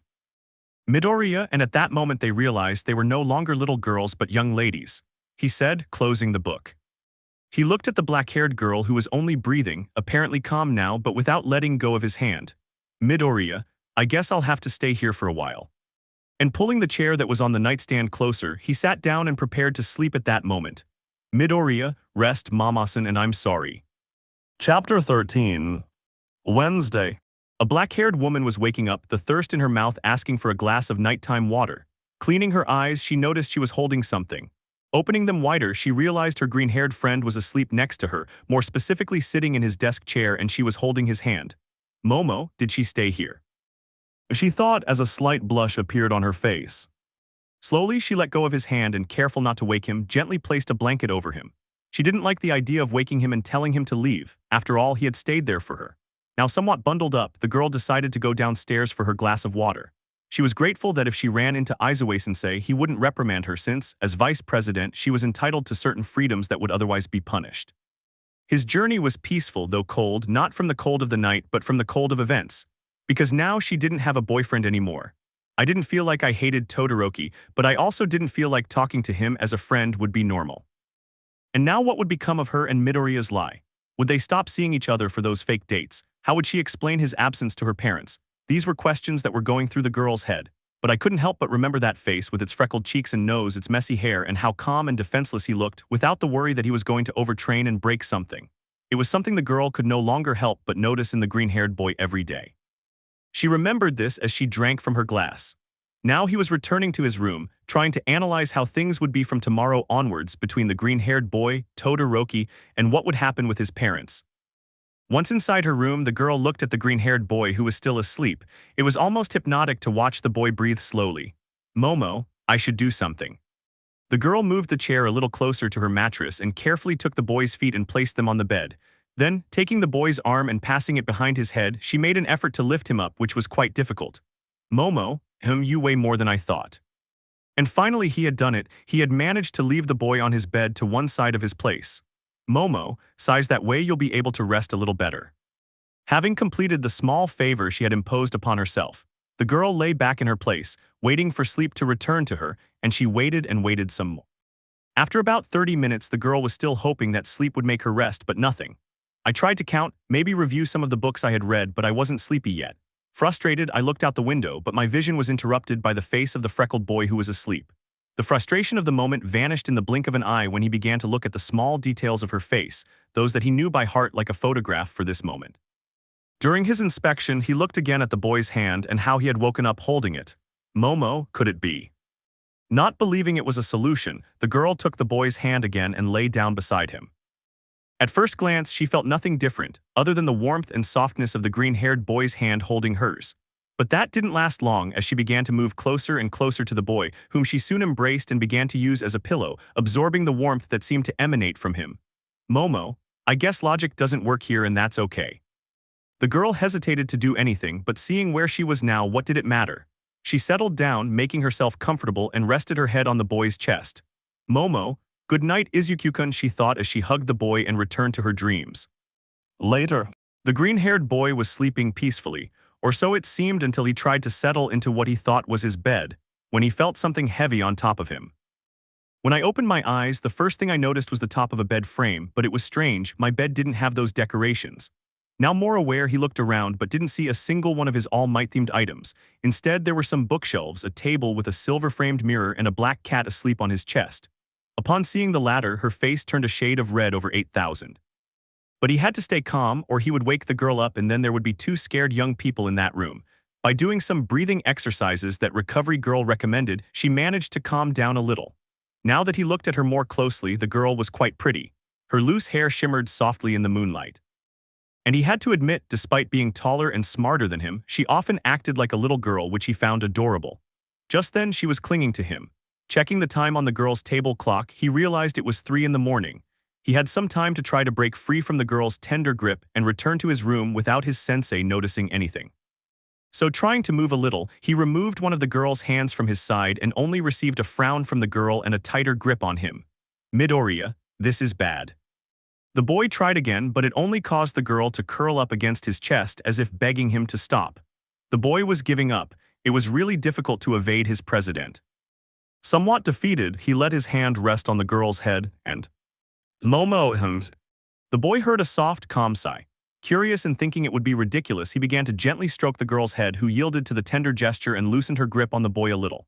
He spent some time like this, not because the girl was holding him, but because he had found it therapeutic to caress the girl. Feeling her soft, straight black hair seemed calming to him.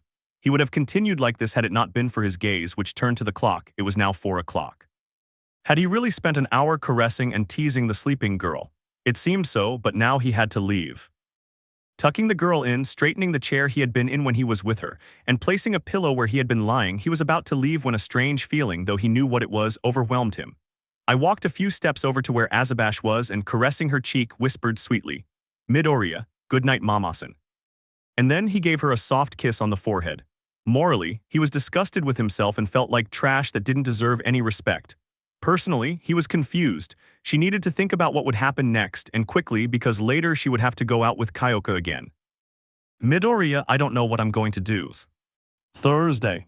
The girls' table was in an unofficial meeting since they had all noticed a detail and they suspected that it wasn't just them. In room 1A hours ago. Everyone was arriving at the classroom, waiting for their sensei to arrive in his classic and well-known yellow sleeping bag and for the bell to ring, but two members were missing, known not only for being an attractive couple but for being the most enviable couple in the school. Mina, has anyone seen Momo? Kyoka, no, it's strange, she never gets up late. Toru, is she sick? Tsuyu, I don't think so, I went to look for her and she said she'd be a little late, maybe she's on her way.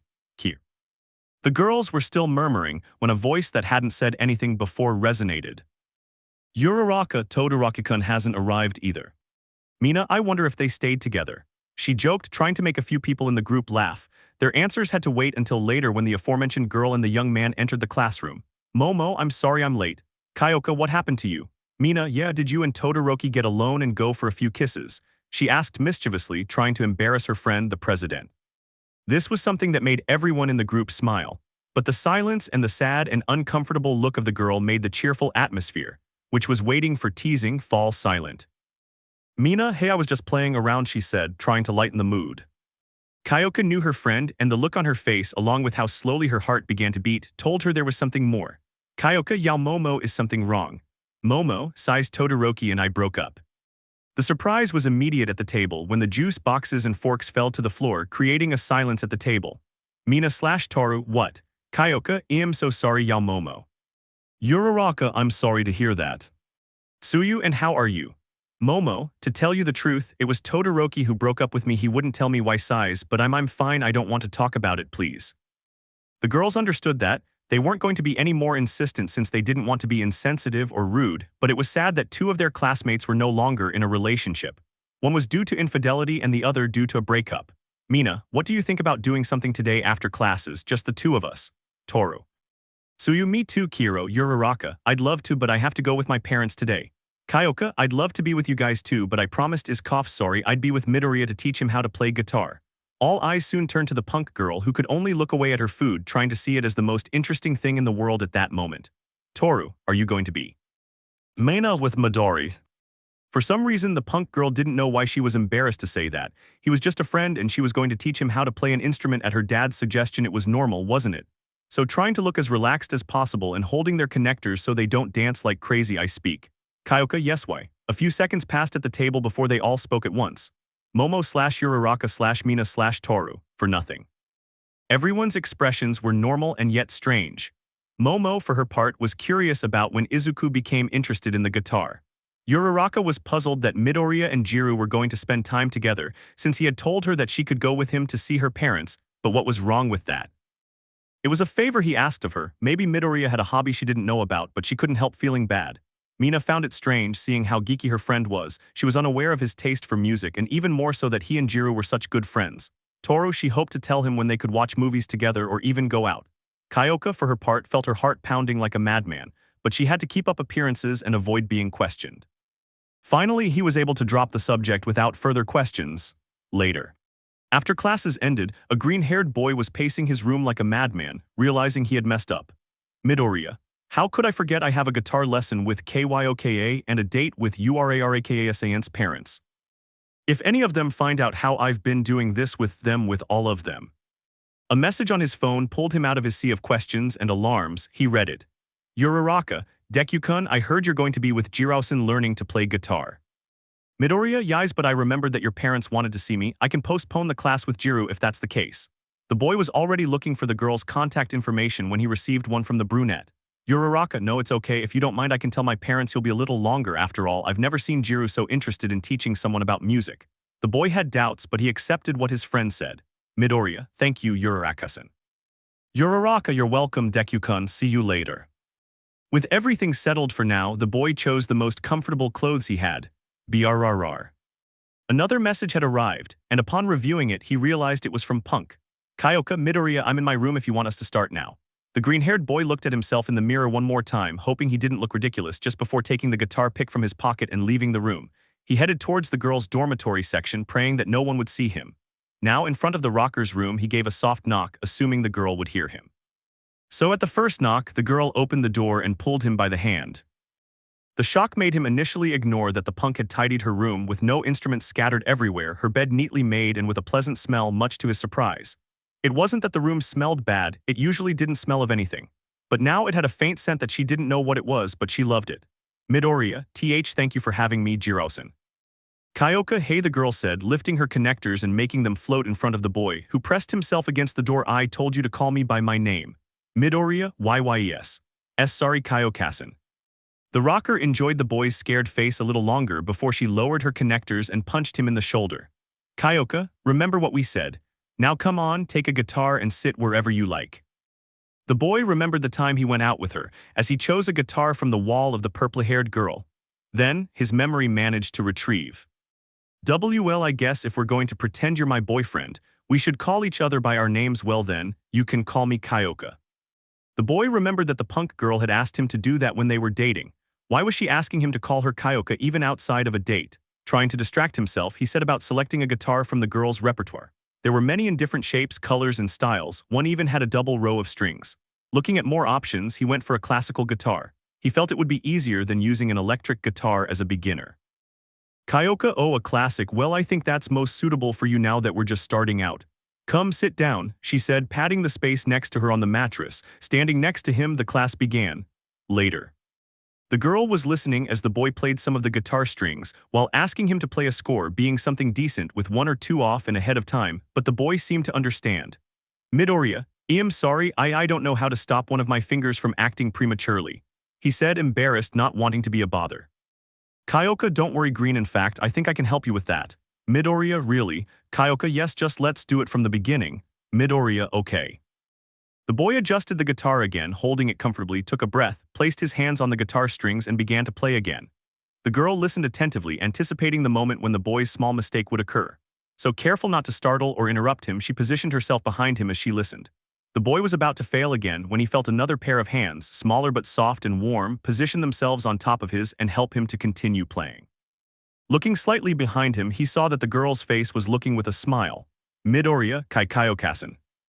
Kyoka, if you keep looking at me, you'll keep making mistakes.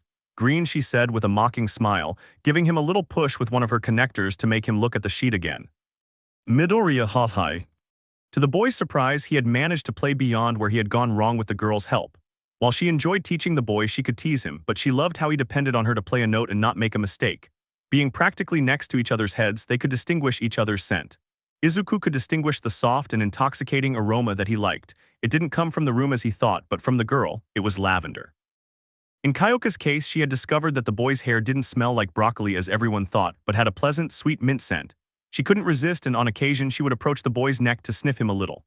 She felt like some kind of pervert, but she couldn't help it. He smelled too good not to. So much so that she didn't realize when the song ended and had let go of the boy's hands to hold onto the boy's shoulders. Midoriya, Kyokasen.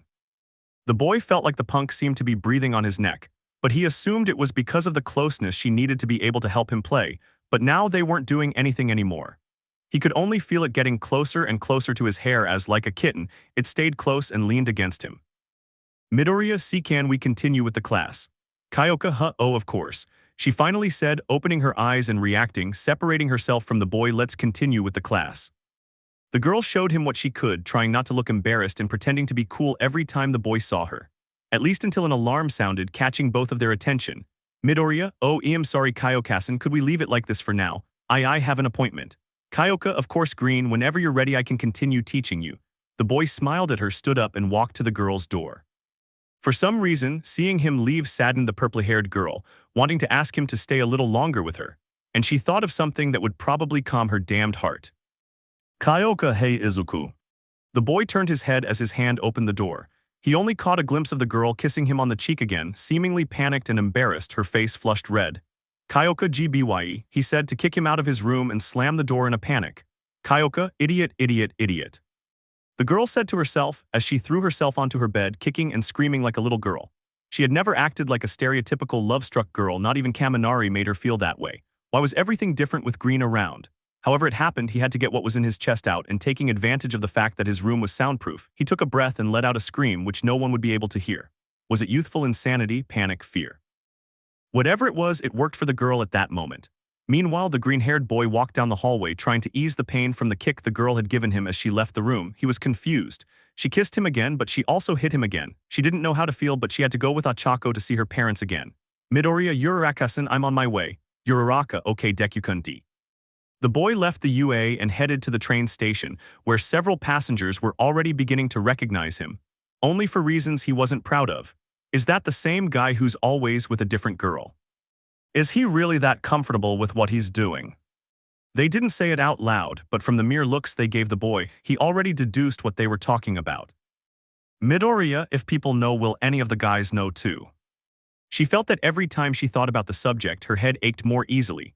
Not only would finding out end badly between their friends, but it could affect the lives of the girls and him, not only in the school and social sphere, but also in the workplace, since as heroes, such a rumor would be marked on them for life. He wasn't just worried about his own career, but also about his friends. He knew how the public was prone to heroic rumors. His friend's family's case was a clear example of that. To imagine that because of him, he could ruin the lives of his friends. Bing! The station bell rang, alerting the boy that he had arrived at his stop. Frightened by the rapid passage of time, he ran out of the train car and set off for his friend's house and her parents' house.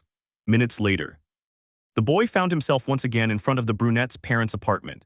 He tried to remember what had happened the last time he was there and tried not to confuse any of the families.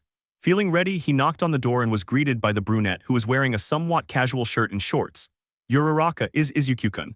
The brunette shouted, embarrassed by how she had greeted the boy. Midoriya yu Yura Uchikachan. The green-haired boy shouted back, seeing how the girl greeted him. The girl slammed the door, leaving the boy outside. A few seconds passed before the door opened again, and the brunette girl was now better dressed, but still with a red face. Uraraka, you got here fast. I didn't think you'd arrive sooner. Midoriya, excuse me. Uraraka, no, don't do it, please come in. The boy did as asked, and after taking off his shoes at the entrance, he went with the brunette to the living room where her parents were. Mr. Uraraka, hello boy. Mrs. Uraraka, it's a pleasure to see you again, young man, the woman said with a smile. Midoriya hello, it's nice to see you all again. Mr. Uraraka, and how have you been? Has anything new happened? Uraraka, nope. Mrs. Uraraka, and you boy. The boy unconsciously remembered everything that had happened to him since the last time he had gone with the girl's parents, which was something strange. Midoriya, is everything all right? Uraraka, I didn't know you practiced music. Izuku-kun, the brunette said sincerely, wanting to know about that class with her friend and what she learned. Midoriya, it's a little new hobby I'm trying out, he said, blushing at the topic. Mrs. Uraraka, oh, maybe you can play something later, that would be amazing. What do you think, darling, Mr. Uraraka, I agree, I'm fascinated by how it will sound, she said, smiling. Midoriya, thank you. The boy, as best he could, spent time with the Uraraka family, trying to appear relaxed, but inside, he knew that this was another family whose illusions of being a good boyfriend he would have to shatter. Furthermore, he still didn't know what had happened between Uraraka and Lita since that time. Chapter 14. Hours had passed and the green-haired boy was leaving the chestnut-eyed girl's house, accompanied by her as they went back to the train station. This time, there was no need for a kiss or a lie to maintain the lie that they were dating. In a way, the boy was grateful for that. Finally, a lie that didn't have to go down that road. Who was she trying to fool? With or without a kiss, she still felt like trash. The whole fake boyfriend-girlfriend thing was getting out of hand. Uraraka had said she would break up with Ida. Momo broke up with her friend Todoroki. Toru left Ajiro because he cheated on her. Kyoka had kissed him twice. Mina also kissed him, once more passionately than the other. The only one I hoped nothing would happen was Tsuyu, but they also asked her to play the role of a fake boyfriend with Takagami knowing. I wasn't sure if that was a good or bad thing. Uraraka, Deku-kun, are you all right? She asked, placing her hand on his shoulder. The boy turned his head and smiled. His problems didn't have to be known by the girl and ruin their friendship with such a disgusting secret. Midoriya, I'm fine, Uraraka-san. The brunette looked at him attentively. She knew when he had a smiling face hiding a worried one inside, and at that moment she could easily see it. Uraraka, is something wrong? Midoriya, nothing really. I need to change the course of this and what happened to Iida-san. The boy mentally slapped himself, endlessly cursing his head and his mouth for speaking without thinking. Uraraka sighs nothing. All she does is spend the day in her room studying. She doesn't want to go out and she doesn't want any distractions. She says that, in the long run, that will negatively affect our relationship, both physically and financially, the girl said, raising and lowering her fingers as she finished speaking. Midoriya, oh I'm sorry, Uraraka, okay. And don't worry, he doesn't know I have a better time with you, she said with a smile, leaning back slightly and giving the boy a light tap, hoping he'd laugh. But he was far from it. She didn't know exactly what it was, whether it was what he said or the way he said it, but she just felt her chest and stomach clench, causing her pain. Uraraka, Deku-kun, hey, is something wrong? She asked worriedly. Midoriya, Uraraka-san, and no offense, but haven't you tried to fix things between you and Ida? Uraraka looked at the boy worried with a gaze that only sought a way out. Uraraka, Deku-kun, she said worriedly, sighs, I'll talk to Tensei-kun to try and save us. I'm sorry for everything I put you through, but I appreciate your help. The girl wanted to approach the green-haired boy and give him a kiss on the cheek, but his worried look and clear sad air made her oppose the idea. I didn't know exactly how he felt, but I knew the broccoli and it was someone empathetic, even to the point of being stupidly kind. It was something endearing in her eyes and a reason why she felt her heart beat strongly for him. But she knew he was also someone who cared. And she imagined that a person like that would feel bad about a lie of that kind. And she couldn't lie to herself. She hadn't spoken to Lita in a while, since he didn't seem to be taking her into account when it came to the analyses for their future together. Besides, she had found something pleasant about each time he came to her house pretending to be her partner and the time they had spent together thanks to that lie. But she didn't like that the green-haired boy was worried about it, so she would do it. She would try to talk to the delegate she was dating. They were already heading to the dormitories where there seemed to be some commotion. Uraraka, what's happening now? Midoriya, I have no idea. Upon entering, they could see Momo and Kyoka restraining Mina, who, like a wild animal, was trying to lunge and kill Kirishima. Mina, come here and let me melt your damn eyebrows. Kirishima, please Mina-chan, calm down, it was an accident. Midoriya, what's going on here? Quickly, the redhead hid behind the broccoli that had just entered the bedroom. Uraraka, can you tell us what's going on? And as if by magic, the pink-haired girl calmed down upon seeing the green-haired boy, and without saying anything, she simply picked up a broken object from the floor, turned around, and headed to her room. Momo sighs. Kyoka, will she be all right? Momo, I don't. Midoriya, can you tell me what happened? Momo, I don't think it's my responsibility, she said, hesitating about whether or not to tell the green-haired boy. Kyoka, I'll take care of it. A little while ago, the pink-skinned girl was bored in the living room, accompanying her boyfriend and apparently her other boyfriend. Kirishima, Bakubro, what do you choose, the red pill or the blue pill? Bakugo, I choose a piece of shit firehair, he said, completely ignoring his partner. Kaminari, come on Bakugo, you have to choose something, I choose red. Kirishima, and we have a nice Camaro, good. Kaminari, hot, if I had one, Kyoka would probably take me to meet my in-laws. Bakugo, PFF, good luck with that, cheap Pikachu, he said mockingly without taking his eyes off the magazine. Kirishima, you don't know them yet. Kaminari, no, but I hope it will be soon. Kirishima, how are you two doing? Kaminari, good, wonderful, and how are you two doing? He said, turning his gaze to Ashido, who had been waiting to join the conversation for about 10 minutes. Mina, well. Kirishima, wonderful as always, haha. Kaminari, haha, that's the spirit. The pink-skinned girl looked at the redhead in disappointment, being seen by Bakugo, who just took a pillow and threw it at the hardening boy's face. Kirishima turned around and noticed the vein on his friend's forehead and guessed something. Kirishima, oh Jojo, pillow fight. And as if it were a chain reaction, the blonde guy threw one at his friend. Everything escalated quickly.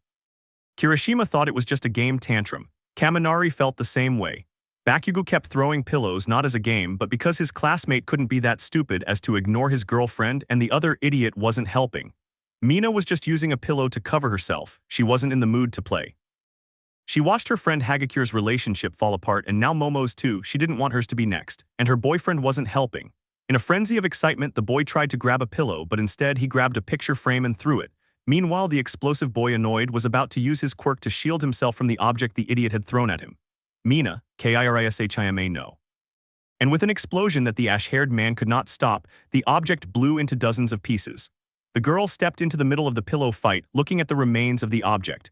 It was revealed to be a photograph of Kirishima and her on their first date. The photograph was now torn to shreds and showed signs of burns in various places. The girl experienced a cocktail of emotions in just a few seconds. Sadness, disappointment, irritation, pain, annoyance, and anger. This caused the girl to start shedding tears, which became mixed with the acid that was coming off her hands. Kirishima, ouch, sorry Mina-chan, I got confused. But the girl didn't say anything, there was only a small movement from her which seemed to be crying, but well, it wasn't that far from the truth.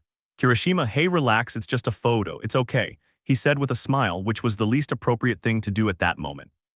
The girl hated that he assumed everything was fine between them without even thinking about her or at least letting her talk, without going off with one of the boys.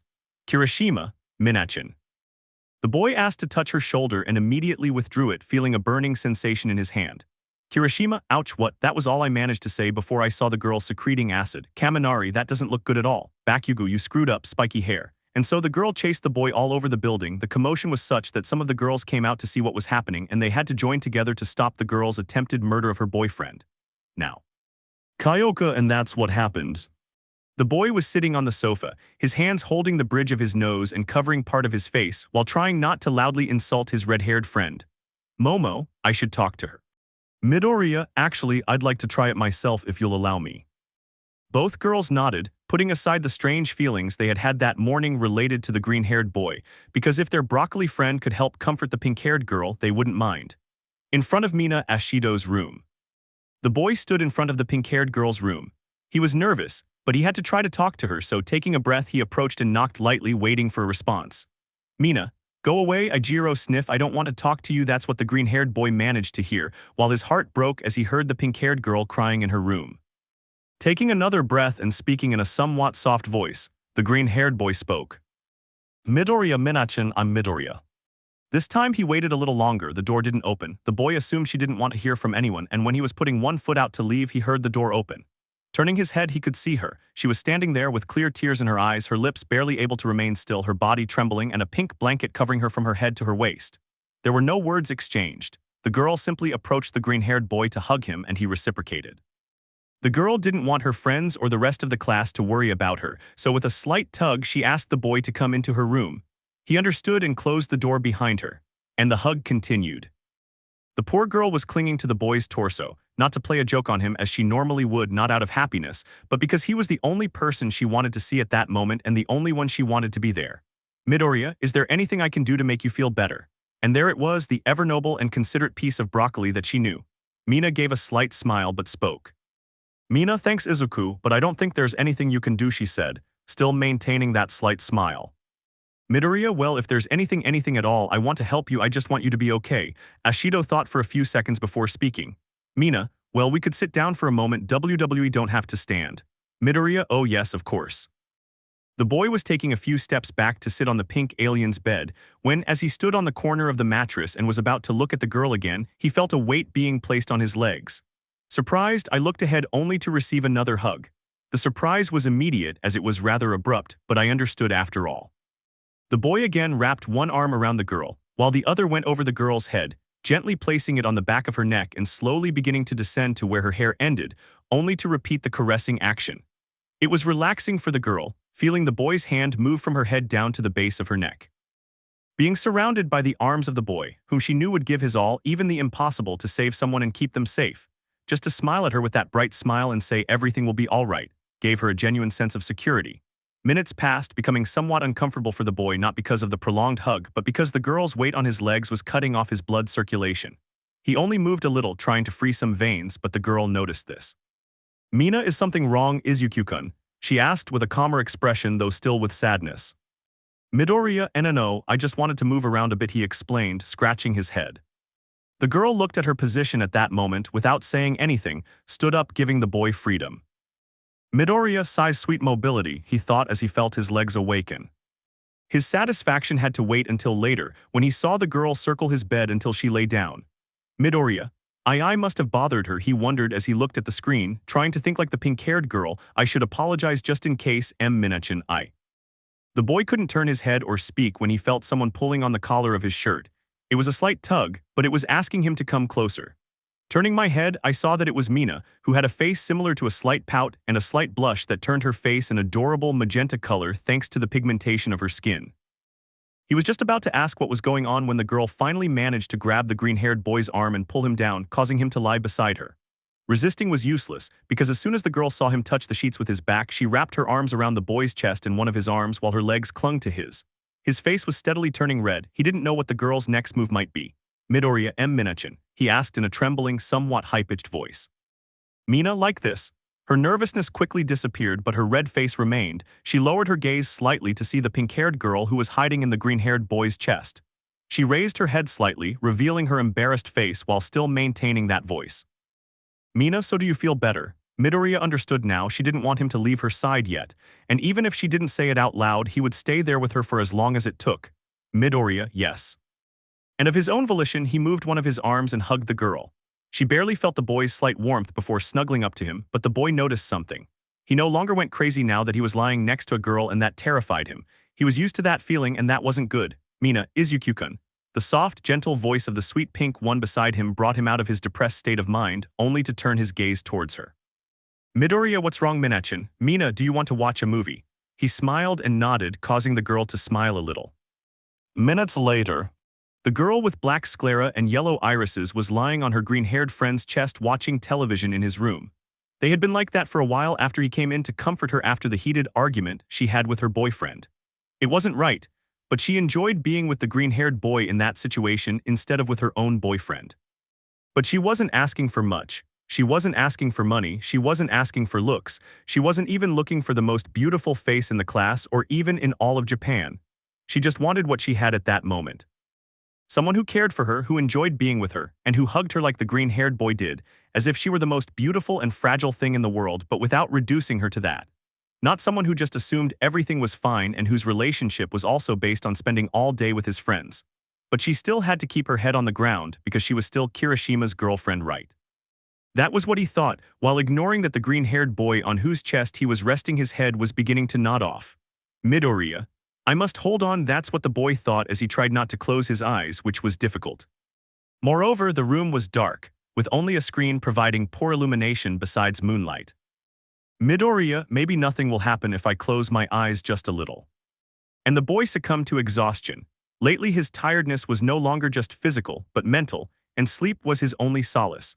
As the girl continued watching television, she somehow couldn't imagine that her life would be similar to one of those movies or series she had watched so often, having a school romance, doing fun things, and marrying her beloved.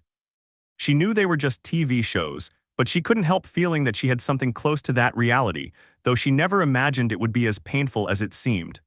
Looking at the freckled boy below her, she couldn't help but part her lips slightly at the sight of him. Seeing how serene he was beside her, how his face seemed a combination of adorable and serious, how his chest rose and fell calmly with each breath. Curious about this last point, she lay back down on his chest and listened. She had never thought about or considered listening to a person's heart, but there was something relaxing about the experience that made her smile. Her body begged her not to move from where she was, and she wouldn't except for one thing. She looked at the green-haired boy again and with a smile, carefully approached him so as not to wake him from his sleep and gave him a kiss on the lips, short, but one that felt like it showed him how much she loved him. And with a sigh, she turned off the television, lay back down on the boy's chest and fell asleep with him. Mina, thank you, Izuku-kun. Chapter 15. Friday. The green-haired boy was sleeping peacefully. It was strange, there was a faint smell of chocolate, or was it strawberries? Well, it really was strange since he never remembered his room smelling like that. He was relaxed in that state between asleep and conscious when some knocks on the door made him reluctantly open his eyes. Toc. Momo, Ashidasan, can we talk? Midoriya, Ashi. That's what the green-haired boy wondered upon hearing the voice of his president and friend. It took a few seconds, but the green-haired boy had managed to remember. He wasn't in his room, he had gone to talk to Mina and fallen asleep. The position she was in was familiar to her, and hoping it wasn't what she thought, she slowly looked to her side, only to find the pink one asleep on her chest. He wanted to punch himself in the face or slap it, but that would wake the girl up. And he couldn't stay either. If Momo came in, she would see him in that compromising position and it would cause trouble. So using a pillow and carefully lifting the girl's head, he exchanged places with the soft object. There were a few scares, like when the girl, feeling her friend's hand, held it tenderly, while a smile appeared on her lips. He continued like this until he slowly laid her head on the pillow. Her reaction was unexpected. It seemed as if he'd left her sleeping on a rock, for a look of annoyance crossed her face as he put her down. Mina, Izuku-kun, the girl murmured in a barely audible tone. The boy glanced at her, noticing that she seemed uncomfortable without him. But he also realized something he never expected to think about. And it was as if under a hypnotic spell, if he gazed at the girl intently, he could lose himself in every curl of her hair like sweet cotton candy. In her lovely pink eyelashes, a shade slightly darker than her skin. In those bubble gum-flavored lips he'd had the pleasure of. Pleasure, had he really described it that way? The boy felt ashamed of himself for having thought that while remembering that embarrassing and shameful moment from days ago. Back on his feet and with his feet on the ground, the boy headed to the balcony, but there was a slight problem. The boy had planned to jump and land outside the building, but he'd forgotten that Mina's room was higher than his on the second floor. This made a fall from that height impossible and dangerous, and he was sure that if he used one for all to land, he'd attract his sensei's attention. So he only had one option. Inside Mina's room. Momo, Ashidasan, I'm going in. That's what the black-haired girl said to turn the knob and open her friend's bedroom door. Peeking into the room, she noticed that everything was already turned off and that her friend was hugging a pillow. Momo, I thought I could talk to her maybe tomorrow. The girl was about to leave, but she noticed that the balcony door was open. Momo, I should close it or Mina might get sick. She went to the balcony and was about to close the door, but the girl stopped and went out to look at the sky for a few seconds on that balcony. Unbeknownst to him, the green-haired boy was holding onto the corner of the railing, all while sweating, and the icy wind that generated breezes was not helping. I didn't know exactly what that cold was from, whether it was from the night or from the fear of being discovered. Midoriya, Mama-san, I don't mean to be rude, but please leave. The boy felt that little by little his grip was slipping, threatening to fall. Momo sighs. That was the last thing the green-haired boy heard, followed by the sound of the door closing. With all the strength he could muster, the boy returned to the safety of the balcony and took a breath. Midoriya, that was close. Grateful that the black-haired woman hadn't locked the door, he went back into the room and looking at the door and seeing that the hallway lights were off, he sighed somewhat relieved. It was a sign for her to leave at once. He was about to take a step when a feeling of sadness washed over him. Looking back, he was once again mesmerized by the sweet pink-haired girl who was asleep in his bed. He hesitated a little, but after thinking about it for a bit, he went back and sat on the bed, standing in front of her. I could see how some of her curls were comically getting in the way of her face. So carefully I arranged them, but my hand did not move away from her face. With a slow and kind touch close to affectionate, I caressed her cheek. This caused a slight look of comfort to appear on the pink one's face, and she was unaware that a smile was forming on her own until she finally stopped her caress and whispered in a warm voice, Midoriya, sweet dreams Minachin. And give her a quick kiss on the forehead, just to rub it and leave her room. The boy sighed in front of the girl's room and was putting one foot over the other to return to his room. You took your time. The boy wanted to scream in fright, but that would alert the entire girls' dorm wing. Well in front of him was his sense. Midoriya, now I'm really dead. His sensei's gaze was a mystery, for he could no longer differentiate between his tired and annoyed expression. Watching him take a drink from a juice box, the man spoke. Aizawa, I heard about Ashido, how is she? Midoriya, WL. Aizawa, I imagine you waited until I fell asleep. The boy's words were snatched from his mouth, for part of them was true. Aizawa, I'll let it go just this once, now go and rest. Midoriya, yes, in Midoriya's room. The green-haired boy was arriving at his room. On the way to his bed, he was taking off his clothes until he was left in shorts and letting himself fall onto his mattress. His mind was reproaching him for the accumulated stress of the past few days. Now all he wanted was to sleep. Midoriya, I'll set my alarm if I keep staying up thinking about it. The boy said before listening to his phone and seeing a message on his screen. Midoriya, East Suyuchin. The boy jumped up and looked at his blackboard, remembering something. Midoriya, we were supposed to go out today, well, yesterday. Opening her phone and going to her contacts, she read his message. Suyu, Midoriya-chan will have to cancel our outing today. The girls and I will be with Momo. Something came up and we thought we'd spend the day with her. I hope that's okay. Could we reschedule for Friday? I'll wait for your reply, Kiro. As soon as the boy read the beginning of the message, he fell back onto his bed, relieved. His secret would remain intact and he would not have broken a promise. Although a muffled groan began to sound from the pillow, it seemed that she would have her appointment later. Midoriya, I'd better sleep, it'll be another long day. Later. The green-haired boy was walking down one of the hallways of the UA's main building, heading straight to his classroom. Although everyone seemed to look at him strangely, he didn't know the reason for this, but he didn't have the time or the head to pay attention to it.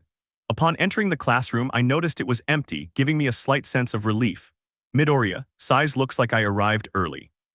The boy reluctantly dropped his backpack and let his head fall against his table. Last night I hadn't been able to sleep well, and for the first time, I woke up thanks to my alarm clock. It was normal for the boy to get up minutes before his alarm went off, but now that wasn't the case. The boy, still feeling sleepy, decided to close his eyes before his companions arrived. That didn't last long as the first crowd began to arrive, chatting happily, and a guy with grape-colored hair was approaching him. Minta, good morning, Midoriya. Midoriya groaned. Minta, do you have something? Midoriya groaned. Kirishima, Madabro, I didn't tell you yesterday, but thank you for saving me from Ashidasan, the redhead said, placing his hand on the boy's back. Midoriya, let me die or be killed, but someone do something grown. The grape-haired boy was still curious about his friend's lack of expression, so holding him as best he could, he lifted his head and let go, startled. Minta ahhh. Sato, what happened? Seiro, dude, why did you yell?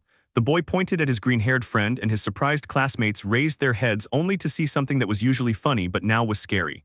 Aizawa, alright, now that we're all here, open your. The man couldn't finish giving instructions when he saw the green-haired man with a face that was similar to his own. Aizawa, do you find Midoriya funny? The bewildered boy spoke. Midoriya, what sensei? Aizawa, isn't he playing around? Nothing, go to the bathroom and wash your face, you look bad.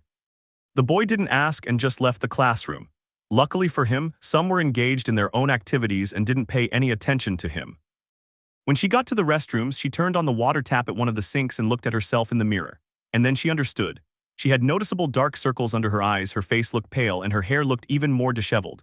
Quickly, he splashed water on his face and scrubbed it, trying to wake up and banish sleep from his head. Looking in the mirror, she looked better, fixed her hair a little, and returned to the classroom.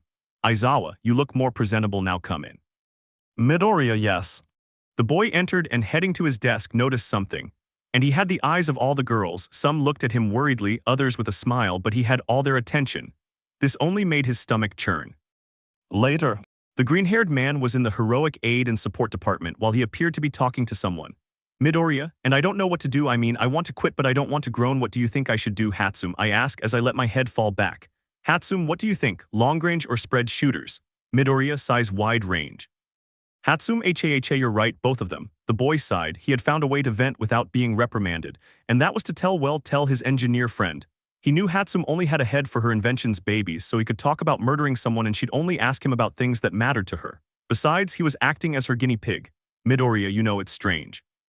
These past few days I've been sleeping in the girls' bed and I'm losing my fear. Don't get me wrong, it's nice hanging out with them, but I'm afraid I'm getting used to it and that I'll accidentally ruin everything. Hatsum, okay, try those babies. The boy looked at his hand and noticed a different version of his glove, and when he pointed it at a target, it exploded. Hatsum, looks like I'll have to redesign the whole concept, whatever. Come back in a few days, I want to see what else I can improve. Midoriya, of course, thank you for listening, Hatsum. Hatsum, whenever you're ready, and thanks for being such a great test subject, she said while pointing a key at him. Midoriya, thanks. The boy left the workshop and headed to the dormitories to meet his classmates and go out for his date today. In the bedrooms. Takami, so we're going out today for it. Tsuyu, see Kiro, the couple chatted while they waited for news from the green-haired boy. Midoriya, hey guys. Takami, hola Midoriya. Tsuyu, hi Midoriya-kun, ready, energy. Midoriya, more or less just let me change my clothes, the boy said as he headed to his room, leaving the couple behind. Takami, well, I think it's fine. Tsuyu, Minta kept insisting that something was wrong with him, I think it's just his imagination. Dark Shadow, I think all that content in his head finally got to him. Minutes later. The green-haired boy went down to the common room, where he saw the couple looking at their phones, waiting for him. Midoriya, calm down Izuku, everything will be all right. The boy tried to stop torturing himself in his head.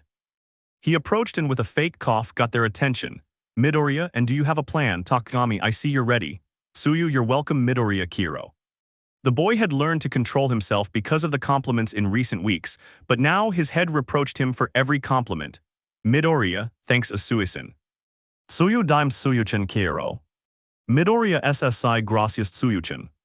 Takami, we were thinking of going to the city, we'll use some places where we had our dates so you can have an alibi. Midoriya, uke. Tsuyu, come on Kiro. The two green-haired boys and the raven-haired boy left the dormitories and headed to the train station.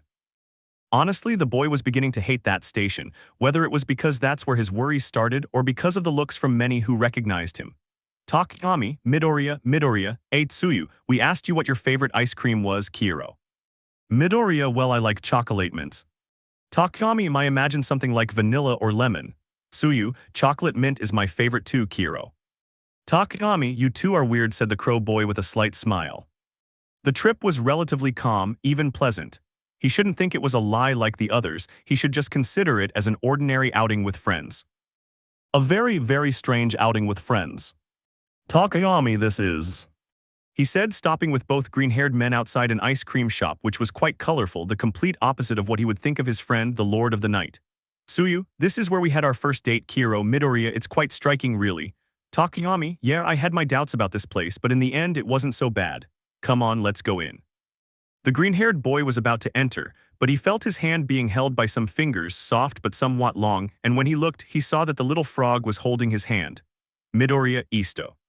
Suyu, we need to start practicing. Midoriya Kiro. Takayami, your father will notice any sign of doubt. You have to get used to it.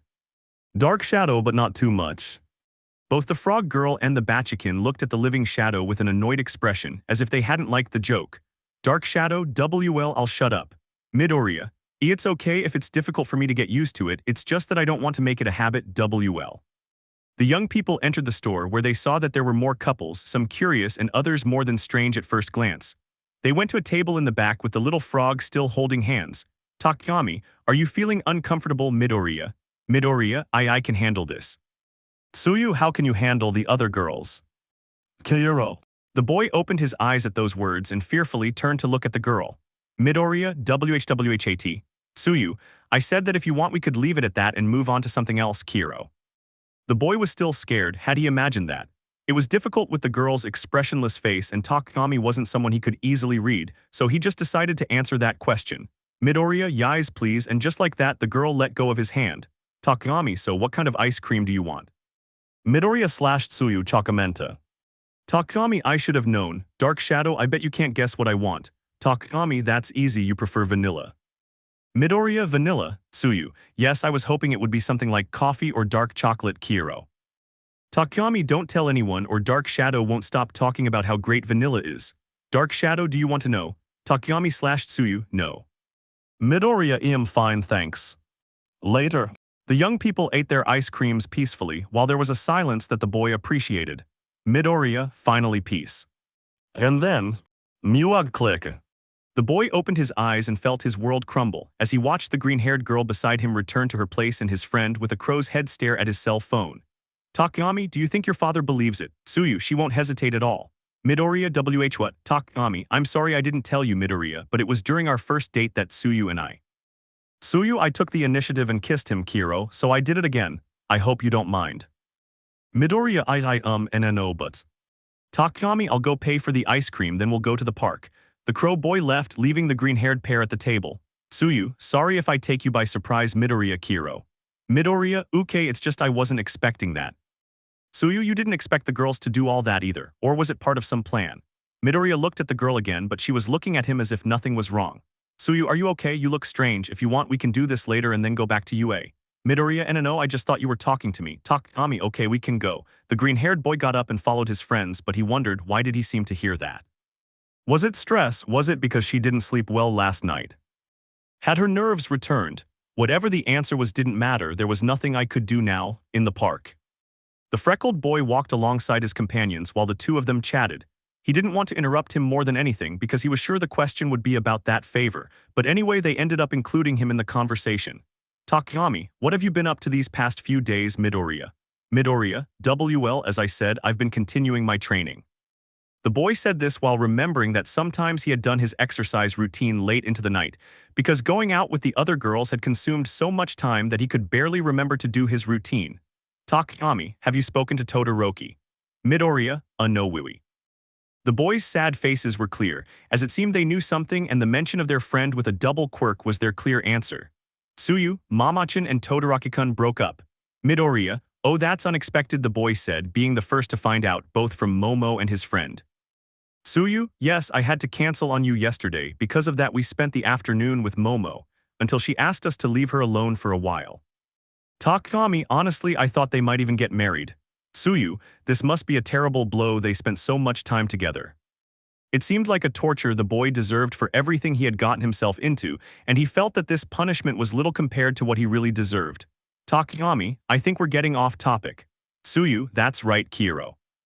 Midoriya, and what now? Suyu, well we fed the birds here for a while as part of our first official date. The boy thought about it for a few moments, it could work to relax a little. After getting a bag of bird food each, they went to a bench and sat down.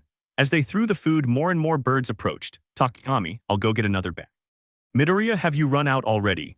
But his slight surprise came when, turning his head, he saw the crow boy putting a small gram of the bird food into his mouth. Midoriya, A. Takayami esto. Without giving any explanation, the young man got up and ran away out of sight of the green-haired man. Midoriya, that's going straight into my notebook. Tsuyu, yes, it happened on our first date. Midoriya, really? Tsuyu, it took me by surprise, but it's kind of cute.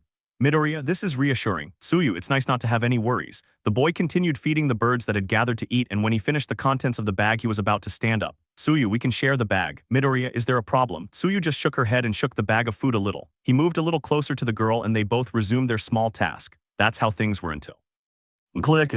That sound of a camera again alerted him a little, only to see his friend Takayami come out from behind a bush looking at his phone. Takayami, I think if I hadn't decided to be a hero, I would have been a good photographer. Both young green-haired men saw the camera and couldn't deny that it looked pretty good. Tsuyu, you have great talent. Takayami, thank you. Midoriya, it looks good. He hesitated to express his opinion of the photo because he didn't want to sound rude but also not too excited. Takayami, these will be enough for today. Show them to your father and tell them when we could go. Tsuyu, okay. Midoriya-kun, when are you free? Midoriya, well, I don't have anything scheduled for next week. Tsuyu, does Monday sound good to you? Midoriya didn't answer, but his head shook in affirmation. Takayami, okay, thanks again, my friend. If you don't mind, we'd like to have another date. The green-haired boy understood and didn't find his friend's request rude. He just wanted to be with his girlfriend, and he wanted to be as far away from there as possible and get rid of the guilt. The crow boy could only see the colored residue on his friend's shirt before feeling the girl hug him around him. Takayami pasa algo. Tsuyu, I'm sorry if I made you uncomfortable by asking Midoriya this and that my father wouldn't agree without even knowing you. Kiro. Takayami, don't worry, he said, placing his hand on the frog girl's head, and don't worry, it doesn't bother me. Tsuyu, oh okay Takayami, and where do you want to go? Tsuyu, do you have any ideas in mind? Takayami, what do you think about walking and seeing what appears along the way? And so the couple strolled through the park until it was time to return to the UA. Meanwhile, the boy just walked to the train station. Midoriya, I just hope this doesn't last much longer. Chapter 16. Saturday. The boy got out of bed. It was late and luckily he had no more infidelity planned for the day, so he indulged himself by sleeping in. Midoriya, let's see. Uraraka, I'll talk to Iidasan. Kyoka, guitar practice. Momo, nothing. Toru, nothing. Mina, nothing. Tsuyu, I'm going out leaving on Monday. Nejer, nothing. For a reason he didn't want to admit, he felt lighter, so much so that his only reaction upon realizing he had an apparent day off was to throw himself onto his bed and breathe. Midoriya, size piece. Knock knock knock.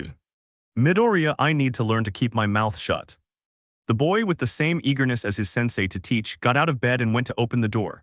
Upon opening the door, he encountered a redhead who was clearly not of his social class. Midoriya, Kendasan. Kendo, hello Midoriya, sorry if I bothered you. Midoriya, no, not at all. What are you doing here? What brings you here? Kendo, well, I got a 2-for-1 deal at a movie theater and I was thinking of taking one of the girls, but they're all busy, so I came to ask if you were free today to, I don't know, see if you wanted to come with me. The girl said, a little nervous at the end and trying not to sound silly. Midoriya, oh right, I don't have anything to do today, just let me put on something more decent. Kendo, sure, I'll wait for you downstairs. The redhead waited until the boy closed the door, and the moment he did, she jumped up and down with excitement, an emotion she didn't understand why it made her act this way. Kendo, calm down, Itsuka, calm down, just go downstairs and wait for me to come down and don't trip for anything. The girl controlled herself and finally went downstairs to wait for the broccoli-headed guy. It was illogical. Her reaction to the freckled boy was worse than when he'd gone to ask her to come to the dojo. Was it because now it would just be the two of them? She'd only felt this way since... Midoriya, ready. Kendo, yais. With nothing else to do, the freckled boy just followed the girl who was a few steps ahead of him. At the train station. The boy waited with the redhead for the train that would take them to their destination, and to his surprise and luck, this time the station was empty. Midoriya, sir, you do act in very strange ways, but thank you. Kendo, and how has your week been? Midoriya, well. The boy tried to remember what he had done, trying not to mention the outings with the girls, which he actually summarized quite quickly. Midoriya, I've been practicing playing instruments and I went to an ice cream shop. Kendo, hey, playing instruments, that's awesome. Midoriya, thanks, and what have you been up to? And from Kendo, during the week with Kendo. Kendo, come on, just go and ask her if she'd like to go out with you. It's not exactly a date, it's just a friendly outing, and it's not like you're going to act like in those silly romance movies and something happens. Arg. Wednesday. Setsuna, you go up to him, you whisper sweet nothings in his ear, and in a dark place, bam. Ibara, Tokagsa, and please, what kind of language is that? Setsuna, oh Shiazuki-san, I'm just trying to help Kendo. Kendo, I just asked how to talk to a boy. I don't think talking to him the way I talk to Ajiro is appropriate. Setsuna, you can use my advice or you can use that of our nun friend here. Ibara, I'm not a nun, I just don't think that's the way Kendo can get close to Midoriya. Today, a few hours ago. Shinso, so you want me to? Kendo, brainwash me and leave me in front of Midoriya's room. I'll count to 3 and you'll ask me a question, but you say it when I count to 2 but don't tell me. Shinso, I think this is the stupidest thing I've ever done, but you gave me money for a pizza, so I'm not complaining. Kendo, exactly size okay, I'm ready 1 2. Shinso, what is 1 plus 2? Kendo, 3. The purply-haired young man waved his hand in front of the girl's face, but she just remained motionless. Shinso, well, a deal's a deal, huh? Kendo, go to Midoriya's room and knock on his door and stay there. The girl simply obeyed and began to walk like a zombie. Upon knocking on the green-haired boy's door, he grabbed an eraser and threw it at the girl's head, snapping her out of her trance. Now. Kendo, NNOTHING, you know the usual presidential paperwork and fixing my motorcycle. Midoriya, Kendasan, do you have a motorcycle? Kendo, yes, I know it's not a very feminine thing. Midoriya, NNO, that's fabulous, I don't really know much about them. Later. And after a long conversation where the girl from Class B explained to the freckled boy about brands, models, and components of a motorcycle, they both arrived at their destination station. Midoriya, I imagined a motorcycle was complex, but I didn't imagine it would be this complex. The boy said, trying not to get confused by all the information the girl had told me about her trip. Kendo, it's simple once you understand it and practice. Anyway, would you like to buy some drinks? Midoriya, of course. They both went into a store, but to the boy's misfortune, it was the same store where he had invited the purple-haired punk girl. Kendo, what drink would you like? Midoriya, anything will be fine, the boy said nervously, remembering how surprised the punk girl was that he was the one inviting her to choose something. Even more so when, upon paying, the store owner looked at him strangely, only to look at the redhead and continue with his purchase. Kendo, here he said, extending his hand with the drink. Midoriya, thank you, oh. Kendo, is something wrong? Midoriya, NNO, it's just that I've never bought this kind of drink before, he said while looking at the can. Kendo, oh, I'm so sorry. Midoriya, no, it's fine, it shouldn't taste bad. And with some hesitation, the boy opened the black can and took a sip. Midoriya, oh, she's actually good, he said, smiling. Kendo, to be honest, I imagined you took 1 or 2 of these things when you trained. Midoriya, is it because I train like crazy? Kendo, I wouldn't say crazy, but intensely. Midoriya, yeah, that's what I've been told. Kendo, so what movie are we going to see? Midoriya, oh, I actually thought you already had a plan. Kendo, now you're the one with the plans, right? Midoriya, that's right. Kendo, well, I guess we'll have to improvise. I'll ask you if I need help. Midoriya, yes, sir. The girl put her arms behind her back as she lifted her head, thinking about what they could do. Kendo, let's see, we'll go to the movies, see a film, and then we'll get something to eat. Midoriya, that sounds good. Kendo, wait. The green-haired boy turned to look at the girl, who, coughing a little, raised her hand in the air to speak. Kendo, as president of Class B, I hereby appoint you for today, she said dramatically, then lowered her hand to touch one of the boy's shoulders, then directed it to the other, as if it were a military matter, my advisor, vice president, and date for this outing. Midoriya, what a great honor, the boy replied playfully, playing along with the redhead's joke. They both saw the little situation and couldn't help but laugh, trying not to look ridiculous in the middle of the road. At least when the girl's mind realized something. Kendo, wait, did I say date? I mean, there's no need to get nervous. There are different terms for dates, business dates, family dates, dates where you go out alone to spend time, and it has nothing to do with being friends. The girl thought this last part, only to give herself a few light pats on the cheeks to calm her blush. Midoriya, we can watch whatever you want, it's fine. He said, still chuckling a little. Kendo, okay. The girl resumed her walk to the shopping center and the movie theater, accompanied by the green-haired boy who was by her side. In a way she couldn't understand, the shy, introverted boy she'd seen react with fear whenever a girl approached him was now walking upright, completely straight without bending down, looking happy and calm. And now it was she who was nervous beside him. Somehow seeing him like that was fascinating, brilliant, and was attractive, the word. And that was another detail, she couldn't help but associate the boy with those words. She had been thinking that she had linked the boy to those thoughts because she was feeling sensitive, but time had passed and she was still doing it. Midoriya, so. The boy's voice made her look at him, only to see that they were in front of the movie theater. Midoriya, what would you like to see? Kendo, well. The options were varied: action, martial arts, comedy, romance, and horror movies. It was a bit complicated. Kendo, just relax, cough, cough, vice president, and the boy playing along approached her. Midoriya, yes, my president. Kendo, I want us to watch something, but I don't know what. Help me choose, she said humorously, adopting an air of a malevolent boss. The girl thought she looked funny, even silly. But the boy found it endearing, bordering on adorable, to see her acting mean and bossy. Midoriya, let's see. After analyzing the entire movie listings and flipping a coin, the young people decided to go for something that instantly embarrassed them both. In the movie theater. Midoriya/Kendo romance. That's right, a romance movie, because in both their opinion, horror movies didn't fascinate them, action didn't seem like the most appropriate thing for an outing, and what they thought would be more appropriate would be a comedy. But having taken a while to choose the theater, it filled up, and they changed their tickets for a romance movie. Midoriya, calm down, Izuku, it's just a movie, and you had the bad luck of watching it with Kendo-san, although I wouldn't say bad luck. Kendo is a great friend and you get along well with her. At least she's not a stranger. What? The young people, although embarrassed, did not ignore the screen watching the show. The movie was actually interesting, they couldn't deny it. Especially the sweet redhead who kept stealing glances from the boy watching the film. Kendo, he asked me if I could. And with some sadness but wanting to do what was on her mind, the girl slowly leaned down until she was resting on the boy's shoulder.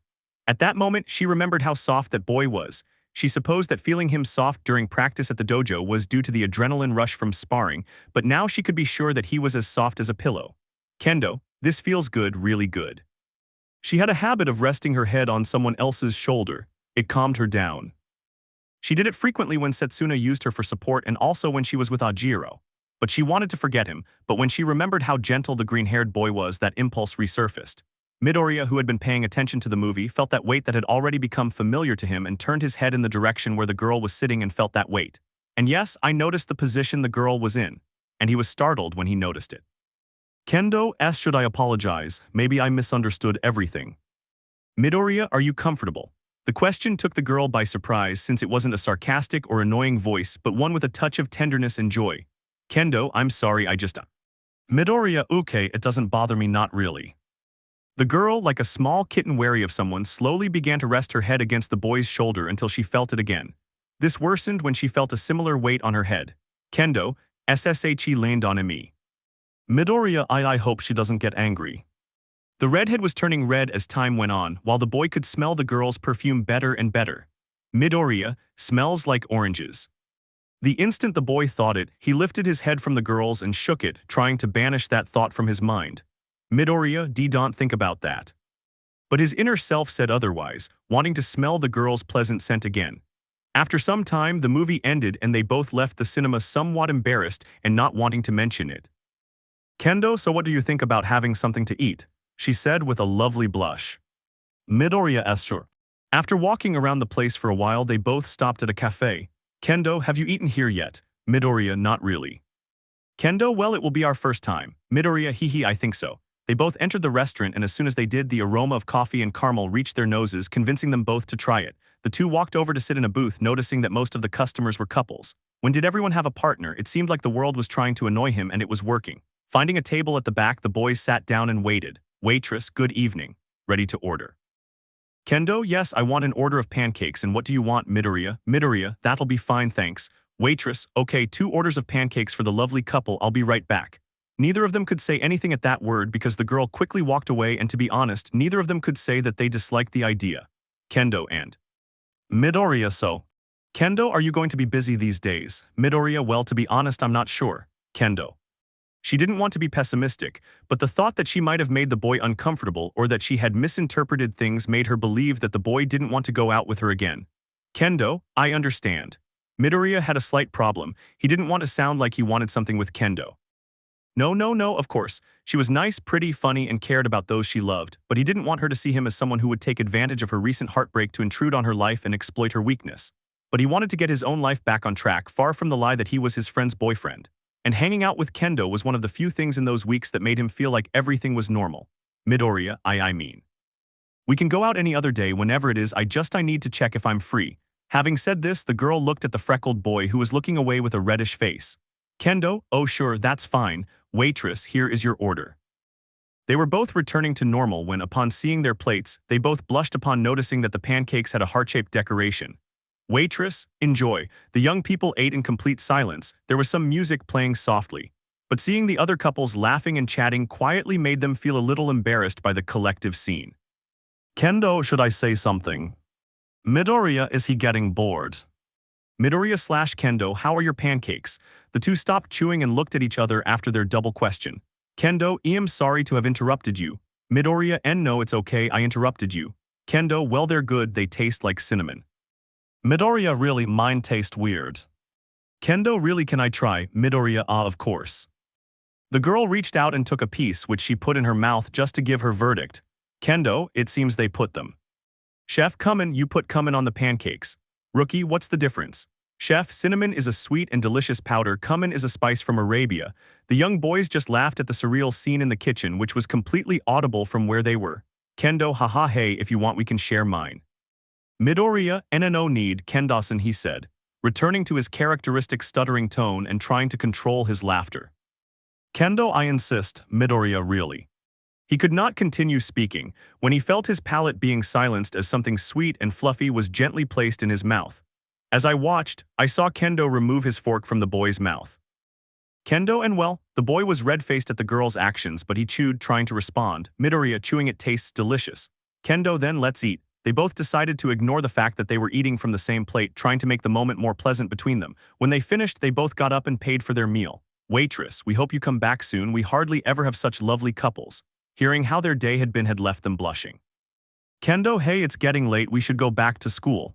Midoriya, of course, let's go, at the train station. Kendo, hey, thanks for joining me today. Midoriya, it's nothing, it was a good day. Kendo, next time you choose where we go. Midoriya, it's a deal. They both expected their trip to be uncomfortable, but it was quite the opposite, it was pleasant. Kendo, thank you for helping me. Midoriya, why? Kendo, because of what happened that day, because of what happened at the dojo, and because of what happened today. Midoriya, don't worry, I'm always happy to help. Kendo felt his heart pound as he witnessed the boy's noble nature. This prompted him to make his next move. Kendo, I like that about you. And quickly she approached the boy and kissed his cheek. I didn't know if it was a curse or a blessing, but at that moment I cursed the way I was. Midoriya, why you me? Kendo, please don't say it. Midoriya, WL but WY. Kendo, I wanted to thank you, come on, it's our station. At the UA. The discomfort lingered for the rest of their walk, both for the girl, who couldn't explain why she'd done it, or even where she'd gotten the nerve to kiss the boy. And for the green-haired boy who didn't have the nerve to ask if that would happen on their next outings. Midoriya, well, this is where we say goodbye. Kendo, yes, rest well, Midoriya, and see you later. This time with a surprising speed and momentum that even caught the boy off guard, she kissed him again, only this time on the other cheek. He couldn't react until he saw the girl quickly enter the residence and close the door. Midoriya thought about it for a bit, but there was nothing left to do, he could only curse his luck. In Building A. When the boy arrived at the dorms, he noticed that no one was there. This surprised him because he expected them to be having dinner, playing video games, or simply hanging out as usual. The boy walked a little way, then read a note. Kaminari, hey Galileo, there's chicken and soup in the microwave in case you're late, tomorrow the guys are going to the mall. Just reading his classmate's name made his stomach hurt, not knowing exactly if it was the cumin or remembering the stab wound the boy inflicted on his classmate with his girlfriend. He took the plate of food and put it in the refrigerator for tomorrow, then he went to his room, Midoriya's room. Upon entering, as was his custom, he left his clothes scattered around the room until he collapsed onto his bed. Once lying down, he checked his phone, which he had left turned off during the afternoon. Noticing a few messages in his inbox. Kyoka, hey Green, how about we continue our music session tomorrow? Let me know. Nedger, hey Midori, how about we hang out this week? Don't worry, it won't be a record deal or anything this time, just hanging around. Let me know if you're interested. By Toru, Izuku, would you like to watch movies next week? You know, just us and snacks. Suyu, Midoriya-kun, you can postpone Monday's outing. Takayama-kun got a stomach ache from the birdseed. I'll let you know when he's feeling better and when we can continue our dates. Thanks in advance, Kiro. Mina, hey Midori, thanks for the other day. If there's anything I can do for you, let me know, thanks again. Midoriya sighed as he slowly felt the stress that the following week would bring. Midoriya, I hope this ends soon. And finally he went to sleep without giving an answer. Chapter 17. Sunday. It was 2:00 a.m. and everyone in the building was sleeping peacefully, well except for one person. This was difficult for Midoriya to handle, who couldn't understand why his head was now throbbing like crazy. Everyone was whispering and shouting in his head, trying to figure out how to deal with the upcoming departures. With no other options, she decided to leave her room and go straight to the balcony, hoping the cold would be a distraction. Midoriya, what am I going to do now? Can't you sleep? Surprised, I looked inside his room, but there was nothing there. Then I searched around until I saw my neighbor. Midoriya, Ayama-kun. Ayama having trouble sleeping, Mr. Midoriya. Midoriya, what he no I. Aoyama, come on, I have something for that, he said, waving his hand, asking the boy to accompany him to his room. The boy had doubts, but if his friend really had something for the pain and his sensei and no one else would find out, he could accept it. Upon crossing the balcony, I went straight to the boy's side and saw him searching for something in a drawer. Aoyama, not this one either, hand cream size. I insisted to Kaminari that it wasn't nice to leave your plate out, but no, he didn't listen. Midoriya, yes, that's what I thought, Aoyama Toma. The boy approached to give the freckled boy a bottle.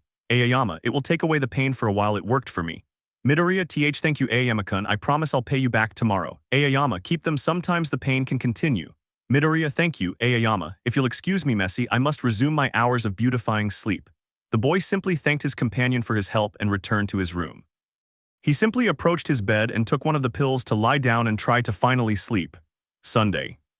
The green-haired boy was waking up, the light coming through his window between the Almight curtains hitting his face, forcing him to get up. Midoriya, yawn, after so many days I finally got to sleep well. The boy felt better, revived. The first thing she did was resume her exercise routine. Once she finished, she went down to the common room only to find her friends there. Bakugo, as usual, had reluctantly made breakfast. Kirishima was beside him, chewing on a pen while tapping a notebook. Lita and Shaoji distributed the plates of food to the others while everyone had their respective groups. Midoriya, good morning, everyone. Lita, good morning, Midoriya-kun. Kaminari, hey Madabro, you woke up early today, will you join us today? Midoriya, thanks, but I'm going to be busy. I have things to do today. As the boy said this, he turned his head towards the room where some of his classmates were. He only wanted to see them, but he noticed the purple-haired punk girl who was smiling as she looked at him. Kaminari, okay. Tsuyu, then we'll bring you something. Kiro, Bakugo, hey idiots, the food's getting cold. Fire hair, hand over the plates, and you useless Deku, come here. Midoriya, why yes. Kaminari, we switch shifts, bro. The red-haired boy said as he walked past the freckled boy. The green-haired boy heard the order from his old friend childhood bully and went to his side to help him serve dishes. Midoriya, would it be something more, Kakin? Bakugo, of course not the nerd. The boy was about to leave when the ash-haired boy spoke again. Bakugo, your threat still stands, did you hear me? He said, but without an angry expression that said he wanted to kill him. And for the first time in his life, he felt that this hatred wasn't directed at him, specifically fire-haired. You screwed up big time, and I won't let my team be surpassed by yours because of your damn fault. So whatever you're doing with raccoon eyes, you'll have to keep doing it. He knew that Mina was still sensitive about what had happened between them earlier, so much so that Kirishima was now looking for ways to apologize, while Mina had stayed in her room without going down to breakfast. Midoriya, okay Kakin, Bakugo, you better not screw this up too now, here, take this to Raccoon. Midoriya, don't you think I should give it to Kirishima and let him take the opportunity to apologize properly? Bakugo, please nerd, do you think that idiot has the brainpower to apologize now? The boy was going to debate that, but there was a tiny detail, and that was that there was nothing to debate. Midoriya, right size, good, I'll go take him breakfast. Accepting the dish, the boy hurried so the girl's plate wouldn't get cold. And in record time, it was already outside the alien girl's room. He took a breath and, murmuring his lines a little, the boy was about to knock on the door when it opened and he was pulled inside the room. He didn't hesitate to look down, only to see the pink-skinned girl hugging his torso. Midoriya, gee, good morning Ashidasan, he said, still processing the surprise. Mina, hello Izuku-kun, she greeted her kindly and warmly, revealing a smile. Midoriya, how did you know I was? Mina, you murmur, remember. Midoriya, sorry, it's a bad habit, I haven't got it under control yet, he stammered, trying to swallow his embarrassment. Mina, okay, it's actually quite cute. Midoriya, no, wait, what? Mina, and what's that? She said, changing the subject and asking about the plate of food he was carrying. Midoriya, I saw you hadn't come down yet, and I thought I'd bring you a plate for lunch so you wouldn't go hungry. The boy explained. If the girl's young heart was beating strongly after she said out loud that the boy's murmuring was cute, the fact that he took her into account and worried about whether she had eaten made her want to have a heart attack. Mina, thank you very much, Izuku-kun. She reached out to take the plate, and at that moment, a small touch of her fingers with the boy's made both of their embarrassment go from 75 to 100 in half a second. Midoriya, I'll go to the kitchen to grr. The boy's stomach growled like a third voice, creating an awkward silence. He just wanted the earth to open up and swallow him whole. Meanwhile, the girl just wanted to stifle her laughter. Mina, you seem a little hungry. Midoriya, why me? Mina thought about it for a while as she looked around her room, seemingly analyzing something. Mina, you know we can eat together if you want. Midoriya was stunned because it would mean sharing food together, and there wasn't another pair of chopsticks, which would mean they would eat from the same plate with the same chopsticks in her room. Midoriya, thank you, but I'm fine. Grrrrs. Again, as if the universe couldn't be more against him, his stomach was too. Mina, come on, I wouldn't want you to die of hunger right here in the hallway.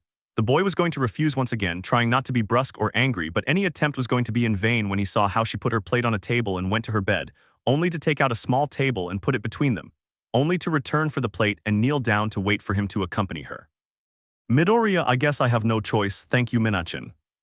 Looking more closely at the dish, the girl realized it was one of her favorite dishes in the entire universe. Mina, waffles and fried chicken. The girl had taken a piece of chicken and was about to put it in her mouth when the cordiality in her head made her correct herself. Mina, sorry Now open your mouth and say ah. Midoriya, you don't have to. The boy couldn't continue speaking, as the warm, fried taste of the piece of chicken in his mouth silenced him. Mina, enjoy your meal, she said with a smile on her lips, taking another piece of chicken to her mouth. Breakfast was quiet with few topics of conversation but pleasant. There was no awkwardness, no need to talk or do anything silly. Simply seeing each other ahead gave them a feeling of contentment. After finishing eating, the girl was leaning on the edge of her bed holding her stomach. Mina, sighs my congratulations to the chef, she said humorously. This went on until I heard the sound of the plate being handled, and when I opened my eyes I saw the boy approaching the door. Mina, are you leaving already? She asked in a somewhat sad tone. Midoriya, well, I was going to wash this. Why? Mina seemed to hesitate when asked the question, and her reaction made that clear. Mina, well, it's just that I was wondering if we could do something together, we could watch movies, play a board game, or I don't know, just the two of us. The boy felt his poor broccoli heart melt as he watched the girl's flushed cheeks grow even pinker, especially as she looked away. But she remembered her schedule and she had guitar lessons with Kyoka that day, and she hadn't yet properly planned her next outings with Nejer or her visit with Toru. But she couldn't just say no to the girl. Midoriya, I think I can stay for a while. The sweet girl could only blush more and look at the boy only to smile. Mina, thank you Izuku-kun. The boy could only focus on the girl's bright black eyes and her white smile, which were both the opposite and equally radiant, in the common room. A gray-haired man was eating the last plate of the breakfast he had prepared for everyone. No one had noticed, but since he sat down, he had only been looking in two directions: the stairs and his companion, whom he himself called Fire Hair. Bakugo, that idiot hasn't come back, so he stayed with her, he better not screw things up. Kirishima Bakubro, what do you think of this? I'll go and apologize to him, saying I didn't see it was a photograph. If he does, we can go to the park, ride the Ferris wheel, buy ice cream and stuff like that. Bakugo, I'm in on it. Kaminari, dude, you're such a romantic. Besides, I'm sure she'll say yes. She can't stay mad at you forever. In Mina's room. Midoriya, and do you plan to forgive Kirishima? Mina, no. The answer was clear and direct, along with a poisonous touch that the boy could swear was burning just by hearing it. They were both watching a series based on a movie based on a book. Mina, I hate remakes. Midoriya, why do you say that? Mina, I mean the killer is a man with a hook. All I've seen here is a sister who murdered her other sister. That's how it was until we saw a character in the movie beheaded along with his love interest. Mina, okay, that was pretty cool. Midoriya, yeah, regurgitates, I forgot I can't handle slashers well. Mina, come on Izuku-kun, you have to hold on. I can only watch these things if you watch them with me. Tayoshi. The silence in the room was generated by the sound of the knocks, followed only by a voice. Kirishima, oh Minachin, are you there? The voice of the manly young man on the other side of the door made the curly-haired boys jump to their feet in fright. Mina, damn it, you have to leave. Midoriya, low C. They weren't doing anything other than watching television, but if someone saw them with all the context behind the situation, they could misinterpret everything. The boy ran to the balcony, although at that moment something else was on his mind. Midoriya, not again. The boy climbed back up the railing and hung on while the girl went to the door. Mina, what do you want, Kirishima? Kirishima, can we talk? The girl opened the door slightly, revealing the boy's face. Mina, be quick. The girl planned to talk to the redhead through the door, but the boy entered as if he were welcome. Kirishima, look, I made a mistake. I shouldn't have thrown the photo. But hey, it can't be the end of the world, right? If those were the boy's apologies, he didn't want to hear anything more, but the boy wasn't going to stay silent there. Kirishima, look, I want to apologize. How about we go with the other guys, get some ice cream and whatever else you want? Mina, the others. Can't she do anything without the others being involved in some way? The freckled boy wasn't very happy with his friend either, because he had heard Kaken's apologies when he was forced to do it in middle school, and they were even better than that one. Mina, I think you should leave Kirishima. Kirishima, Piro. Mina, I'm not going to repeat it. The boy was approaching the door with a disappointed look on his face. Kirishima, so I see you. He couldn't continue speaking when a door slammed in his face. Mina, what did he expect from that? The girl was about to get annoyed, but the freckled boy's voice made her react. Midoriya, grown M. Minachin. The voice made the girl leave her room and run to the balcony just to help her friend. Mina, sorry. The girl said as she went to rescue her friend. Upon reaching the balcony, the girl grabbed the green-haired boy's hands and began to pull him. Mina, please don't fall, please don't fall. With a little more effort, the girl managed to pull the boy back to the safety of the floor. The collision caused both of them to close their eyes, and a pain in their heads shook them. Mina, grown, I'm so sorry about that. Midoriya, and nothing's wrong, are you okay? Mina, yes, and you are. The girl couldn't continue speaking when she opened her eyes and saw the situation she was in. Well. She was on top of the green-haired boy with her legs on either side of his waist, her hands still holding the freckled boy's wrists, and their heads at the same height so close to each other. The situation was embarrassing and somewhat heated, even more so when the green-haired boy opened his eyes and saw the same thing as the girl. He could feel her heart racing, and not just his own but the girl's too. He could feel the warm air escaping from her small nose as she tried to stay calm. Those black and yellow eyes staring at him. And that cute, silly way she moved her lip trying to get something out to explain whatever it was. It was then that his eyes ceased to obey him and he fixed them on his gaze. They were bright and fleshy, and he only wanted only. Mina, I have to move, but I don't want to, maybe it'll feel awkward, but it's so soft and I just want to. The boy could clearly feel and see how the girl was coming down and closing the distance more and more. He could almost taste the girl's lips once more and savor that forbidden desire. BRR, BRR. The vibration of the phone on the table stopped the moment, as if a bubble had been burst. The girl walked away from the boy while the blush continued. Mina, I'm sorry about that again. Midoriya, okay. Mina, I think you should see, it might be something important. Midoriya, claro. The pink-haired girl approached his door and opened it, letting the boy out of his room. Mina, thank you for bringing me breakfast, really. Midoriya, it's. The boy was about to return her thanks, but the girl was quicker. Grabbing his shirt, she pulled him close and kissed him on the cheek, and then, of course, she closed the door. Midoriya, it's becoming a habit for doors to slam in my face. Looking at his phone, I noticed it wasn't one message but two. Kyoka, hey Green, are you going out today? You know, with the other guys. Momo, hi Izuku-kun, I'm messaging you to see how you are and also to let you know that my parents are returning to Japan this week so I can visit them and show them the photos. But mainly to see how you are. I'd suggest we talk today, but I have to go out with the other guys. I have student council president duties. But we can talk tomorrow, okay? But only if you want to. The boy had to admit it, with so many problems here and there, he had forgotten about Momo and his date at his parents' house. Quickly he replied, only to head to the rocker's room. Standing in front of the room, the boy was about to knock again, but he was surprised by the girl, who opened the door and leaned against the frame. Midoriya hohola Kyoka-chan. Kyoka, just breathe, do what you learned. The girl said nothing and only extended her hand to place it on the boy's shoulder, who, puzzled, looked at her searching for an answer. Kyoka, hey God, I must look ridiculous. What? And it couldn't be otherwise because she also felt that she was making a kind of seductive face. And to his utter surprise, it seemed to be working. The green-haired boy was completely red-faced, looking away and of course stuttering. Midoriya, CC, can I enter? Kyoka, I mean, yes, come on in. The boy entered, noticing how, once again, everything was clean and catching that pleasant and enchanting aroma. Kyoka, so applause, what do you want to learn today? She said with a sparkle in her eyes. Midoriya, I don't know, what does my teacher want to teach me today?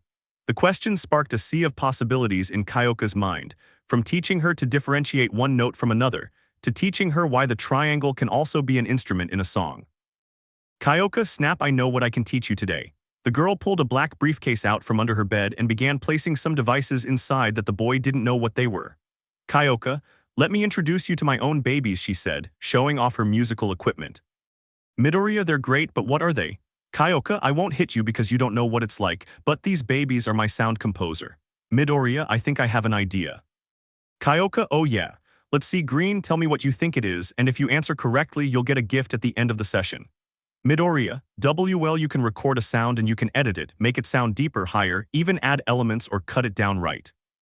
The girl pretended to think about it for a few seconds just to torment the boy, but it didn't last long. Kyoka, correct. Midoriya, and will we use it? Kyoka, yes, today I'm going to show you how it works, then you're going to produce something. Are you ready? Midoriya, yes. A little later. After teaching the green-haired punk the basics of how the music equipment worked, she showed him how to manipulate a few seconds of his voices and how to distort them and turn them into music, although he had to be honest and that Kyoka helped him with what he still had doubts about. Kyoka, okay, let's see how it sounds.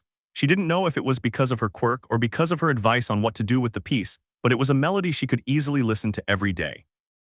The only thing she didn't quite like was that the song was so short, but at the same time that made her want to listen to it again and again. Midoriya, well, Kyoka, well, from what I see and hear you'll soon be able to produce all your music. Midoriya, hee, that's because I have a great teacher, he said with a laugh. Kyoka, you learn fast and look, it's still early, we're done for today. Midoriya, okay. The boy was walking towards the door when something around his neck stopped him. Kyoka, where are you going? I told you I'd give you something for answering correctly. The girl's rude behavior always embarrassed the freckled boy while she always liked seeing his red face. But it was difficult. She could usually play with the boy when he was distracted, but having him so close, with the connector around his neck and feeling his rapid heartbeat made it hard to do what she had planned. Kyoka, come on, you can do it. Midoriya K. Kyo. He was just about to pronounce her name when he felt the girl's soft, tender lips obstruct his own. He hadn't paid much attention to how the girl kissed him. He didn't want to get used to it, but now that the kiss lasted longer, he could notice how she would occasionally resume the kiss after taking a breath, how she held his shirt with one hand while the other wandered here and there, how his connectors danced around his neck, or the shy look on her face. However it happened, the boy's hands stopped indelicately. As if they weren't his own, they held the girl's back and carefully brought her closer and closer to him. Chapter 18. The punk girl was in a state of desire she had never imagined she would experience when kissing the boy. Her lips met and separated from the boy's again and again, her only excuse being to catch her breath. She felt an indescribable heat as she ran her treacherous hand over the boy's body while listening to his heart beating stronger and faster. Kyoka, please forgive me. The girl thought before she felt the freckled boy's hands go to her back and slowly pull her closer to him. Midoriya K. Kyoka. Kyoka si. Midoriya I. He tried to speak, attempting to resist the sensation of the girl's connector still around his neck, moving like a sinful serpent begging him to succumb to her basest desires. She wanted him to give in, and he resisted yielding to his dark desire. Although fate had other plans, the girl's bedroom door opened, startling the boys as the sound of the lock clicked. Kaminari, oh hey Kyoka, are you there? Open me up, gee. And just as the heat in both of them rose in half a second the cold frightened them. Kyoka, I'm coming. If it's one of his stupid stunts, I'll kill him. The girl threw the green-haired boy onto her bed in reaction, and he got up to take a sitting pose, looking at the musical notes he was carrying. Kyoka approached her door and unlocked it just so the blonde dinky could enter. Kaminari, why do you have insurance? He asked before looking at his friend. Oh, hey Midabro. Midoriya hohola Kaminari-kuns. Kaminari, hey old man. Kyoka, hey, not that I mind, but what are you doing here? Kaminari, well, I was helping Kuribro figure out what I could do to help him and Ashido reconcile. Midoriya, that explains a lot. Kyoka, did that idiot really think I could help him? I see, and how did it go? Kaminari, well, she said she was still angry anyway. I just came to ask if you wanted to hang out with the others, and by the way, what were you guys doing? Kyoka, I was cheating on you because I'm an idiot. I was teaching Midoriya how to play instruments, she said seriously. Kaminari, really? And why didn't you call me? I'm awesome, right Kyoka? The girl was barely going to speak until the boy walked over and took one of the guitars that were hanging on the girl's wall. Cutting off his ears would have been a favor given the boy's great lack of talent. Kaminari, rock and roll. The boy screamed only to take off his guitar and drop it on the floor. Kyoka barely noticed this. She approached and looked at the state of her instrument, noting that some strings were now broken and the stand was damaged. Kaminari, thank you everyone, he said to the air, while pretending that a large audience was applauding and cheering him. How was it? Great, huh? I asked his friend, who didn't pay attention as he watched the girl's connectors rise behind him. Kyoka, Kaminari DNKI. Kaminari, what's wrong, Kyo? He couldn't finish speaking when his connectors began to impact his body repeatedly, causing the boy a lot of pain as he tried to dodge them without much success. His only response to the attack was to flee the room. Kyoka, you owe me a new guitar, you idiot, she yelled from her bedroom door only to slam it shut. The frustrated girl bent down and began picking up the pieces of her guitar, annoyed at the blonde boy's actions for breaking it.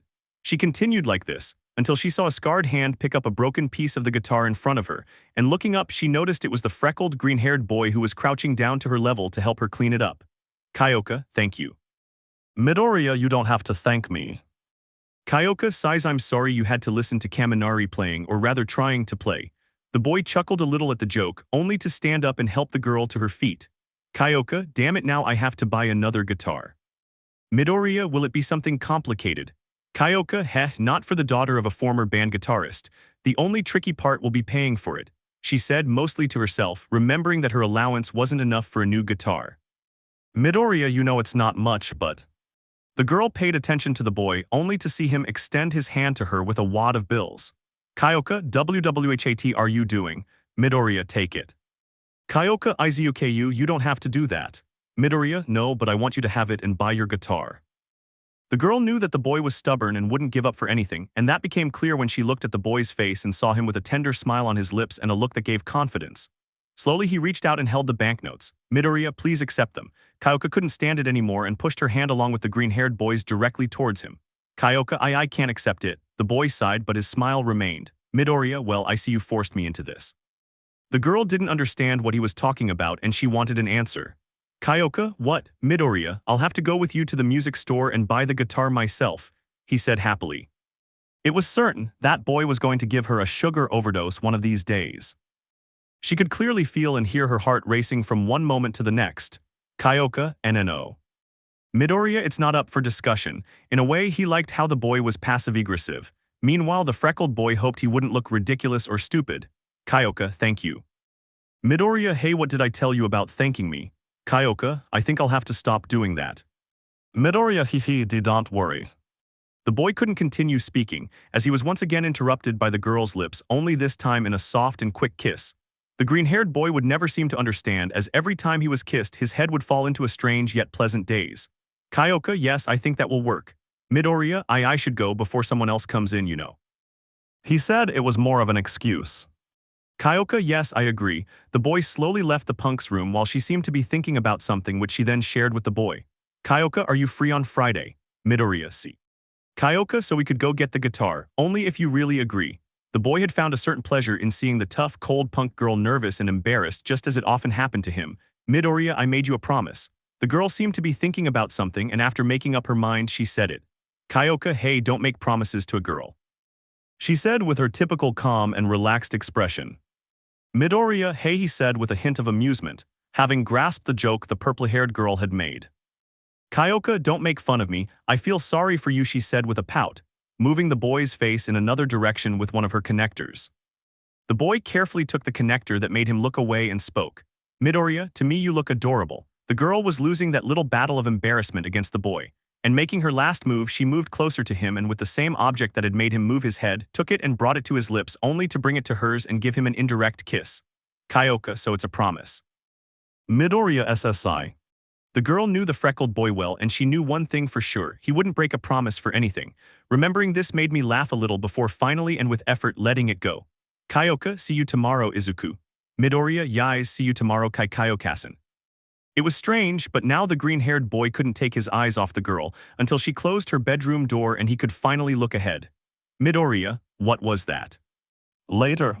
The boy was in his room, repeatedly clapping his hands in frustration at what had happened to him. Midoriya, why, why did they do that? Although he couldn't deny that the kiss was not only surprising but also pleasant and tender, he didn't have to.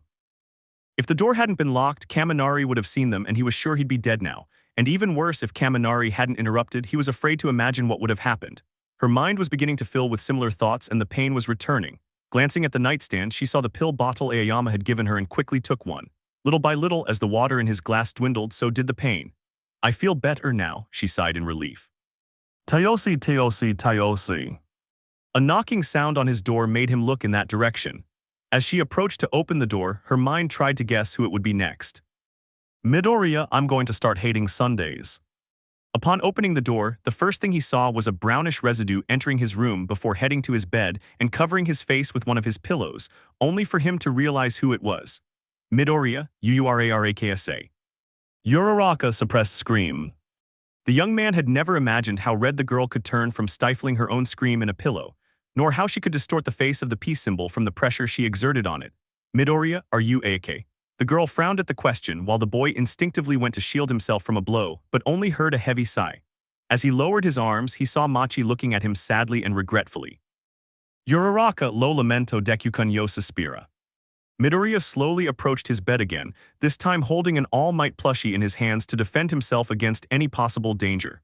Midoriya, did something happen? I thought you'd gone out. Uraraka, I was thinking of doing it. Midoriya, what happened? Uraraka, Iadasan, she said, with a look that seemed to disgust her at the mere act of saying it. Midoriya, oh. Uraraka, yes, can I talk to you for a while? Midoriya, seguro. The green-haired man brought one of his chairs closer to the bed where the brunette took All Might's now injured pillow and lay down. Midoriya, tell me. Uraraka, well, it just so happens that. About a few hours ago. After breakfast, the brunette was glancing blankly at her phone when her gaze shifted to her blue-haired boyfriend. He was staring at a newspaper in one hand while bringing a spoonful of breakfast to his mouth with the other. Uraraka, come on Achako, you can do it, inhales and exhales, Teniakan can we? Lita, listen to this, the Hero Commission will raise taxes for agencies by approximately 10% next year.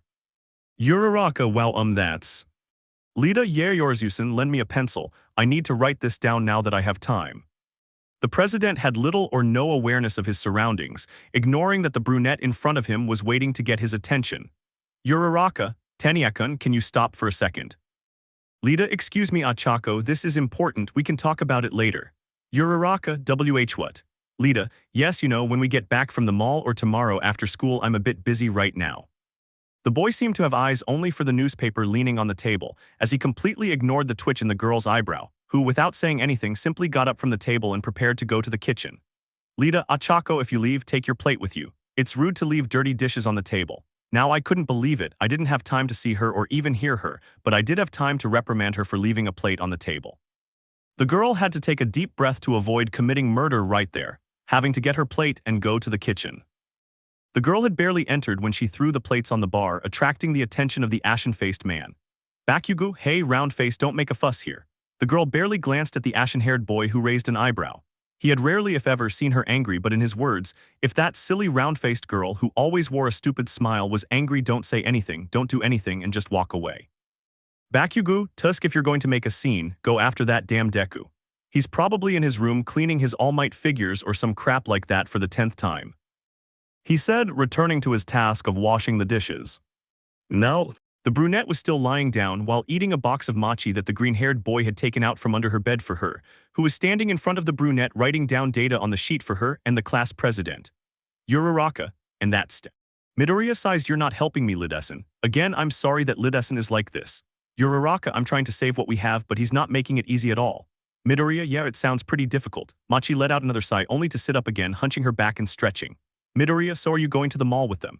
Uraraka, heavy sigh, I don't think so. Between being ignored on an outing and being ignored in my room, I prefer my room. Midoriya, you know you don't have to be alone, I mean, WWE can hang out, just if you know what I mean. The boy spoke, careful that nothing he said had any hidden meaning, while his face grew redder as the words left his mouth.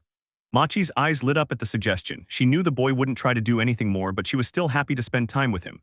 Uraraka smiled and with a cheerful grin replied, Uraraka, I'd love to. Midoriya, really? Uraraka, yes, I'll just go get some snacks. She didn't take long. The boy was relieved, even happy, but his brain reconnected and he noticed a detail so tiny that he had overlooked it. Midoriya, Urarakasan is going to hang out in my room. What? Quickly, he realized that his bed was still unmade, some of his clothes were scattered on the floor and on his chair, and he still had cleaning fluid on the table along with some of his All Might figures. As quickly as he could, he made his bed, arranged his action figures, and put all his clothes in his closet. Midoriya, that should make it look more decent, he thought, only to look around his room, still looking as geeky as ever. Well, at least it's not messy. Tayosi. The doorbell rang again. As she approached, she opened the door to welcome her friend. Midoriya, to-do listo Yura. Toru hohola Izuku-kun, Midoriya, quick ACT normal. Hey, I said normal. What? Toru had seen that way of greeting that the boy had copied from Kyoka, and on one hand she wanted to laugh, and on the other, seeing the boy leaning against the doorframe with an embarrassed look and his arms pressed together by his sleeves, made her blush and wonder. How could she be tenderly hexy? Toru was grateful that she was invisible, otherwise he would see her silly face. Toru, hey to you too, Izuku. Midoriya, I'm an idiot, how are you? Ido, you need anything? Toru, it's nothing important, but I wanted to ask if you'd like to hang out. You know, watch a movie or just play something. Her voice was something the boy would always love to hear. It had a shy and cute tone that reminded him of that night he slept next to her and of her barely visible face. Midoriya WL I'd love to but… Uraraka Listo, the chestnut-haired girl's voice chilled the boy who hadn't expected her to return so soon. Uraraka o ola Hagakure-san, Toru h hello Uraraka-san, what are you doing here? I thought you'd go to the exit with the others. Uraraka, I was going to do it but… At that moment Machi realized she hadn't come up with an excuse to say she wouldn't go with the rest of the class. This made her nervous. Uraraka, WL and I. Midoriya WWE had already scheduled something, the boy said, saving the brunette. Toru. Just as he could remember the girl's serene and happy face, from just that small reaction, he could imagine the look of disappointment she had at that moment. Uraraka, and what about you? Toru WLII was going to ask Midori if she wanted to hang out, but I see you're already busy. I am going to my room, see you later. The girl turned around and was about to go to her room, but a voice made her stop. Uraraka, you can hang out with us. The girl turned around and saw the brunette extend her hand, while a smile formed on her face. The boy, to tell the truth, also wanted to tell her that, but his head could barely process that he would be with one of the girls he had been dating in his room, and the surprise that the brunette invited the invisible girl with whom he was also secretly dating made his sanity work twice as hard. Toru, I wouldn't want to be a bother, he said, waving his gloves in the… Uraraka's you won't bees and look, she said while searching in her bag. I also brought sweets. The girl seemed to be seeking approval, not only from the brunette but also from the boy who, noticing the slight movement of the girl's hat, simply smiled tenderly. Internally, she would have preferred to be alone with the green-haired boy, but she wouldn't deny that her friend's presence would be equally pleasant. Inside Izuku's room. The boy was embarrassed because it was rare for a girl to be in his room. Usually it was just a quick visit or a brief chat, but now they were planning to spend time with him. And frankly, the thought of them looking at his entire collection more closely made him deeply ashamed. Toru, I like this one, she said, pointing to one of the many figures of the boy. Uraraka, I like the Funko better, I say, pointing to the small figure of the peace symbol. Midoriya, so what do you want us to do? WWE can watch movies, I have board games, Roman 2 don't know, he said, having never hosted a meeting. Uraraka, well, I brought some movies we could watch. Toru, me too. With a sigh, the boy watched the girls arguing amidst the pile of movies they were carrying. Midoriya, it's going to be a long day. Chapter 19. Sunday. The boy was sitting on the edge of his bed looking at the screen where a movie was playing. Uraraka, Deku-kun, do you want more popcorn, Toru, or a candy? The two girls who were lying face down on the boy's bed said this, looking at the screen while offering sweets to the freckled boy. Midoriya, thank you, he said, accepting both options.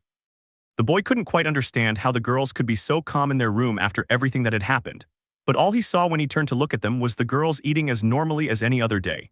The boy was not discreet, as his doubts made him keep his gaze fixed on both women who noticed this.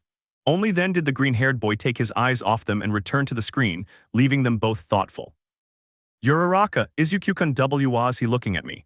No, don't jump to conclusions, he wouldn't have a reason to look at me, would he?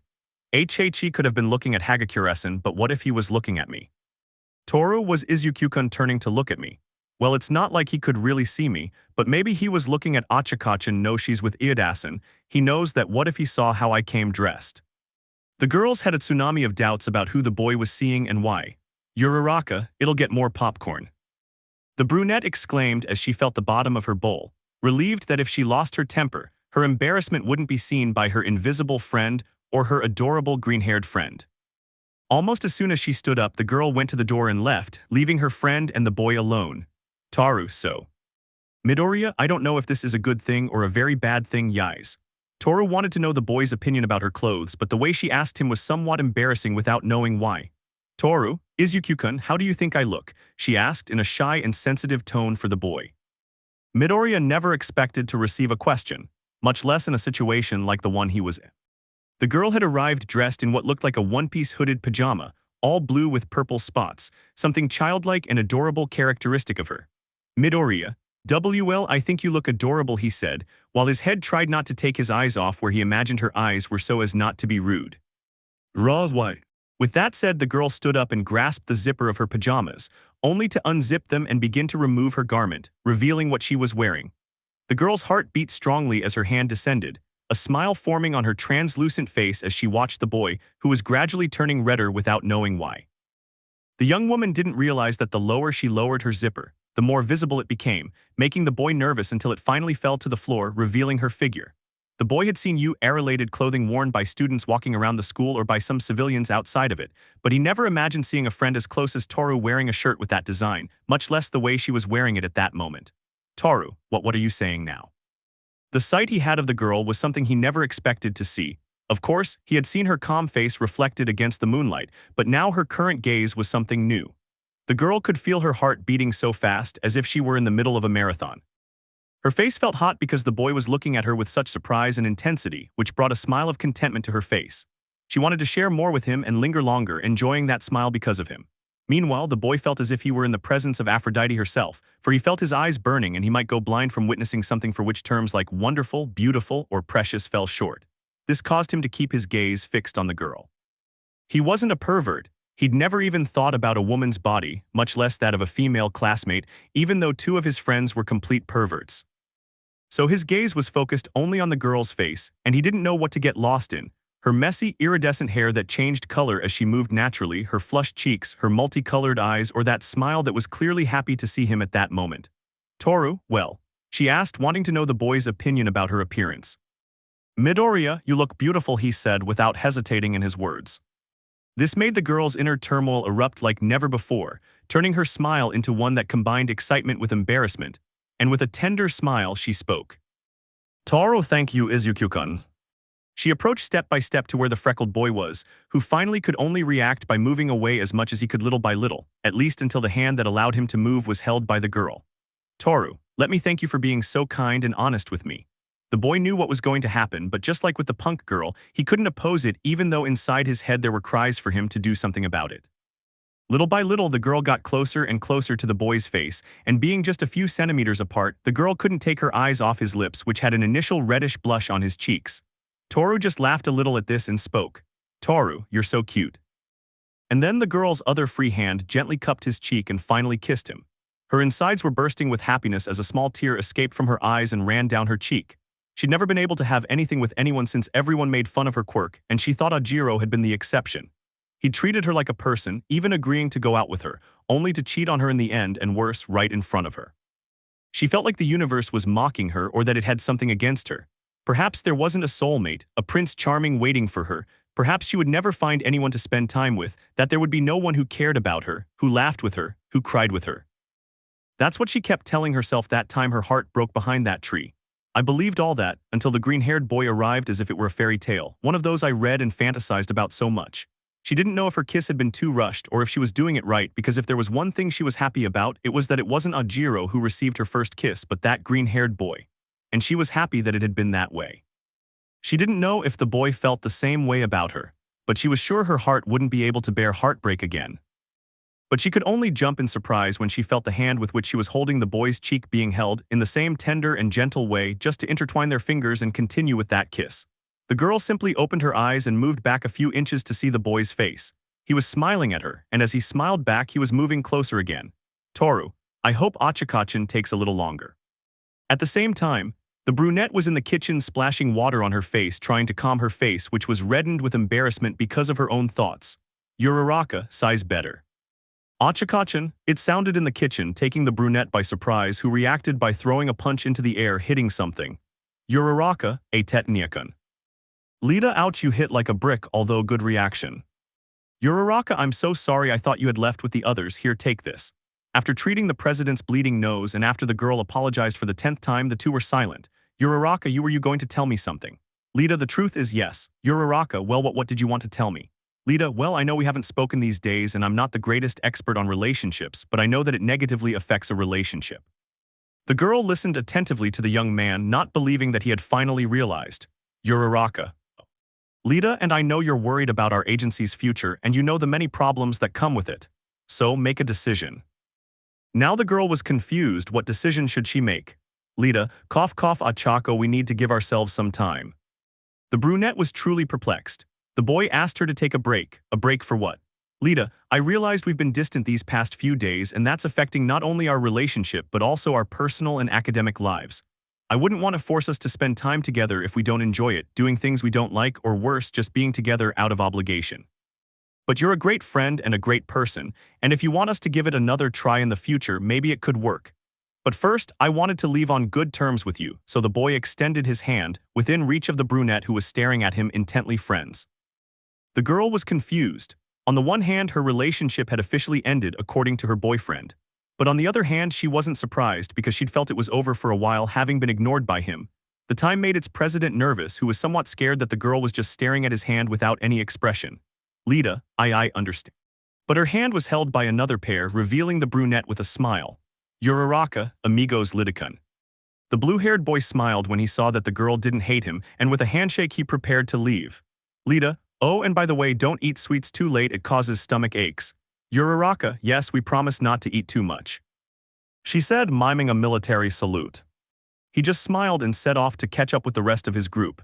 Uraraka, I should tell Dekukun DKUKUN, HAGAKURSAN, she shouted, remembering that she was wasting time with her friends. Quickly, he refilled his popcorn container and headed back to the green-haired boy's room. In Izuku's room. The boy was receiving several kisses from Toru, who seemed to be taking his time with how long the kisses he gave him lasted. And he didn't have the strength to move away or stop her, only able to let himself be loved by the girl, with the threat that her friend could come in at any moment and see them. Midoriya, come on, you have to stop her. His inner voice screamed, in a desperate attempt to regain control and return to normal. With difficulty, his hand released the soft grip of the girl's hand, moving to her shoulder as he received a shower of tender and warm kisses. Once in position, with a slight, barely noticeable movement, she moved the girl and stopped her in her display of affection. Toru past the Algo Izukukun. Midoriya, it's stuttered a red-haired, green-haired boy who didn't know how to untangle his tongue and form a word. This amused the girl, who walked away, realizing that perhaps it was too much for the boy. Toru, come on, we have to clean up your kiss marks.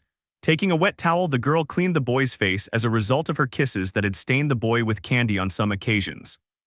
While being cleaned by the now visible young woman who occasionally played with his freckles, he unconsciously licked his lips, still catching the taste of one or two cherry candies on them. Toru, and did you like it? The question was a surprise to the boy, who didn't want to admit that he had actually enjoyed it until that moment. Midoriya, it was fine actually. The girl took the other side of the boy's face, making him look her in the eyes and giving her his attention. Toru, I'm glad you were, and I'm glad you were the one who gave me my first kiss, and that I was yours. The feeling was then a confusing one because it made her happy and it hurt to have been the one to whom Toru gave his first kiss, but she would not have the same response because the boy had forgotten how many times he had been kissed. TOC. The sound of the door startled both young people, causing the girl to let out a small hiccup and become invisible again. She grabbed her pajamas and quickly closed the door again as she had done a while ago. Uraraka GUASITSME, open up, I brought the popcorn. Toru, popping. It might take a long time, but the boy wouldn't understand how versatile the girl's personality was, going from a moment he could only categorize as romantic air to a state of normality. It was taking him a while, as his mind reproached him for wavering again regarding his actions in a situation like the previous one. Uraraka, I hope I haven't missed too much, she said happily. Midoriya, and not much, actually. Without further ado, the brunette entered, and after getting comfortable again, they continued watching the movie, while the invisible girl gave him the occasional glance which the boy, despite no longer seeing her, could feel her gaze fixed on him. Midoriya, this is getting complicated. Chapter 20. Sunday 10:00 p.m. The boy was putting everything in his backpack for the next day because there were some things to do and he prayed that those things had to be academic. Midoriya, size let's review. Uraraka, I'd talk to Ida. Momo, go to her parents' house.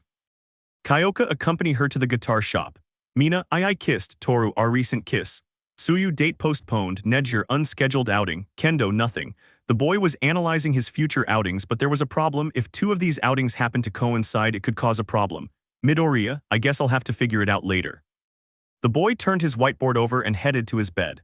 But the events of his day finally caught up with him, having kissed two of his friends so passionately and being unable to do anything about it in either situation. It was clear he was giving in and he couldn't do that. It didn't matter if one of them no longer had a boyfriend, she was being just as unfaithful or even worse than Ajir. The migraine in her head was returning, and as she had done the night before, she took the bottle of pills and took one. Midoriya, for today let's not think about that anymore, maybe tomorrow. He thought to himself, only able to curl up among the pillows and sleep. Monday. The boy had gotten up and to his morning surprise he noticed that his cell phone had messages. Upon opening the tray, he read them. Nejir, good morning Izuku. Hey, I was thinking, would you like to go to an arcade with me? Don't worry, Mirio and Tamaki are coming too. They finally want to hang out with us. What do you say? I'll wait for your message. Momo, good morning, Izuku-kun. I hope you woke up well. I was messaging you to let you know that my parents just arrived in Japan today and they've asked to see us. They want to know everything, and surprisingly, my dad says he has important matters to discuss with you. You still have to tell me what you talked about last time. Anyway, I hope you're not busy. Thanks again. Good morning, 3. Kyoka, hey Greenboy, listen, my dad keeps asking when I can pick you up again. He's impatient, he wants to start his family band, and he keeps asking me questions like when I can pick you up. Are you free this week? We could take advantage of the situation and buy that guitar. Let me know, okay? Take care, man. The boy had barely finished reading the first 2 messages when he was considering whether jumping out of his window would be high enough to prevent him from ever getting up again. Then a 4th message arrived on his phone. Midoriya saw what will happen now. Looking at her screen, she realized it was a message from her mother. Inko, hi Izuku, how are you, my little one? Kissing red, hey, when are you coming home? It's been a while since you visited your old mom. You know I can make your favorite dish, Katsudon. You know there's always a plate waiting for you on the table. And it doesn't matter if you bring visitors, I'm always happy to meet your friends. And maybe you'd like to introduce me to your girlfriend if you have one. Anyway, son, take care and eat well. The tiredness and headache eased a little when he saw his mother's message. It was nice to see her contacting him, although she still kept teasing him about whether he had a girlfriend yet and that now wasn't the best time for him. Whether it was waking up before his alarm or the migraine from that supposedly funny comment, the boy just typed a message on his phone to his mother. Or at least that's what he could see, only to go back to sleep for a little while longer, hours later. The boy was waking up to his alarm, and with a laziness worthy of his sensei, the boy dressed in his uniform and went to prepare breakfast. Once in the common room, the boy walked to the kitchen where he started cooking. To anyone else, this would seem perfectly normal, but inside his head, he was analyzing how he could resolve his exit that same day. On one hand, although Momo seemed to like her parents, they were still businessmen, so refusing to go that day could create a bad impression and set her back. But that progress had ended when Todoroki broke up with Momo. And Nedjir had invited him to go with Mirio and Tamaki, knowing that they were always together like they were born to be. Besides, with Nedjir's complaints, he was sure she'd be ignored somehow. He was thinking too much about himself and hadn't noticed that his friends were already in the room. Uraraka, hello Deku-kun. But he didn't answer, he just kept staring into space and moving his lip as if he were murmuring. Uraraka, a Deku-kun, and again he received no response. Uraraka inhales Midioriykun. Finally the boy came out of his trance and looked around, trying to see who was occupying him. Midoriya, huh, what, yais, Uraraka, well I've been calling you for a while now, your pancakes got burnt. The boy looked at the frying pan, only to see what was once breakfast now turned into charcoal.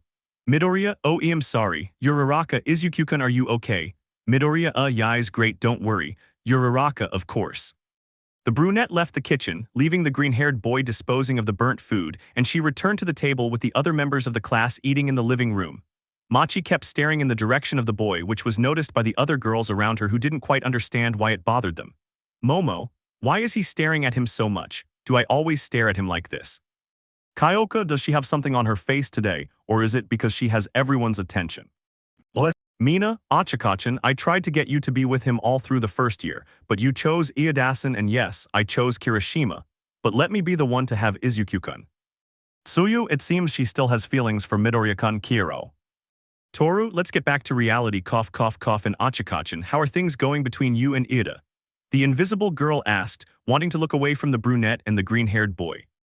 Uraraka, huh, oh well Iidasan broke up with me. The revelation came as a surprise to everyone present because knowing Lita they expected him to be more attentive and thoughtful in a relationship, given his strict and rule-bound nature. But the fact that he was the one who ended things with her friend was a complete shock. Mina, what? Crash.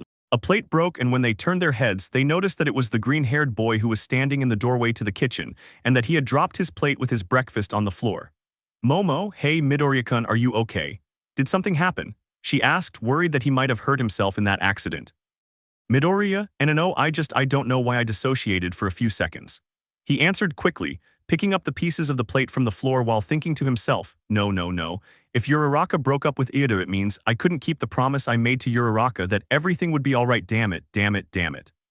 But his gaze was caught when he saw another pair of feet approaching him and helping him clean, it being the jet black one. Momo, let me help you, Midoriya, and no need. Momo, no, but I want to help you. Just uttering those words and the fact that they were directed at the green-haired boy made the girl's heart flutter in her chest, even more so when she saw him blush. Midoriya, thank you, Yayorzusen. Upon returning to the table, the girl only received glances that were ignored by the girl who was only focused on her tea. Meanwhile, the boy was heading outside to throw away the broken items when he saw the bicolored-haired boy. Shoto, good day, Midoriya, oh gee, good day, Todoroki. The silence was overwhelming and frightening, but with a little encouragement the boy was able to speak. Midoriya, how Todoroki, how is Yaoyorozu? Midoriya, oh she's fine. He expected an annoyed look, an envious one, or maybe something more, but all he got was to see her nod her head a little and go back inside the building. Todoroki, keep it up, Midoriya. Everything was wrong. He didn't want this burden. He never asked to be part of any of the broken relationships. He never asked Ida to break up with Uraraka. He never wanted Todoroki to entrust Momo to him. He didn't want Kirishima or Kaminari to be idiots who ignored their girlfriends and assumed they were in amazing relationships. And he would never forgive Ajiro for being unfaithful. But he was being unfaithful too, perhaps even worse than his friend, and he didn't have to explain why. But he couldn't just walk away and leave as if nothing mattered. She had chosen to do a favor that wasn't appropriate, and now she would have to endure it until she finished. Until she had finished fulfilling all her obligations. Taking out his phone, he sent messages to two of the girls. Midoriya, Yaoyorozu, what time should we meet outside UA to go see your parents? Midoriya, hi Nejer-senpai, I'm sorry, but I already had plans with someone else to leave UA today. I hope you don't mind. The boy put his phone away and went into the building to finish getting ready for his school day. Later. The freckled boy was walking down one of the hallways, heading straight to his class with midnight. He still hadn't received any messages from Momo, which was understandable. She was with the other girls and he couldn't let anyone find out what he was planning. This was until he bumped into someone who happened to be his sensei. Midoriya, sorry, Aizawa-sensei. The boy bowed after accidentally hitting his sleepy tutor. Aizawa, anyway, how are you doing, problem kid? He asked, taking a sip from his juice box, remembering the last time he saw him since he was an exact reflection of himself. Midoriya, I'm fine, why do you ask? Aizawa, you look better than last time, sip, but I can tell when someone's looking haggard. The boy wondered if his sensei suspected something. No, it was clear he knew something was going on. Aizawa, but for some reason Toshinori has been threatening to tell Nezu about my sleeping hiding places. He'd never blackmail me if he didn't want something, and the only thing he cares about besides making bad jokes is covering for you, so I'd better not ask you anything now. Come on, go into class. The boy let out a long sigh before entering. At least he still had his teacher's help for whatever he needed. After class. In Momo's room. The black-haired girl had had to hide her smile throughout the school day, knowing that she would be going with her parents again. She knew he would accept, but she felt a sense of satisfaction upon hearing it from the boy himself. Momo quickly got ready to return home, but one question lingered in her mind. Momo, would Izuku be wearing the same suit? Whether it was because of her role as a rich girl or perhaps interest in seeing how the boy would be dressed, she decided to make a new suit for the boy. He went straight to the green-haired boy's room, and when he reached the door he knocked but received no answer. As he got closer, he noticed that some music seemed to be playing in the room. Momo, maybe he can't hear me, should I go in? In Izuku's room. The green-haired boy was finishing washing his hair while listening to some of the music Kyoka had recommended to him and Todoroki back in their first year. At that moment, he felt like his life was that very song, so much so that he spent the entire shower singing it on repeat. Midoriya break me owns. After turning off the water, he came out with his towel, drying his hair, and simply walked to his bed to get dressed. He had barely put on his boxers when... A stifled scream made him look towards his door, only to see Yaoyorozu, who with her hand covering her mouth had a surprised look and a flushed face. Midoriya Momo. She simply left the room and closed the door, trying to control her panic. At that moment, I didn't know whether to be grateful or curse having a photographic memory, because every time I closed my eyes, I could still see that image of the boy. His wet hair seemed to turn a darker green. His rosy face, with its freckles and hair, resembled an adorable strawberry. His toned body was worthy of ancient Roman or Greek figures, but it was nothing more than the result of the boy's determination and discipline. However, it turned out she wasn't really sorry for what she saw. Emerging from the depths of her mind, the girl finally spoke. Momo, sorry Izuku, I should have knocked first, she said, still blushing. Midoriya, uke Momo, I shouldn't have turned the music up too loud anyway. What did you need? Momo, well, I came to ask you for something, said the girl, who, considering the circumstances, had to do it anyway. Midoriya, right, just let me get dressed. Momo, no. She told the boy on the other side of the door. Telling the boy not to change was embarrassing, but she tried to convince herself it was to make a new suit for him. Midoriya, Momo, well, I was thinking of making you another set of clothes, so you wouldn't have to wear the same ones, but for that I need to, you know. The boy hesitated. Why would the girl want him to go commando if it wasn't necessary the first time? And the other question was when did she approach the door, and when I regained consciousness, he had opened the door and let the girl in. Momo, with your permission, Izuku-kun, she said, blushing. Midoriya yais. The girl turned her head towards where the boy was, noticing how he looked away while she still kept her eyes on him. Whether it was the smoothness of his skin despite his muscular build, it just made him look more whatever the word attractive. Shaking her head so as not to get lost in the boy's physique any further, she simply spoke. Momo, very well, just stay still and I'll take your measurements. Midoriya yais. Actually, there was no need for her to take his measurements again, because as she'd said before, she had a photographic memory and could therefore remember things that others took for granted. Even she didn't understand why she'd asked the boy not to get dressed. Was it a natural impulse to want to see her classmate's toned body? Perhaps it was teenage hormones. The moment she stood before him, she could see the boy was clearly red-faced, and understandably so, she'd stripped him of his clothes. It was kind of adorable to see him like that, though also tempting in a way. Momo, I'll start with your shoulders, is that okay? I knew the boy would be nervous, and that was confirmed when I saw him just looking above his head. She positioned her gaze on the boy's collarbone and shoulders, placing the tape from one end to the other. He touched his well-built and strong shoulders from time to time, inspecting, or rather, he was toying with him, taking advantage of the opportunity. Following this, he raised his arms, which the boy had to lift at the request of the girl, who now wanted to inspect them. It seemed that she had become obsessed with the boy's arms, because she was inspecting not only his hands, but his arms completely, seeing how some of the scars he had on his hands were part of a larger pattern, almost reaching his back.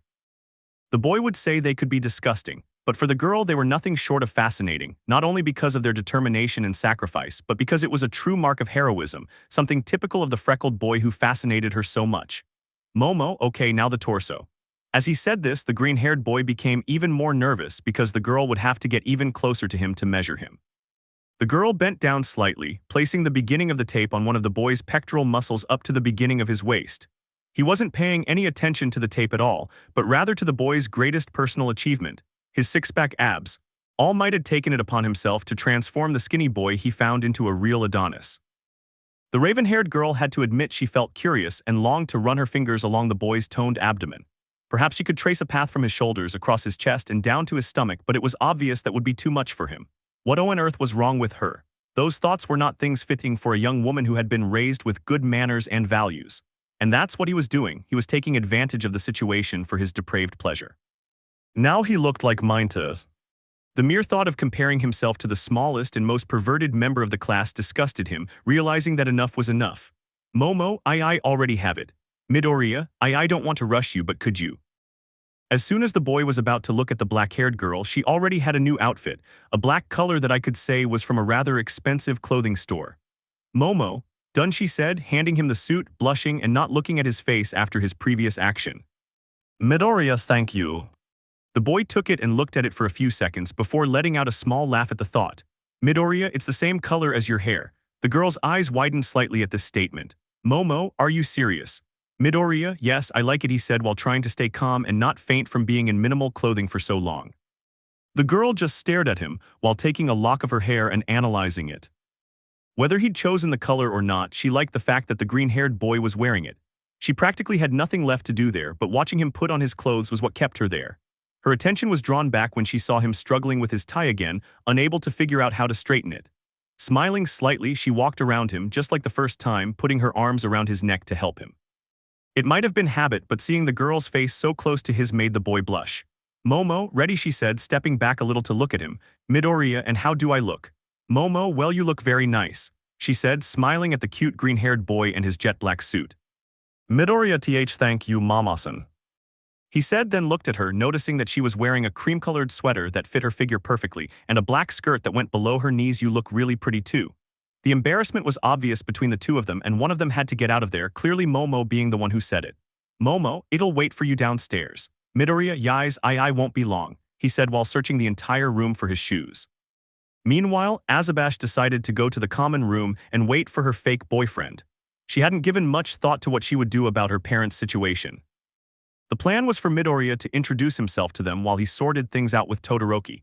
But now that he'd broken up with her, the boy had been forced to maintain that lie, and she couldn't do that to him. She already owed him a huge favor for getting him into this mess without even asking him first. And yet, he was there the whole time.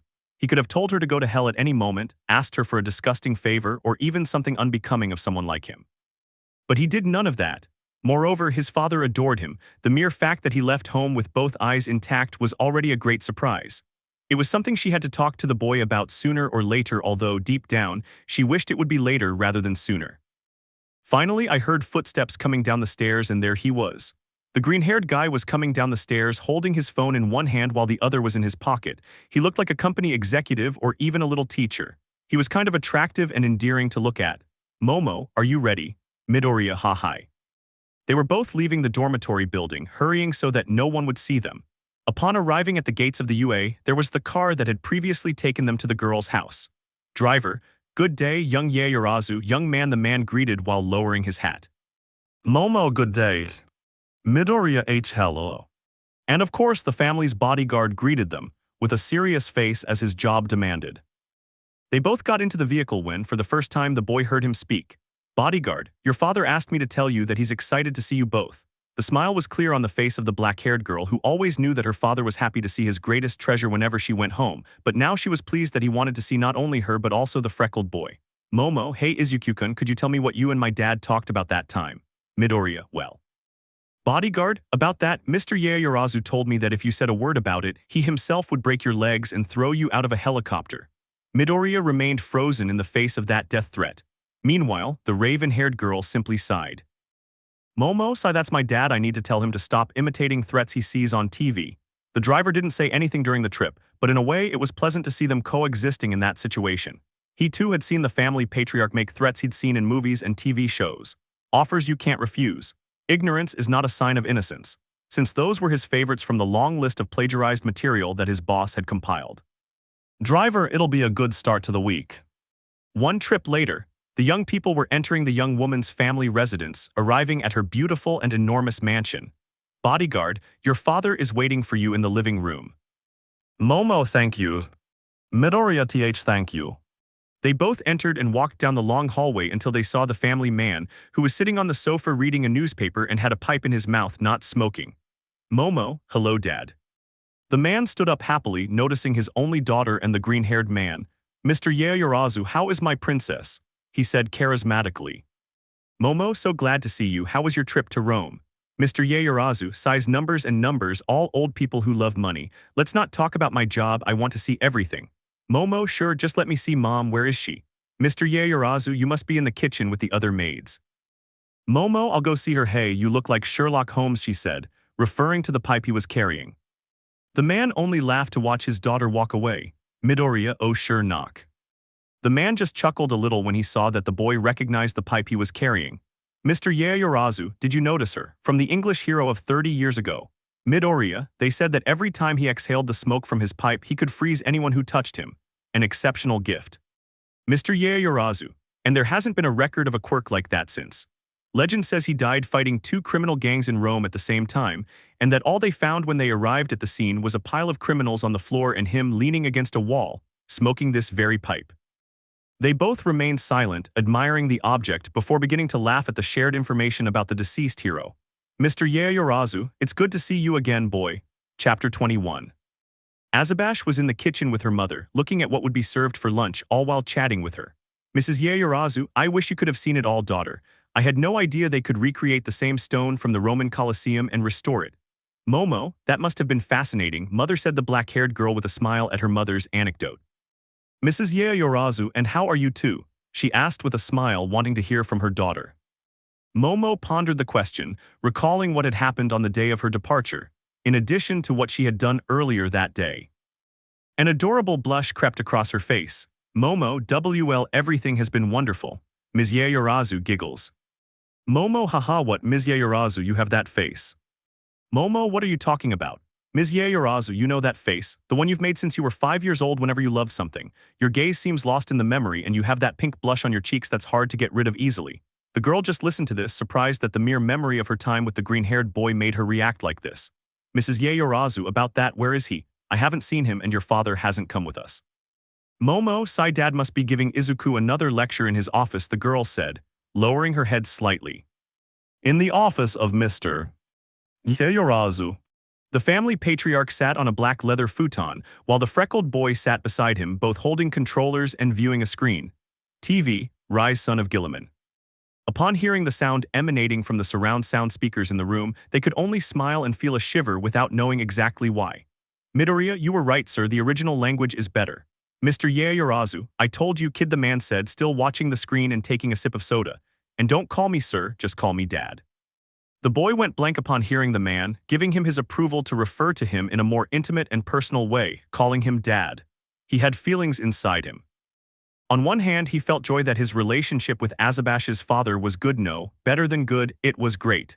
He thought he was a superhero geek like himself, but he was more than that, he called him too. Moments ago, the freckled man was entering the office again, holding the pipe carefully in his hands, as if it were a crystal object. Mr. Yaoyorozu, can you feel it? The powerful smoke emanating from the pipe permeating the entire cover. Midoriya, oh sorry, he said admiringly, still looking at the article about the man pressed a button beneath his desk, revealing hidden walls, some adorned with plaques of heroes and their artifacts, some empty pedestals but bearing inscriptions. One of these was that pipe. Midoriya, all of this is admirable, sir. Mr. Yaoyorozu, yes, let's just say I'm a hunter of heroic relics. Midoriya, this is an amazing hobby. Mr. Yaoyorozu laughs, actually before all this, before my company and my wife, I wanted to be a full-time item hunter, but I needed funding. So I started a small business at 22, focused on making the business big, and now I'm here, although to be honest, the trip to Rome was more of an excuse to get the pipe than to see the company in Italy. Midoriya, that's more believable. The man looked at the boy with a smile and a light bulb went off inside his head. Mr. Yaoyorozu, actually there's something more. The black man pressed another button, and from the floor came a couple of futons that at first glance were very comfortable and disgustingly expensive. Mr. Yaoyorozu, do you like video games? Midoriya, like any teenager, I'd say yes. Mr. Yaoyorozu, then you'll like this. The man pulled out a box, revealing it to be a new console that quickly caught the boy's eye. Mr. Yaoyorozu, no, not yet. This puzzled the boy until he saw that the entire console, box, cover, and controllers were completely customized. Mr. Yaoyorozu, cute, right? Midoriya, aye, it's. Mr. Yaoyorozu, special edition, there are only 3 consoles with this design worldwide, the ultimate in exclusivity. Midoriya couldn't erase the impressed smile from his face, only able to speak without reasoning. Midoriya, I think I'm going to faint. Mr. Yaoyorozu, don't even think about it, if you faint, who am I going to use this on? The surprise could not have been greater, added to the boy's doubts, which were silenced by the adult. Mr. Yaoyorozu, boy, I'm a busy man, I live with 2 women and one of them is in school with you. And you know I travel a lot. When will I ever be able to enjoy a good game and a cold drink like in the old days, if not now with someone who speaks my dialect? At that moment, the boy's head could only say one thing, and that was to obey the man. He sat down on a futon while the black-haired boy brought him a bottle of soda, which the boy, not finding a bottle opener nearby, placed the nozzle of the bottle in the middle of his arm, and exerting force between his forearm and his bicep, the cap fell and then he took a sip from the bottle. Mr. Yaoyorozu, who would have thought you were so vain? The man said, laughing and joking, I prefer something more simple. He remarked, just as he used the edge of his desk to uncork the bottle in one swift motion. The man sat down next to the boy and after taking a swig from his bottle he spoke. Mr. Yaoyorozu, let's play. No. The man had a strange helmet just like the one in the game, while the green-haired man had a similar seal on his shoulder. Mr. Yaoyorozu, how long have we been playing this? Midoriya, I think 2 or maybe 3 hours. They both said without taking their eyes off the television. Knock, knock, knock. Momo, Dad, are you there? Upon hearing the voice of the youngest Yaoyorozu, both the family man and the green-haired youth jumped up and stood, hiding the refreshments and putting away all of the man's hero and hobby items. Mr. Yaoyorozu, quick ACT normal. Midoriya, W what? Mr. Yaoyorozu, yes, just like that. The man took a deep breath and went to the door to open it, wearing a serious expression on his face. Mr. Yaoyorozu, is something wrong, little one? Momo, well, it's just that you've been with Izuku in there for about 3 hours and he's still alive, right? The girl asked worriedly. Mr. Yaoyorozu laughs, of course, she was just telling me what they did on their outing and how happy she was, look. The man moved, revealing the green-haired man who was trembling, giving the black-haired woman the idea that he was nervous about what the man would think. Momo sighs, what a Mr. Yaoyorozu, is something wrong? Momo, I just wanted to know if I was okay and Mom says to come downstairs, the table is already set. Mr. Yaoyorozu, we're coming. The black-haired girl was leaving the man's office when she looked over her shoulder again at the boy who was looking at her with a smile. Midoriya, it seems she was worried. With a smile, she looked at the boy and went downstairs. Hearing from her father that the boy was happy to have gone out with her again was news that warmed her heart. Mr. Yaoyorozu, I think we should go now. Midoriya, yais. Mr. Yaoyorozu will have plenty of time to keep killing filthy Xenos. The boy smiled as he watched the man take his jacket and head towards his door. He wasn't a geek like him, he was the geek, which is somewhat admirable for the green-haired boy. Both men left the office and headed to the dining room. Even without entering, they could recognize the delicious aroma of the food, surpassed only by its appearance. Ms. Yaoyorozu, well, look who finally showed up.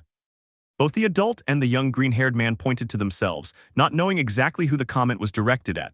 The woman, who had previously looked serious as if searching for an explanation, could only hold back her laughter before bursting into laughter at what she saw.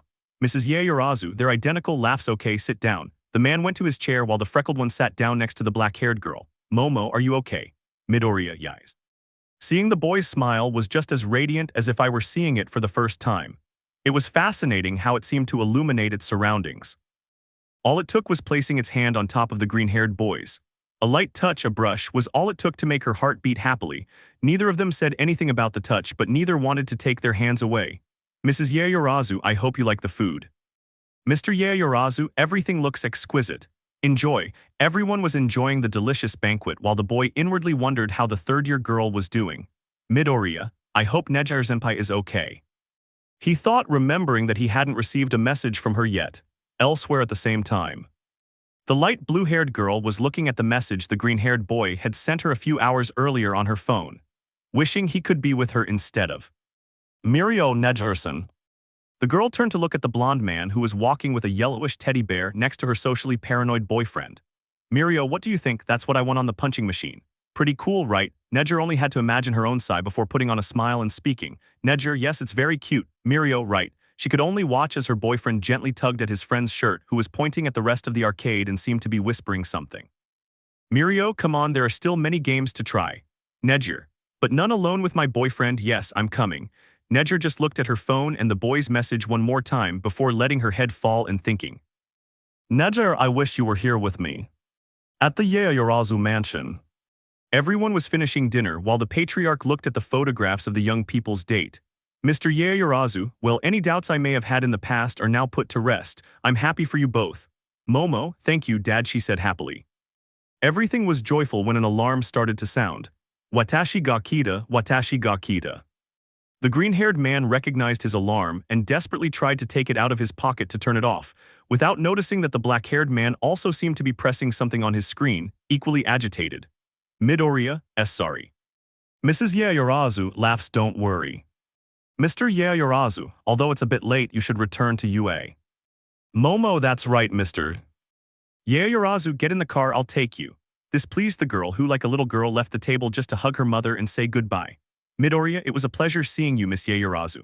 Mrs. Yaoyorozu, the pleasure was all mine, young man, goodbye. The boy left, accompanied by his father who was taking the keys to one of his cars.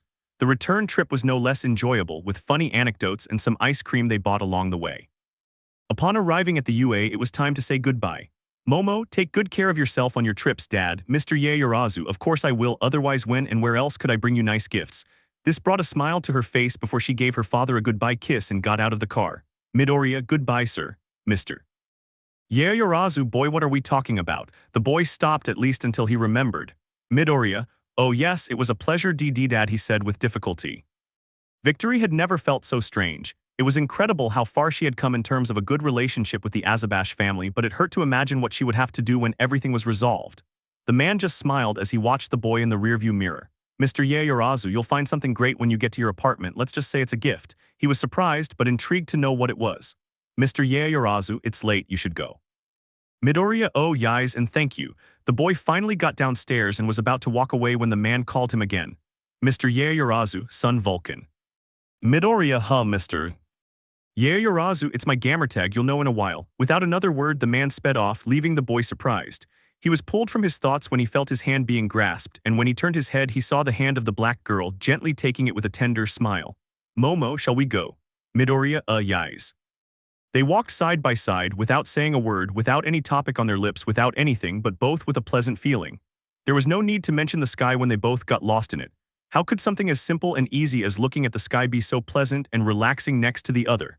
They couldn't find an answer, and frankly, they couldn't care less. Momo, I'll never be able to thank you enough for this, Izuku-kun. He turned his head down a little until he could see the girl, who had a pink blush on her cheeks and a smile. Momo, You didn't have to help me with my favor, especially since I forced you, she whispered sadly, but you could still have left me. And when what happened with Shoto, you were there too, you met my family, you learned about my past, and yet here you are. The boy listened intently to everything, standing there, his gaze fixed on the girl against a night sky that only accentuated her beauty. He noticed how the raven-haired girl tenderly cupped his cheeks in her delicate hands, her thumbs playing with some of his freckles, and smiled warmly. Momo, thank you so much, Izuku-kun. Then, as if time had stopped, the black-haired girl kissed the boy's lips. As if it were a reward she had long desired, as if it were the sweetest taste she had ever experienced, the girl could not tear herself away from his lips. From the day she kissed his tender forehead the first time she met his parents. From that time when, deep in her dreams, she felt the boy's tender kiss when he stayed and comforted her. She only wanted one thing, to kiss each and every one of the boy's freckles until she was satisfied. The boy, for his part, didn't object. It was difficult to refuse the girl who was kissing him so tenderly. At one point, she stopped and looked at him with the same tenderness with which she had begun. Momo, He was just about to speak when someone's voice interrupted them. Cementos, young people, you can't be outside at this hour. Do you have any idea what time it is? The romantic atmosphere burst like a balloon. When they looked at the time, the boys realized there were only 2 minutes left until curfew. With this warning, the black-haired girl was just about to start a race alongside the green-haired boy. But the latter got ahead and, in a quick movement, lifted the girl up as if she were a princess and started running, using one for all to propel himself. The boy was so focused on not bumping into anything while carrying his president in his arms, ignoring the fact that she was blushing so much she could compete with him. She felt like she was in one of those fairy tales she'd read, where a princess is rescued by a handsome prince, or in one of those cliché scenes where the damsel falls and hurts her leg, forcing the knight to carry her to her aid. The reason she was in that position might not have been the most romantic in the world, but she didn't care, because now she had fulfilled a fantasy. The boy had lifted her up so easily that it had taken her completely by surprise. She was so focused on his face, trying to figure out why she didn't find him attractive, that she hadn't noticed the lights were on in the common room and figures were moving about. The green-haired man had seen this from afar, and seeing the black-haired woman, he spoke. Midoriya, Momo, I'm going to do something, but please don't be scared and hold on tight. It was then that the girl stopped imagining cute filters for the boy and obeyed, putting her arms around the boy's neck and covering part of her face on the boy's shoulder. At one point, the boy jumped high, causing the girl to close her eyes in surprise and shock before they remained motionless. When she opened her eyes, she saw that she was on a balcony, more precisely on the boy's balcony. Midoriya, excuse me, but I had to leave it here. There are people in the common room, and honestly, I don't think I can be fast enough to get in together without them noticing or raising suspicion. Momo, oh sure, I understand, Izuku-kun, that's fine. Now the discomfort had arrived. They couldn't leave the boys' room because someone would inevitably ask where they had been all day, and they couldn't say they were in the boys' room because that would be much worse. So all they could do was pray that the rest of the world would go to sleep, and then they could take advantage of the situation and have the brunette go to her room. Momo, so this is your room, she said, looking around to see all the #1 hero decorations covering the green-haired boy's room. Midoriya, yes, I'm sorry if it's awkward, he said, aware of the popular opinion about the decor of his room. Momo, you don't have to give explanations. Everyone has something to admire and show their preference for an objects. Midoriya, thanks, but I think mine is more intense. The girl looked at the freckled boy for a few seconds before addressing him with a question. Momo, you know, I've never asked you this, or well, I don't know if anyone's ever asked you this before, but why do you idolize Almight so much? We know he's your favorite hero, but why? This made the boy look at the ceiling and then give a small smile on his face before answering. Midoriya, well, when I was a kid, I always saw Almight as someone amazing. He could lift buildings on his shoulders and still smile like nothing was wrong. It was later that I paid closer attention, and I saw it wasn't just when he lifted heavy things or when he fought or when he laughed. He always smiled, and when he did, everyone around him smiled too, including me. I wanted to do that, to face things with a smile even when everything looked bad, and for others to feel that same confidence. That's why I want to be like Almight. And in a way, having all this merchandise around might be considered fanaticism, but I like to think that when I see one of them, it tells me, you can do it. Unlike other times when the boy spoke of what he loved, breathless and with great emotion, this time he spoke with nostalgia and peace. His gaze was calm, yet still filled with passion. This only intrigued the girl, who finally understood all her fanaticism, looking once more around the room, understanding its decoration, seeing that everywhere she looked that thought would inevitably resonate. You can do it. But then the classic Izuku returned, with surprise in his eyes and a trembling voice. Midoriya, sorry if it sounds ridiculous, Mamasan. She simply approached him and lowered her head to kiss his forehead again, calming and silencing him. Momo, it's inspiring, Izuku-kun. With that said, the girl was approaching the boy's face again, illuminated by the little light that came in through the bottom of the door, which was turned off, indicating that everyone was going to their rooms. This was a relief but also a disappointment for what the girl wanted, as it indicated that she had to leave. Momo, I guess I should go. Midoriya, I would say that. Momo went ahead and carefully opened the boy's door, looked both ways noticing that it was clear and walked out slowly. Momo, good night Izuku-kun. She said, leaning closer to him once more to kiss his cheek, and with a sweet smile she walked away. The boy just stood there watching the black-haired girl leave and with a sigh went inside. He didn't know how to feel about his current state. Good, bad, happy, embarrassed. All I could do now was sleep and wait to see what I would have to do tomorrow, maybe talk to the blue-haired girl. Approaching her bed once more, she took a pill and a large gulp of water before lying down. Happy to have had a good day, Chapter 22. Mars, new day, new appointments. The boy opened his eyes in pain from the brightness of the sun entering his room without permission. Looking around his room, he noticed something he had overlooked last night, whether because of his time with the black girl or the darkness of the room, but on his table there was a box that was none other than another console identical to the one Mr. Yaoyorozu owned.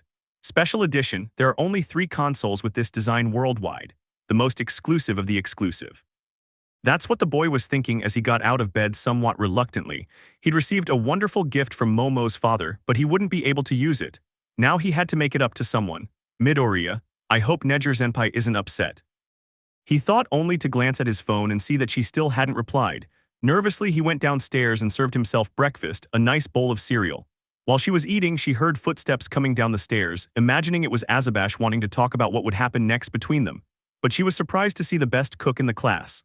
Sato, good day, Midoriya. Midoriya, oh, hola, Sato-kun. Sato, I see you're already having breakfast. Would you mind if you could help me cook for the others? Midoriya, oh sure, I'll help you, just let me finish this. The boy said, hurrying with his cereal. He knew that cooking for 19 people in total was a difficult task, and it was the least he could do after having been fed on several other occasions thanks to his friend. Sato, you know friend, I'd like to do something special for Ashidasan or Jirosan, their birthdays are almost here. Midoriya opened his eyes a little because he almost forgot he wasn't good with birthday dates because apart from himself and his mother, he hardly had anyone to celebrate birthdays with. Midoriya, it would be nice to do something for them, he said with a smile, remembering some good times he spent with the two of them. Sato, I agree. Do you think the boys have any ideas? As soon as the boy said this, the green-haired boy began to remember Kirishima's silly apology and Kaminari's foolish action, which made him sigh. Midoriya, I don't think so. Sato, sigh, what a disappointment. After cooking for a while longer, the smell emanating from the kitchen woke up more than one person in the dormitories, who quickly joined the table to start eating and be active at the start of their day. At that moment, his gaze met that of more than one of the girls, who upon seeing him could not hide their smiles, but the boy knew that this could be risky, as it would raise suspicions by attracting the attention of all the girls. So she went back to the kitchen, and going back was more like running. He would hide there for the rest of breakfast, staying away from the table and therefore from the women. Meanwhile, at his table, Uraraka, Yaoyorozu, where did you go yesterday? Kyoka, yes, I went to look for you in your room but I couldn't find you. Momo, sorry girls, I forgot to tell you I was going out yesterday. The girl explained apologetically. Mina, and where did you go? Momo, I just went to see my parents. They just got back from their trip to Rome and I wanted to see them. Girls, that sounds expensive. Uraraka, and do you know where Deku-kun went yesterday? The question sent a chill down the girl's spine, making her imagine they suspected something. Momo, and why? Uraraka, well, I went to look for him in his room yesterday, but nobody was there and Iidasan didn't know where he had gone. I was hoping he would have told you. Momo, and I don't know where she went yesterday. I'll ask her later. Thanks for letting me know, Uraraka-san. The question caught everyone's attention, but they quickly lost interest due to the lack of information. Everyone finished their breakfast and went to class. Later. Classes were in full swing, giving the young people a break who had an hour to do whatever they liked. During that time, the green-haired boy had to see someone. The freckled boy was heading straight to the room to meet with Almight and talk about his handling of One for All, but about the latter well. Almight, what do you mean you haven't trained yet? The man shouted as a large amount of blood spurted from his mouth. The freckled boy was behind the sofa, covering himself in fear at his mentor's reaction but understanding his actions. Midoriya, I haven't had time, Almight. Everything has gotten really complicated. Almight, kid, I understand you want to help, but you can't solve everyone's problems. Midoriya, I know, but everything's worse now than before. Achikachan broke up with Ida, Momo's not with Todoroki-kun anymore, Torichan broke up with Ajiro too, Kyoka and Mina have been having trouble with Kaminari-kun and Kirishima-kun, and Asui-san asked me to go out with her too and Takayami-kun knows about it. Plus, I've gone out with Ken Dawson from Class B a few times, and I've met some of their parents. I can't back out. Almight, kid, have you tried talking to all of them? You know about what you've been up to, Midoriya. Sighs, I've thought about it more than once, but what am I supposed to say to them? Hey girls, we need to talk. I've been sneaking out with the rest of you for the same reason, and I've realized that some of you have kissed me and confessed your feelings. We need to talk about it. Almight, okay, you have a point, kids. The man was thinking about what to do, but he saw his apprentice take out a bottle of pills and take one along with a sip of tea. Almight, are you alright, kid? Midoriya, yes, I've had some headaches for the past few days and nothing. Almight, okay, the man said, still looking at his disciple. To be honest, I don't know how I can help you with that either, and from what you told me, it seems you've gained the trust of two of the young women's families and you've already started calling them by their names.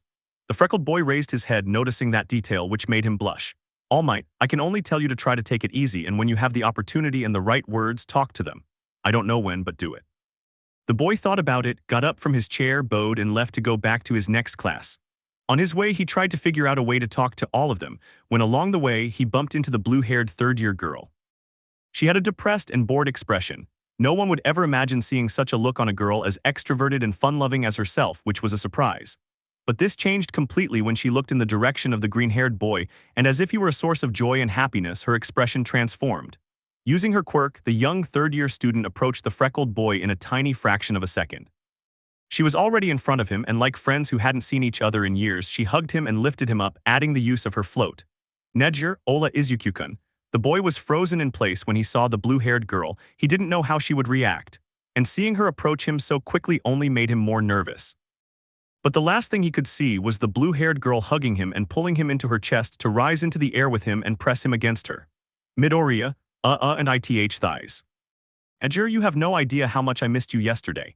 Hearing his senpai's words was comforting, but he couldn't deny that it was a surprise to be back among the girls' mountains, and that it wouldn't affect her in the slightest once again.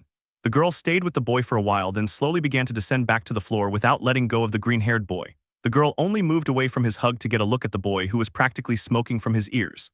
Nejir, how was your day yesterday? Midoriya, it was good, he did it again. What? This only made the girl let out a small laugh, and then she walked away, leaving the boy to catch his breath. Midoriya, so how was your day? Quickly, the girl's cheerful expression faded, making it clear that it wasn't as good as it seemed. Midoriya, I'm sorry, NNO. Nejir, no, it's okay, it's just size, it was really boring. Midoriya, oh, I see. Nejir, yes, it's just I don't want to talk about it. Midoriya, I understand. The girl understood that the freckled young man was nervous, whether it was because of his tender attitude. She put on a smile and spoke. Nejir, come on, let's go for a walk. Midoriya, well, actually I should get back to class. Nejir, what is it? Midoriya, well, Cementos is going to talk to us about heroic tactics.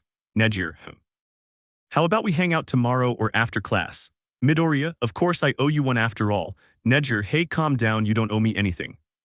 Midoriya, I feel like I should make it up to you. Nejir looked at the boy, whose face showed he was serious. This brought a smile to her face.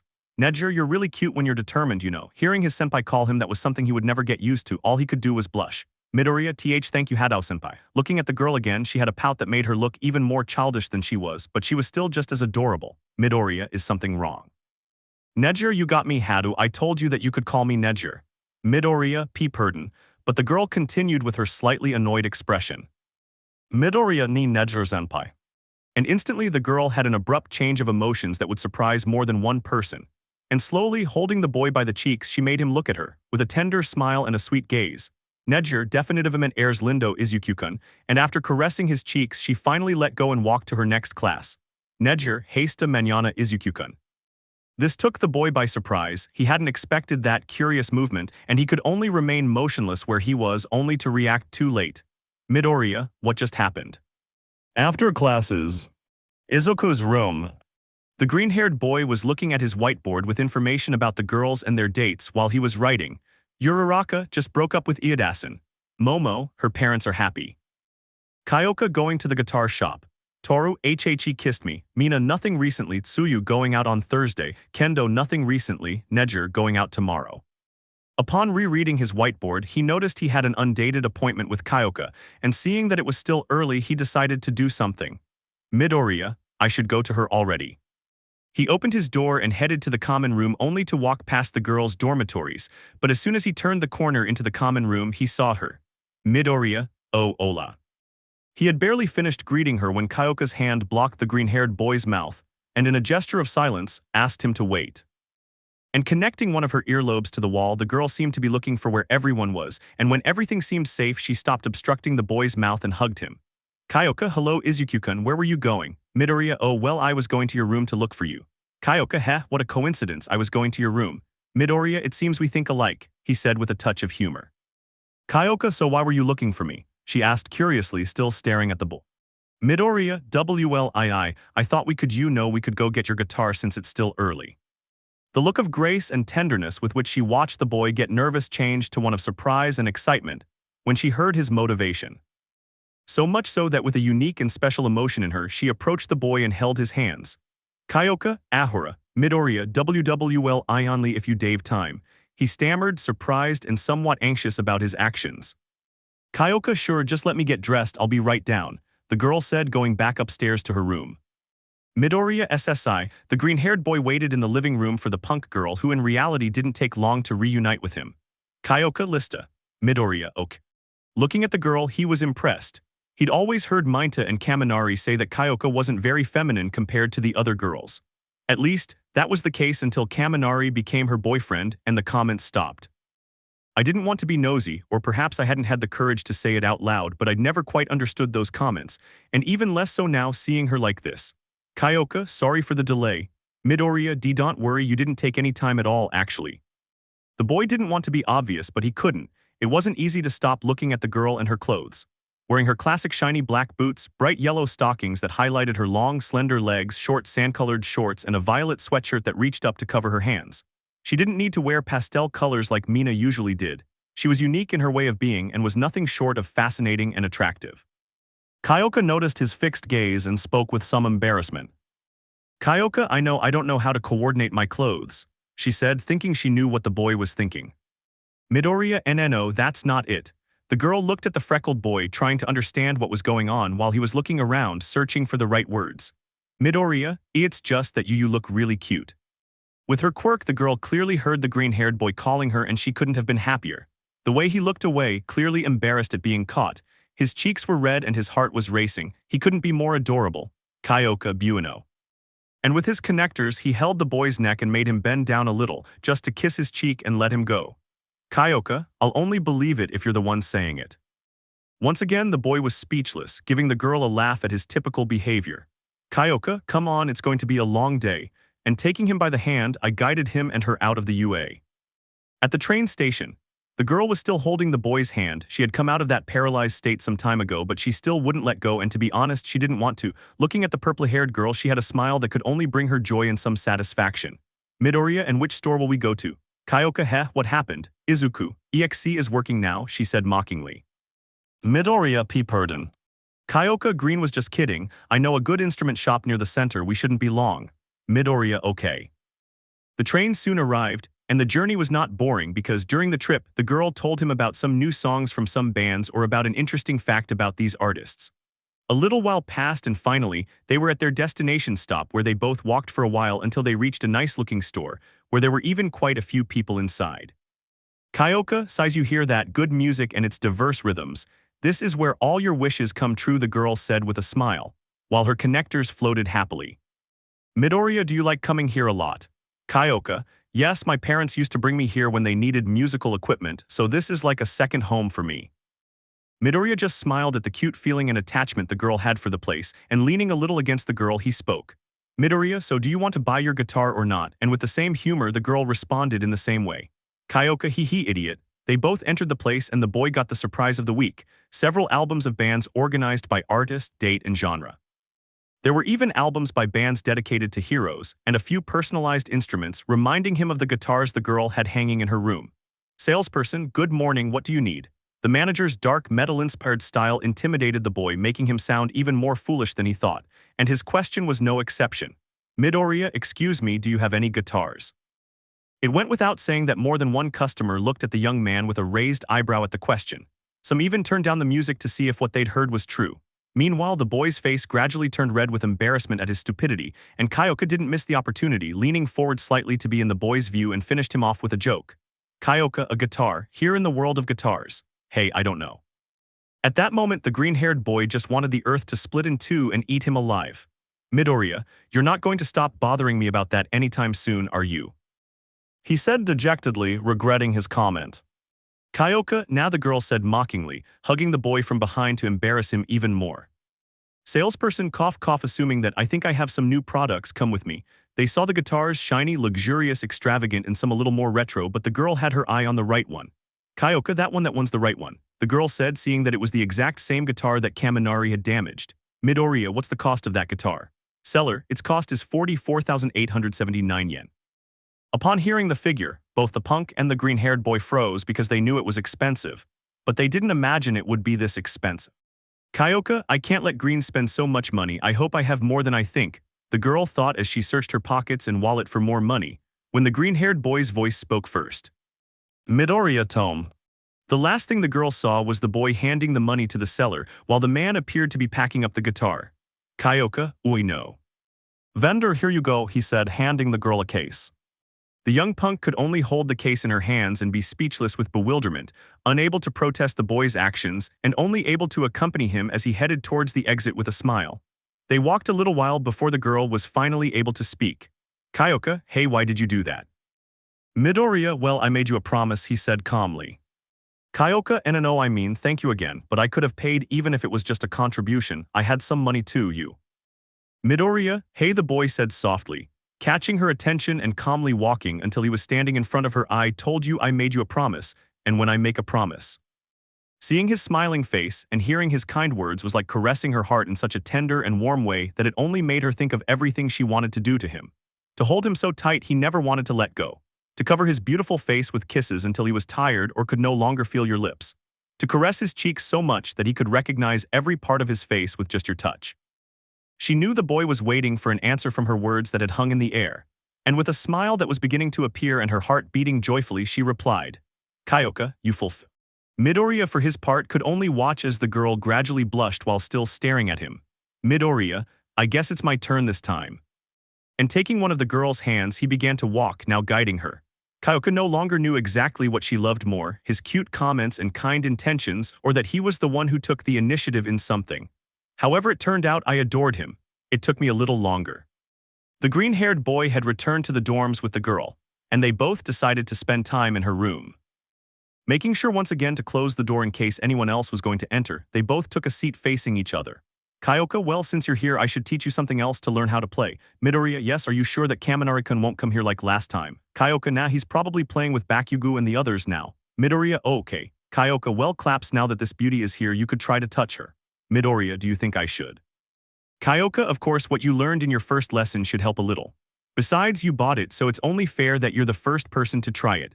The boy, somewhat excited to play an electric guitar, adjusted it comfortably and stood before the girl, who was sitting on the edge of her bed.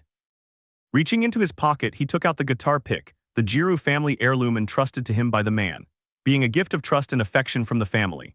Once again, I take a deep breath and begin. The boy started slowly, trying to remember which strings to play and which not to, but after a while his mastery of the instrument was somewhat more decent, all while Kyoka played the rest of the song on her stereo and she slowly moved her head from side to side. There were still minor flaws, but they were just one more reason to spend time together in each other's company. A little later. The green-haired boy and the purple-haired girl had finished their practice session and were now just on the floor of the room, resting and listening to some relaxing music. They both ended up lying down on the floor while remaining close to each other, but there was no discomfort, quite the opposite, a feeling of satisfaction and happiness. They didn't have to start a conversation to feel comfortable, but there was still a topic to talk about and it was the punk girl who brought it up. Kyoka, hey Green, when do you think we should go see my parents?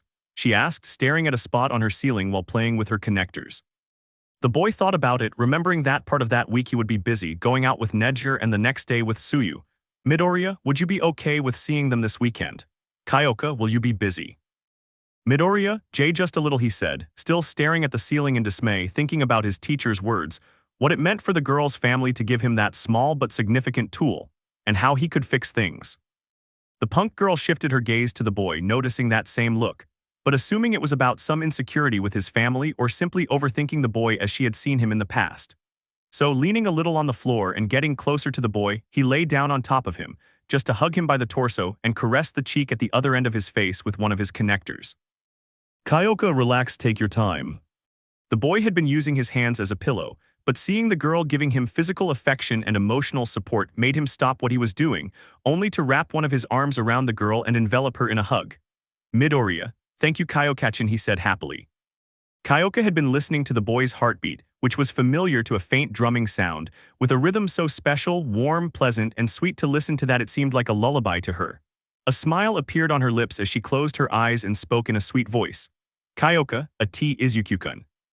And so they spent a little more time together, embraced in the room, without being interrupted this time. Chapter 23. Wednesday. The green-haired boy was training in his room, doing his morning exercises as usual. Meanwhile, his mind tormented him, recalling the sweet, tender looks of the girls he'd been dating. This filled him with guilt and mortification, a reason why he deserved to suffer as he struggled to lift the 75-kilogram dumbbell in his triceps set. He felt he deserved punishment for his stupidity, and this was but the mildest example of many others he had in mind. But a series of knocks on the door made him stop his self-inflicted punishment. As he put down his scale and walked to the door, he could see that it was his tall, black-haired friend. "Siro, hello Midabro." "Midoriya, oh hello Sero-kun, good morning Siro, hey friend, are you coming for breakfast? Sato has already set the table." "Midoriya, of course, I'll be right down." "Siro, alright, hey buddy, by the way, where have you been disappearing to these past few days? We've looked for you after class, but you're never around," the young man asked, raising an eyebrow and scratching his head. "Midoriya, I have been going out to train and you know," he said slowly, trying to sound normal and not stutter. "Siro, I already figured as much, typical of you and the guys who thought you were seeing Kendo." This comment left the boy speechless, looking confused at the dark-haired man. "Midoriya, what Siro? Yes, they keep insisting that you see her after classes. They started that after the time she came to pick you up and then that time Minta saw her outside your room talking to you." The boy remembered these events, while at the same time he remembered the happiness with which the girl spoke to him, a knot forming in his chest, imagining the pain he might feel upon discovering her dirty secret. Hoping he never finds out. "Siro, anyway, we'll wait for you downstairs, bro." "Midoriya, yais, I'll be right there." After a good cold shower, the boy went downstairs and had breakfast, hoping his day wasn't going to be so bad. Later. The boy was getting his clothes ready, a little nervous about going out with the light blue-haired girl, more than anything hoping to remember what happened this time. With one last look in the mirror, the boy opened his door and was about to leave the dormitories, when, as he was in the common room on his way out, a voice behind him called him. "Uraraka, Deku-kun." He jumped slightly in surprise, accompanied by a quick shiver which made him turn his head and see the girl who had a bright smile before looking more closely at his friend and how well-dressed he was. "Midoriya, oh ho hello Uraraka-san." "Uraraka, hey, are you going anywhere?" she asked curiously, tilting her head. "Midoriya, yais, I had some plans in mind, is something wrong?" "Uraraka, oh no, I just wanted to say hello." "Midoriya hello." There was a tense silence between them for a few seconds, only for them to look at each other again after a while and say goodbye with a couple of somewhat nervous and embarrassed smiles, only for the boy to speak hesitantly. "Midoriya, well I have to go." "Uraraka, yais, see you later." The girl only saw the green-haired boy leave the building and soon lose sight of him, losing all hope of spending the rest of the day with him. Elsewhere. The light blue-haired girl was looking at her message inbox while she waited for the green-haired boy she was going out with to arrive. She was feeling a bit nostalgic, since the last time she had spoken to her boyfriend had been almost a month and a half ago. Not even a good morning message or anything like that. Frowning at that bitter memory, she switched contacts to view the chat with the green-haired boy typing. "Nejire, hello Izuku-kun, where are you?" I had barely pressed send, when I heard a ringing behind me, just enough to turn my head and see the green-haired boy curiously pulling out his phone. "Nejire, hello," she said, tenderly approaching him and hugging him. "Midoriya hello Nejire-san, it's good to see you again," he said with his classic stutter. The girl seemed not to hear anything, concentrating only on the rapid yet gentle and constant beating of the boy's warm heart, who was getting redder and redder. It took a little longer for the girl to finally let go of him and look him in the eyes while holding his hands. "Nejire, ready for our departure," she said with a happy expression. "Midoriya, something like that, where are we going?" The girl smiled slightly as she saw the boy's shy and defenseless side again, letting out a flirty laugh. "Nejire, hee, it's a secret, but I promise you'll love it." And while they were still holding hands, the girl led the freckled boy on his date. A little later, they walked for a while, so long that the green-haired boy didn't recognize his surroundings, but he trusted the girl who was guiding him. "Midoriya, where are we?" he questioned, looking around. "Nejire, well, seeing how our last outing turned out, I decided to bring us somewhere quieter for both of us and..." The girl finally let go of the boy's grip and taking a few steps forward stood in front of a door and extending her hands spoke with a big smile on her lips. Nedger, an afternoon at the hot springs. The boy analyzed it once, twice, 3 times, still unable to believe what he had just heard. He felt his head getting hotter and hotter, so hot it was practically smoking from one ear to the other. He was at risk of fainting right there in the middle of the street. Only if the light blue-haired girl hadn't taken his hand again would he have let him into the establishment. Inside, the boy looked around, admiring how beautifully decorated the place was, trying to calm his inner thoughts while the light blue-haired girl seemed to be talking to the owner. He hadn't expected to go out to a place like that. It wasn't ugly or noisy like a disco or a concert, but it was still embarrassing. Nedger, here she said, handing the boy a towel. Midoriya thank you accepting the garment. They both went to the designated area to remove their clothes, which did not make the boy any calmer. Midoriya come on Izuku breathe, calm down, inhales and exhales. The boy left the locker room to take a shower, feeling the warm water run through his hair and down his back, calming him down a little. Midoriya, much better. The little peace of mind the boy felt at that moment was overwhelmingly surpassed by a voice behind him. Nedger, I see you've already left. The boy opened his eyes, and little by little he brought his gaze to where the girl was, until he saw that she was only wearing a towel, which covered her from her bust to her thighs, still holding a smile as if nothing was happening. Nedger, can I help you with your backs? She asked, still with that innocent smile that so many knew her for. The boy felt like he had lost his tongue at that moment, so much so that he couldn't deny anything, only able to watch as the girl sat behind him and began to clean him with a wet cloth. Nedger, are you feeling all right? The boy said nothing, trying to keep his mind calm and not fall into madness, since he knew that when he turned to look at the girl he would have a unique view, so much so that his friend Minta would envy him with all his soul, only being able to resign himself to feeling the girl's delicate hands go up and down his back while she washed him. It was a strange feeling, though it was also somewhat pleasant. At least until the girl made a request the boy hadn't expected. Nedger, is this your first time cleaning yourself with a girl? She asked, always smiling. Midoriya IIWLs. Nedger interrupted him, letting out a few small giggles as she thought about how cute the boy looked. Nedger, don't worry, I promise nothing strange will happen. This calmed him down a little, trying not to exaggerate the problem. Nedger, unless you want it to happen. Midoriya, Nedger, okay, now could you help me? The green-haired boy opened his eyes wide and with a leap he stood up, barely holding the towel that covered his waist, and turned to look at her. Midoriya, what did you say? But he received no response. He only saw the girl change places with him and turn her back on him. Nedger, I would appreciate it if you helped me clean my back. Izuku-kun, she said with the same calmness as before while gathering her hair forward, leaving her back visible. The boy hesitated. On the one hand she had helped him, but on the other hand he was about to touch a naked girl in a hot spring bath. She was about to refuse, but as if her body did what it wanted, he sat on the bench behind her and taking the sponge began to clean the girl with a delicate touch. Midoriya, I'll definitely have to burn my hands for the sin I'm committing. Are you alright, Nedgerson? Nedger, wonderful size, you're doing well. The boy tried not to pay much attention to the girl's size or to that answer. But his damned gaze, which kept staring at the girl's long, freshly wet blue hair that ran over her shoulders or how shiny and soft her white skin looked, was not helpful. Swallowing hard, I tried to finish it while reviewing the morning's lessons while the girl was in a state of satisfaction, focusing on the boy's hands running down her back. Gentle yet strong. Kind yet direct, just like the boy. It was a pleasant massage, but she could barely avoid making soft sounds, as the stress of her problem with Tamaki had weighed heavily on her back, and the boy was hitting all the right spots when Nedger, what sounded like a clear moan came from the girl, leaving the boy stunned, scared, and confused. The moment he heard it, his hand moved away from the girl, frightened by that action. The silence remained in the shower for a while that seemed like hours, until the green-haired man decided to speak. Midoriya, I'm sorry, Nedger-senpai. I didn't mean to. I don't know what happened, Roman 2 just. The boy spoke at a rate of 20 words per second, but everything he said fell on deaf ears, for the girl still had her hand covering her mouth. She still couldn't believe what had just happened. Nedger, Izuku-kun, he made me moan while I was awake. The girl remembered the outings with the green-haired boy, recalling how he had made her feel the same way before, but this time the boy was in his right mind. With a blush on her face and a flirty smile, the girl stood up and walked over to the boy, who was kneeling with his head pressed to the floor as he continued talking. Midoriya, if you want, you can cut off my head right here. Sorry again, the boy said, accepting whatever his punishment might be. Nedger squatted down in front of him and gently taking his chin made me look at her face. Nedger, it's okay, I'm not upset, see. The boy hesitated a little, but when he was standing, the girl's smile gave him some confidence. Neger, shall we go in the water? The boy swallowed hard, and once again, he was led by the hand by the girl, who maintained a smile and a look that made the boy at least a little calmer.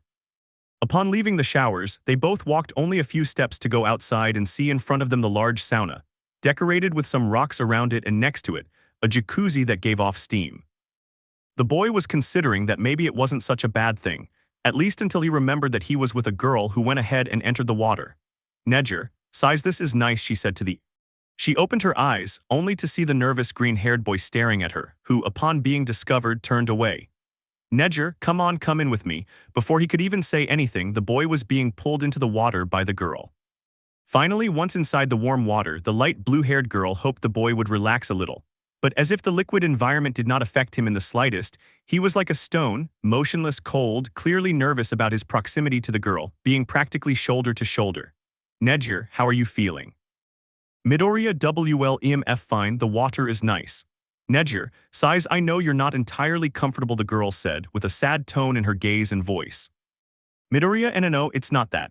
I enjoy spending time with you, the boy said, almost shouting, it's just that I've never been to a place like this before, and even less so with a girl. The light blue-haired girl looked at the boy, seeing how he stared blankly at the wooden sandals, searching for something to organize his thoughts and form his words. Thinking about it for a bit, the girl imagined that her proposal might give the boy more confidence, and perhaps they could ease his nerves. Neger, Izuku-kun, can you turn around? The boy obeyed, but as he did so, he felt a pair of hands run down his back, giving him light massages. The action had been a surprise, but the course of it was pleasant. Midoriya, why? The boy asked, wanting to know the reason for the light blue girl's decision. Neger, I just want to do it, she said calmly. Perhaps she shouldn't overthink everything, perhaps she should just enjoy the moment and put her logic aside for once. And this was for the best.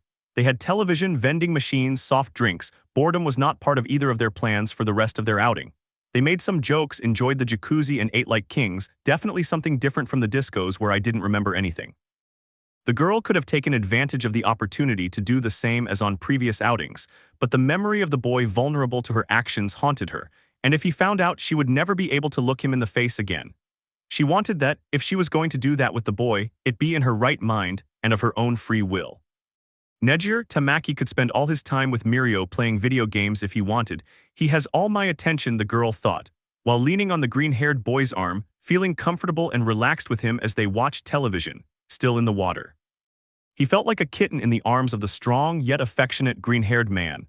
He could live there forever, and she could let him live inside hers. Neger, I hope to spend more time with you, Izuku-kun.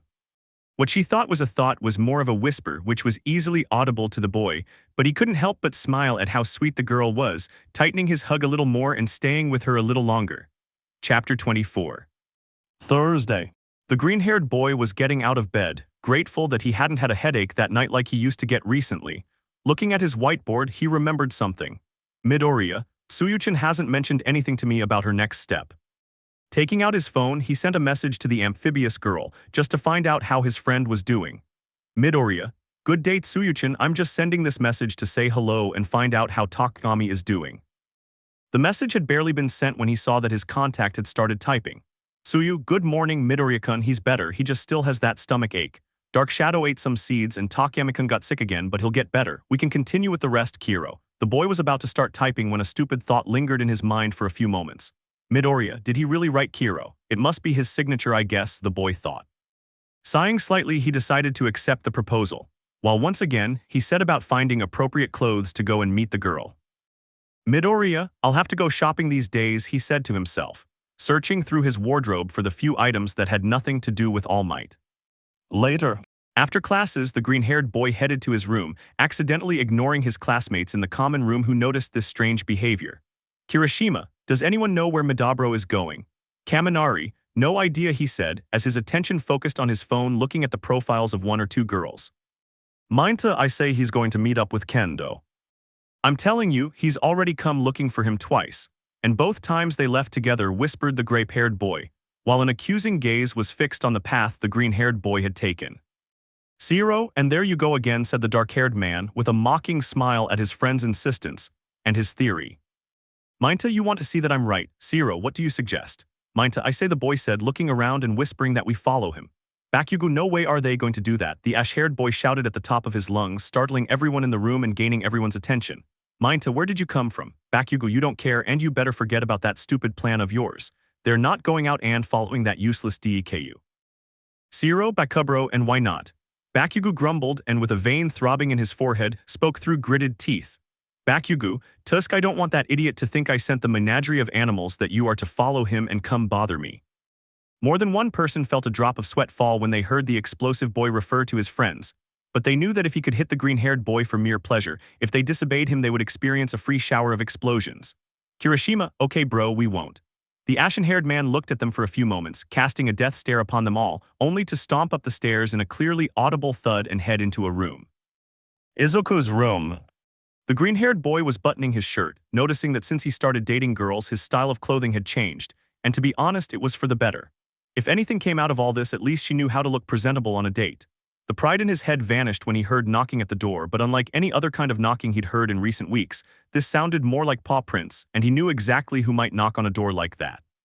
I was just about to put my hand on the doorknob when I heard whoever made those knocks from the other side of the door. Bakugo, don't open it, nerd. I just came to tell you to be more discreet, damn it. I didn't know what he was talking about, but his questions were answered instantly. Bakugo, that pervert and the other idiots were planning to follow you this afternoon. They know you go out often and think it's with the nerdy president of Class B. I already took care of your mess. I'm just warning you that this is the first and only time I'll cover for you, you useless idiot. And with one more blow, the ashen-haired man left, leaving the boy in his room thinking, Midoriya, I need to be more discreet. With this in mind, he decided to go out onto his bedroom balcony and head to where he would meet Tsuyu. He didn't want to increase the boys' doubts and, in turn, fuel their interest in his mysterious escapades. At the subway station, the green-haired boy looked around for any sign of his amphibious companion, while his mind tried to figure out what he could do to lose the attention of his classmates. He knew that if one of the girls was discovered with him, sooner or later, the rest would come to light. She had no problem with facing consequences, she would accept them wholeheartedly. But she couldn't imagine what would happen to the other girls if the rumor spread around the school, or even worse if their parents found out. His thoughts had to stop when a touch on his cheek pulled him out of his abyss of nerves and thoughts. Turning to look at the owner of that finger, he noticed that it was the amphibian who tilted her head and commented, Tsuyu, are you okay, Midoriya-kun? Kyouro. Midoriya, I'm fine, sorry I didn't see you arrive a Suisun. Tsuyu, do I look pretty? Midoriya, what? Tsuyu, today's test is the compliments. It's something my parents will notice when I introduce you to them, and it has to be natural so they don't suspect anything, Kiro, she said with her typical expressionless face. Midoriya understood this. The compliments were going to be part of his deception and had to be natural. Looking at how the girl was dressed, he could see that she was wearing a loose white shirt, a thin necklace around her neck, and a pink skirt that reached below her knees. Midoriya, WL, you look adorable. Despite what the girl might have thought, her green-haired companion and friend had managed to finish the sentence on the first try, contrary to what she believed, that he wouldn't even be able to say half of the sentence. Tsuyu, Kiro was all she could manage, causing her cheeks to flush slightly. Thank you, and you did well, Midoriya-kun. And in the same way, the green-haired girl looked at how her friend was dressed, with a mint-colored dress shirt, jeans, and his classic reds, which, although it was somewhat predictable, was still a distinctive feature of the boy. Tsuyu, you look, I must say, handsome, Kiro, she replied, looking at the green-haired boy directly. For a moment I imagined you'd come wearing an Almight shirt, Kiro. If the boy had managed to maintain her confidence by giving that compliment, now he wanted to disappear as quickly as possible from there, given the little frog's belief about how he thought he would be dressed, but he had a commitment to her and he had to keep it. Midoriya, WL, I'm glad I didn't choose an outfit like that. And where are we going? The boy asked, changing the subject. Tsuyu will go for a walk just to have a little more comfort, Kiro. Midoriya, it's okay, a Suisun.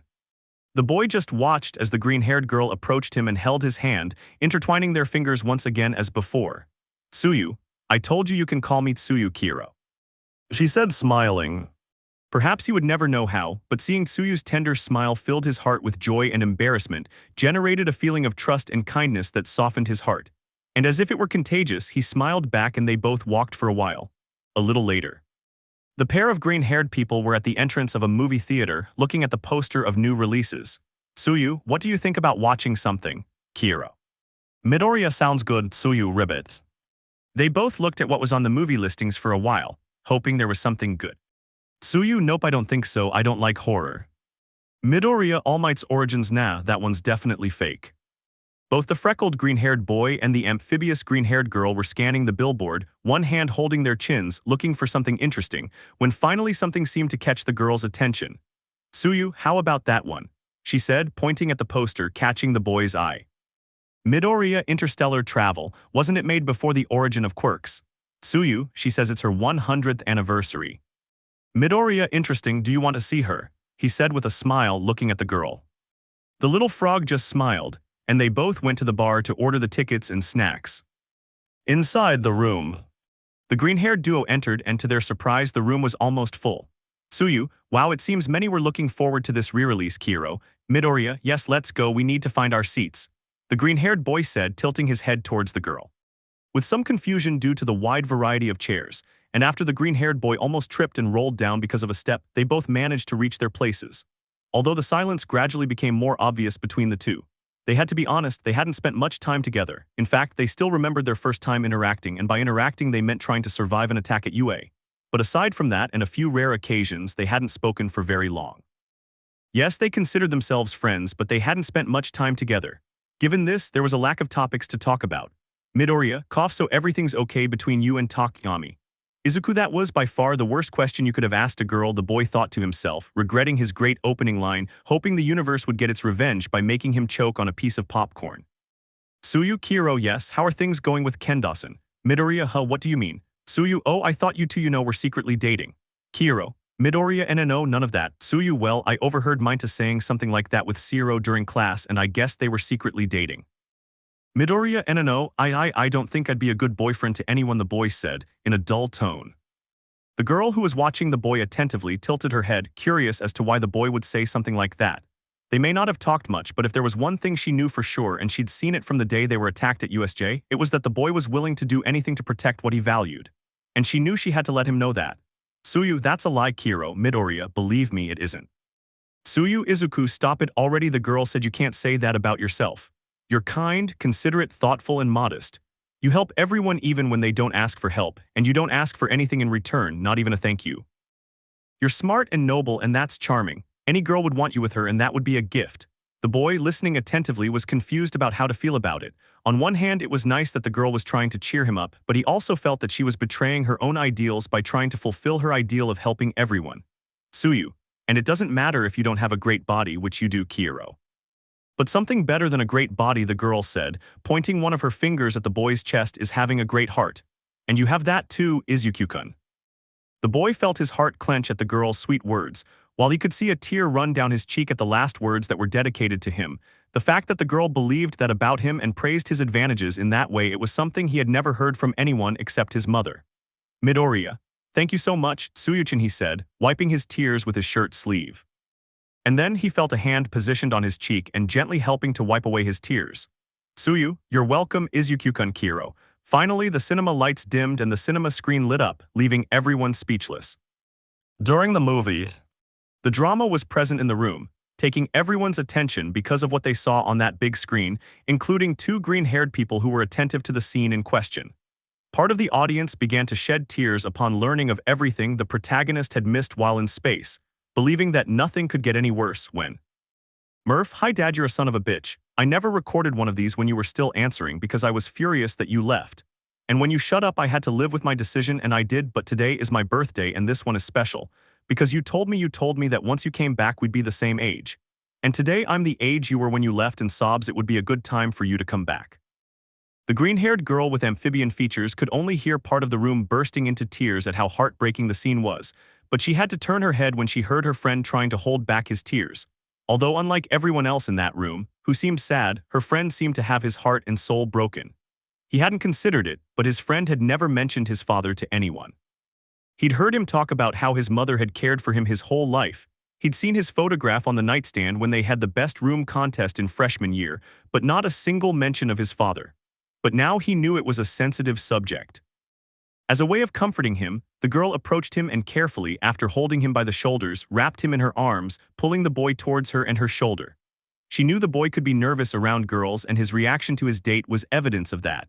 But she was sure that in a moment of sensitivity like that, a compassionate hug was the best thing she could offer the boy, along with a place to cry.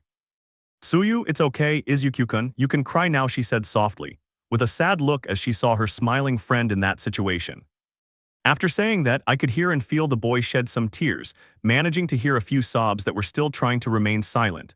The boy tried to hold back his tears. He didn't want to ruin the outing, much less upset the girl. But the subject of his father was always a hard blow to him. He never had even a single memory of his father, except for the countless times his mother told him that he was at the office working, on some business trip, or that he came home at night and had to leave in the morning, which was why he never saw him. At least that's how it was until he turned 15, when his mother, Heartbroken, could no longer keep up that lie and confessed that his father had left them when the boy was only 4 years old, leaving the house with that excuse and never coming back. Remembering this, the boy exerted a little more force in his hug, while receiving small pats and comforting caresses from the girl, who felt her heart shrink at the sight of her friend like this. A while later, the boy was able to control himself and finally hold back his tears. Midoriya sniffed, "I'm sorry." "Tsuyu, it's okay, Izuku-kun, you don't have to apologize for anything, okay?" she said, holding the boy's hand in a supportive gesture. "I'm here, Kiro." The girl continued to hold the boy's hand for the rest of the performance, with one more moment where the boy felt like he wanted to cry again. "Cooper, I was your ghost. Murph, I knew it, I knew you'd come back." "Cooper, what, Murph? Because my dad promised me." Having heard that touching dialogue, the little frog could feel the boy gently squeezing her hand, trying not to cry again. But he felt the girl hold his hand with both of hers, letting him know that everything was all right. Upon leaving the performance, the sun was setting while the green-haired duo walked through the mall, with the girl wondering if she should talk about the subject with the boy next to her. "Midoriya, I'm sorry if I made you uncomfortable," the boy said with a sad look. "Tsuyu, Kiro, Midoriya, I didn't mean to do it alone." "Tsuyu, hey, I'm not uncomfortable, I didn't know if you wanted to talk about it." "Midoriya, I understand." They both remained silent for a few moments, unsure how to proceed. "Tsuyu, do you want to go somewhere where there aren't any other people?" "Midoriya, that sounds good." Walking side by side, the young people were heading towards a park, seeing in the distance a single bench to sit and talk on. They both took a seat, and after a few seconds the green-haired one let go. "Midoriya, Tsuyu, so." They both looked at each other for a few seconds, confused by their double response, before a small laugh escaped them both along with a small smile. Little by little the humor dissipated. "Tsuyu, are you okay?" "Midoriya, if it's just size, the movie made me sentimental." "Tsuyu, because of your father, isn't that right?" The boy's silence was a clear affirmation in response to the amphibian's question. "Midoriya, I would have liked to at least have a picture of what he looked like. To know what his voice sounded like. Maybe to go to the park with him as a family." The girl listened attentively to everything the boy said. During that time they were there, the girl felt a deep sadness for her friend. "I had never thought about it, but I was lucky to have a family and a childhood like the one I had. Unlike the boy who, without a father figure to teach him to respect himself, suffered many abuses." "Midoriya, Tsuyu-chan." "Tsuyu, yes, Midoriya, we have to go." Before he knew it, as he looked around, night had fallen and he could see some stars and the lights that partially illuminated the park. "Midoriya, thank you so much for listening, Tsuyu-chan." The green-haired boy stood up with a smile. He hadn't really imagined that talking about a problem with someone could be so pleasant and rewarding. He felt his hand meet the girl's. She too stood beside him and, slowly cupping his other cheek and closing the space between them, gave him a soft kiss. "Tsuyu, thank you for letting me listen." Kiro. With one last smile, the pair of green-headed boys smiled and, holding hands, returned to UA. Standing just steps from the entrance, the green-haired boy decided to enter through his balcony, an idea he shared with the girl to avoid questioning, but not before saying goodbye to each other. "Tsuyu, see you tomorrow, Izuku-kun." "Midoriya, see you tomorrow, Tsuyu-chan," and as their day ended, everyone went to their room in silence. Tsuyu's room. "Tsuyu, maybe we couldn't go to the same places where I had my second date with Takayama-kun, but it wasn't a bad thing. I'm glad I was able to talk to Izuku and listen to him. This must be difficult for him too." The girl thought to herself as she changed into pajamas and slipped under her sheets. Izuku's room. "Midoriya, I haven't cried like this since Almight told me I could be a hero, and I didn't expect him to tell Tsuyu-chan about my dad's size. Although it wasn't all bad, we had a good time together. I should sleep now. I'll update the dating board tomorrow." He thought to himself, looking at the board, his disgusting and vile secret. Finally, after changing his clothes and getting into bed, the boy let out a long sigh, only to close his eyes and take a well-deserved rest of approximately 5 seconds, before a hand covered his mouth, preventing him from letting out a scream of fright. "Dark Shadow, SHHH," the shadow said. "Midoriya, it's me. I need to talk to you about something important," said the entity of his friend. The boy calmed down after a few seconds, only for the shadow to withdraw its hand from him. "Midoriya, Dark Shadow, what's going on? What are you doing in my room? How are you in my room?" Dark Shadow? Well, the living shadow said to show that he was carrying the crow boy, allowing him to move, but this doesn't matter. I have to warn you about something. Midoriya felt a chill at this as it seemed to be bad news. Midoriya, what's wrong? Dark Shadow? Well, don't tell anyone, not even Asui or Takagami, that I told you, but he's been looking into it. Midoriya, could you be more specific? Dark Shadow, remember when Kaminari and Minta talked about NTR? Well, Takagami didn't just accept that answer, and at night when no one is awake and he thinks I'm asleep too, he investigates and discovers this. It's happened several nights now, and nothing more has happened than him seeing a few things online, but I'm afraid he might develop a taste for it. Now the green-haired boy was surprised. Of all the people in his class, he didn't expect the boy with the crow's head to fall victim to the disgusting tastes of his classmates Minta and Kaminari, and worse, that he would seek it out of his own free will. Midoriya, I see. Dark Shadow, I don't want to ruin his relationship with Asui, but I don't know how to tell him. I make bad jokes and practically live with him, but I don't know how to talk to him about these things. Anyway, on behalf of Takagami, I ask you to take care of Asui. It's important to both of you. Calmly saying this, the shadow went out onto the balcony, heading towards the crow boy's room. Meanwhile, the green-haired boy stared sadly out the window, and as on previous nights, he took a pill from the bottle and swallowed it. Midoriya, damn it. Chapter 25. Friday. The green-haired boy was in the training area, performing his heroic activities like the rest of the world, iconic moves, physical training, and increasing his quirk usage as usual at UA. Finally, the time bell rang, bringing the session to an end. Aizawa, everyone go to the showers and recess. We'll continue this in the next class. The black-haired man said in his typical subdued tone of voice. The green-haired boy was leaving the training room when he felt his sleeve being tugged behind his back. Looking behind him, he saw it was the alien girl who was staring at him. Midoriya, oh Ola Ashidasan. Mina, hi Midori, the girl greeted with clear embarrassment on her face. Midoriya, is something wrong? Mina, no, I just wanted to ask if you're free today, the pink-skinned girl said with some nervousness in her voice. Midoriya, well actually I don't have any plans for today, the boy said, standing in front of the girl. Did you want to do something? Mina, well it just so happens that there were a couple of things I wanted to do, but I need some help besides I didn't want to be alone. But if you don't want to. Midoriya, no, it's okay. I'd be happy to keep you company. With a sweet and somewhat small smile, the girl looked around to see if anyone was nearby, after which she approached the boy to thank him. Mina, thank you so much, Izuku-kun, she said, standing on her tiptoes to kiss him on the cheek. I'll be waiting for you this afternoon in my room. The boy only saw the pink-skinned girl skipping towards the exit, seemingly happy. Although the kiss he gave her was pleasant and even warm, he couldn't stop reminding himself that she didn't deserve it. Midoriya sighs. I'd better go take a shower. In the showers, the green-haired boy was taking a quick cold shower, trying to relax physically and organize his thoughts, but a conversation among his friends ruined any idea he had about relaxing. Kaminari, hey, we should go on a group outing. Kirishima, that's not a bad idea, we can go with our partners.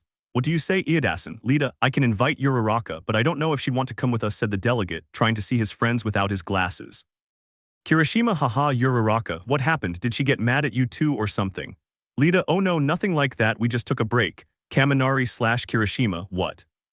Takayami, lamento por eso. Lita, there's nothing to apologize for, we both decided to remain friends, we parted on good terms, so there's nothing to regret. Minta, how can you be so calm? Shaoji, that's a mature decision. Kaminari, well it looks like it'll just be Kiribro, Takagami and our girls, the boy said confidently. Bakugo PFF, good luck with that, Pikachu, the boy said, mocking the blonde. Quickly, the green-haired boy finished his shower as fast as he could, not wanting to be in the same room as the boyfriend of one of the girls. He was going to be alone within his room. In the girls' showers. A pink-skinned girl was taking a warm shower, excited to spend time with the green-haired boy. But her excitement was overwhelmed when the voice of one of her friends called her to her side. Toru, hey Minachan, do you have any plans for today? How about a movie marathon? The invisible girl beside her said. Mina, oh actually I already have the afternoon set aside. Tuchin. Toru, oh what are you going to do? She asked curiously. Mina, well I was planning to spend time with with Midori, she said, trying to fix her sentence. The invisible girl's excitement quickly faded upon hearing that her best friend was going to be with the green-haired boy, going from feeling excitement and optimism to feeling some discontent, insecurity and desire because the green-haired boy would be with his friend. Mina, okay, see you later girls. And they all said goodbye to her, unaware that those closest to her had heard the girl, sharing the same thoughts as the invisible girl. Sometime later. All the students were already in the dormitory building, with some ready to carry out their usual activities such as going for a walk, preparing a snack, or simply lounging around. In Mina's room, the girl was finishing getting dressed, just waiting for her friend to hang out with him, when a couple of knocks on the door made her smile. "Mina, she's here." Cheerful, she ran to the door and opened it, but the smile she had was gone in the blink of an eye, when instead of seeing that pile of soft green curls, she only saw spiky reddied hair held together by conditioner. "Mina, it's you, Kirishima," she said coldly. Although the boy, far from paying attention to this reaction, continued talking. "Kirishima, haha, of course it's me, who else?" Mina sighs, "What do you want?" Kirishima, "Well, I came to ask if you wanted to go out." For a moment, the girl raised her eyebrow, believing that the redhead had finally noticed his mistake and had planned a date to make it up to her, but any glimmer of hope she had for the boy was shattered when he continued talking. "Kirishima, we have a triple date planned with Takami and Kaminari, and..." There it was again. The boys had the stupid hope that the boy would change or reason out the fact that a relationship was supported by two people, not just one. Her patience had reached its limit, and before the boy could overflow it, she slammed the door shut, startling the boy and leaving him speechless. "Kirishima, what have I done now?" he asked himself. He was considering banging on the door again, but he didn't want to get acid thrown in his face. Without further ado, the redhead turned around and continued on his way. "Kirishima, I guess I'll go alone with the guys then." He was turning the corner when he came across a certain green-haired boy, who, upon seeing him, gave a small jump in fright. "Midoriya, damn it." The toothy boy smiled and greeted him. "Kirishima, hey Midabro, what's up?" Midoriya, quickly ACT casual, WWL I'm F fine, okay, I'm totally fried. Kirishima, haha, glad, the relaxed boy said before asking with a hint of doubt, "Hey, actually, what are you doing on the girls' dorm side?" he asked, surprised that his friend was on that side of the building. "Midoriya, Stanley Toriyama-sensei, here I come, WL, I was just exploring." The answer was strange to the redhead, who was looking for some answer to that. "Midoriya, I was just, checking out the place, how many lamps it has, light sockets, windows, in case of an emergency, hee." The boy had to be honest, not even someone as stupid as him would believe such a bad excuse. But now he knew what his friend's IQ was when he spoke. "Kirishima, oh I see, that's very sensible of you, Midabro." Midoriya, did he really believe that?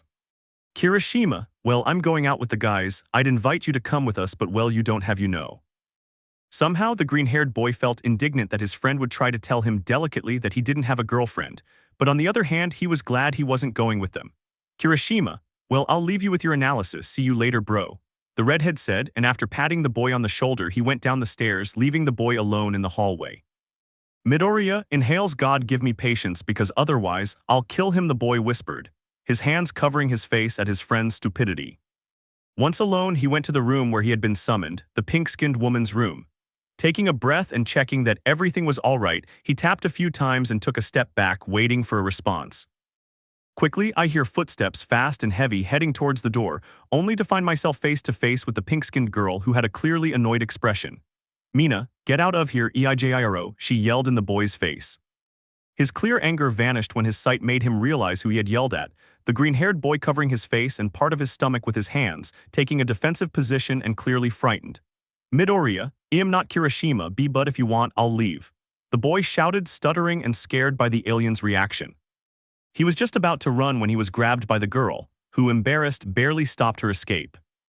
"Mina, I'm sorry, Izukiyukun. I didn't see that, I thought I shouldn't have yelled at you," the girl said as best she could, trying to apologize to the green-haired boy whom she hugged tightly in apology. She looked like a little girl trying to be forgiven, wrapping the boy in her arms, almost in tears. "Midoriya, ista bibibian nno pasa nada minachin." "Mina, sorry," the girl continued. After apologizing for another half hour, both young people entered the room. The boy once again admired the girl's room. "Midoriya, so what did you want us to do?"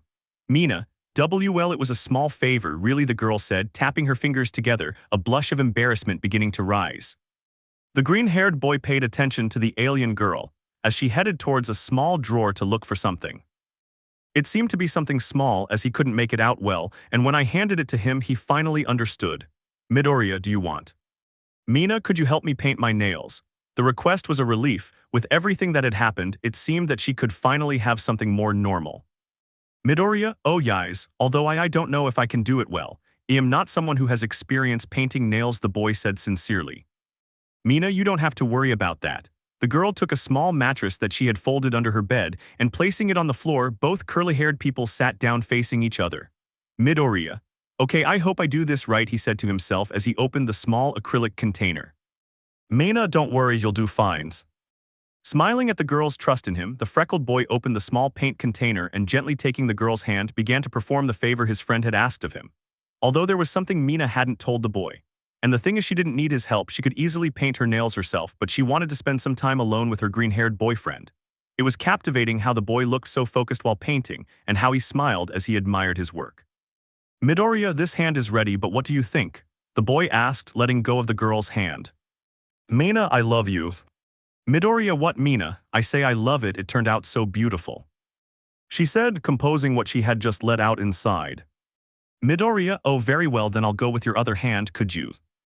Mina, at your service, she said in a humorous tone.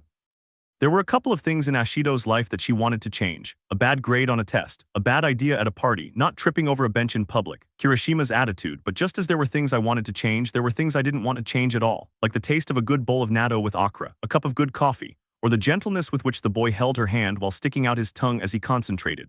Simple things, but they made his day happier. He thought this as he felt his heart beat, warm and joyful, smiling at the green-haired boy in front of him.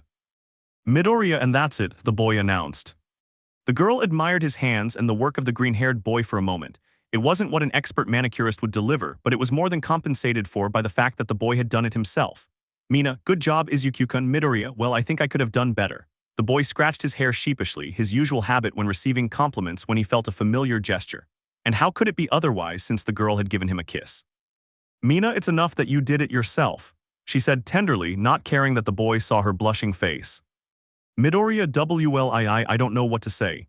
Mina, my turn now, take off your shirt, she said quickly, changing the subject. Midoriya, excuse me, he asked, bewildered by the abrupt request. Mina, you heard me, she said to the girl, quickly grabbing the boy's shirt and trying forcefully to pull it off him. Come on, arg out, she said with effort and force. Midoriya, ouch, ouch, ouch. Okay, I'll take it off, I'll take it off, but please let go. The broccoli-headed boy yelled, wincing at the pain of the shirt pulling at his head. Finally, the boy was sitting on the edge of the girl's bed with his torso bare. Mina, it's my turn to paint you. Midoriya, but why do I have to be like this? Mina, well, I can't paint your nails, honestly I don't think it's your style, so I thought about a tattoo, but it might get you in trouble with Aizawa-sensei, so I thought of this, she said, showing the boy a small bottle. Midoriya, body paintings. And Mina simply nodded, smiling as she couldn't be. Mina, come on Izuku-kun, say yes, she pleaded, like a little girl wanting candy.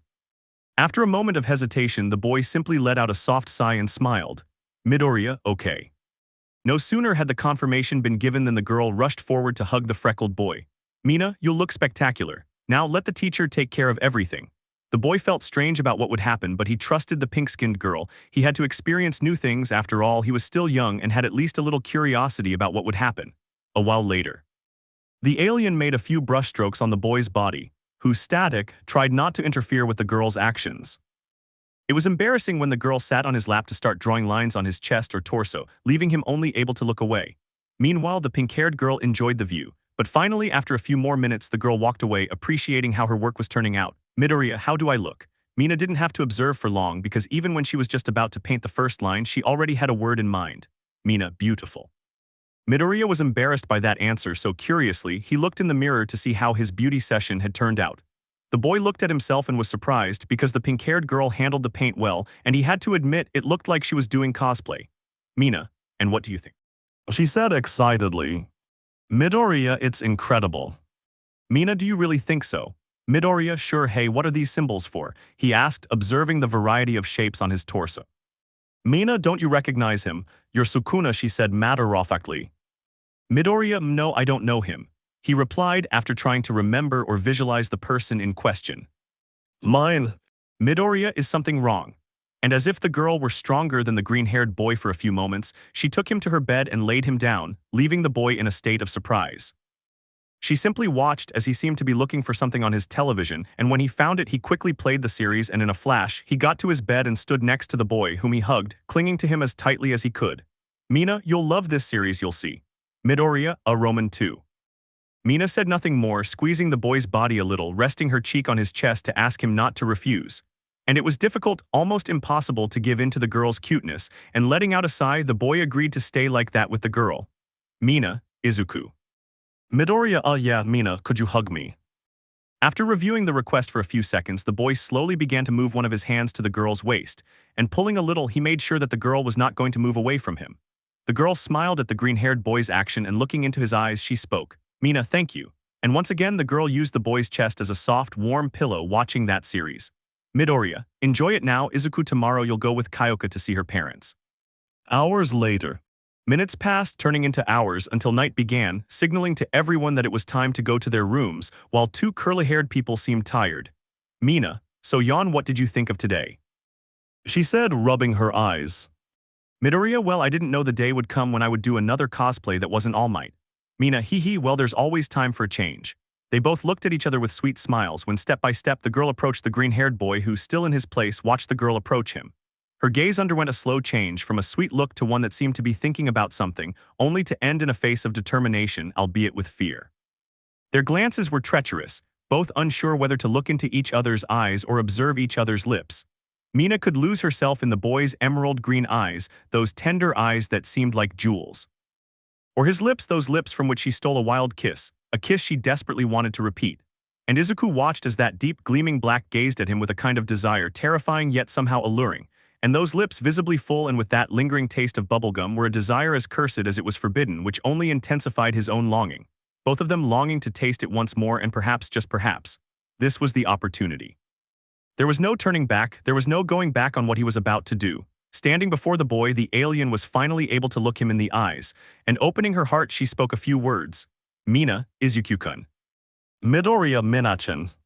Now they both looked into each other's eyes, while their hearts beat strongly. Mina, can I try something? Perhaps it was the heat of the moment, the stress of the weeks, and an opportunity for release, or simply his morale faltering, but his answer would later surprise him internally. Midoriya, only if you let me try something too. Little by little they both drew closer until their lips touched, feeling the warmth of each other's breath and without interruption sealing the space with a kiss. Perhaps it wasn't as brazen as on that occasion, but it was still a glorious result for both young people. It was a little slower, but just as charming. The girl walked away to look at the green-haired boy and with a smile shared what her heart urged her to say, wanting the boy to know. Mina T. Amo Izuku-kun. Chapter 26. Saturday. The green-haired boy was walking down the street, heading straight for the train station and on his way to Kyoka's parents' house. This time, and to his mental relief, he was alone because, in the girl's words, earlier, Kyoka, hey Green, I'll see you this afternoon. I'm going to my parents' house first, they want everything to be clean when you get there. Midoriya, sure, I'll run some errands and then head straight there. Kyoka, okay, by the way, what's your favorite dish?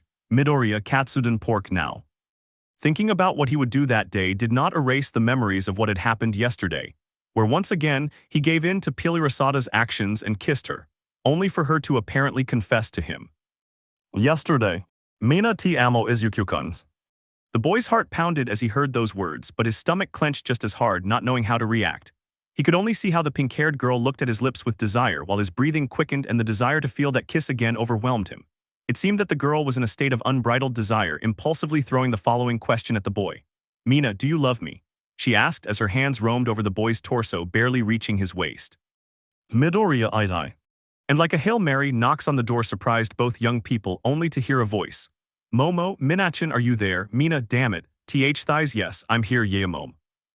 The girl shouted, looking nervously at the green-haired boy. Momo, I see is Midoriya-kun with you. Upon hearing that question, the girl felt she had made a mistake by telling the other girls that she would be with the green-haired boy in her room. Mina, W. Momo, I'm going in. Having said that, both curly-haired ones saw and heard the knob trying to turn, were it not for the pink one who had locked it. Momo, Ashidasan, can you open the door? Mina, ooh yais, I'm coming. The boy quickly searched for his shirt, trying to make the situation look as normal as possible. Momo, forget it, I have the keys here. Mina felt a chill and quickly she threw herself onto her bed to simulate the situation. With the opening of the door, the class president glanced around. Everything seemed normal. Mina Ashido lying on her bed and a green-haired boy sitting on the edge, clearly nervous. Mina, hey yeah Momo, what do you need? Momo, nothing really, I just came to see if Midoriya was here with you. Midoriya, is something wrong? The president looked at the boy who was red-faced, imagining it was because of the discomfort of being with a girl.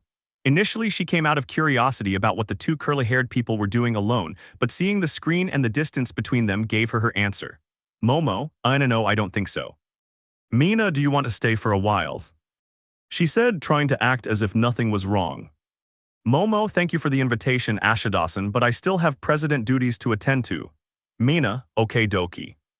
Momo looked at the green-haired boy for a few seconds before giving him a small smile and saying goodbye. Momo, see you later, Izuku-kun, the girl said as she closed the door and left. It took a few seconds for the young people to let out a long sigh of relief. Mina, that was close. Midoriya SSI. Silence remained in the place and the sudden heat they had experienced faded, leaving a strange feeling between them. Midoriya, cough cough, well I should go to my room. Mina, oh sure, I'll order here. Midoriya, okay, see you later, Minachin. Mina, yais, see you later. And the boy left the pink room, heading to the showers to wash off the body paint. Now that she was going over everything, she had a strange feeling. She felt that she could have said that she loved her too, that she wanted to kiss her forever, but she was still Kirishima's girlfriend, and even if she wasn't, she couldn't ignore what he was doing with the rest of them. If she accepts, it would mean that what happened with Torachin, Kendasan, and Kayokachin was what? Just an accident, a favor without any ulterior motives. What will happen to Momo and Kyoka's families? Thinking about it made his head throb again, regretting not having brought his pills that time. There were only a few left in the bottle and he'd probably need more. Maybe he should stop by the infirmary on Monday. Shaking his head, the boy focused on what was essential, the here and now. He nervously checked his phone again because the girl hadn't replied to his last message for almost 2 hours, but he was already close to home. Midoriya, well, I'm here now.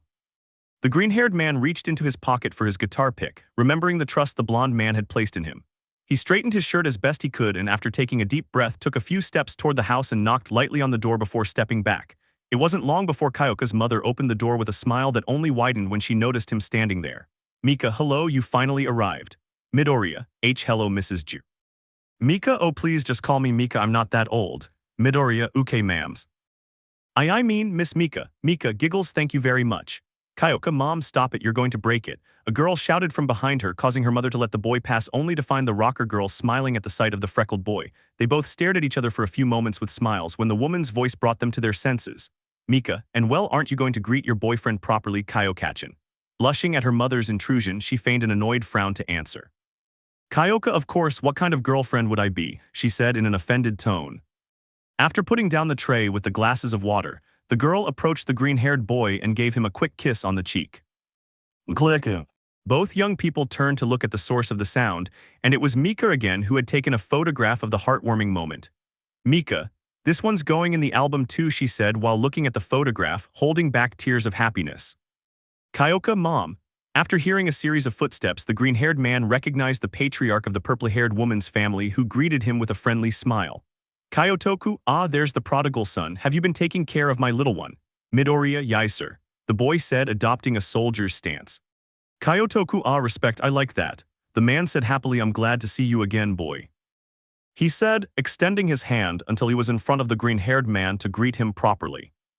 Midoriya, I agree, he replied, shaking the man's hand. Kyotoku, tell me the truth, my rock star, if I teach you how to play an instrument. Mika, you can ask that later, come on, let's eat, everything's ready. The woman said calmly, trying to calm her husband's excitement. Kyotoku, well, let's eat first and then you can tell me everything. With smiles, the young people watched the adults go ahead to the kitchen. Kyoka turned to look at the green-haired boy who once again was looking around, admiring the house. While she focused her attention on how the boy was dressed, she commented mockingly. Kyoka, I see you're not wearing one of those shirts that has shirt written on it. Midoriya WLII didn't think coming dressed like that would be the most appropriate thing to do. Kyoka, and are you comfortable with that? I could lend you one of the old man's shirts. Midoriya, fine really. Seeing how committed the boy was to looking his best in front of his parents made a smile form on her face. Kyoka, to be honest, it's kind of funny when you wear those silly shirts. Midoriya, huh really? Kyoka, yes, it's typical of you, like always wearing red shoes. The boy felt sad, but at the same time he felt happy that the girl spoke about him that way. Midoriya, well, Roman too don't know what to say, thanks Kayokachin. The purple-haired girl smiled, only to feel her face soon turn pink with embarrassment at having complimented the boy. Kyoka, come on, let's go eat. I imagine you'll like it, she said in a relaxed tone, hiding her embarrassment. After taking his hand, the girl led him to the kitchen. There was no need to go inside when a familiar aroma enveloped him, awakening his appetite in seconds, and his assumptions were correct. Midoriya, ease. Kyoka Katsuden, that's right, the girl affirmed with a smile. Midoriya kai Kyokachin too. Kyoka, well, I got some help, she said, tapping the tips of her connectors together, not wanting to sound boastful. Mika, I just brought her what she needed. She did everything with the help of the internet. Kyoka, Mom, she said sadly. Mika, what? It's the truth. Kyotoku, sobbing, I never thought I'd see my little one cooking for her boyfriend, sobbing. Kyoka, dude, don't exaggerate. After calming her father down, the girl served a plate of katsudon to the boy who was at the table at the girl's request. Kyoka, it's the first time I've prepared something more complex. I hope it's okay. Midoriya, I'm sure he will be. Once everyone was seated at the table, the boy was the first to take a bite of the piece of beef. And he had always loved the katsudon his mother made for him, whether it was for a special occasion or a birthday. But it was a surprise that the katsudon he was tasting had the same seasoning as the one his mother made. So much so that she felt like she was at home. She let out a small tear as she closed her eyes, wanting to savor the taste of the dish. Midoriya, it's delicious, he said with a tear escaping and running down his face. Kyoka, why are you crying? She said aloud, seeing the boy shed a tear though still maintaining a smile. He quickly saw his father enjoying his food with a clear grimace that denoted the trip he was experiencing, followed only by his mother who smiled happily as she ate. Kyoka, is it really good? Taking a bite from his plate, he brought it to his mouth, and the instant he tasted it, he felt his palate melt with the pleasure he was savoring. Kyoka, it's delicious. How come I've never cooked before? What? I had never tried cooking before, assuming it would be boring and difficult or that I could just go to a convenience store for something like instant soup. But the fact that her friend, or rather fake boyfriend, was going back to his parents' house, being welcomed and even expected by them, had made her want to do something special for him. When her gaze focused on the green-haired boy and how he continued happily eating his meal, it made the punk girl smile, proud of her work as a girlfriend. After eating, leaving the plates empty and the stomach full, the father of the family prepared to talk to the green-haired man. Kyotoku, how has school been? Kyoka, okay, you know the usual Quirk training classes, math. Kyotoku, haha, I'll guess fractions, and the girl simply nodded. Kyotoku, haha, I knew it. Mika, it's not that complicated. Kyoka, what is the most elegant formula in mathematics? The purple-haired girl asked, wanting both her mother and the green-haired boy to answer that difficult question. Mika/Midoriya, E = pi 1 = 0. Both the blonde man and his daughter looked at their partner in response to that quick and probably correct answer. Kyotoku, hee, it seems you have a little brainiac too, the man said affectionately as he approached and hugged his wife. Kyoka, it seems so, she replied, resting her head on the green-haired boy. Kyotoku, all right, it's time for the truth, come on. That's what the man said, then excitedly stood up and headed towards the music room, asking them to follow him. Once again, the green-haired boy contemplated the variety of musical instruments that the Jiru family possessed, watching as the man took a classical guitar from his shelf and handed it to the boy. Kyotoku, I want to hear what you know. Kyoka, Dad, don't force him, the girl pleaded, embarrassed by her father's excitement. Midoriya, okay, I think I can. Kyotoku, that's the spirit, I'll go get some chairs. Mika, I'll bring some iced tea. Both adults went to get what they needed to hear the green-haired boy play and demonstrate what his daughter had taught him. This left the young people with a brief moment together. Midoriya, are you alright, Kyoka-san? Kyoka, yais, it's just that I know I taught you to play a few instruments for this occasion, but... The girl continued talking but felt the green-haired boy's hand gently hold hers, asking her to calm down.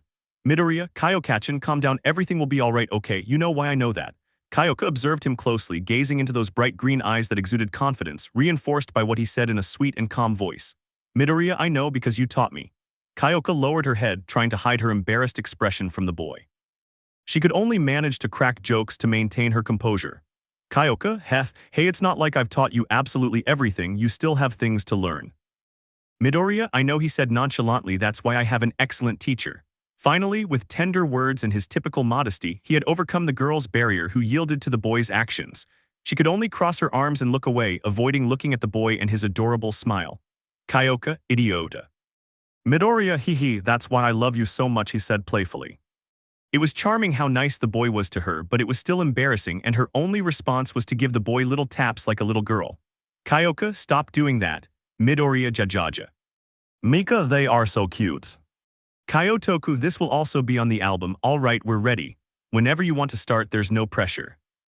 The boy just sighed to stay calm, but a quick touch on his cheek made him open his eyes, noticing that he had received a kiss from the punk, who, embarrassed, only whispered. Kyoka, just do your best, she said softly. But it was clearly audible to her mother, and she didn't need a quirk like the girls or his wife's for the man to understand what she had just said. He watched with a smile as his daughter sat down beside him. Kyotoku, start when you feel ready. The boy put his hand in his pocket and took out the relic that the world of man entrusted to him. He looked at the pick for a few moments before taking a deep breath, and after another sigh, he began to play the guitar he held in his hands. The boy hoped the adults wouldn't recognize the song, but it seemed that at least for the punk girl her answer was obvious, because she had been present when Kaminari, Kirishima, and he played the third installment of a video game during a free afternoon, and that was when that sad melody that the boy liked was played, so much so that the redhead had cried for almost an hour. But fortunately, as far as the girl's parents were concerned, it seemed to be just an ordinary song. It still needed some polishing, like the wobbling of some strings when played, the time intervals which were not much, being only slight seconds, but overall it was good. The girl didn't take her eyes off the green-haired boy for a second, appreciating how he put into practice everything he had learned in their classes together. It was simply amazing and beautiful. After finishing playing the guitar, the purple-haired girl watched as her father stood up and walked towards the green-haired boy, who, upon opening his eyes, was met with a smiling gaze and a thumbs-up. Kyotoku, well done, kid. The words, short but genuine, stirred emotion in the boy, for he had overcome yet another challenge. The father approached his bookshelf and took another guitar, this one being an electric one, and also appeared to connect a sound system and look for something on his music player. Kyotoku, sometimes I use this when I'm looking for inspiration, I explained to the boy. Let's see. Aha, this one will be fine now, boy, take a seat and let me show you what you can do with more experience. The boy obeyed, and as he went to sit down, he saw the man place a pick on the guitar strings and begin to play. After striking a pose, somewhat exaggerated for his daughter, amusing for his wife, and epic for the boy, the man stood up. Kyotoku, and that's how a Jiro plays a guitar. Kyoka, does that mean I have to do that silly pose every time I finish an event? Kyotoku, boy. Mika, Kyoka, don't say it like that. Kyotoku, thank you, he said sincerely. Mika, more like extravagance. Kyotoku, you too. He said, hunched over and disappointed sighs. This audience is difficult, he replied humorously. The laughter was immediate, and after a while both the punk and her mother joined in singing, with the young punk being the lead vocalist. The boy had never imagined that playing an instrument would be so much fun, especially with people like Kyoka's parents who, in addition to experience, had a love for all these things and didn't hesitate to share them with the boy. Midoriya, Mr. Jiro, I wanted to ask, how did you get the red special? Shouldn't it be in a museum or something? I mean, it's a musical relic. The boy asked, holding a soda, as he looked at the display case where the precious guitar rested. The man looked at the boy, only to turn his gaze to the instrument bathed in a gleaming bright red, only to chuckle softly, recalling an event. Kyotoku, I see you noticed, it's a curious story, you know. It involves a high-speed chase through the streets, betrayals, and an Interpol manhunt. Kyoka, come on old man, tell her the truth, you won her in a poker bet. Kyotoku, why do they never let me have any fun? Midoriya, to be honest, I'd still like to hear the story even if it's false. Kyotoku, thank you kid for being a good son-in-law. He said, smiling at the green-haired man's interest in his fabricated anecdote. And the boy had just realized something. The man had just referred to him as son-in-law. One more sign that the punk family held him in high esteem. Sometime later, the young people had just left the Rocker's house and were now in the train car heading back to the UA before curfew. Unlike other times, the boy felt that the punk was quieter and more distant than usual, even though everything had gone wonderfully well. Somewhat bewildered, the boy cleared his throat and began to speak. Midoriya, Kyoka, is everything all right? Kyoka, see. There it was, that coldness that so characterized the girl, and that let the boy know that clearly something was not right. Midoriya, did I do something wrong? Kyoka looked at the green-haired boy for a few moments and letting out a slight sigh, she walked towards him. Kyoka, no, everything turned out fine, it's nothing, just something stupid that annoyed me. Midoriya, well, it can't be anything if it bothered you. Kyoka, I'm serious, it's nothing. Midoriya, you can tell me. With a frown, the girl adjusted herself so that she could see the green-haired boy and with some irritation raised her connectors and pointed them in the boy's direction. Kyoka, okay, what were you doing in Ashido's room yesterday? Right now, the green-haired boy wished he hadn't wanted to know about the girl's actions, but now he had to get out of this predicament. Midoriya, WH, what are you saying? Kyoka, what you heard, Ashido said yesterday that she would be with you. Why? Midoriya, damn it, what do I do now? Wait a second, because what? The boy, previously scared and thinking of thousands of ways to escape, changed his expression to look at the girl with a bewildered face. Midoriya, and why do you ask? The girl's question was far surpassed by the green-haired boy's. Why would she be upset in the first place that her friend went into her friend's room? Why was there so much upset about that action? And why did she want to know? Kyoka hesitated for a few seconds, and ceasing to threaten the boy with her headphones, she crossed her arms and looked at another area of the carriage, ignoring the question. Midoriya, was that what was bothering you? However. Midoriya, well, she just asked me to help her paint her nails and we watched a show, that's all. He said, skipping over extra details like that confession. Kyoka suspira. Midoriya, why do I bother you so much? Kyoka was silent for a few moments, then in a low, barely audible voice she began to murmur. Kyoka, unintelligible. Midoriya, what? Kyoka, unintelligible tas. Midoriya, see, could you repeat that? He asked as a drop of sweat trickled down his neck, knowing he was getting yelled at for his persistence.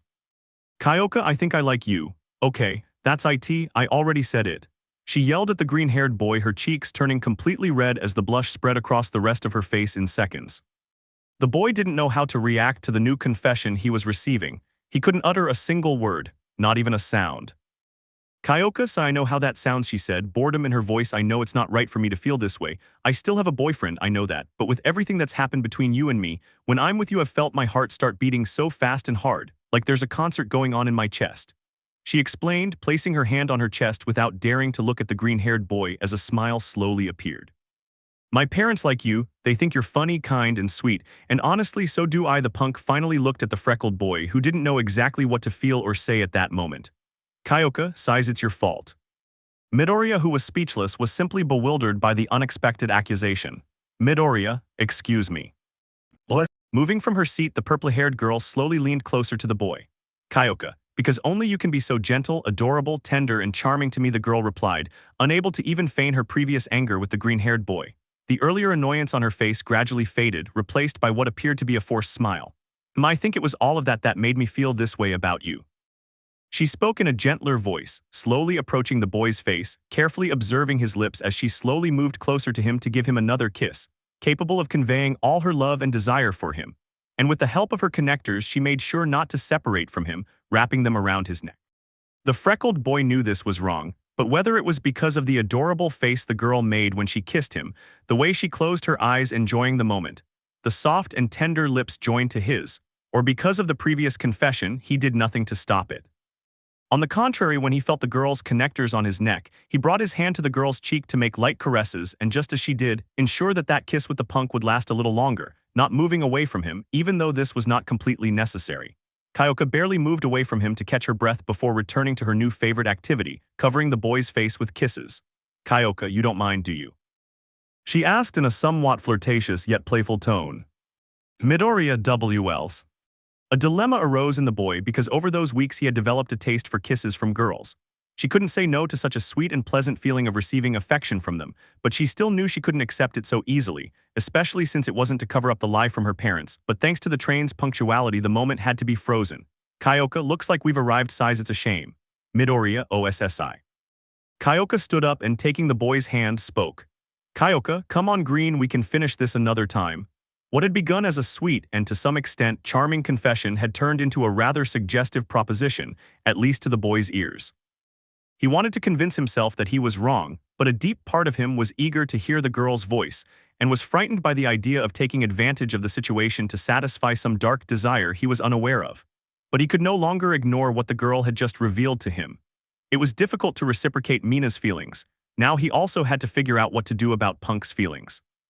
Their only consolation was that they still had boyfriends, so the answer didn't have to be immediate.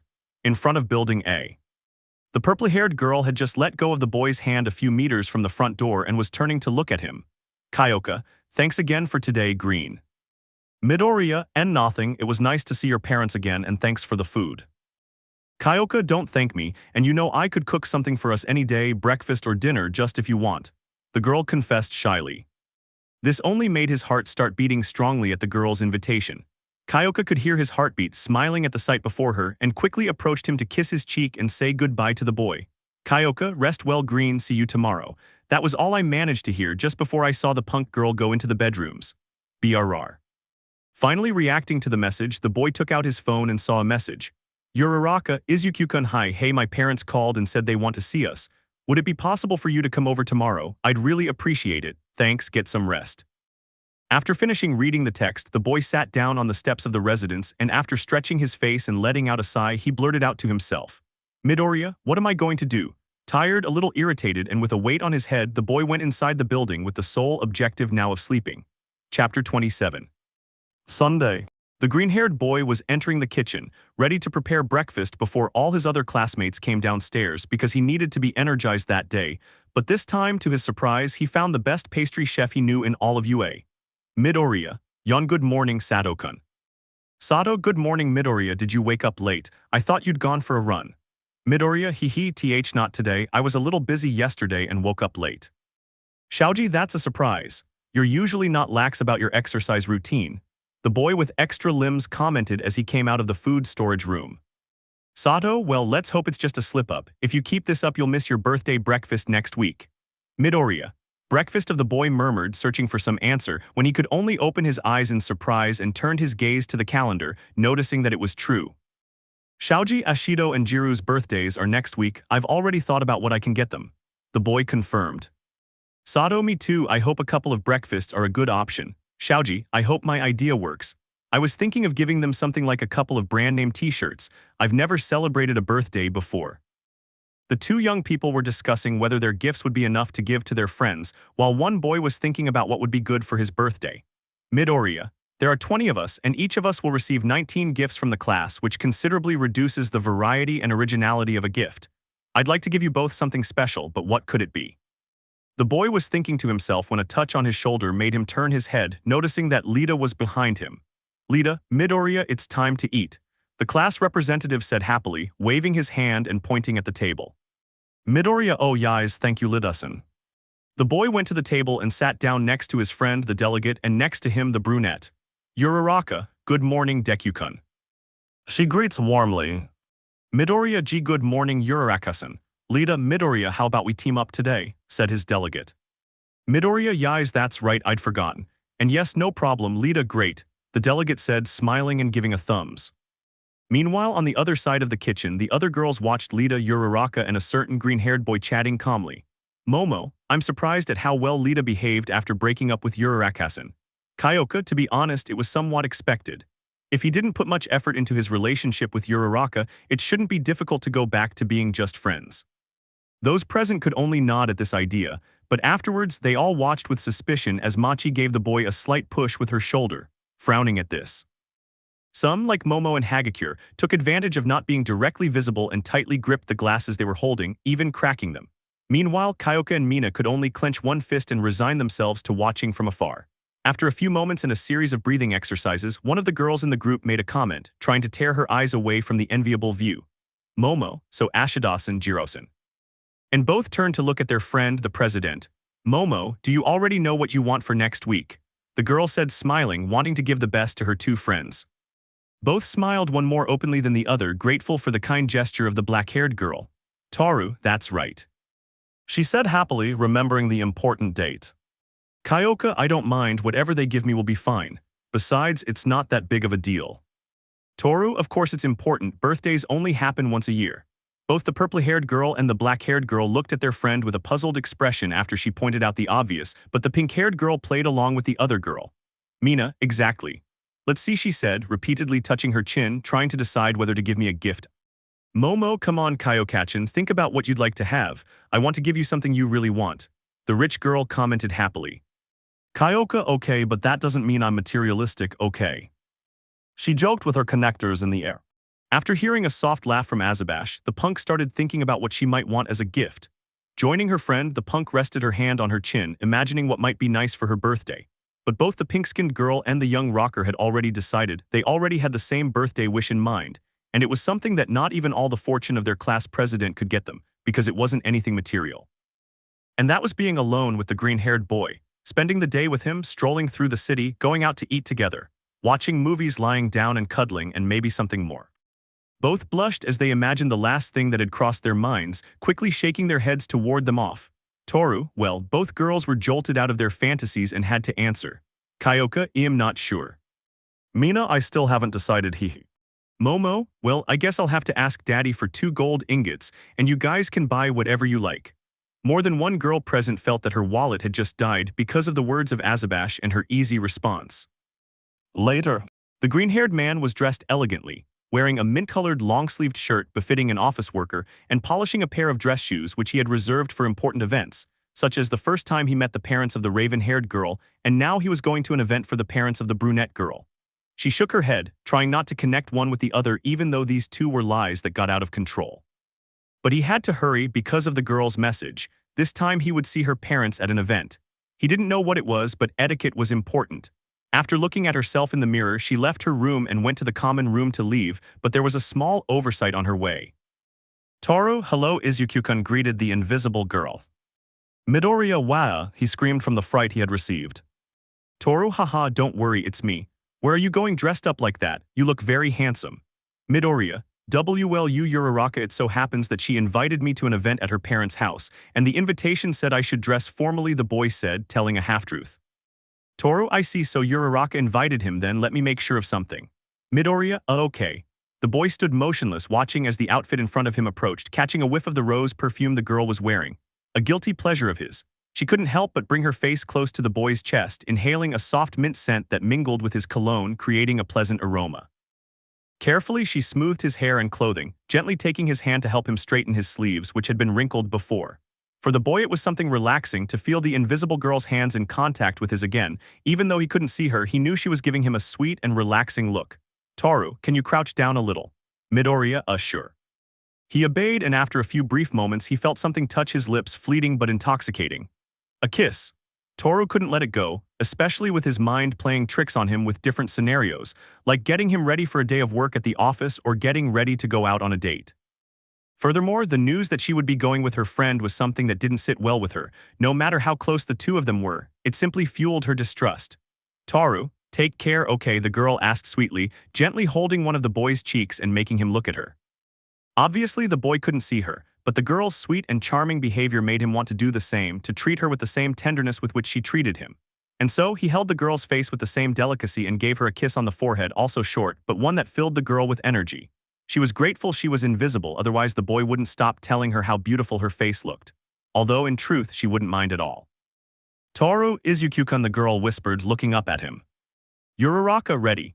Upon hearing the brunette's voice, the green-haired boy felt a chill run down his spine, while this filled the invisible girl with annoyance, who didn't have to hide her displeasure by feigning a cheerful face. They both turned their gaze to the stairs, seeing a brunette who was wearing a dress that reached halfway down her thighs, fitted to her figure and hidden by a pretty pink jacket. The boy didn't know how to take his eyes off her, and the girl just felt scared seeing how well-dressed her friend was to go out with her friend. Uraraka. Hello, Hagakure, she greeted, trying to hide the confusion on her face about why she was downstairs in the common room with the boy ready to go, Deku-kun. She asked casually. Midoriya, yes, I'm ready. Uraraka, then let's go, see you later, Hagakure.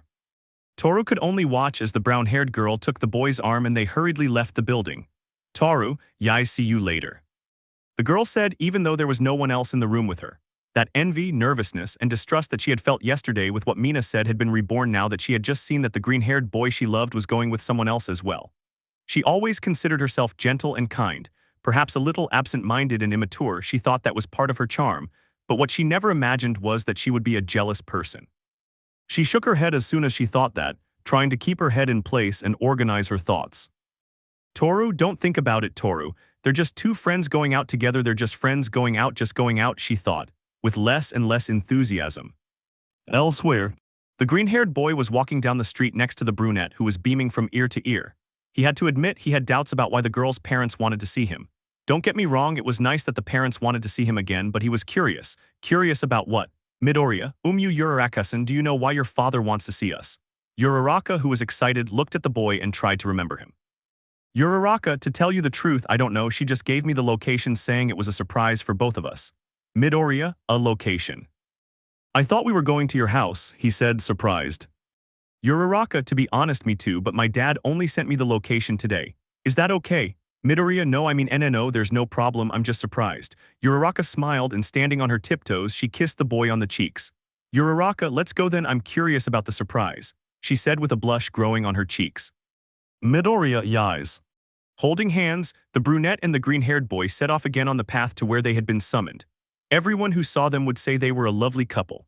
The happiness that radiated from the brunette's smile at the simple act of walking alongside the green-haired boy was undeniable. or the affectionate smile he gave her whenever she noticed something that caught his eye. A perfect couple in the eyes of anyone who saw them at first glance. A little later, the two young men had been walking around the city for a while, getting a little lost along the way but arriving at the place on time. Everywhere they looked, they could see that the premises and buildings were extremely expensive, so much so that they could both hear their wallets crying. But what the girl found most strange was, why would her father ask them to go to that area of the city? His doubts must have remained in his mind when the boy spoke. Midoriya, Ochako were here. The chestnut-haired woman looked around, observing how they were at the opening of a new building in the area, clearly surrounded by people. Midoriya, do you have any idea about? Uraraka, nope, not really. Mr. Uraraka, Ochako boy this way. Both of them turned to the source from which they were being called, seeing the chestnut's father who was wearing a safety helmet and carrying a couple of rolled-up planes. The man went to them and received them as only a father could. Uraraka, hi dad, the girl said happily as she went to hug her father. Mr. Uraraka, hello little one, you look beautiful. The man stopped looking at his daughter and turned his gaze to the green-haired man. Midoriya, hello sir. Mr. Uraraka, hello young man, it's good to see you again, she said as she extended her hand. Midoriya, I agree, I replied while returning the gesture. Uraraka, dad, what are we doing here? The brunette finally asked. Mrs. Uraraka, didn't you tell them? A woman asked, approaching the group and receiving their glances. Hi guys. The mother greeted warmly. Mr. Uraraka, as I said, it's a surprise. Oh, look over there, the man said, fueling the young people's curiosity. They didn't understand why they were there in a clearly expensive building and at what appeared to be a private event, so it had to be explained by him. Mr. Uraraka, months ago the owner of this building told me that he wanted to build a hotel here. I gave him a quote and he gladly accepted it. The green-haired boy heard this and was genuinely happy that the chestnut-haired boy's father's construction company was still going strong, smiling at the news. Mr. Uraraka, he's a friend of a friend. He liked the look of it so much and thanked me for the price that he asked me to do him one more favor, choose a name for the cafe. He said that part of the cafe's profits would go to our company, a small business partnership. Uraraka, really? Ms. Uraraka, really? Mr. Uraraka, that's right, and I thought what name would be good. But I already knew. Both young men looked at the sign with the name, seeing it clearly. Mr. Uraraka, Acha Midori. It seemed that the chestnut-haired man's father had been inspired by his daughter's first name, and the green-haired man's last name to name that establishment Green Tea. And going off on a tangent, he gave the young people an idea of how the girl's name would sound next to the green-haired boy's surname. Midoriya, Ochako Midoriya, he thought as he turned red. Mr. Uraraka, I'm sorry if I jumped the gun, but I thought it would be nice, the man said, scratching his head. Mrs. Uraraka, it looks beautiful, the woman commented.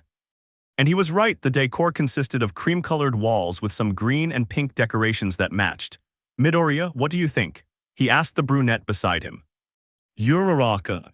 The girl turned once more to the cafeteria, appreciating the cute details in green and pink, the love messages written on the chalkboard and the name of the place.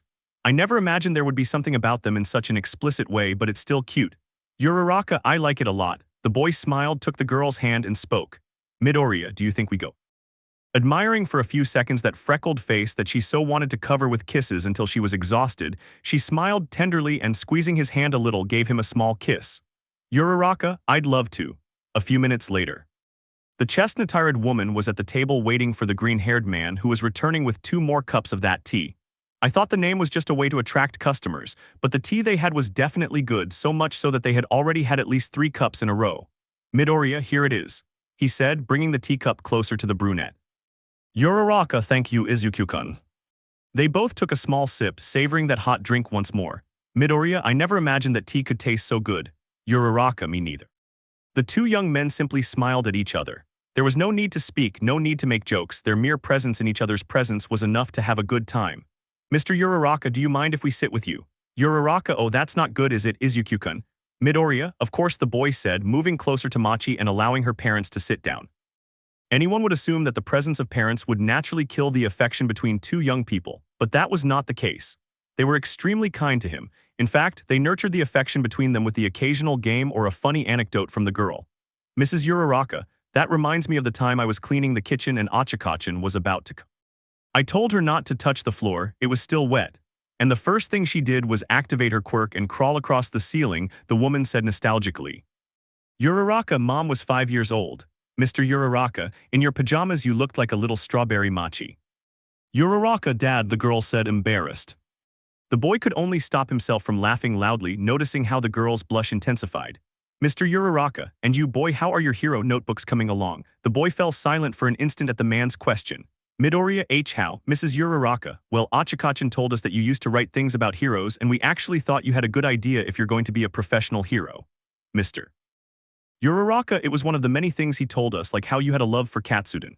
Midoriya was surprised. He thought that perhaps the things he'd mentioned to his parents earlier were about Ida or something like that, but had he actually talked about him? I was confused but happy. When he turned to look at Uraraka, he could only smile at the visit. The girl, completely red-faced, slumped in place while hiding her flushed face with her hands. Uraraka, I want to die. After calming the girl down with a serving of mochi, happiness returned to the table. However, the girl's parents soon had to leave, once again leaving the young couple alone. Mr. Uraraka, we have to go. I need to fill out some paperwork confirming that the construction is finished. Mrs. Uraraka, it was good to see you again, my baby. Uraraka, I agree, Mom. Mrs. Uraraka, and you too, boy, take good care of yourselves. Midoriya, I agree. Once alone again, the young people finished their snacks and left, happy with the afternoon. Well, not without a box of machis. Midoriya, you have a love for mochi, don't you? Uraraka, why do you say that? The green-haired boy turned his head to look at the girl, and it was exactly what he expected. The girl, with a questioning look, was casually taking a bite of her favorite dish. Midoriya, hee, you're welcome. Uraraka, it's not my fault here, try one. The girl said, handing me the mochi she was carrying so the boy could try it. He accepted, and after trying it for a few seconds, he responded, Midoriya, okay, I understand your point. Uraraka, hee, see. Oh wait, you have a little, she said, as she brought her hand to the boy's face and wiped away the remains of the mochi. Taking her cheek, she cleaned it carefully, but in her task she got distracted. She could definitely say that this could be the best day of her life. And it wasn't over yet because they still had time. As she had done before, standing on her tiptoes, she stole a kiss from the boy, who was the only one who saw this. Uraraka, hee, you taste like mochi, she said humorously. The girl had awakened a taste in the boy, first for mochi and now for her tender lips to taste of that same sweet. Without control of his body, the boy placed his hand on the girl's cheek, who, feeling it, opened her eyes and could only see how the boy leaned in to return the kiss. The surprise was almost as great as the gratifying feeling of receiving the boy's kiss. She felt her heart beating like it had when she slept beside him that day, or when he gave her that collector's watch. It was like a party inside her, one she didn't want to end. She became sad when she felt the boy walk away from her, but she only forgave him when he was on Express. Midoriya, looks like you too. Perhaps it was the kiss or the words the boy said, but she felt like her happiness was unique when she was with him. Uraraka, I suppose that's fair enough, she said, without taking her eyes off the boy's lips. It seemed like they were going to resume that kiss, but… Watashi ga kita. Once again, the boy's phone seemed to save him. Embarrassed, he tried to take it out of his pocket and turn it off, being somewhat clumsy. The girl just watched him, but it was funny how he turned redder the longer he took to turn off the alarm. Uraraka, hehe. Midoriya, I'm sorry that. Uraraka, don't worry, it's something adorable about you. Midoriya, are really. And the girl just nodded her head. The smile was hard to hide. The girl saying it was cute how embarrassed she was. I didn't know if it was better or worse, but I preferred to see it on the bright side. Midoriya, wait. The girl looked at him curiously, trying to figure out why he was taking out his phone again. Midoriya, oh. Uraraka, is something wrong? Midoriya, we must run. She was going to ask why they had to do it, but if the boy had the alarm, it was for a reason. Neither of them had measured time, so much so that when they looked around, they could see the orange sky, realizing something. Uraraka, it's late. At this cry, the couple started a race to the train station, trying to arrive on time because being Sunday, the school usually closed its doors earlier. A few minutes later. The green-haired boy was leaning forward, catching his breath, while Machi tried to hold back her nausea, all while a cement hero watched them. Cemento's young people must remember the schedule. They could receive a penalty if they arrive late or even chores as punishment. Midoriya, Yai's will keep that in mind. Cementos, good, now go to your residence. I wouldn't want a racer coming with me looking for an explanation as to why you are not in your dormitories. Midoriya, Yai, sir. After being mildly reprimanded, the brunette and the green-haired boy were on their way to their building. It seemed that running a spontaneous marathon after an outing with a girl's parents killed any atmosphere. The minutes of walking passed in silence when the girl finally spoke. Uraraka, and do you have this week off? Midoriya, yes, why? Uraraka, no, it's nothing, I was just curious about if you'd like to go to the park or get ice cream or just walk around. Midoriya, well, Roman 2 don't have any plans right now, so. Uraraka, how about this Wednesday? Midoriya, perfect.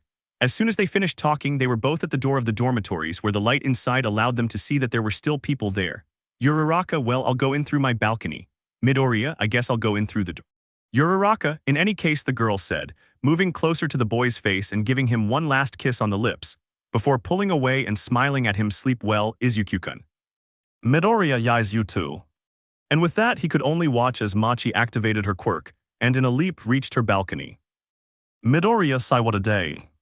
After entering the building and avoiding the boy's questions, the green-haired boy reached his room to finally sleep and forget about everything for at least 6 or 7 hours. After taking off all his clothes, the boy sat down beside his bed and, taking the bottle of pills, was about to swallow one, but Midoriya, there's only one curse. His small supply of sleeping pills had run out. Now he had to do something to get more. That's something I'd have to sort out tomorrow. Right now, I just wanted to get some rest. Chapter 28. It's Monday. The green-haired boy was walking down one of the UA corridors, on his way to the infirmary to request a bottle of Recovery Girl pills, since he had used up his last dose last night after what happened with the brunette's parents. But there was a problem. He couldn't ask for medicine like those pills as if they were mere Halloween candy. And he couldn't tell the truth, since the little woman might go to her sensei seeking an explanation, and he couldn't drag Aoyama into the mess he was in. Furthermore, by continuing to investigate, they could uncover that web of lies. After pacing back and forth in the hallway for a while, I finally had an idea that I hoped might work. Tayoshi, Tayoshi, Tayoshi. The knocking was heard in the infirmary and was clearly audible to a small old woman who, looking at the door, responded, RG, pass. As soon as he saw a bunch of green hair enter, he knew who it was, the boy who cashed his work checks for him. RG, Sai kid, what happened to you now? He asked the green-haired boy calmly, sounding a little tired. He, for his part, stood in the doorway, his mouth agape at the little doctor's quick guess. The woman saw the boy who, to her total surprise, this time had healthy bones. RG, well, it's about time I got the chance to see you with all your bones back in place, and I imagine you didn't come here to have me fix a fracture, he said humorously. Midoriya, no, this time it's not about that actually, I wanted a note for some medicine. Recovery Girl looked at the boy. She had never seen a sick boy in her first year, and you didn't need a diploma or to be an expert to see that he was completely healthy. RG, what kind of medication? Midoriya, well. The boy put his hand in his pocket and took out the small bottle, which he handed to the woman who, upon seeing it, had a slight look of surprise. RG, this medication is strong, why do you need it? Midoriya, well, I never said it was for me. The curious woman raised an eyebrow. RG, so it's for one of your friends. The boy's plan was simple, just like giving testimony to a police officer. If he didn't explicitly say it was him, he shouldn't have any problems. Therefore, the woman couldn't tell Aizawa that he was taking medication unless he said so himself. And therefore, perhaps she could succeed, but it would still be a risky gamble. He couldn't ask Aoyama for those pills. He'd already done him a favor by giving them to him in the first place, so why would he go and demand more? Besides, if Aizawa-sensei found out, he might ask where he got them, and if it wasn't from the infirmary, he'd investigate until he found out and tracked down his friend. Midoriya, yais, it's for a friend. And Recovery Girl wasn't going to stand idly by or look the other way so easily. He had taken the Hippocratic Oath and was prepared to honor it. RG, so this friend of yours, the woman said, not stupid, but taking a seat, does he know that it's a prescription medication? Midoriya, yais, she's conscious, he said nervously. RG, may I ask why do you need it? Midoriya, well, my friend has been having dreams where he's out with my classmates. RG, you're going out with your classmates, she said in a slightly louder tone than the boy had said. Midoriya, my friend, in his dreams, he said, poorly trying to hide his secret and not lose his mind. The woman knew that the boy was someone with a noble heart, although too careless about his well-being, but terrible at lying, although he placed his trust in those he believed in, so she decided to play along a little and find out his reasons. RG, so your friend has been having these dreams, and how does he feel about it? What symptoms has he noticed? Midoriya, well, he's had severe headaches, also like everything around him was spinning over and over, plus panic attacks. The woman knew the boy was obviously talking about himself, so without interrupting much, she listened. But she would still try to persuade him to take the medication. RG, and have you tried to tell them the truth? Midoriya, on more than one occasion, but what can I say? He's already been introduced to 3 of his friends' families, and they all hold him in high esteem. It would have been easy if they had rejected him or if he'd had more opportunities to give it all up. But they not only like him, they even love him, and the girls seem to love him too. Recovery looked at the boy. He had a look of regret and nervousness on his face. Clearly, he hadn't been doing entirely well. And listening to his situation, there was no way it was going to be easy. I could clearly see him desperately moving his foot under the table or even seeming to think right there about what to do. Knowing that he was almost an exact copy of Toshinori, She knew that it would be useless to try to make him back down from his decision to take the pills, and honestly, she preferred to give him a prescription and tell him how often to take them rather than have him get them outside of school and cause an overdose accident. Letting out a soft sigh, the little doctor took out a medical notepad, writing the prescription for the medication. RG, I don't entirely agree, but if your friend needs the pills, I can only offer some advice and a schedule. He shouldn't take them daily. Take one every 48 hours only if there's sharp pain. Okay. The boy took the note and the medicine, but not before the old woman finished speaking. RG, although you should still see a male therapist and try talking to the girls, I don't know how, but find a way. Midoriya sighs, believe me, if there was a way to do it without hurting them, I would have done it without hesitation. The boy bowed in thanks and left the infirmary. RG Saitashinori, I hope your boy knows what he's doing, the woman said, worried about the boy's fate. The boy was walking through the hallways on his way back to the classroom to finish the day's classes, when as he arrived he found his friends wearing their sports uniforms as they came out of the locker rooms. And finding his sensei behind him, he informed him. Aizawa, Midoriya, put on your gym clothes. We're going to practice physics today, he said, bored. Midoriya SSI, without further delay the boy entered and quickly changed his uniform just to join the rest of his class. In the courtyard. Aizawa, alright, today we're going to conduct a risk simulation. Your partner will be a civilian and the other will be a hero. You'll have to perform search and rescue as well as safeguard the civilian and bring them to a safe area. The time limit will be set, it's up to you how long you take. This exercise is quirkless, so it's time to train your bodies as much as you train your quirks. Is everything clear? Because I won't repeat myself. Class A, hi. Aizawa, okay, you have 5 minutes to form your teams. All the boys were organizing their teams with their friends, as was the custom or their preference, but the girls only had one person in mind for the exercise. But it was only one girl who made the quickest move. Momo, Midoriya-kun, would you like to team up this time? The president asked with a smile. Midoriya, oh sure, why not? He answered the raven-haired girl's question. Some girls just watched this with annoyance, given the quick action of their class president friend. Kyoka, damn it. Uraraka, I should have stayed closer to him. Toru, I wanted to team up with Izuku-kun. Mina, please, who am I going to team up with now? She said, seeing that her boyfriend had teamed up again with the ashen-haired boy who looked frustrated. After a few more minutes, everyone was ready and only the signal from their sensei was missing. Aizawa, that's enough. Now everyone take your positions and we'll begin in a moment. Everyone began to disperse to take their places, the civilians hiding in the controlled rocky area and the heroes in the exit area. While this was happening, the black-haired girl could only smile at having managed to participate alongside the green-haired boy. Momo. See you soon, Izuku-kun, she whispered the green-haired boy's name while affectionately taking his hand. Midoriya o SSI claro. As everyone went to their places, the boy was waiting in the area with the rest of his friends. Kaminari, dude, I hate these exercises. If Kyoka were the one looking for me, it would be easy. I'm not good at searching. Minta, it's easy for you to complain. None of the girls want to team up with me. Kaminari, hey, don't feel bad. Everyone can get a golden opportunity someday.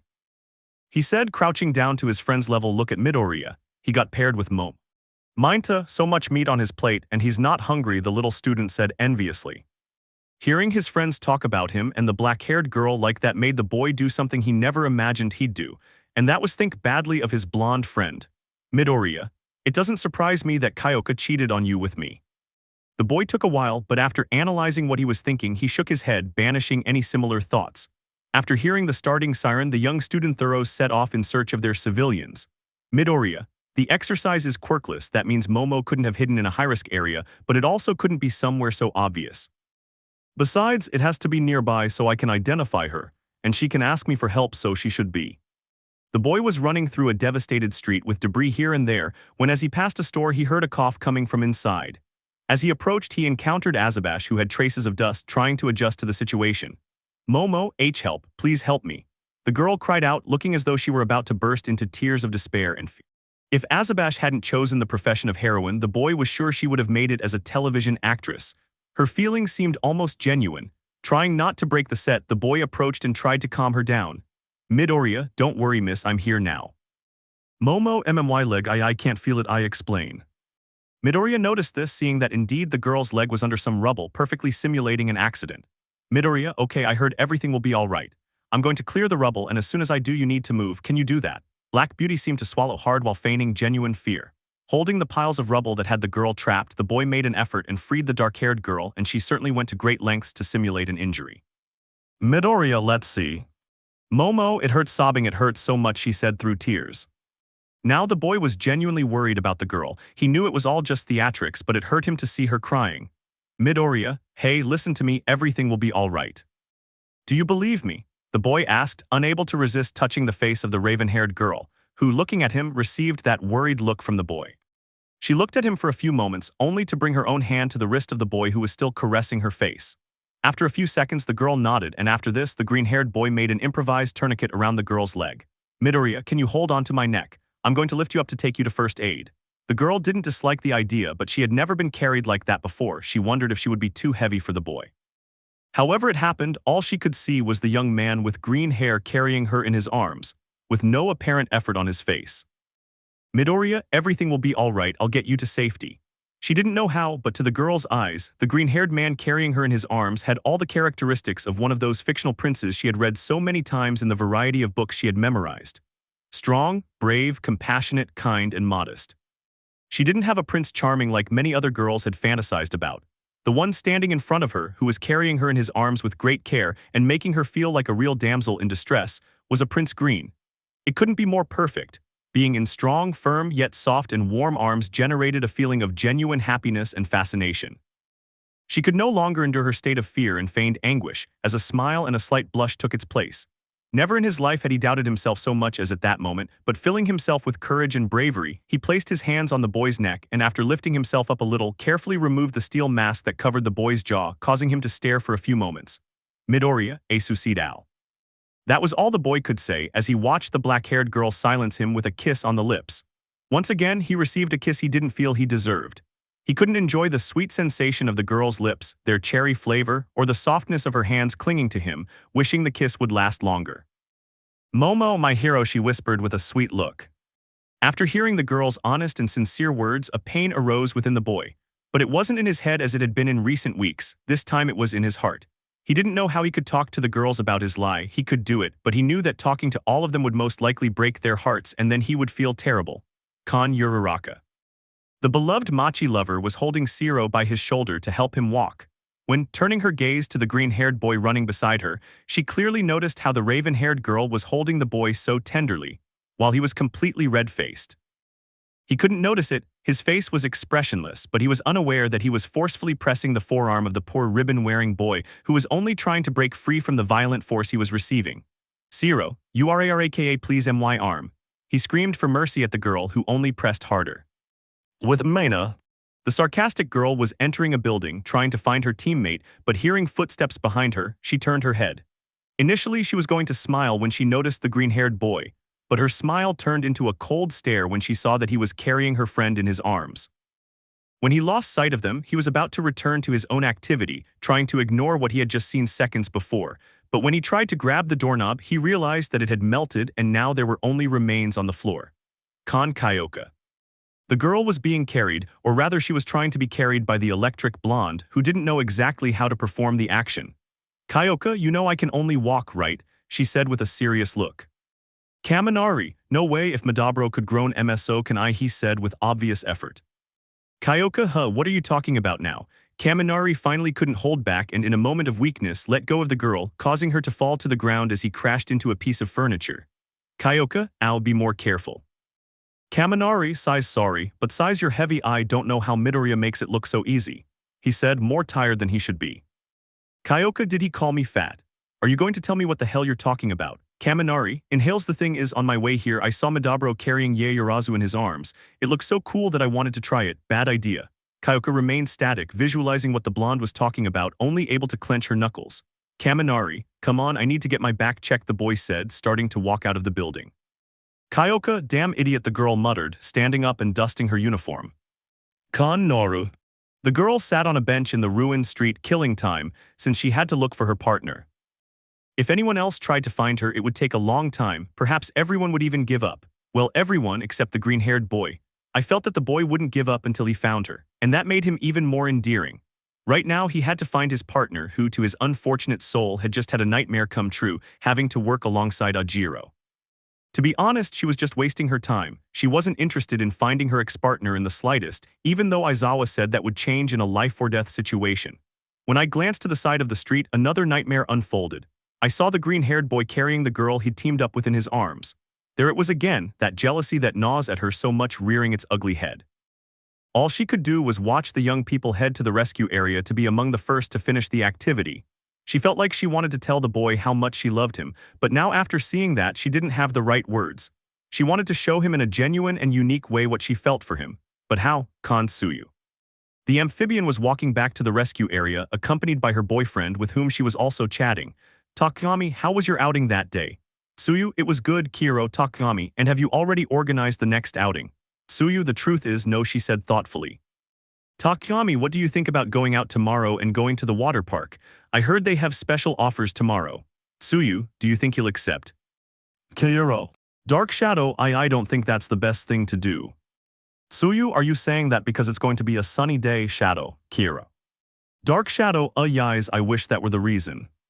Takami, you'll be fine, Shadow, we can bring an umbrella. Dark Shadow, I suppose. At that moment, the three young people saw the green-haired boy and the black-haired girl pass by, somewhat surprised by how unnatural that was. Takami, I think Midoriya is overcoming his social anxiety. Tsuyu, well, that's clearly progress. Dark Shadow, yes, that's good. Midoriya. The boy had finally reached the safe zone, while he looked at the black-haired girl who had not stopped watching him with those eyes. Midoriya, Yurazu, you have to get down, he said, starting to crouch down to put the girl on the ground. Momo, just let me stay like this just a little longer, please. The girl was about to kiss the boy again, but Aizawa, Midoriya, and Yurazu finished in 8 minutes, the man said, looking at the statistics chart he was carrying. As soon as they both heard their sensei, the boy let go of the raven-haired girl, and she reacted with fear to her sensei's surprise, getting back up. Little by little, his other companions arrived, except for one. Aizawa, Hagakure, you still haven't found Ajiro, may I ask why? More than one person wanted to side with their friend, but they knew that any explanation, no matter how logical, would fall on deaf ears with their sense. Hagakure just crossed her arms, and although no one could see her, they knew she was looking away. Toru, he hid very well, he told a lie. Obviously, neither his sensei nor his classmates believed that excuse, and he was about to give him another lecture when a green-haired boy raised his hand. Midoriya, I'll go after him. Aizawa, fine, but we'll talk about this later, he clarified, turning his attention to the pair of floating gloves. The rest of you go change, that's all for today. They were all walking towards changing their uniforms and finishing their school day, leaving the green-haired boy and the invisible girl alone. Midoriya, you know where he is, right? Even though she was invisible, it was easy to discover when the girl wavered in her truths and lies. Toru, I just don't want anything to do with him, she said in a depressed voice. The boy understood her reasons, and approaching her, he gently took one of her hands, causing her to raise her head towards him. Midoriya, I understand, just tell me where it is and I'll take care of it. Does that sound good? Slowly forming a smile, the girl put her other free arm around the boy's torso and affectionately hugged him. Toru, you really are the best, Izuku-kun, and slowly he kisses his cheek before walking away. He's inside a building about 3 blocks away. Midoriya, okay, I'll see you later. Tower C. In building After going to pick up his partner on an uncomfortably silent journey, the green-haired man locked himself in his room and was preparing to do his exercise session. He was barely lifting a dumbbell when his phone rang. Midoriya, size now what? Upon closer inspection, he realized it was an unfamiliar number. Puzzled, he wanted to ask who it was when the subsequent message answered his question. Hi Midoriya, it's me, Kendo-san. Sorry to bother you, but I wanted to know if you'd like to hang out the day after tomorrow, if you're not busy, of course. A smile appeared on his face, happy to hear from the redhead again. He saved her contact information and responded quickly.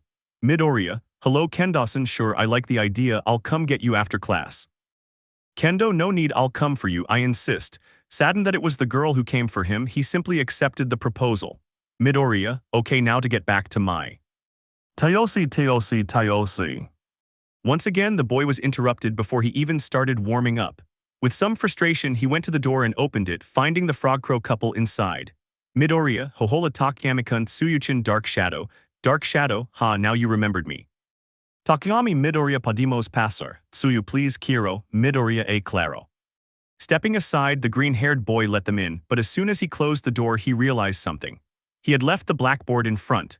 Moving quickly, the couple barely noticed that he was already on the other side of the room, with a look of fright on their faces. Midoriya, and what do you need? He asked, trying to sound normal. Takami, can you go out with us tomorrow? Midoriya, where to? Tsuyu, to a water park. Kiro. The answer made the boy both nervous and embarrassed since he'd never been to one before. Sure, he'd been to the UA pool, but that was only for heroic school events. He never expected to go to a beach where he'd see other people, and much less to pretend to be the girl's boyfriend. Midoriya, are you sure this is a good idea? Takami, yes, it was where we decided to have our third date. It was Tsuyu's idea. Tsuyu, it was a lovely day, Kiro, so do you accept? Midoriya, so I guess we'll need more evidence if you want your father to believe it. Takami, then it's decided. See you tomorrow, Midoriya, thanks again. Midoriya, see. The boy turned his back as he heard his bedroom door open when a voice behind him called him. Tsuyu, Midoriya-kun. The boy turned his head only to receive a hug from the green-haired girl who wrapped her arms around him. Tsuyu, thank you for doing this for me. Midoriya, of course, and nothing's wrong, he said, patting her back lightly. It didn't last long, but finally the girl walked away from him and headed towards the exit of the room. Tsuyu, see you tomorrow then, Kiro. And after closing the door, the boy was alone once again. Just minutes ago, he longed for the solitude of his room, but now, being there, it seemed more like an accusing silence. Approaching his desk, the boy opened his drawer and looked at the new bottle of pills. Midoriya, I know it's early to take it, but...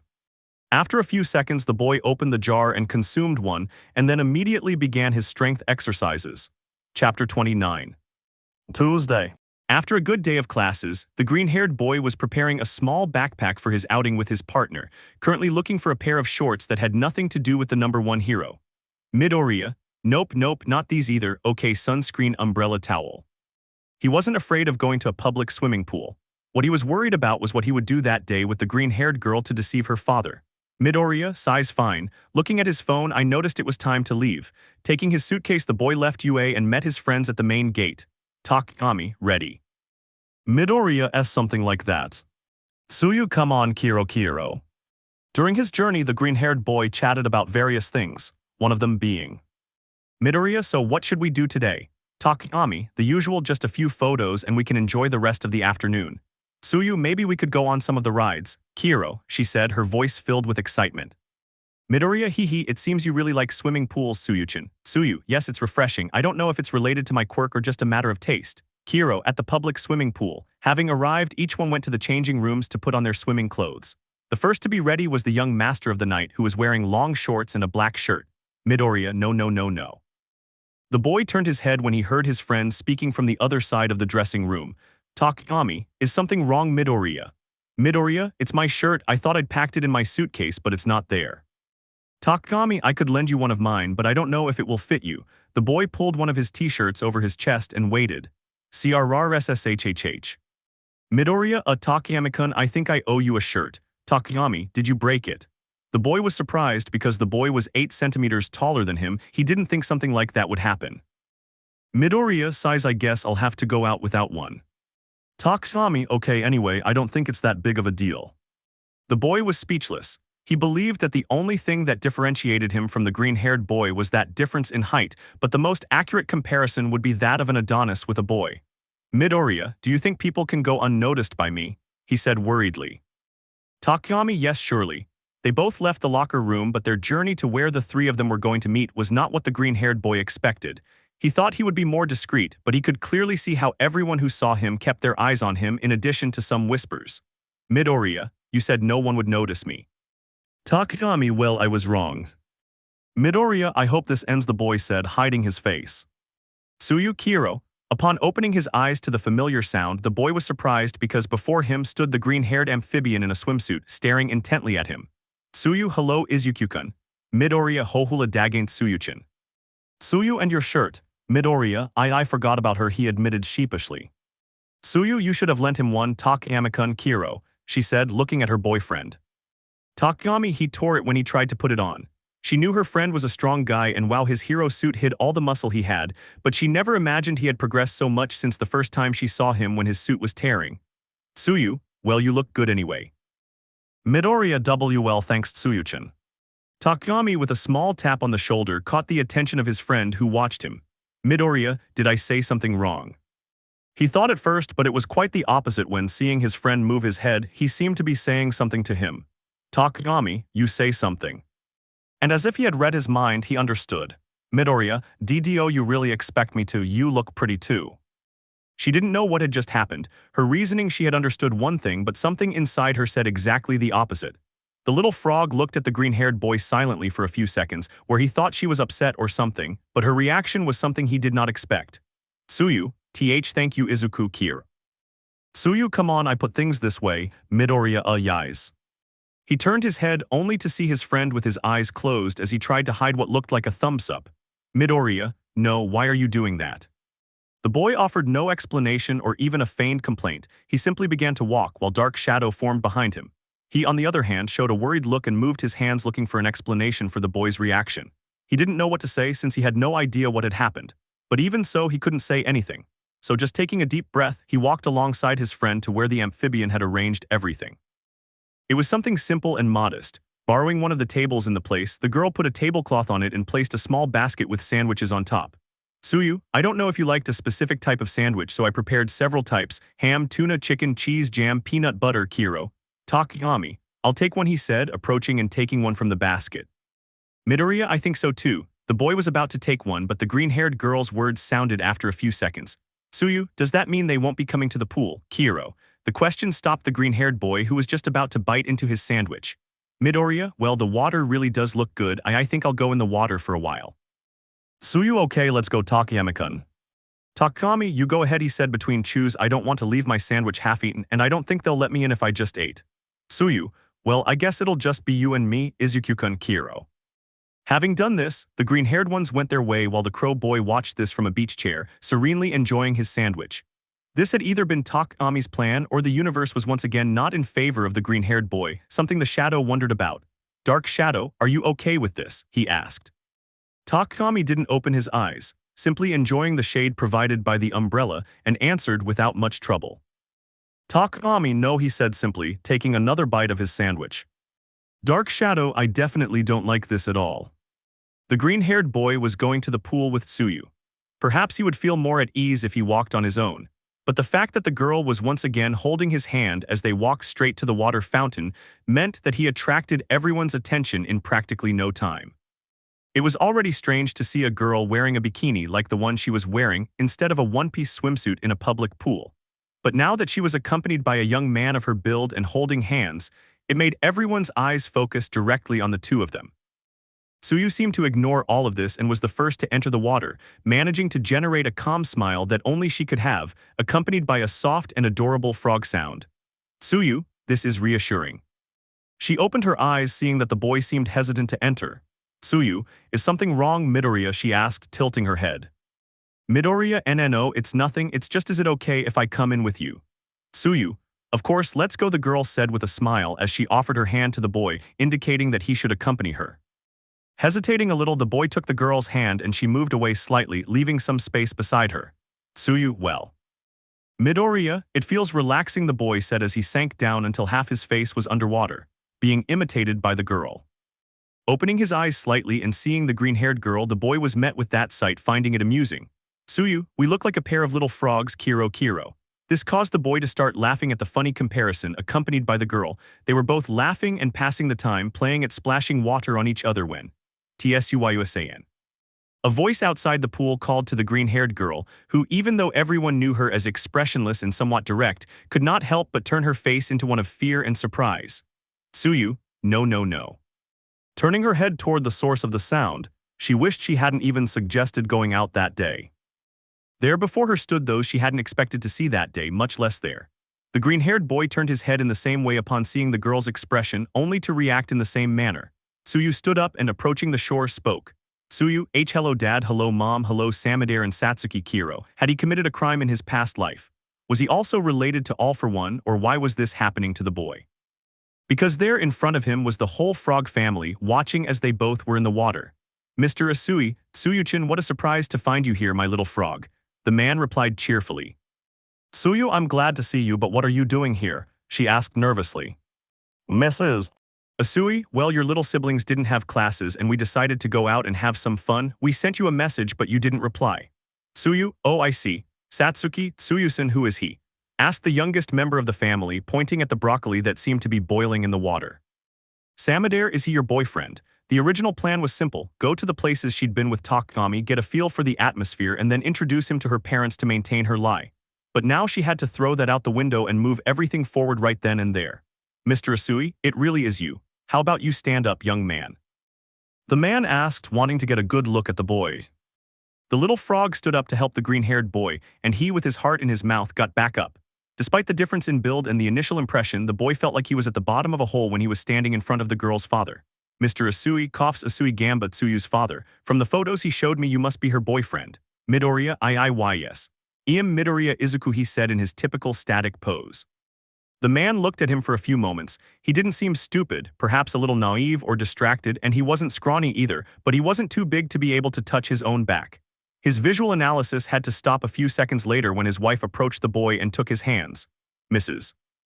Asui, I'm Tsuyuchin's mom, Baru. Don't worry about my husband. He seems tough, but deep down he's a softie, especially when it comes to his beloved little frog. All the toughness the man seemed to project burst like a balloon at the woman's words. Meanwhile, the man looked away. Mr. Asui, well, you don't look bad, kid. That was all the man replied, trying to appear serious. This caused her to let out a nervous but sincere laugh. Looking down, he bumped into the green-haired girl's younger brother, who seemed to be staring at him intently. Midoriya, is something wrong? Samadare didn't say anything at first, but after looking at his sister for a few seconds, he looked back at the boy only to say, Samadare, sure you can carry my sister, she said casually. The green-haired girl next to him heard this, only turning red next to the green-haired boy to whom the question was directed. Midoriya, WWL, I can do it relatively easily, WL. In fact, I can do it easily, but he added nervously.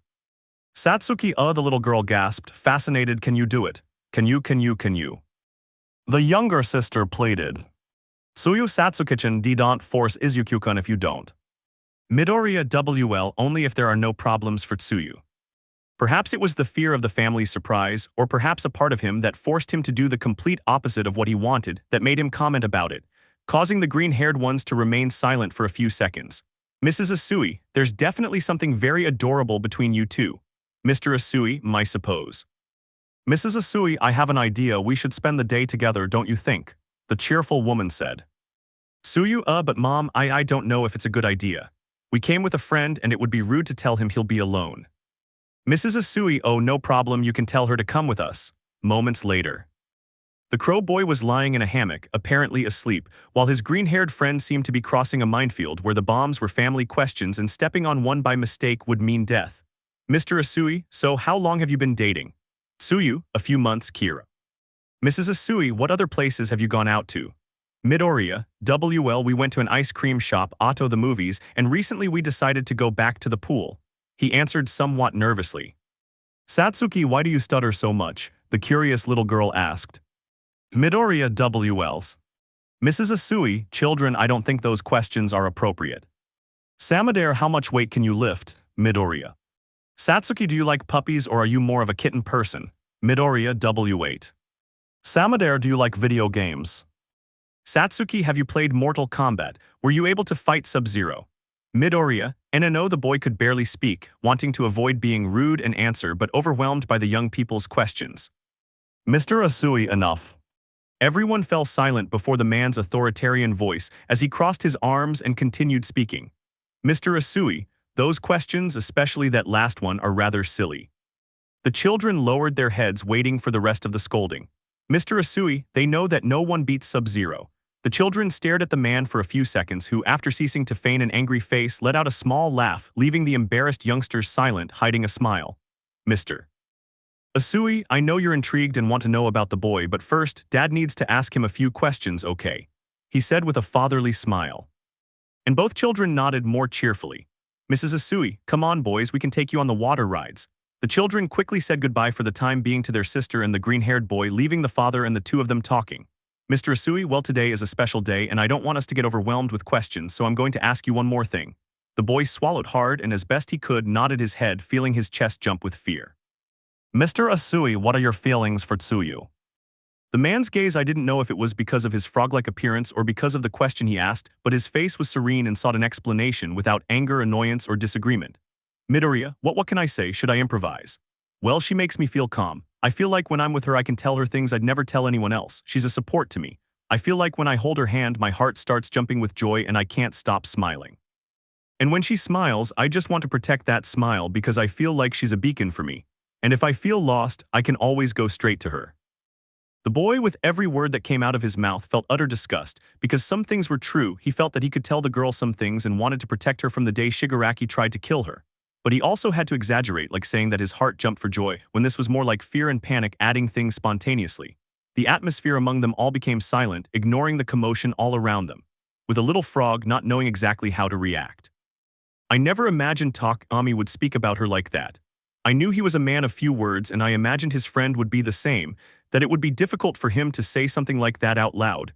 But there he was, in front of his father, saying all that. The father carefully analyzing the boy's words, and a living shadow feeling betrayed while his practically brother was sleeping, ignoring the whole spectacle. "Mr. Asui, I see," the man said, then slowly approached the boy and extended his hand. "Mr. Asui, if you feel all that for my girl, young man, I only ask one thing of you. If the day ever comes, and I pray to God that it never does, where for some reason there is between you two and you can no longer love each other, I beg you don't break her heart and just give me back my princess." Slowly raising his gaze, the green-haired boy felt devastated to see the man, seemingly holding back tears.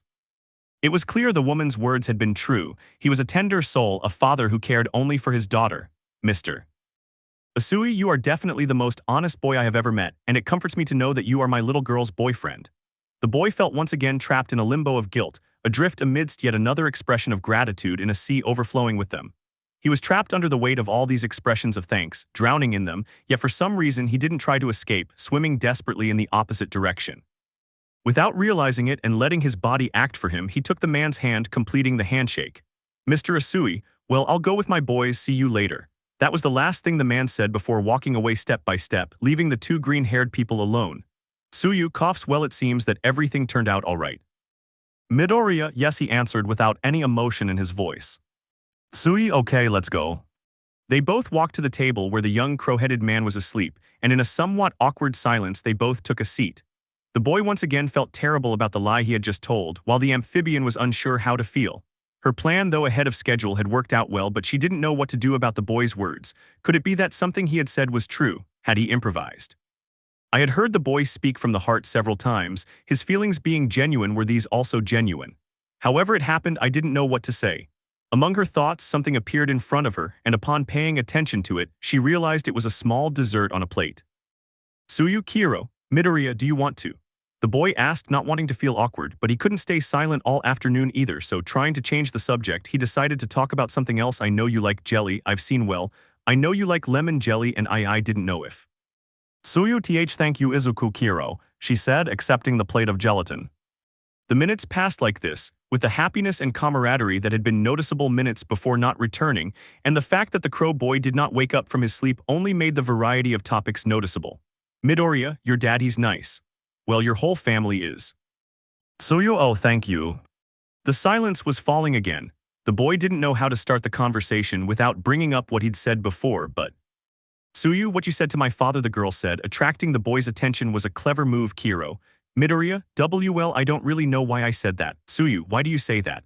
"Midoriya, well." The boy felt embarrassed to admit that some things were lies, turning slightly red, while the girl who was watching him was just getting an idea, but a mistaken one. "Tsuyu, Izuku, is that the real one?"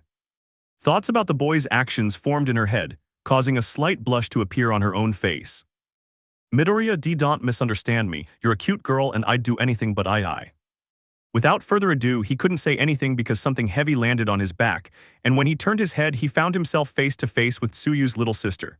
"Satsuki, let's go to the slides," the little girl exclaimed, grabbing the boy's arm as best she could and pulling him along.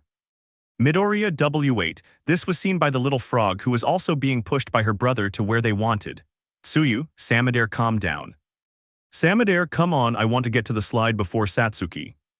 Tsuyu wanted to talk to the green-haired boy and find out if her thoughts were correct or simply a mistake, but every time she seemed to have the opportunity, her little brothers would take them to explore the pool games, or miraculously, Takami would interrupt them.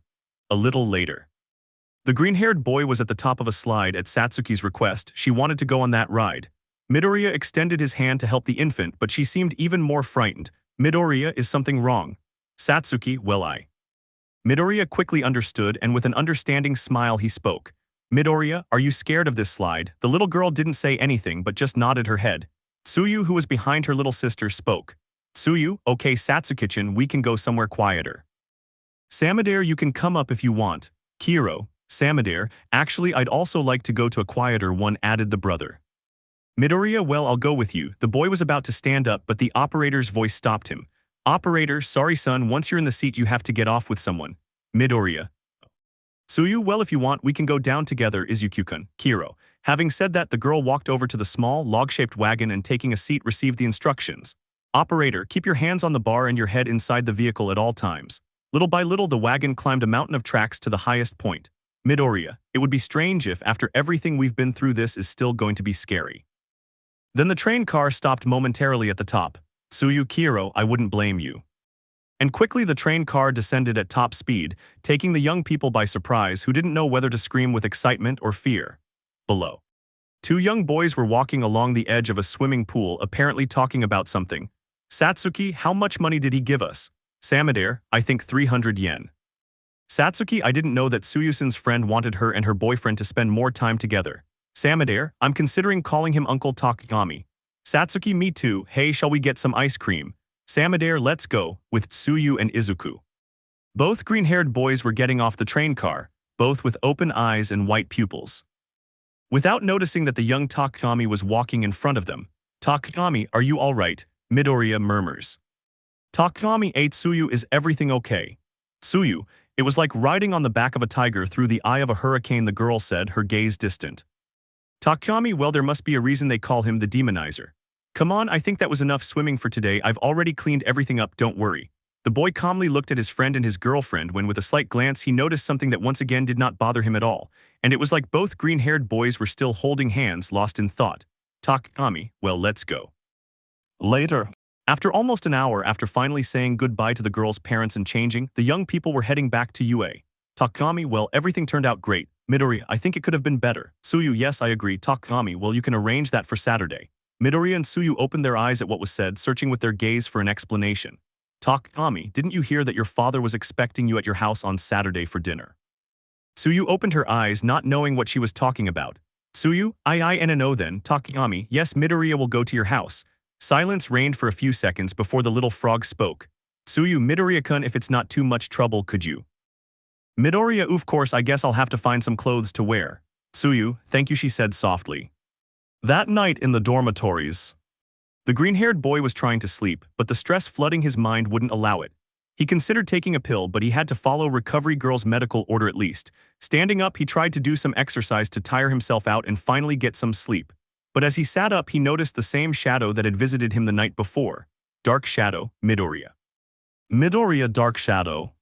He couldn't say more when the shadow grabbed him by the collar of his shirt and pulled him forcefully towards it. He was surprised and could only listen attentively.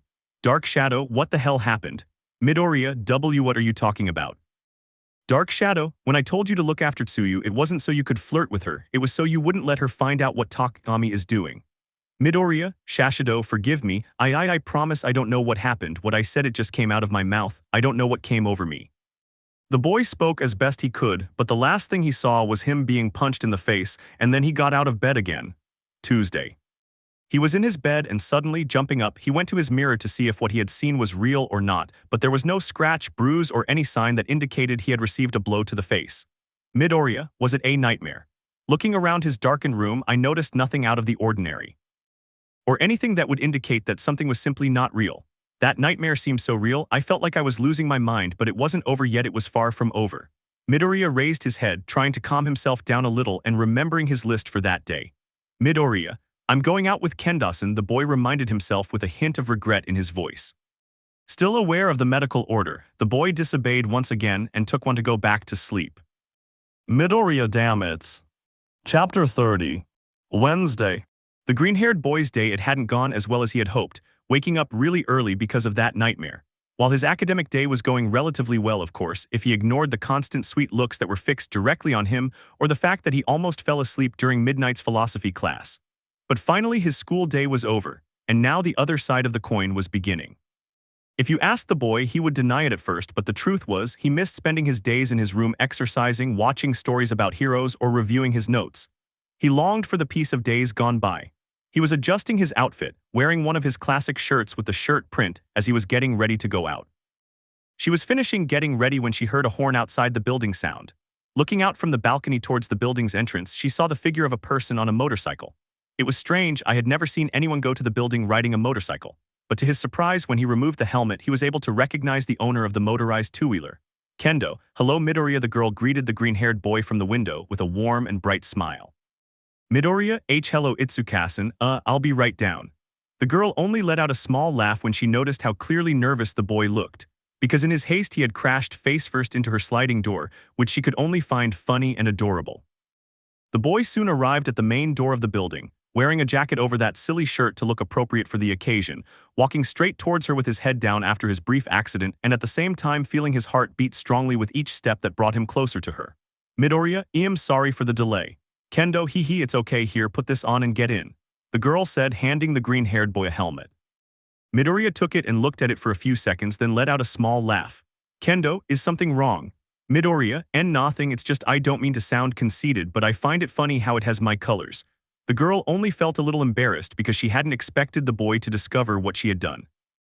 Kendo, well, I thought it would be kind of fun to put your colors on it, and you can't deny it would be great if you had a motorcycle when you turn pro. The girl excused herself, blushing slightly at the suggestion. Midoriya, actually, it doesn't seem like a bad idea, the boy thought, bringing his hand to his chin and raising his hand, although I have no experience with motorcycles. Kendo, well, I can teach you, the girl said, putting on her own helmet. Are you ready? The boy nodded just enough to put the helmet on his head and get into the vehicle. Kendo, hold on tight. Midoriya, yes, but where from?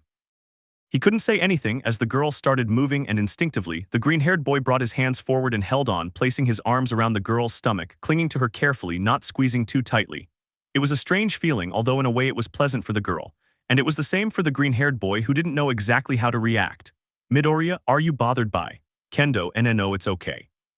To anyone else it would have seemed normal, a couple going for a ride on a motorcycle, but it was curious how the one in front was the redhead, with the green-haired one being the clear, fearful one. Midoriya, so this is your motorcycle, the boy said, wanting to chat and not just be quiet during his ride. Kendo, that's right, my dad got it when he was 6 years old. Midoriya, really, it looks new. Kendo, what can I say, I truly love this motorcycle. I dream that when I become a professional hero I can create my own motorcycle company. Midoriya, seriously. Kendo, yeah, I know it's kind of ridiculous or weird, but… Midoriya, none of that, the boy shouted, causing the girl to get a little scared. Midoriya, I think it's fascinating and above all amazing. It's a dream come true. Taking advantage of a red light, the orange-haired girl turned to look at the boy, managing to see that, even though she had her visor down, she could see his eyes shining at what he was saying. Kendo, do you really believe that? And the green-haired boy nodded happily. Turning her gaze forward, the girl couldn't help but smile and feel his face warm. Kendo, thanks, hey, when I achieve it, I'm going to have a motorcycle made for you to use when you're a hero. Midoriya, only if you teach me how to use it first. They both laughed before continuing their journey. Along the way, the girl took advantage of the opportunity, using vehicles to explain things about mechanics to the boy. After a while, she stopped in what appeared to be a parking lot. They both got off the motorcycle, revealing to the boy that they were at a small fair. Kendo, hey, I didn't ask if you like fairs. If you don't like them, we can go somewhere else. The girl said, starting to put her helmet back on. Midoriya, I love them, he said, smiling. She didn't know how, but seeing the boy smile gave her an indescribable feeling of satisfaction and joy. That smile was contagious, causing everyone who saw it to smile back. Kendo, I'm glad. After securing their motorcycle, they both walked through the small fair. There were dolls, sweets, and a few other interactive activities everywhere you looked. Kendo, I don't know how many times I've come to this fair, and I don't know how many times it will continue to fascinate me, he said while observing his surroundings. The green-haired boy felt tenderness for the way the girl looked at everything, wanting to do something. He looked around the nearby stalls, seeing one that caught his attention, and without hesitation he approached it. Kendo, Midoriya, while looking around trying to spot the green-haired boy. It wasn't long before she saw the boy approaching her, carrying things in his hands. Midoriya, here, I bought you one, he said, handing the girl a glass. Kendo took it in her hands, feeling a sensation of warmth, and upon taking the first sip, a familiar taste invaded her. Kendo, is it coffee? Midoriya, yes, I've noticed you have a love for coffee, and well, I thought maybe. Kendo didn't wait and approached the boy to hug his arm and looked at him with a beautiful smile. Kendo, thank you very much, Midoriya. Just seeing the girl smiling made his heart leap with joy. Midoriya, it's nothing. Enjoying their coffee, they strolled through the rest of the festival together, playing at some stalls, buying souvenirs, sampling a few food stalls, or simply observing their surroundings, when something at a nearby stall caught the girl's eye. The boy, noticing this, curiously approached to ask about it. Midoriya, did you see something? Kendo, oh, nothing, I was just looking at that medal. Midoriya, what is it? Kendo, it's from a motorcycle manufacturer's brand. Midoriya, do they make models like yours? Kendo, ha, I wish. My motorcycle is a mix of different models and brands. That metal is from Harley-Davidson, one of the best motorcycle manufacturers.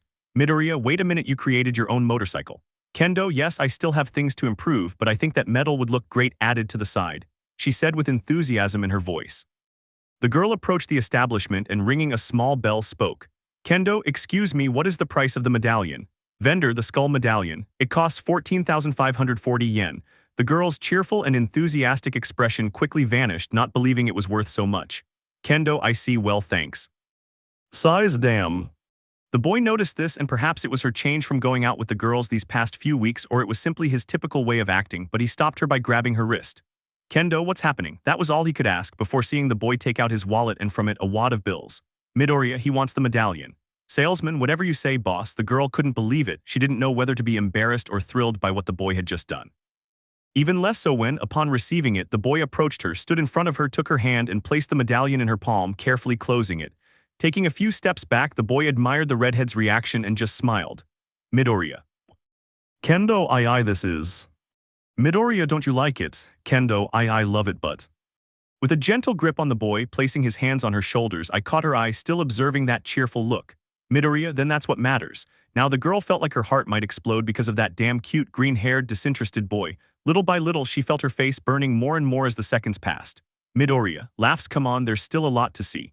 Kendo lowered her gaze to admire the medallion in the palm of her hand.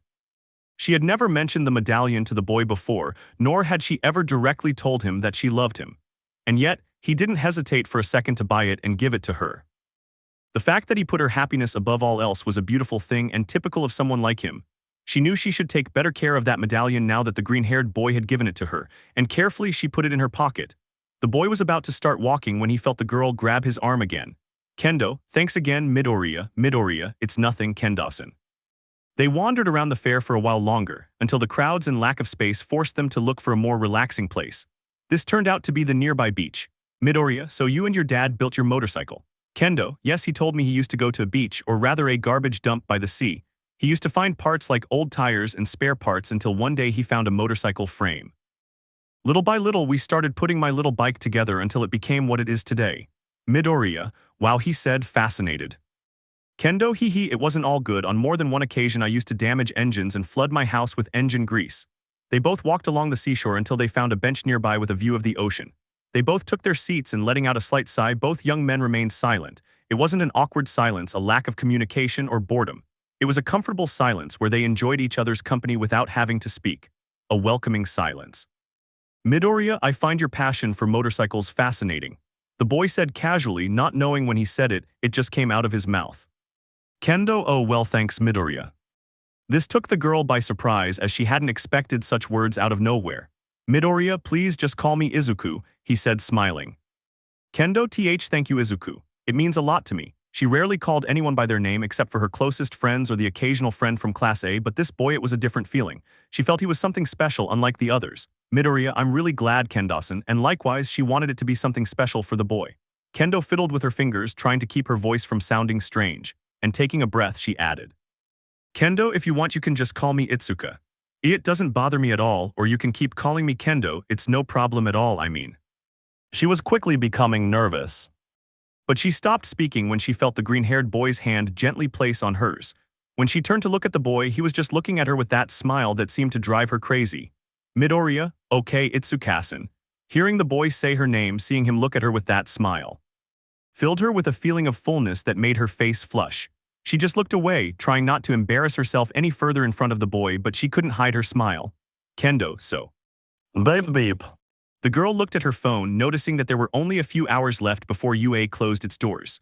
Midoriya, I think we should head back, make the most of our time. The trip is rather long, the boy said, approaching the orange-haired girl and noticing the alarm. Kendo, yes, I think so. The girl stood up and was about to walk away, but the boy stopped her. Midoriya, Itsukasan, wait. She was staring at the boy, watching as he looked at her, tenderly and somewhat protectively. He smiled, turned his gaze to his pocket and pulled out his phone. Midoriya, could I take your picture? If it's not too much trouble, of course. The girl adored the sight before her. The boy's flushed cheeks, his green hair blending with the orange of the sunset, and the small, slow, gentle movement of his hand as he held hers. Kendo, of course, I replied with a smile. After moving a little further away until they were at the water's edge, she tidied herself up as best she could while the boy prepared his phone. Kendo, is this okay? Midoriya, yes. Kendo, I hope I don't look ugly. Midoriya, heh, that's impossible. The boy admired the photograph for a while. He didn't know how so much beauty could exist in a single picture, but there it was, the proof. Kendo, well, Midoriya, you're beautiful. It was easy for the boy to smile, but receiving a compliment from him made it much easier. After walking back to the parking lot, both young men were calmly putting on their helmets. Midoriya, so back to UA. Kendo, that's right, well, go up. This surprised the boy because the girl was still standing. Midoriya, shouldn't you? Kendo, get on first. Nope, because I'm going to teach you how to ride a motorcycle, he said with a smile. Midoriya, what? Ka drive a motorcycle, drive your motorcycle. Itsukasen, it have never driven before. I wouldn't want to damage your motorcycle because of me. Kendo, nah, don't worry, I can fix it any day now. Besides, I told you I'd teach you how to use it, and I'm confident you'll do fine. Midoriya thought about it for a few seconds, and after a few seconds he accepted. Midoriya, okay. He mounted in front of the vehicle and taking his position awaited instructions. Midoriya, so now. The boy stopped when he felt the girl cling to his torso, and approaching him she instructed him. Kendo, now place your hand on the key and pump to start the engine. The boy did as asked, starting the engine which roared, surprising the boy and causing him to become alert. Midoriya, okay, that's good. Kendo, congratulations, you started your first motorcycle. Midoriya, thank you, and what now? He asked, his voice filled with excitement. Kendo, now speed up. No sooner had he said it than the boy moved the accelerator and instantly the motorcycle moved forward. The boy's driving was, to be honest, rather clumsy, with Kendo having to help him brake or maneuver to avoid colliding with anyone. Was it risky?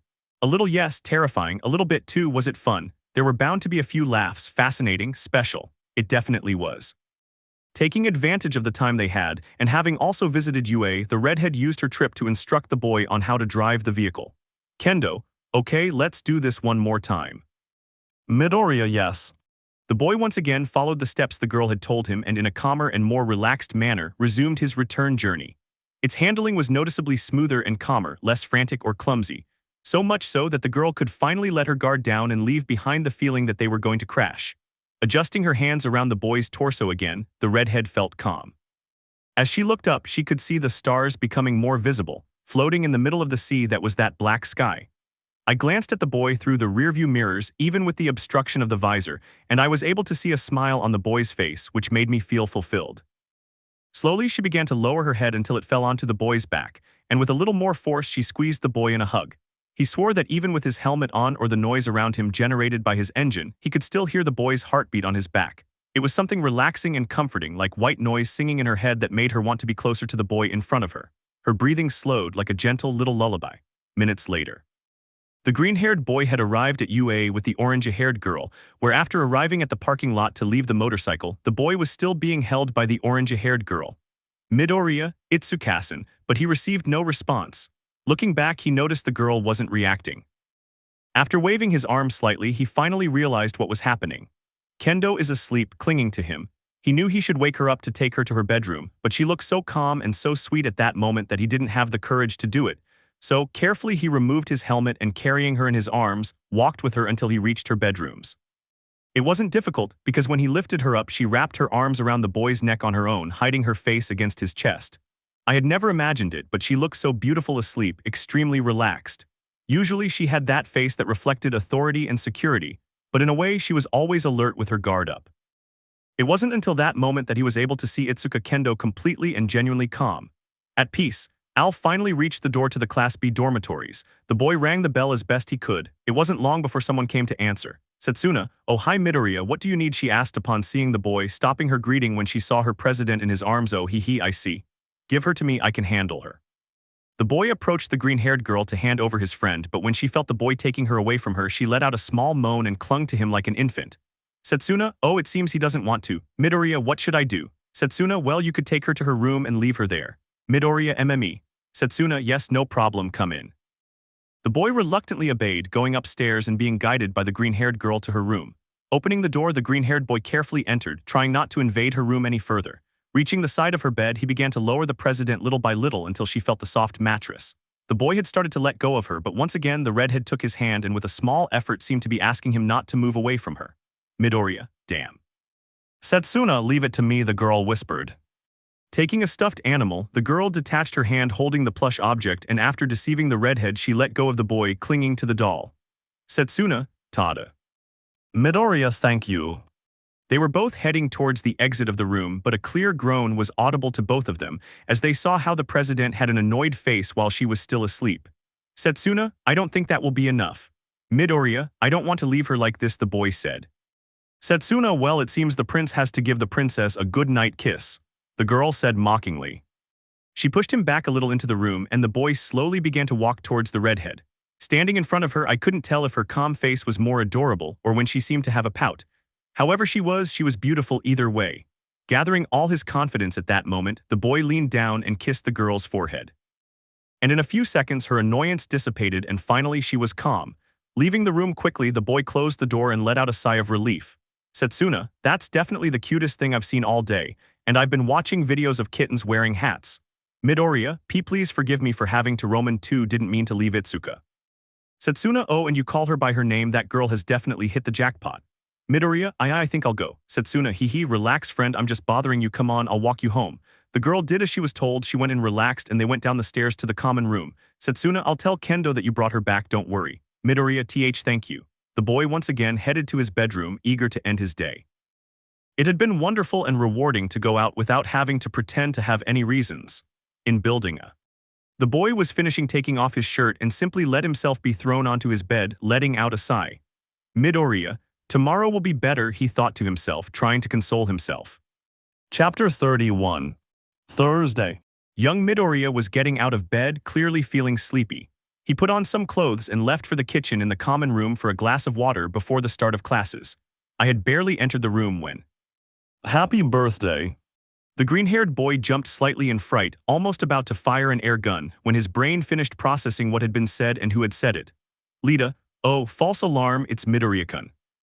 The president said to the group, waving his hands and cutting through the air in his typical manner. Quickly, he grabbed his friend by the shoulder and led him into the kitchen while the boy just stared in amazement. Lita, you scared us, Midoriya. We thought you were Ashido. Midoriya, and no, don't tell me that the boy stammered, wanting it to remain part of his dream. Lita, yes, today is Thursday, July 30th. It's Ashido-san's birthday. Did you forget? Midoriya, aye.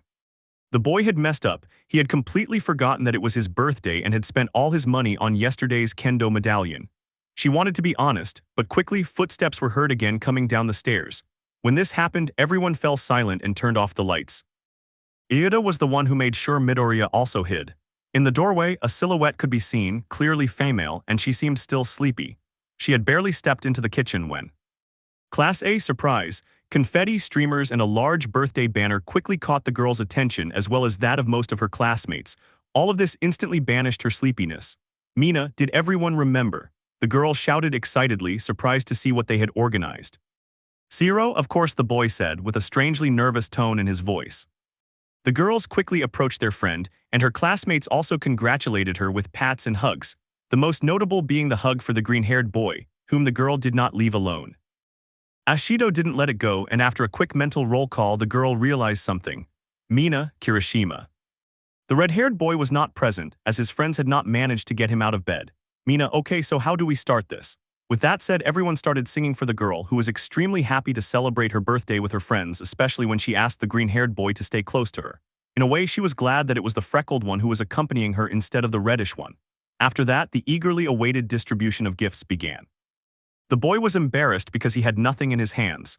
Clothes, accessories, shoes, makeup, or even money from his delegates, but the boy had empty hands. Lita, very well, only you are missing, Midoriya. Midoriya, I'm sorry, but I couldn't get anything. The boy admitted, embarrassed, and began to bow his head in apology. Mina, don't worry, she said as she approached the green-haired boy and hugged him again. The fact that you were here is enough. Hey. A listless voice sounded approaching the kitchen, loud enough for everyone to hear it. As soon as she heard the boy's voice behind her, all the enthusiasm the pink-skinned girl had seemed to die instantly. Turning my head to look at the redhead, he was wearing a shirt, apparently pajamas, slippers, and his hair was disheveled without its usual spiky look. Kirishima, yawn, hey, what's with all the noise? It's 5 a.m. and you can hear it all the way upstairs. It's not time for school yet. The redhead said, scratching his face without opening his eyes for a moment. More than one person knew it was a terrible presentation for a birthday. Even Bakugo, who was the least likely person to be seen at a party, looked more decent than the boy obsessed with manly things. Zero, bro, I think you should open your eyes, the boy said, trying to save his friend from the embarrassing moment. He opened only one of his eyes while carving the other, and upon seeing everything, he seemed to take his time to analyze it. There were a few moments of silence until he erupted in shouts. Kirishima, happy birthday too. Mina, we're past that part, she said coldly, finally pulling away from the green-haired boy and crossing her arms, observing her boyfriend's actions. The boy stopped his belated singing while his arms were wide open. Kirishima, well, in that case let me hug you. He was going to hug her, but a judgmental look was enough to tell her it was a bad idea. Kirishima, WL, how about we go out today? I couldn't get a present because I didn't have enough time, the boy lied, trying poorly to save his skin. I promise it will be a wonderful day. Mina didn't need to be a fortune teller or have a mind-reading quirk to know that the boy had completely forgotten his birthday. He felt as if his insides were like a glass of water, into which a drop was falling, and when it joined with all the rest of the water, it finally began to overflow. Outwardly, the girl just took a deep breath and smiled. She approached the redhead. Mina, hey Kiri, do you know what I want for my birthday? She said, smiling. Kirishima saw this, believing that his lie might work and save him from a beating. Kirishima, oh and no, but tell me, I'm sure I can do it, he said, showing his teeth happily and clenching his fist. Mina approached step by step, until she was on her tiptoes and at the level of the boy's ear to whisper to him. Mina, I want to break up with you, the girl said in a dry voice, just enough to smile at the boy and walk back to where her group of friends were to continue celebrating her birthday. In all his life since obtaining his quirk, he had never received a blow as strong as that one. His friend, his girlfriend, had just asked him to break up with her. Meanwhile, a green-haired boy could already guess what the girl had just asked the redhead, judging by his stunned expression. At the same time, an ash-blonde boy was trying to stifle his laughter at the sight of the fiery red hair, his gaze unfocused. Once again, the green-haired boy felt like he was falling from a skyscraper upon learning that the pink-haired girl had just broken up with her boyfriend. At least he was grateful it wasn't public. Kirishima, what the hell? And now I felt like I wanted to vomit right there. Everyone turned to look at the redhead after that surprising reaction. Iida, Kirishima, please lower your voice. We're trying to celebrate Ashidasan's birthday, your girlfriend. Please offer some respect if you're late. Kirishima, Mina, look, I don't want to do this in front of everyone. Can we talk in private? Some of them must have been sincere about the boy's words. They became curious, especially given the tone in which he expressed himself. Mina, talk about what? I'm sure of what I'm saying. Kirishima, can we just think this through carefully? Heh, WWE don't have to rush. Mina, do you really want me to repeat that? Size fine, I'm done with you. Some choked on the cake, others dropped their drinks, and a green-haired boy felt like he wanted to run away. Well, finally the girl seemed to have made a decision. Kirishima, but why? Mina approached the redhead, and after giving him a few light pats on the cheeks, she spoke. Mina, think about it all and you'll know why. Kirishima. She knew that Ashido rarely became serious, and that was when she spoke most seriously, making her look terrifying. The boy couldn't say anything as his friends quickly approached him to try to console him. He did what his girlfriend, or rather his ex, told him to do right now. And in his opinion, he had been a great boyfriend, believing that it was one of those typical woman dramas that he didn't understand. On the other hand, the girl felt as if a weight had been lifted from her shoulders, even feeling that she could breathe more easily. But even so, she went to where the green-haired boy was and stood beside him. Mina, do you want to do anything today? She asked, smiling. The boy became nervous, believing that something like this would be too obvious in front of everyone, but no one seemed to have noticed this, as they continued to murmur about what had just happened in front of their eyes. Some of the boys left the small celebration with the redhead, trying to support him after his painful breakup. Later, classes continued as usual, with the occasional visit from a member of another class to celebrate the girl's birthday. Nothing out of the ordinary, except for the large crowd of boys gathered around the redhead upon learning of the surprising breakup. Midoriya, it seems like you're taking it well, the boy said, taking a sip from his carton of milk. Mina, actually I'm doing wonderfully, the girl clarified while happily eating her dessert. Midoriya, I still regret not giving you anything. Mina, I told you no need. The boy's concern was adorable and sweet in her opinion, but right now it gave her a small idea. Something pays off to show him how much I loved him and how much he meant to me. Mina, but maybe there's something you can do, like my birthday present, if you don't mind, of course. Midoriya, it'll do whatever it takes. Mina, well, I just wish you were with me in my room today and just hang out. Midoriya, of course. The girl smiled just as she brought another spoonful of dessert to her mouth. In the distance, they were seen by several of the girls who watched the scene with some jealousy, although they had to accept it for a simple reason. Kyoka, is she using her birthday power, or is it just because she just broke up with Kirishima? Either way, it's a big coincidence. Momo, I can't interrupt now with the fact that she broke up with Kirishima, and it's his birthday. I'll seem insensitive. Later. Time passed until classes finally ended. Everyone went about their personal activities, while a pair of curly-haired people were walking strangely closer than usual. Upon entering the dormitories, the pink-skinned girl planned to go straight upstairs with the green-haired boy who was with her, but a tug on the boy's neck made her stop as soon as she stepped onto the first step. Midoriya, hey Kakachan. Bakugo, you and I nerd need to talk, he said in his typical unfriendly and angry tone. Midoriya, yes. Ashido noticed this and decided to let them talk, taking advantage of the fact that she was tidying her room in record time. After agreeing with a glance, the pink-skinned girl left the green-haired boy with his old friend, and being dragged to the kitchen, he pushed him to stay in the room. Midoriya, Kakachan, I've never told anyone about this, I swear. The boy said, trying to save his life from whatever was about to happen. That's what it sounded like. The boy thought he had finally lost his mind, not only hearing it, but seeing how the ashen-haired man had laughed slightly, but he had.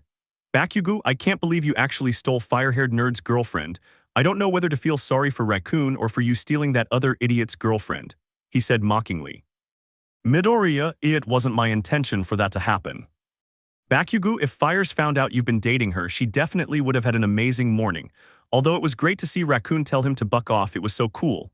Midoriya, Kakakin, why am I here exactly? The boy asked, wanting to know the reason for being summoned dragged by his old friend. Bakugo took a breath and finally in his typical serious tone spoke.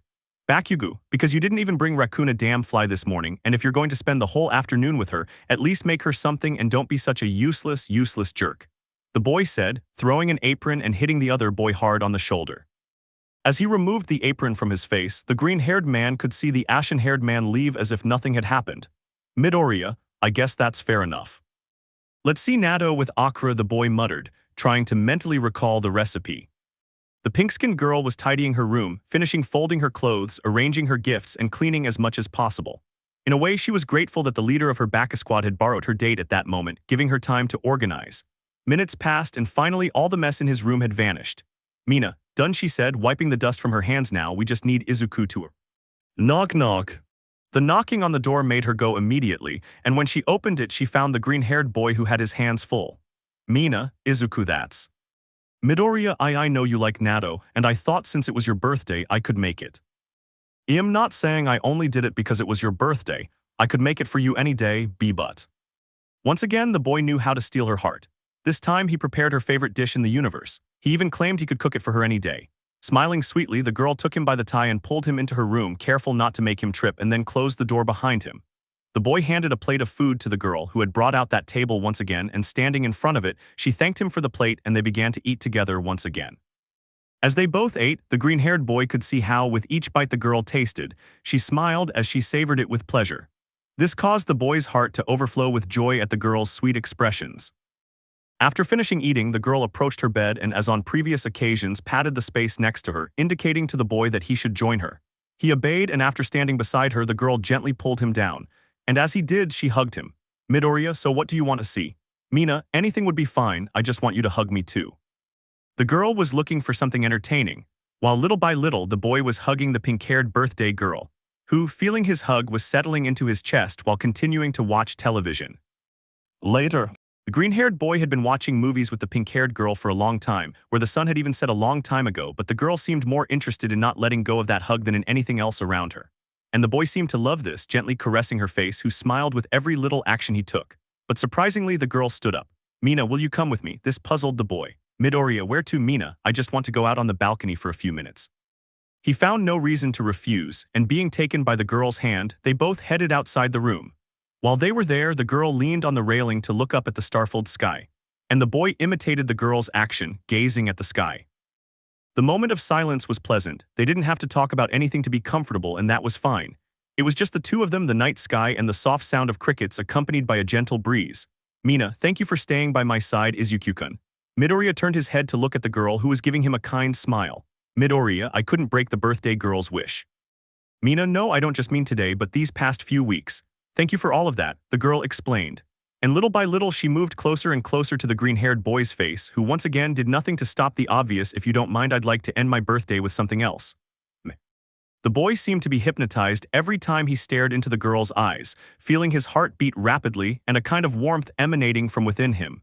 Midoriya, of course, he whispered as the girl was just inches away from him. Gently taking the boy's face in her hands, the pink-skinned girl began to stand on her tiptoes to join her lips with his once more. Every time she kissed him, she felt a small electric shock in her head, which tempted her to do it again and again without stopping. Kissing the boy had become an addiction for her. And the boy, once again, he was struggling internally with what was right in that situation. But it seemed that once again something inside her found a way to break down her walls of morality. She doesn't have a boyfriend anymore, then what's the problem? And as if the switch of conscience inside his head had been switched off once again, the boy gave in to his desires. Taking the girl's hands that were covering her face, the boy slowly removed them, now holding her by the shoulders and making a bold move. He kissed her and then began to explore her mouth with his tongue. The girl had never expected this. She hadn't anticipated the green-haired boy doing something like this, but she knew she liked it. Her heart felt even faster. The idea of him being so bold, she loved it so much that she wanted to try it too. A small tongue fight was taking place between the two of them, where the exchange of saliva was inevitable, and the heat between them made them go even harder. But the lack of air from the efforts they were making to dominate the other made them stop for a few moments, observing each other's faces. No one interrupted him that time since it was already late, and the only evidence of what the two of them were doing at that moment was that thread of saliva they shared. "Mina, do you want us to go inside?" the girl whispered between soft sighs. Midoriya, yes, the boy replied in the same way.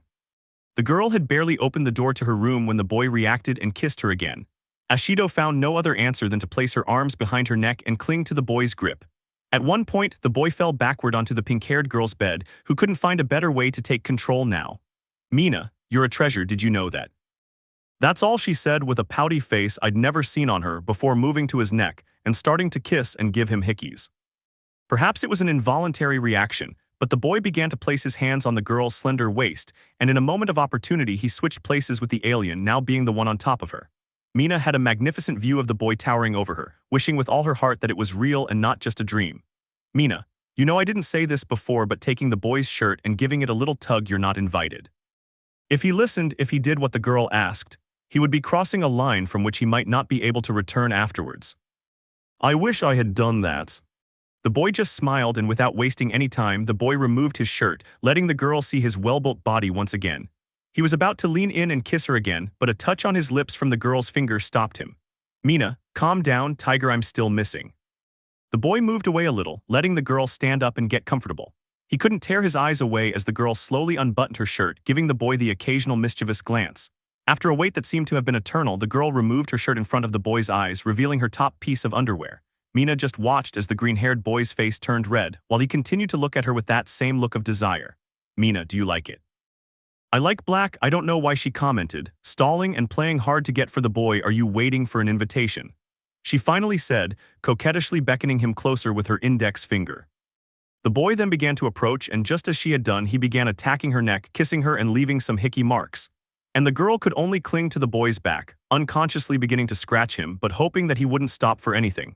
"Mina, you're definitely the best gift I could have received today," she said before kissing him again and continuing what they were doing at that moment. Hours later, the green-haired boy was leaving the girl's room after a long session of kisses and caresses. She had finished exhausted, and after settling her in for sleep he left, but not before giving her one last goodnight kiss. And now the boy felt that every time he walked he wasn't himself, he was more like a spectator. He wasn't the one controlling his damned and wretched body at that moment. It wasn't until he got to his room and closed the door that he threw himself to the floor against the wall. "Midoriya, what have I done?" the boy asked himself over and over, trying to figure out why he did what he did. But a sharp pain began to pierce his head at that moment, and he could only imagine that he was undergoing a lobotomy. Small memories of what he'd done with Mina played in his mind, but it didn't feel new. He felt like he'd done something like this before, caressing a girl's neck, kissing her, exploring her. Then memories surfaced in her mind, as if they had been blocked long ago and were only now becoming visible. She began to remember something. Small fragments that now made sense. What he did, what he had just done, he had done it with Neger. Now everything made sense, why he couldn't remember anything. Why he had made that gesture he thought he'd misunderstood. How he had acted so naturally when they went to the hot springs. His body felt cold, and the only thing he could do at that moment was go to the bathroom in his room and lock himself inside for a while. She took off her clothes and turned on the cold water. And there, in the solitude of the room, with the water cascading over her body, she began to shed small tears of despair. He didn't believe something like that had happened to him, despite not wearing any clothes, and even though the water hit his back and no matter how much he scrubbed, he felt dirty.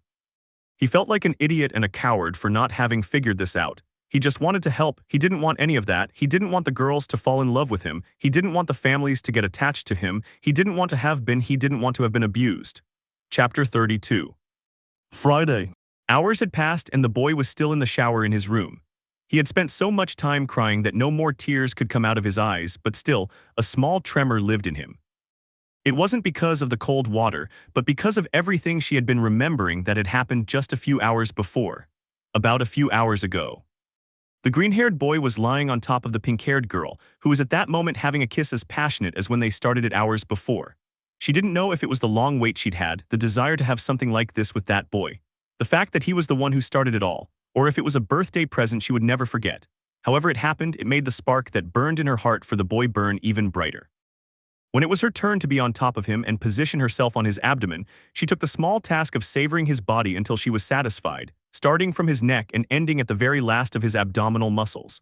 She would remember that moment for the rest of her life. The boy's somewhat lustful gaze, mixed with clear emotion and nervousness, made his action more than satisfactory. The way her nails lightly brushed against the boy's muscles, and how he let out the occasional soft sound as he did so. The electric shock in her brain when the boy regained control over her and touched her breasts for the first time, and at the same time kissed her neck, hunting for her lips. These were emotions he could never forget in his life, and which he would never want to forget. At one point, amidst the caresses and kisses, a brush of the girl's hand against the boy's pants caught her attention. When she looked down, she noticed a bulge in the boy's pants. Giving a mocking look, she glanced at the green-haired boy's face, who seemed to have noticed this. "Mina, looks like someone else wants to play too," she said, leaning close to the boy's. The boy felt an unusual warmth with every movement the girl made to remove the last piece of his uniform. And now, the lustful kisses he had shared with Mina, the heated caresses they had exchanged, what they had done to reach ecstasy. Every time he remembered that, memories seemed to blend together, where he had apparently done something similar with Nedger, who offered her body to the boy's desires, and he did the same. I had always believed that these things happened when two people loved each other not only physically but emotionally, sharing various experiences, tastes, moments of happiness and sadness, knowing that they would never abandon each other, or so he imagined. Now it felt like it was just an outlet for his carnal desires, like what he felt meant nothing. Damn it, he couldn't even maintain his own morality.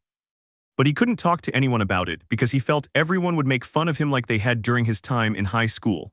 No one had ever cared about him except his mother, but now after everything that had happened to him, of all the people in the world, he couldn't tell her something like that. What would they say about him? What, are you gay? Well, you're a man, you should be happy.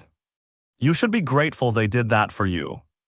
It was these and similar phrases that the boy made in his head that caused him to feel like a void was being created in his chest. Midoriya, no, I can't tell anyone this. He finally left the bathroom, and the first thing he noticed was the whiteboard, that damned whiteboard, which not only reminded him of his secret, but also of his failure to keep his promises to the girls. He approached, and with a trembling hand he presented his list. Uraraka, everything's fine. Momo, everything's fine. Kyoka, birthday. Mina, I had hex with her. Toru, everything's fine. Tsuyu, I have to go have dinner with her family.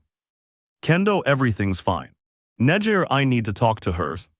The green-haired boy looked at this with a huge disappointment inside himself. Approaching his table, he took the bottle of pills and swallowed one before going to lie down. Well, there were still things to do. Later. The school day was stranger than usual, with a cold air in the air from Kirishima, who was no longer happily chatting with his friends and hadn't made any manly comments all day.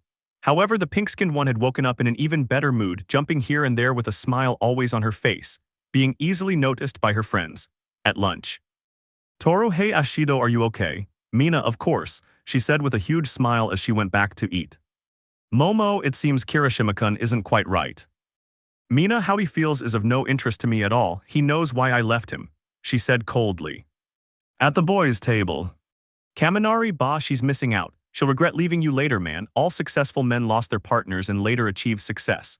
Zero, dude, the guy from the Wall Street movie was a con artist and years later he was arrested. Shoto, didn't you see the whole movie? Kaminari, really. The point is it was probably for the best for you, right, Bakugo? Everyone turned to look at the ashen-haired man who paid little or no attention to what the electric blonde man was saying.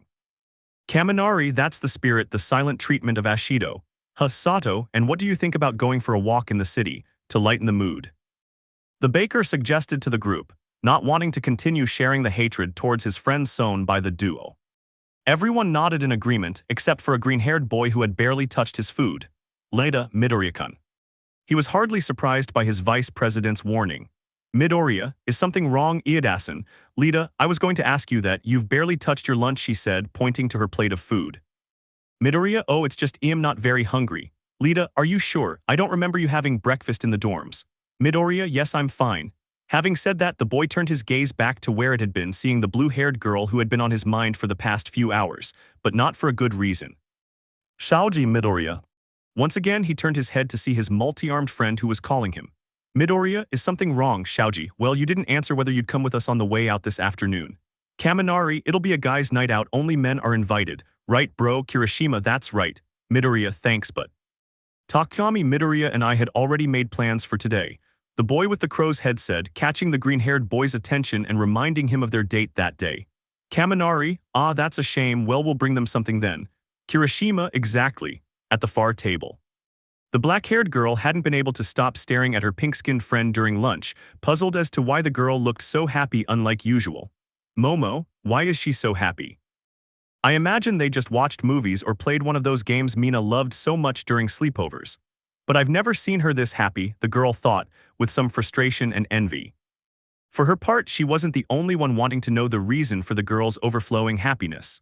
Toru, in all the time I've known Ashido, I've never seen her this happy. Tsuyu, it seems that despite breaking up with Kirishima-kun, she knew how to enjoy the rest of her birthday. I think that's all that matters, Kiro. Uraraka, what could Deku-kun have done yesterday to make Mina-chan so happy that she's so happy today? Kyoka, we'll see if he's still this happy when Green is with me tomorrow. Yesterday he had his birthday treat. Now tomorrow will be mine, the purple-haired girl thought as she took a sip from her juice box. Later in the dormitories, the green-haired boy once again was preparing for his departure.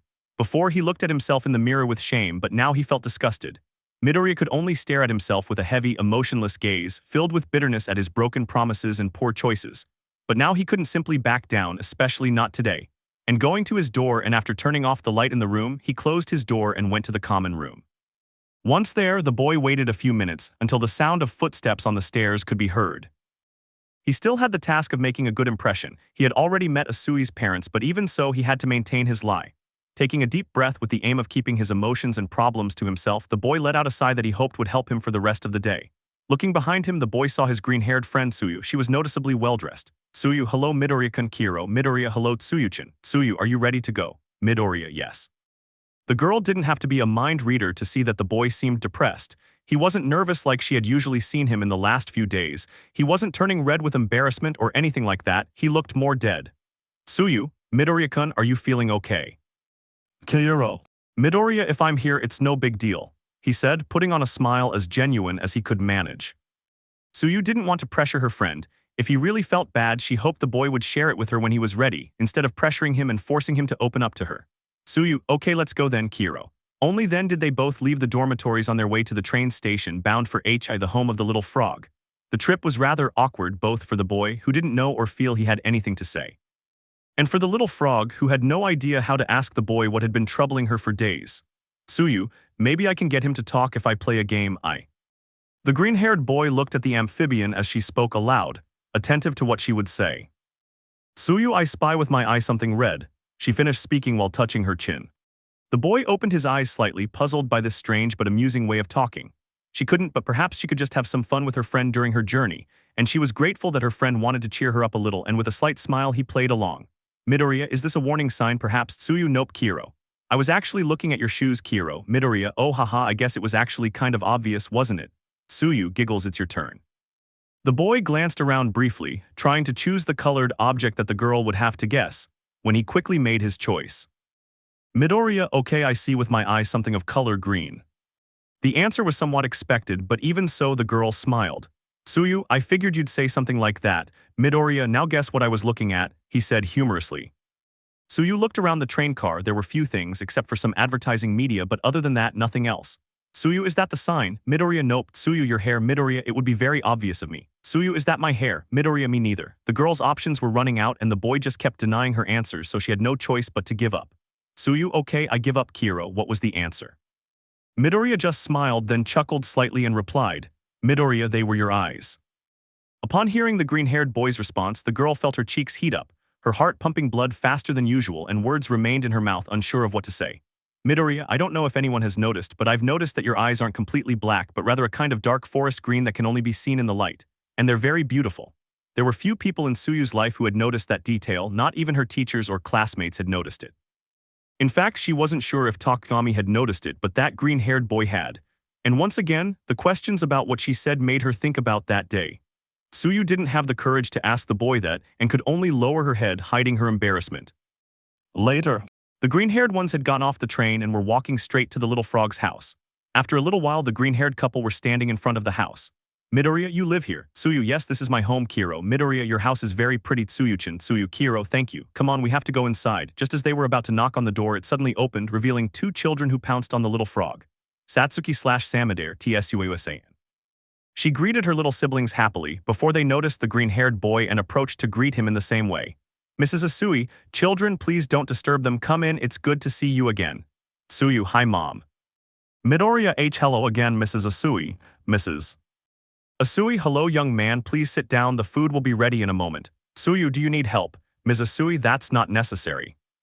The woman could no longer deny it when she heard some noise in the kitchen, and upon entering she saw the green-haired boy taking care of the stove. Midoriya, do you have an apron I can use, Ms. Asui? The woman was about to refuse, but the little frog quickly handed her one while taking care of the rest of the food.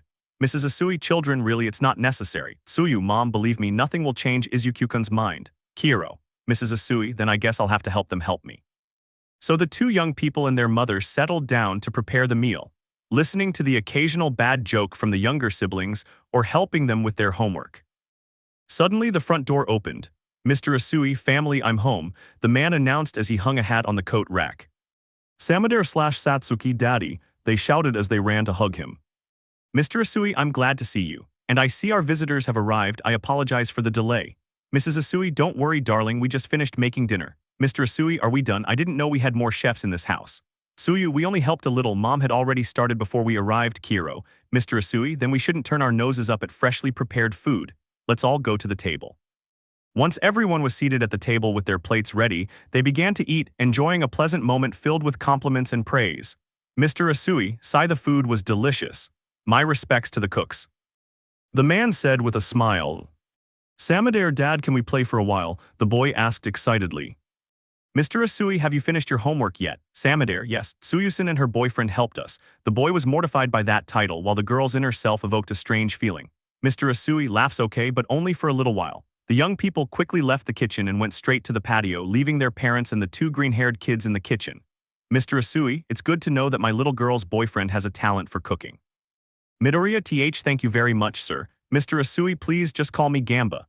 Midoriya yais s Mr. Gamba, Suyu, how has work been? Mr. Asui, my dear, we have a visit from your boyfriend today. Let's put work aside. How about we watch a movie? Suyu looked at the green-haired boy, wanting to know what he thought of his father's idea. Midoriya, no, that doesn't sound bad. After saying this and after washing the dishes, the family gathered in the living room while the little ones discussed which movie they wanted to watch. Samadare, I want to see the Muppets. Satsuki, no, let's see The Princess and the Frog is more fun. The two brothers looked at each other with discordant eyes, each with only one idea of who could solve their movie dilemma. Satsuki/Samadare, Izuku-san, what movie should we watch? Both siblings asked at the same time, surprising him. Midoriya, I don't think I can choose the movie. Satsuki, come on, princesses are pretty. Samadare, he can't say that. He's dating our sister, besides, the Muppets are funnier than a children's movie. The brothers seemed to be getting the idea of fighting until the father intervened with a smile on his face. Mr. Asui, Satsuki, let your little sister put on her movie, he asked, placing his hand on his son's shoulder. Samadare, but dad. Mr. Asui, believe me, son, I'm doing you a favor. Never contradict a woman if you want to live. Whether it was his father's final decision or the look of terror on his face, a product of bad memories, the boy gave in and with a pout looked away in annoyance. Samadare, well. Satsuki, yay, and after taking their seats on the large sofa, everyone watched the movie. Later, the green-haired boy had to admit it, the movie was good even though it was for young children, but he enjoyed the songs and the animation. During the course of the movie, the boy noticed how the green-haired girl began to nod off until she fell asleep, as did her younger siblings beside her. Mr. Asui, hee. I guess some things never change, yawn. It's getting late, he said, looking at his watch. Midoriya, I think it's time for us to retire. Mrs. Asui, yes, let me take you. Midoriya, don't worry, it's not necessary, I can order a ride to take us. Mr. Asui, no, I'll take them, it'll help me take my mind off things a bit. The man had gone out to get his car when he saw the boy carrying his daughter in his arms, who had apparently clung to the boy as she had done since she was little every time she fell asleep and was carried to bed. It was a feeling of nostalgia combined with some joy and sadness. His little girl no longer needed him for some things she would truly miss, like taking her to school, tying her shoelaces, or trying to answer the thousands of questions she had about the world. And her favorite task, carrying her to bed, was now being done by that boy. He was proud of the woman his little girl had become and how she was beginning to build her life. He felt a surge of happiness and wondered what the future held for her. Midoriya, Mr. Gamba, are you all right? The man looked at the boy who was in the passenger seat next to the driver, seemingly worried. Mr. Asui, oh yes, I'm fine, why do you ask? Midoriya, well, it's just that I started crying. Are you sure everything is all right? He wiped his face and indeed there was evidence of a few tears on the sides of his face. Mr. Asui, if it was just trash, it's nothing, he said excusely while wiping his face. A little later, the man had put some relaxing music on the car stereo so as not to wake his daughter while he chatted with the green-haired man about funny anecdotes. Mr. Asui, once when my wife wasn't home, I ate a whole kilo of potato chips. Do you think that's not strange? I had covered them all in ketchup, and only when I finished the bag and my wife arrived did I realize that the chips were supposed to be fried. Midoriya, hahaha, that was better than me. Once I sneezed and answered bless you, the people around me looked at me strangely and I just walked away quickly. Both men laughed at each other's jokes, happy to pass the time. Mr. Asui, I'm glad you have a good friend who cares about your relationship, the man said, his voice trailing off. Instantly, the green-haired boy's laughter subsided, puzzled by the comment. Midoriya, what are you talking about? Mr. Asui, you know that friend of yours and my daughter's, the crow-headed one, I admit I don't entirely like him, but at least he cares about you too. In fact, it was his idea for you to come over for dinner tonight. I may not be completely convinced, but I don't deny his good intentions. The boy was now staring into space. Takami, had he done that? Finally, the man stopped in front of the UA, announcing that the journey had ended. The boy, as before, was carrying the green-haired girl in his arms while saying goodbye to the man. Mr. Asui, I hope you return home soon. You're welcome here when you're a boy, it's your home too. The man said happily as he left. Midoriya, yais, thank you, goodbye and thanks for the ride. The man just watched the boy walk away, reminded of that movie he'd seen thanks to his daughter. Except his little frog had found her own prince. A bit corny, but it was the consequence of his youngest daughter. And once again, the boy was heading to the dormitories, with a different sleeping girl in his arms. The doubts about why his friend was sinking him deeper and deeper than he already was were sometimes overshadowed when the green-haired girl in his arms made small, adorable sounds, he had to admit. Standing in front of the dormitory door, the green-haired boy was about to enter when the door opened, revealing the boy whom the green-haired boy now considered a kind of Judas. Takami, Midoriya, it's a good thing you're here. I thought you weren't coming until tomorrow, he said in a neutral voice. Midoriya, is that what you thought or what you expected? The boy with the crow's head opened his eyes slightly at that question and was about to ask about his actions, but the boy answered first, or rather, I order. Midoriya, come with me to take Suyu to her room. The dark-haired man said nothing and simply obeyed. Once in the girl's room, the green-haired man carefully placed her on her bed and covered her up. Then, without another word, he left the room, leaving only the green-haired man and the young master of the night in the hallway. Takami. Okay, see you tomorrow, Midori. Midoriya, did you do it? The boy froze at his friend's voice, turning his head to see him only from behind. Takami, I don't know, what are you? I hadn't even finished speaking when the green-haired boy quickly turned around, grabbed the boy by the neck and spoke to him in a low voice, clearly in pain. Midoriya, don't lie to me, Fumikage, did you do it? He could no longer lie to his friend and in a subdued voice and with a hint of shame, confessed.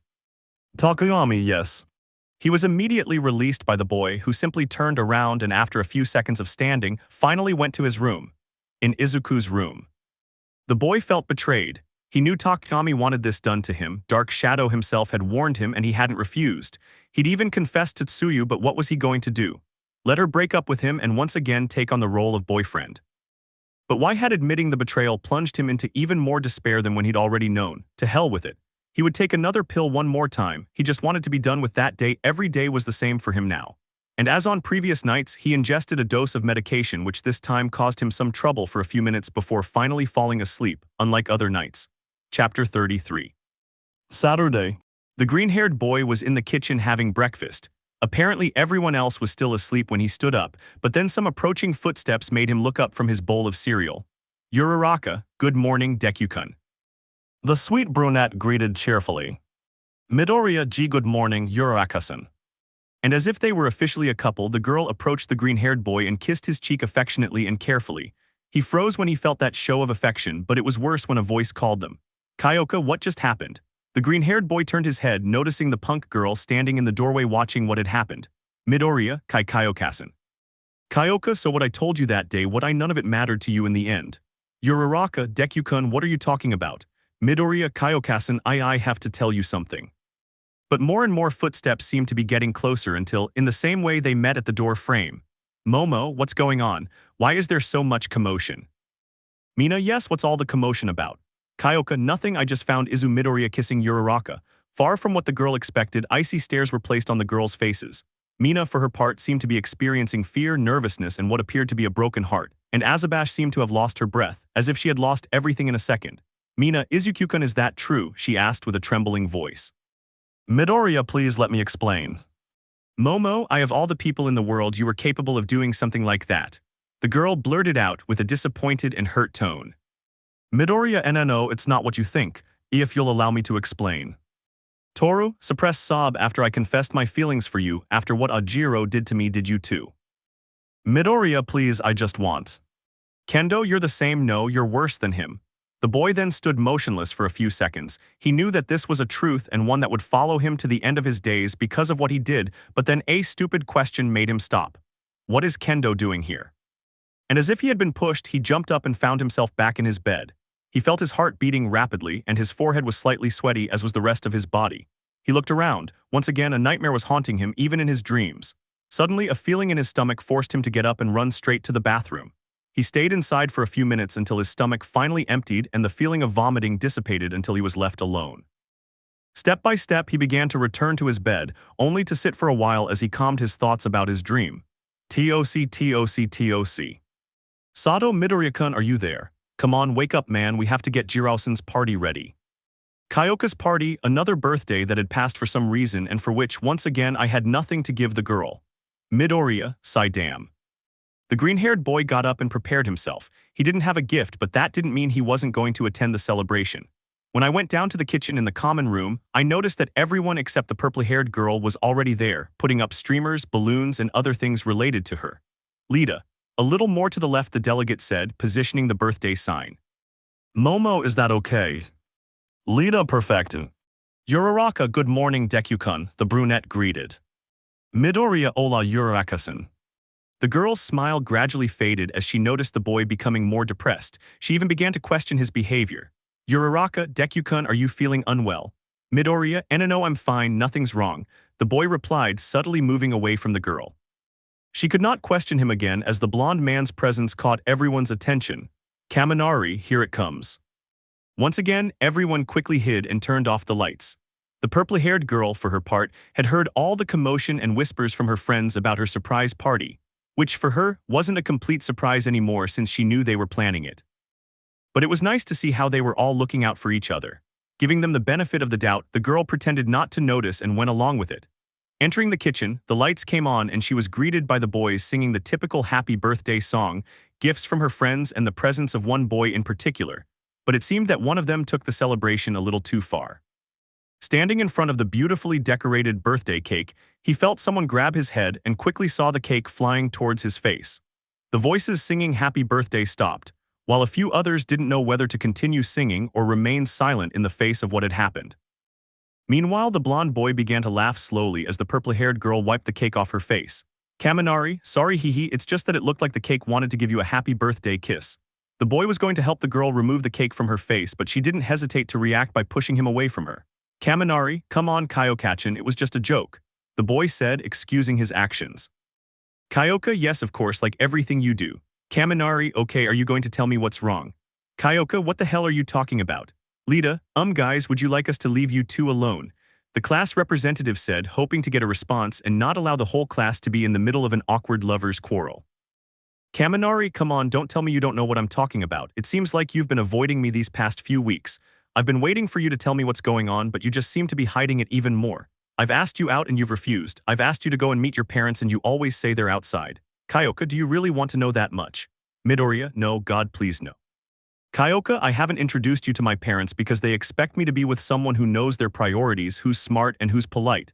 And guess what, Kaminari? You're not even close to any of those things. You're irresponsible, you don't take things seriously, and you can't even keep a promise.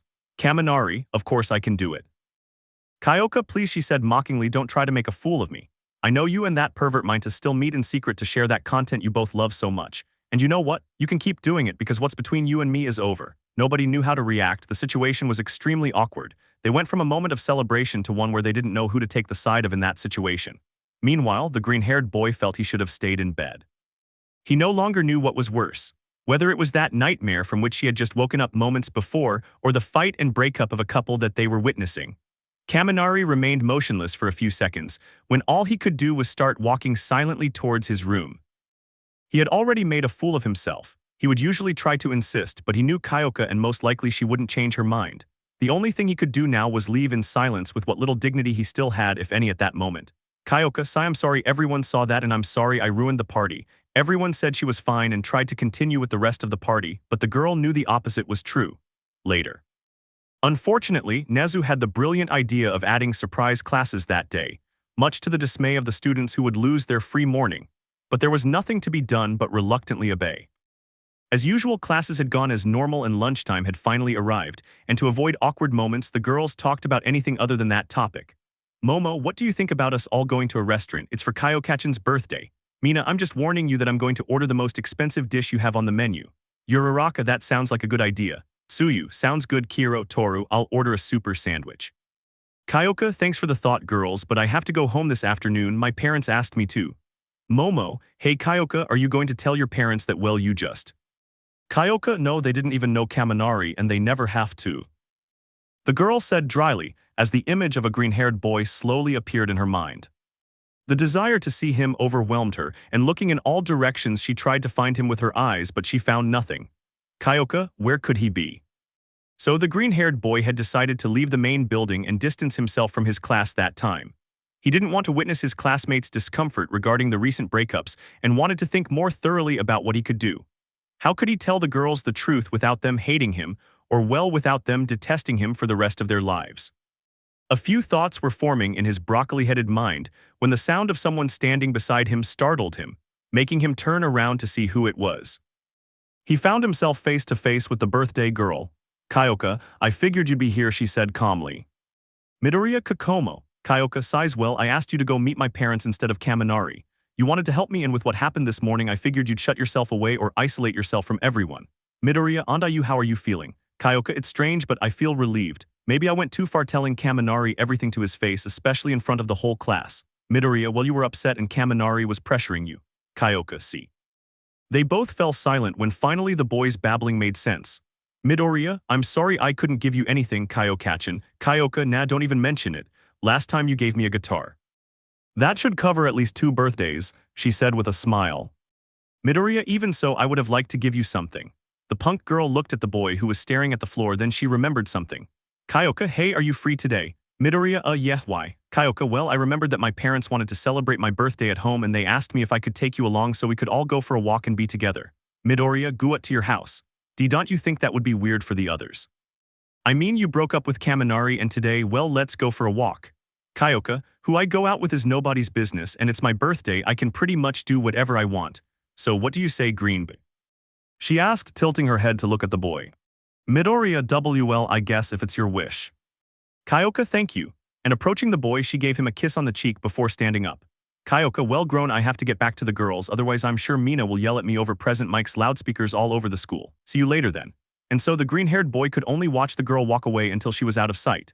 The kiss, unlike other occasions where deep down she used to like that feeling, now could only give her a kind of fear combined with discomfort. Well, I didn't want what happened with Mina to happen again, or what happened with Nejir. Later. The boy was walking once again to the train station next to Kyoka, who was happy to be going with the boy once again to where his parents were. She still remembered the discomfort when she first wore it. Back then she wasn't sure if it had been a good idea, but now she was certain it was. She approached the boy and had barely touched his hand to hold it, but the boy jumped in fright before looking at her with scared eyes. Kyoka, hey man, is something wrong? Are you okay? She asked worriedly. Midoriya, yai sorry, I was just surprised. That's all, the boy replied paranoidly.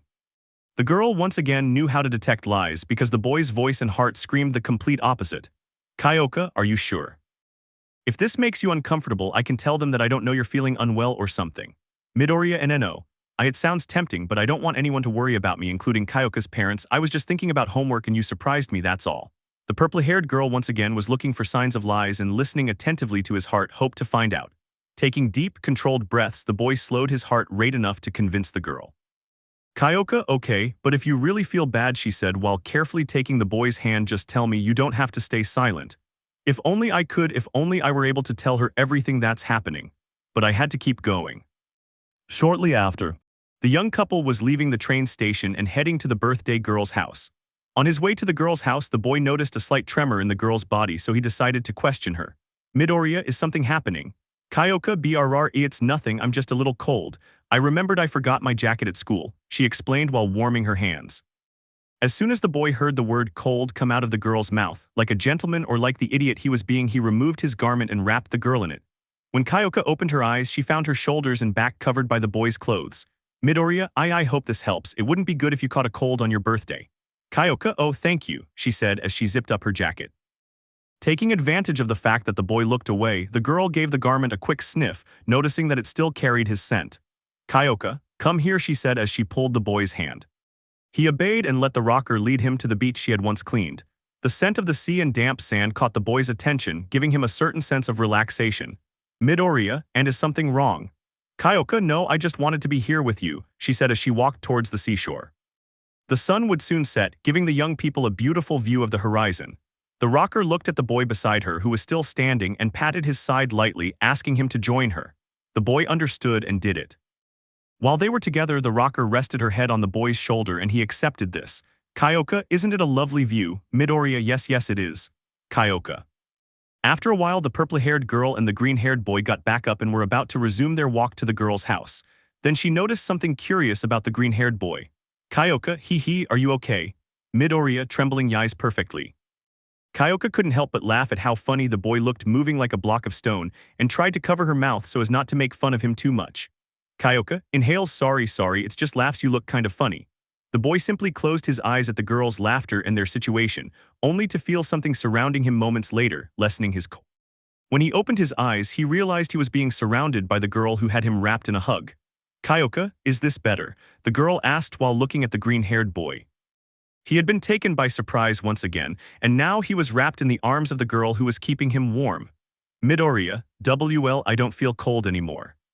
Kyoka, I'm glad, although I still think I'll keep your jacket. Midoriya, Kyoka, sorry man, it's too comfortable and it smells like you.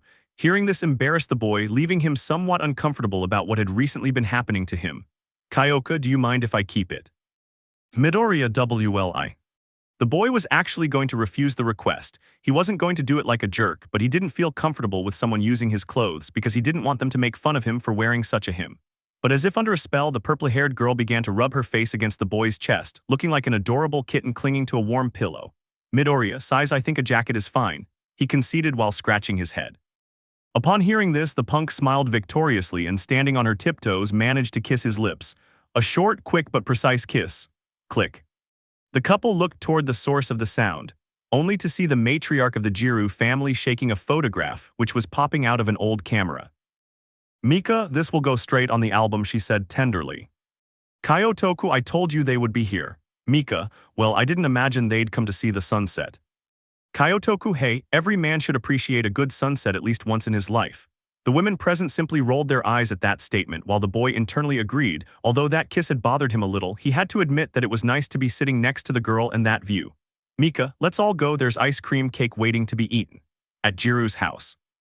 Similarly, at the family's home, they celebrated the girl's birthday with a cake and gifts, as well as a table full of food even though there were only 3 of them.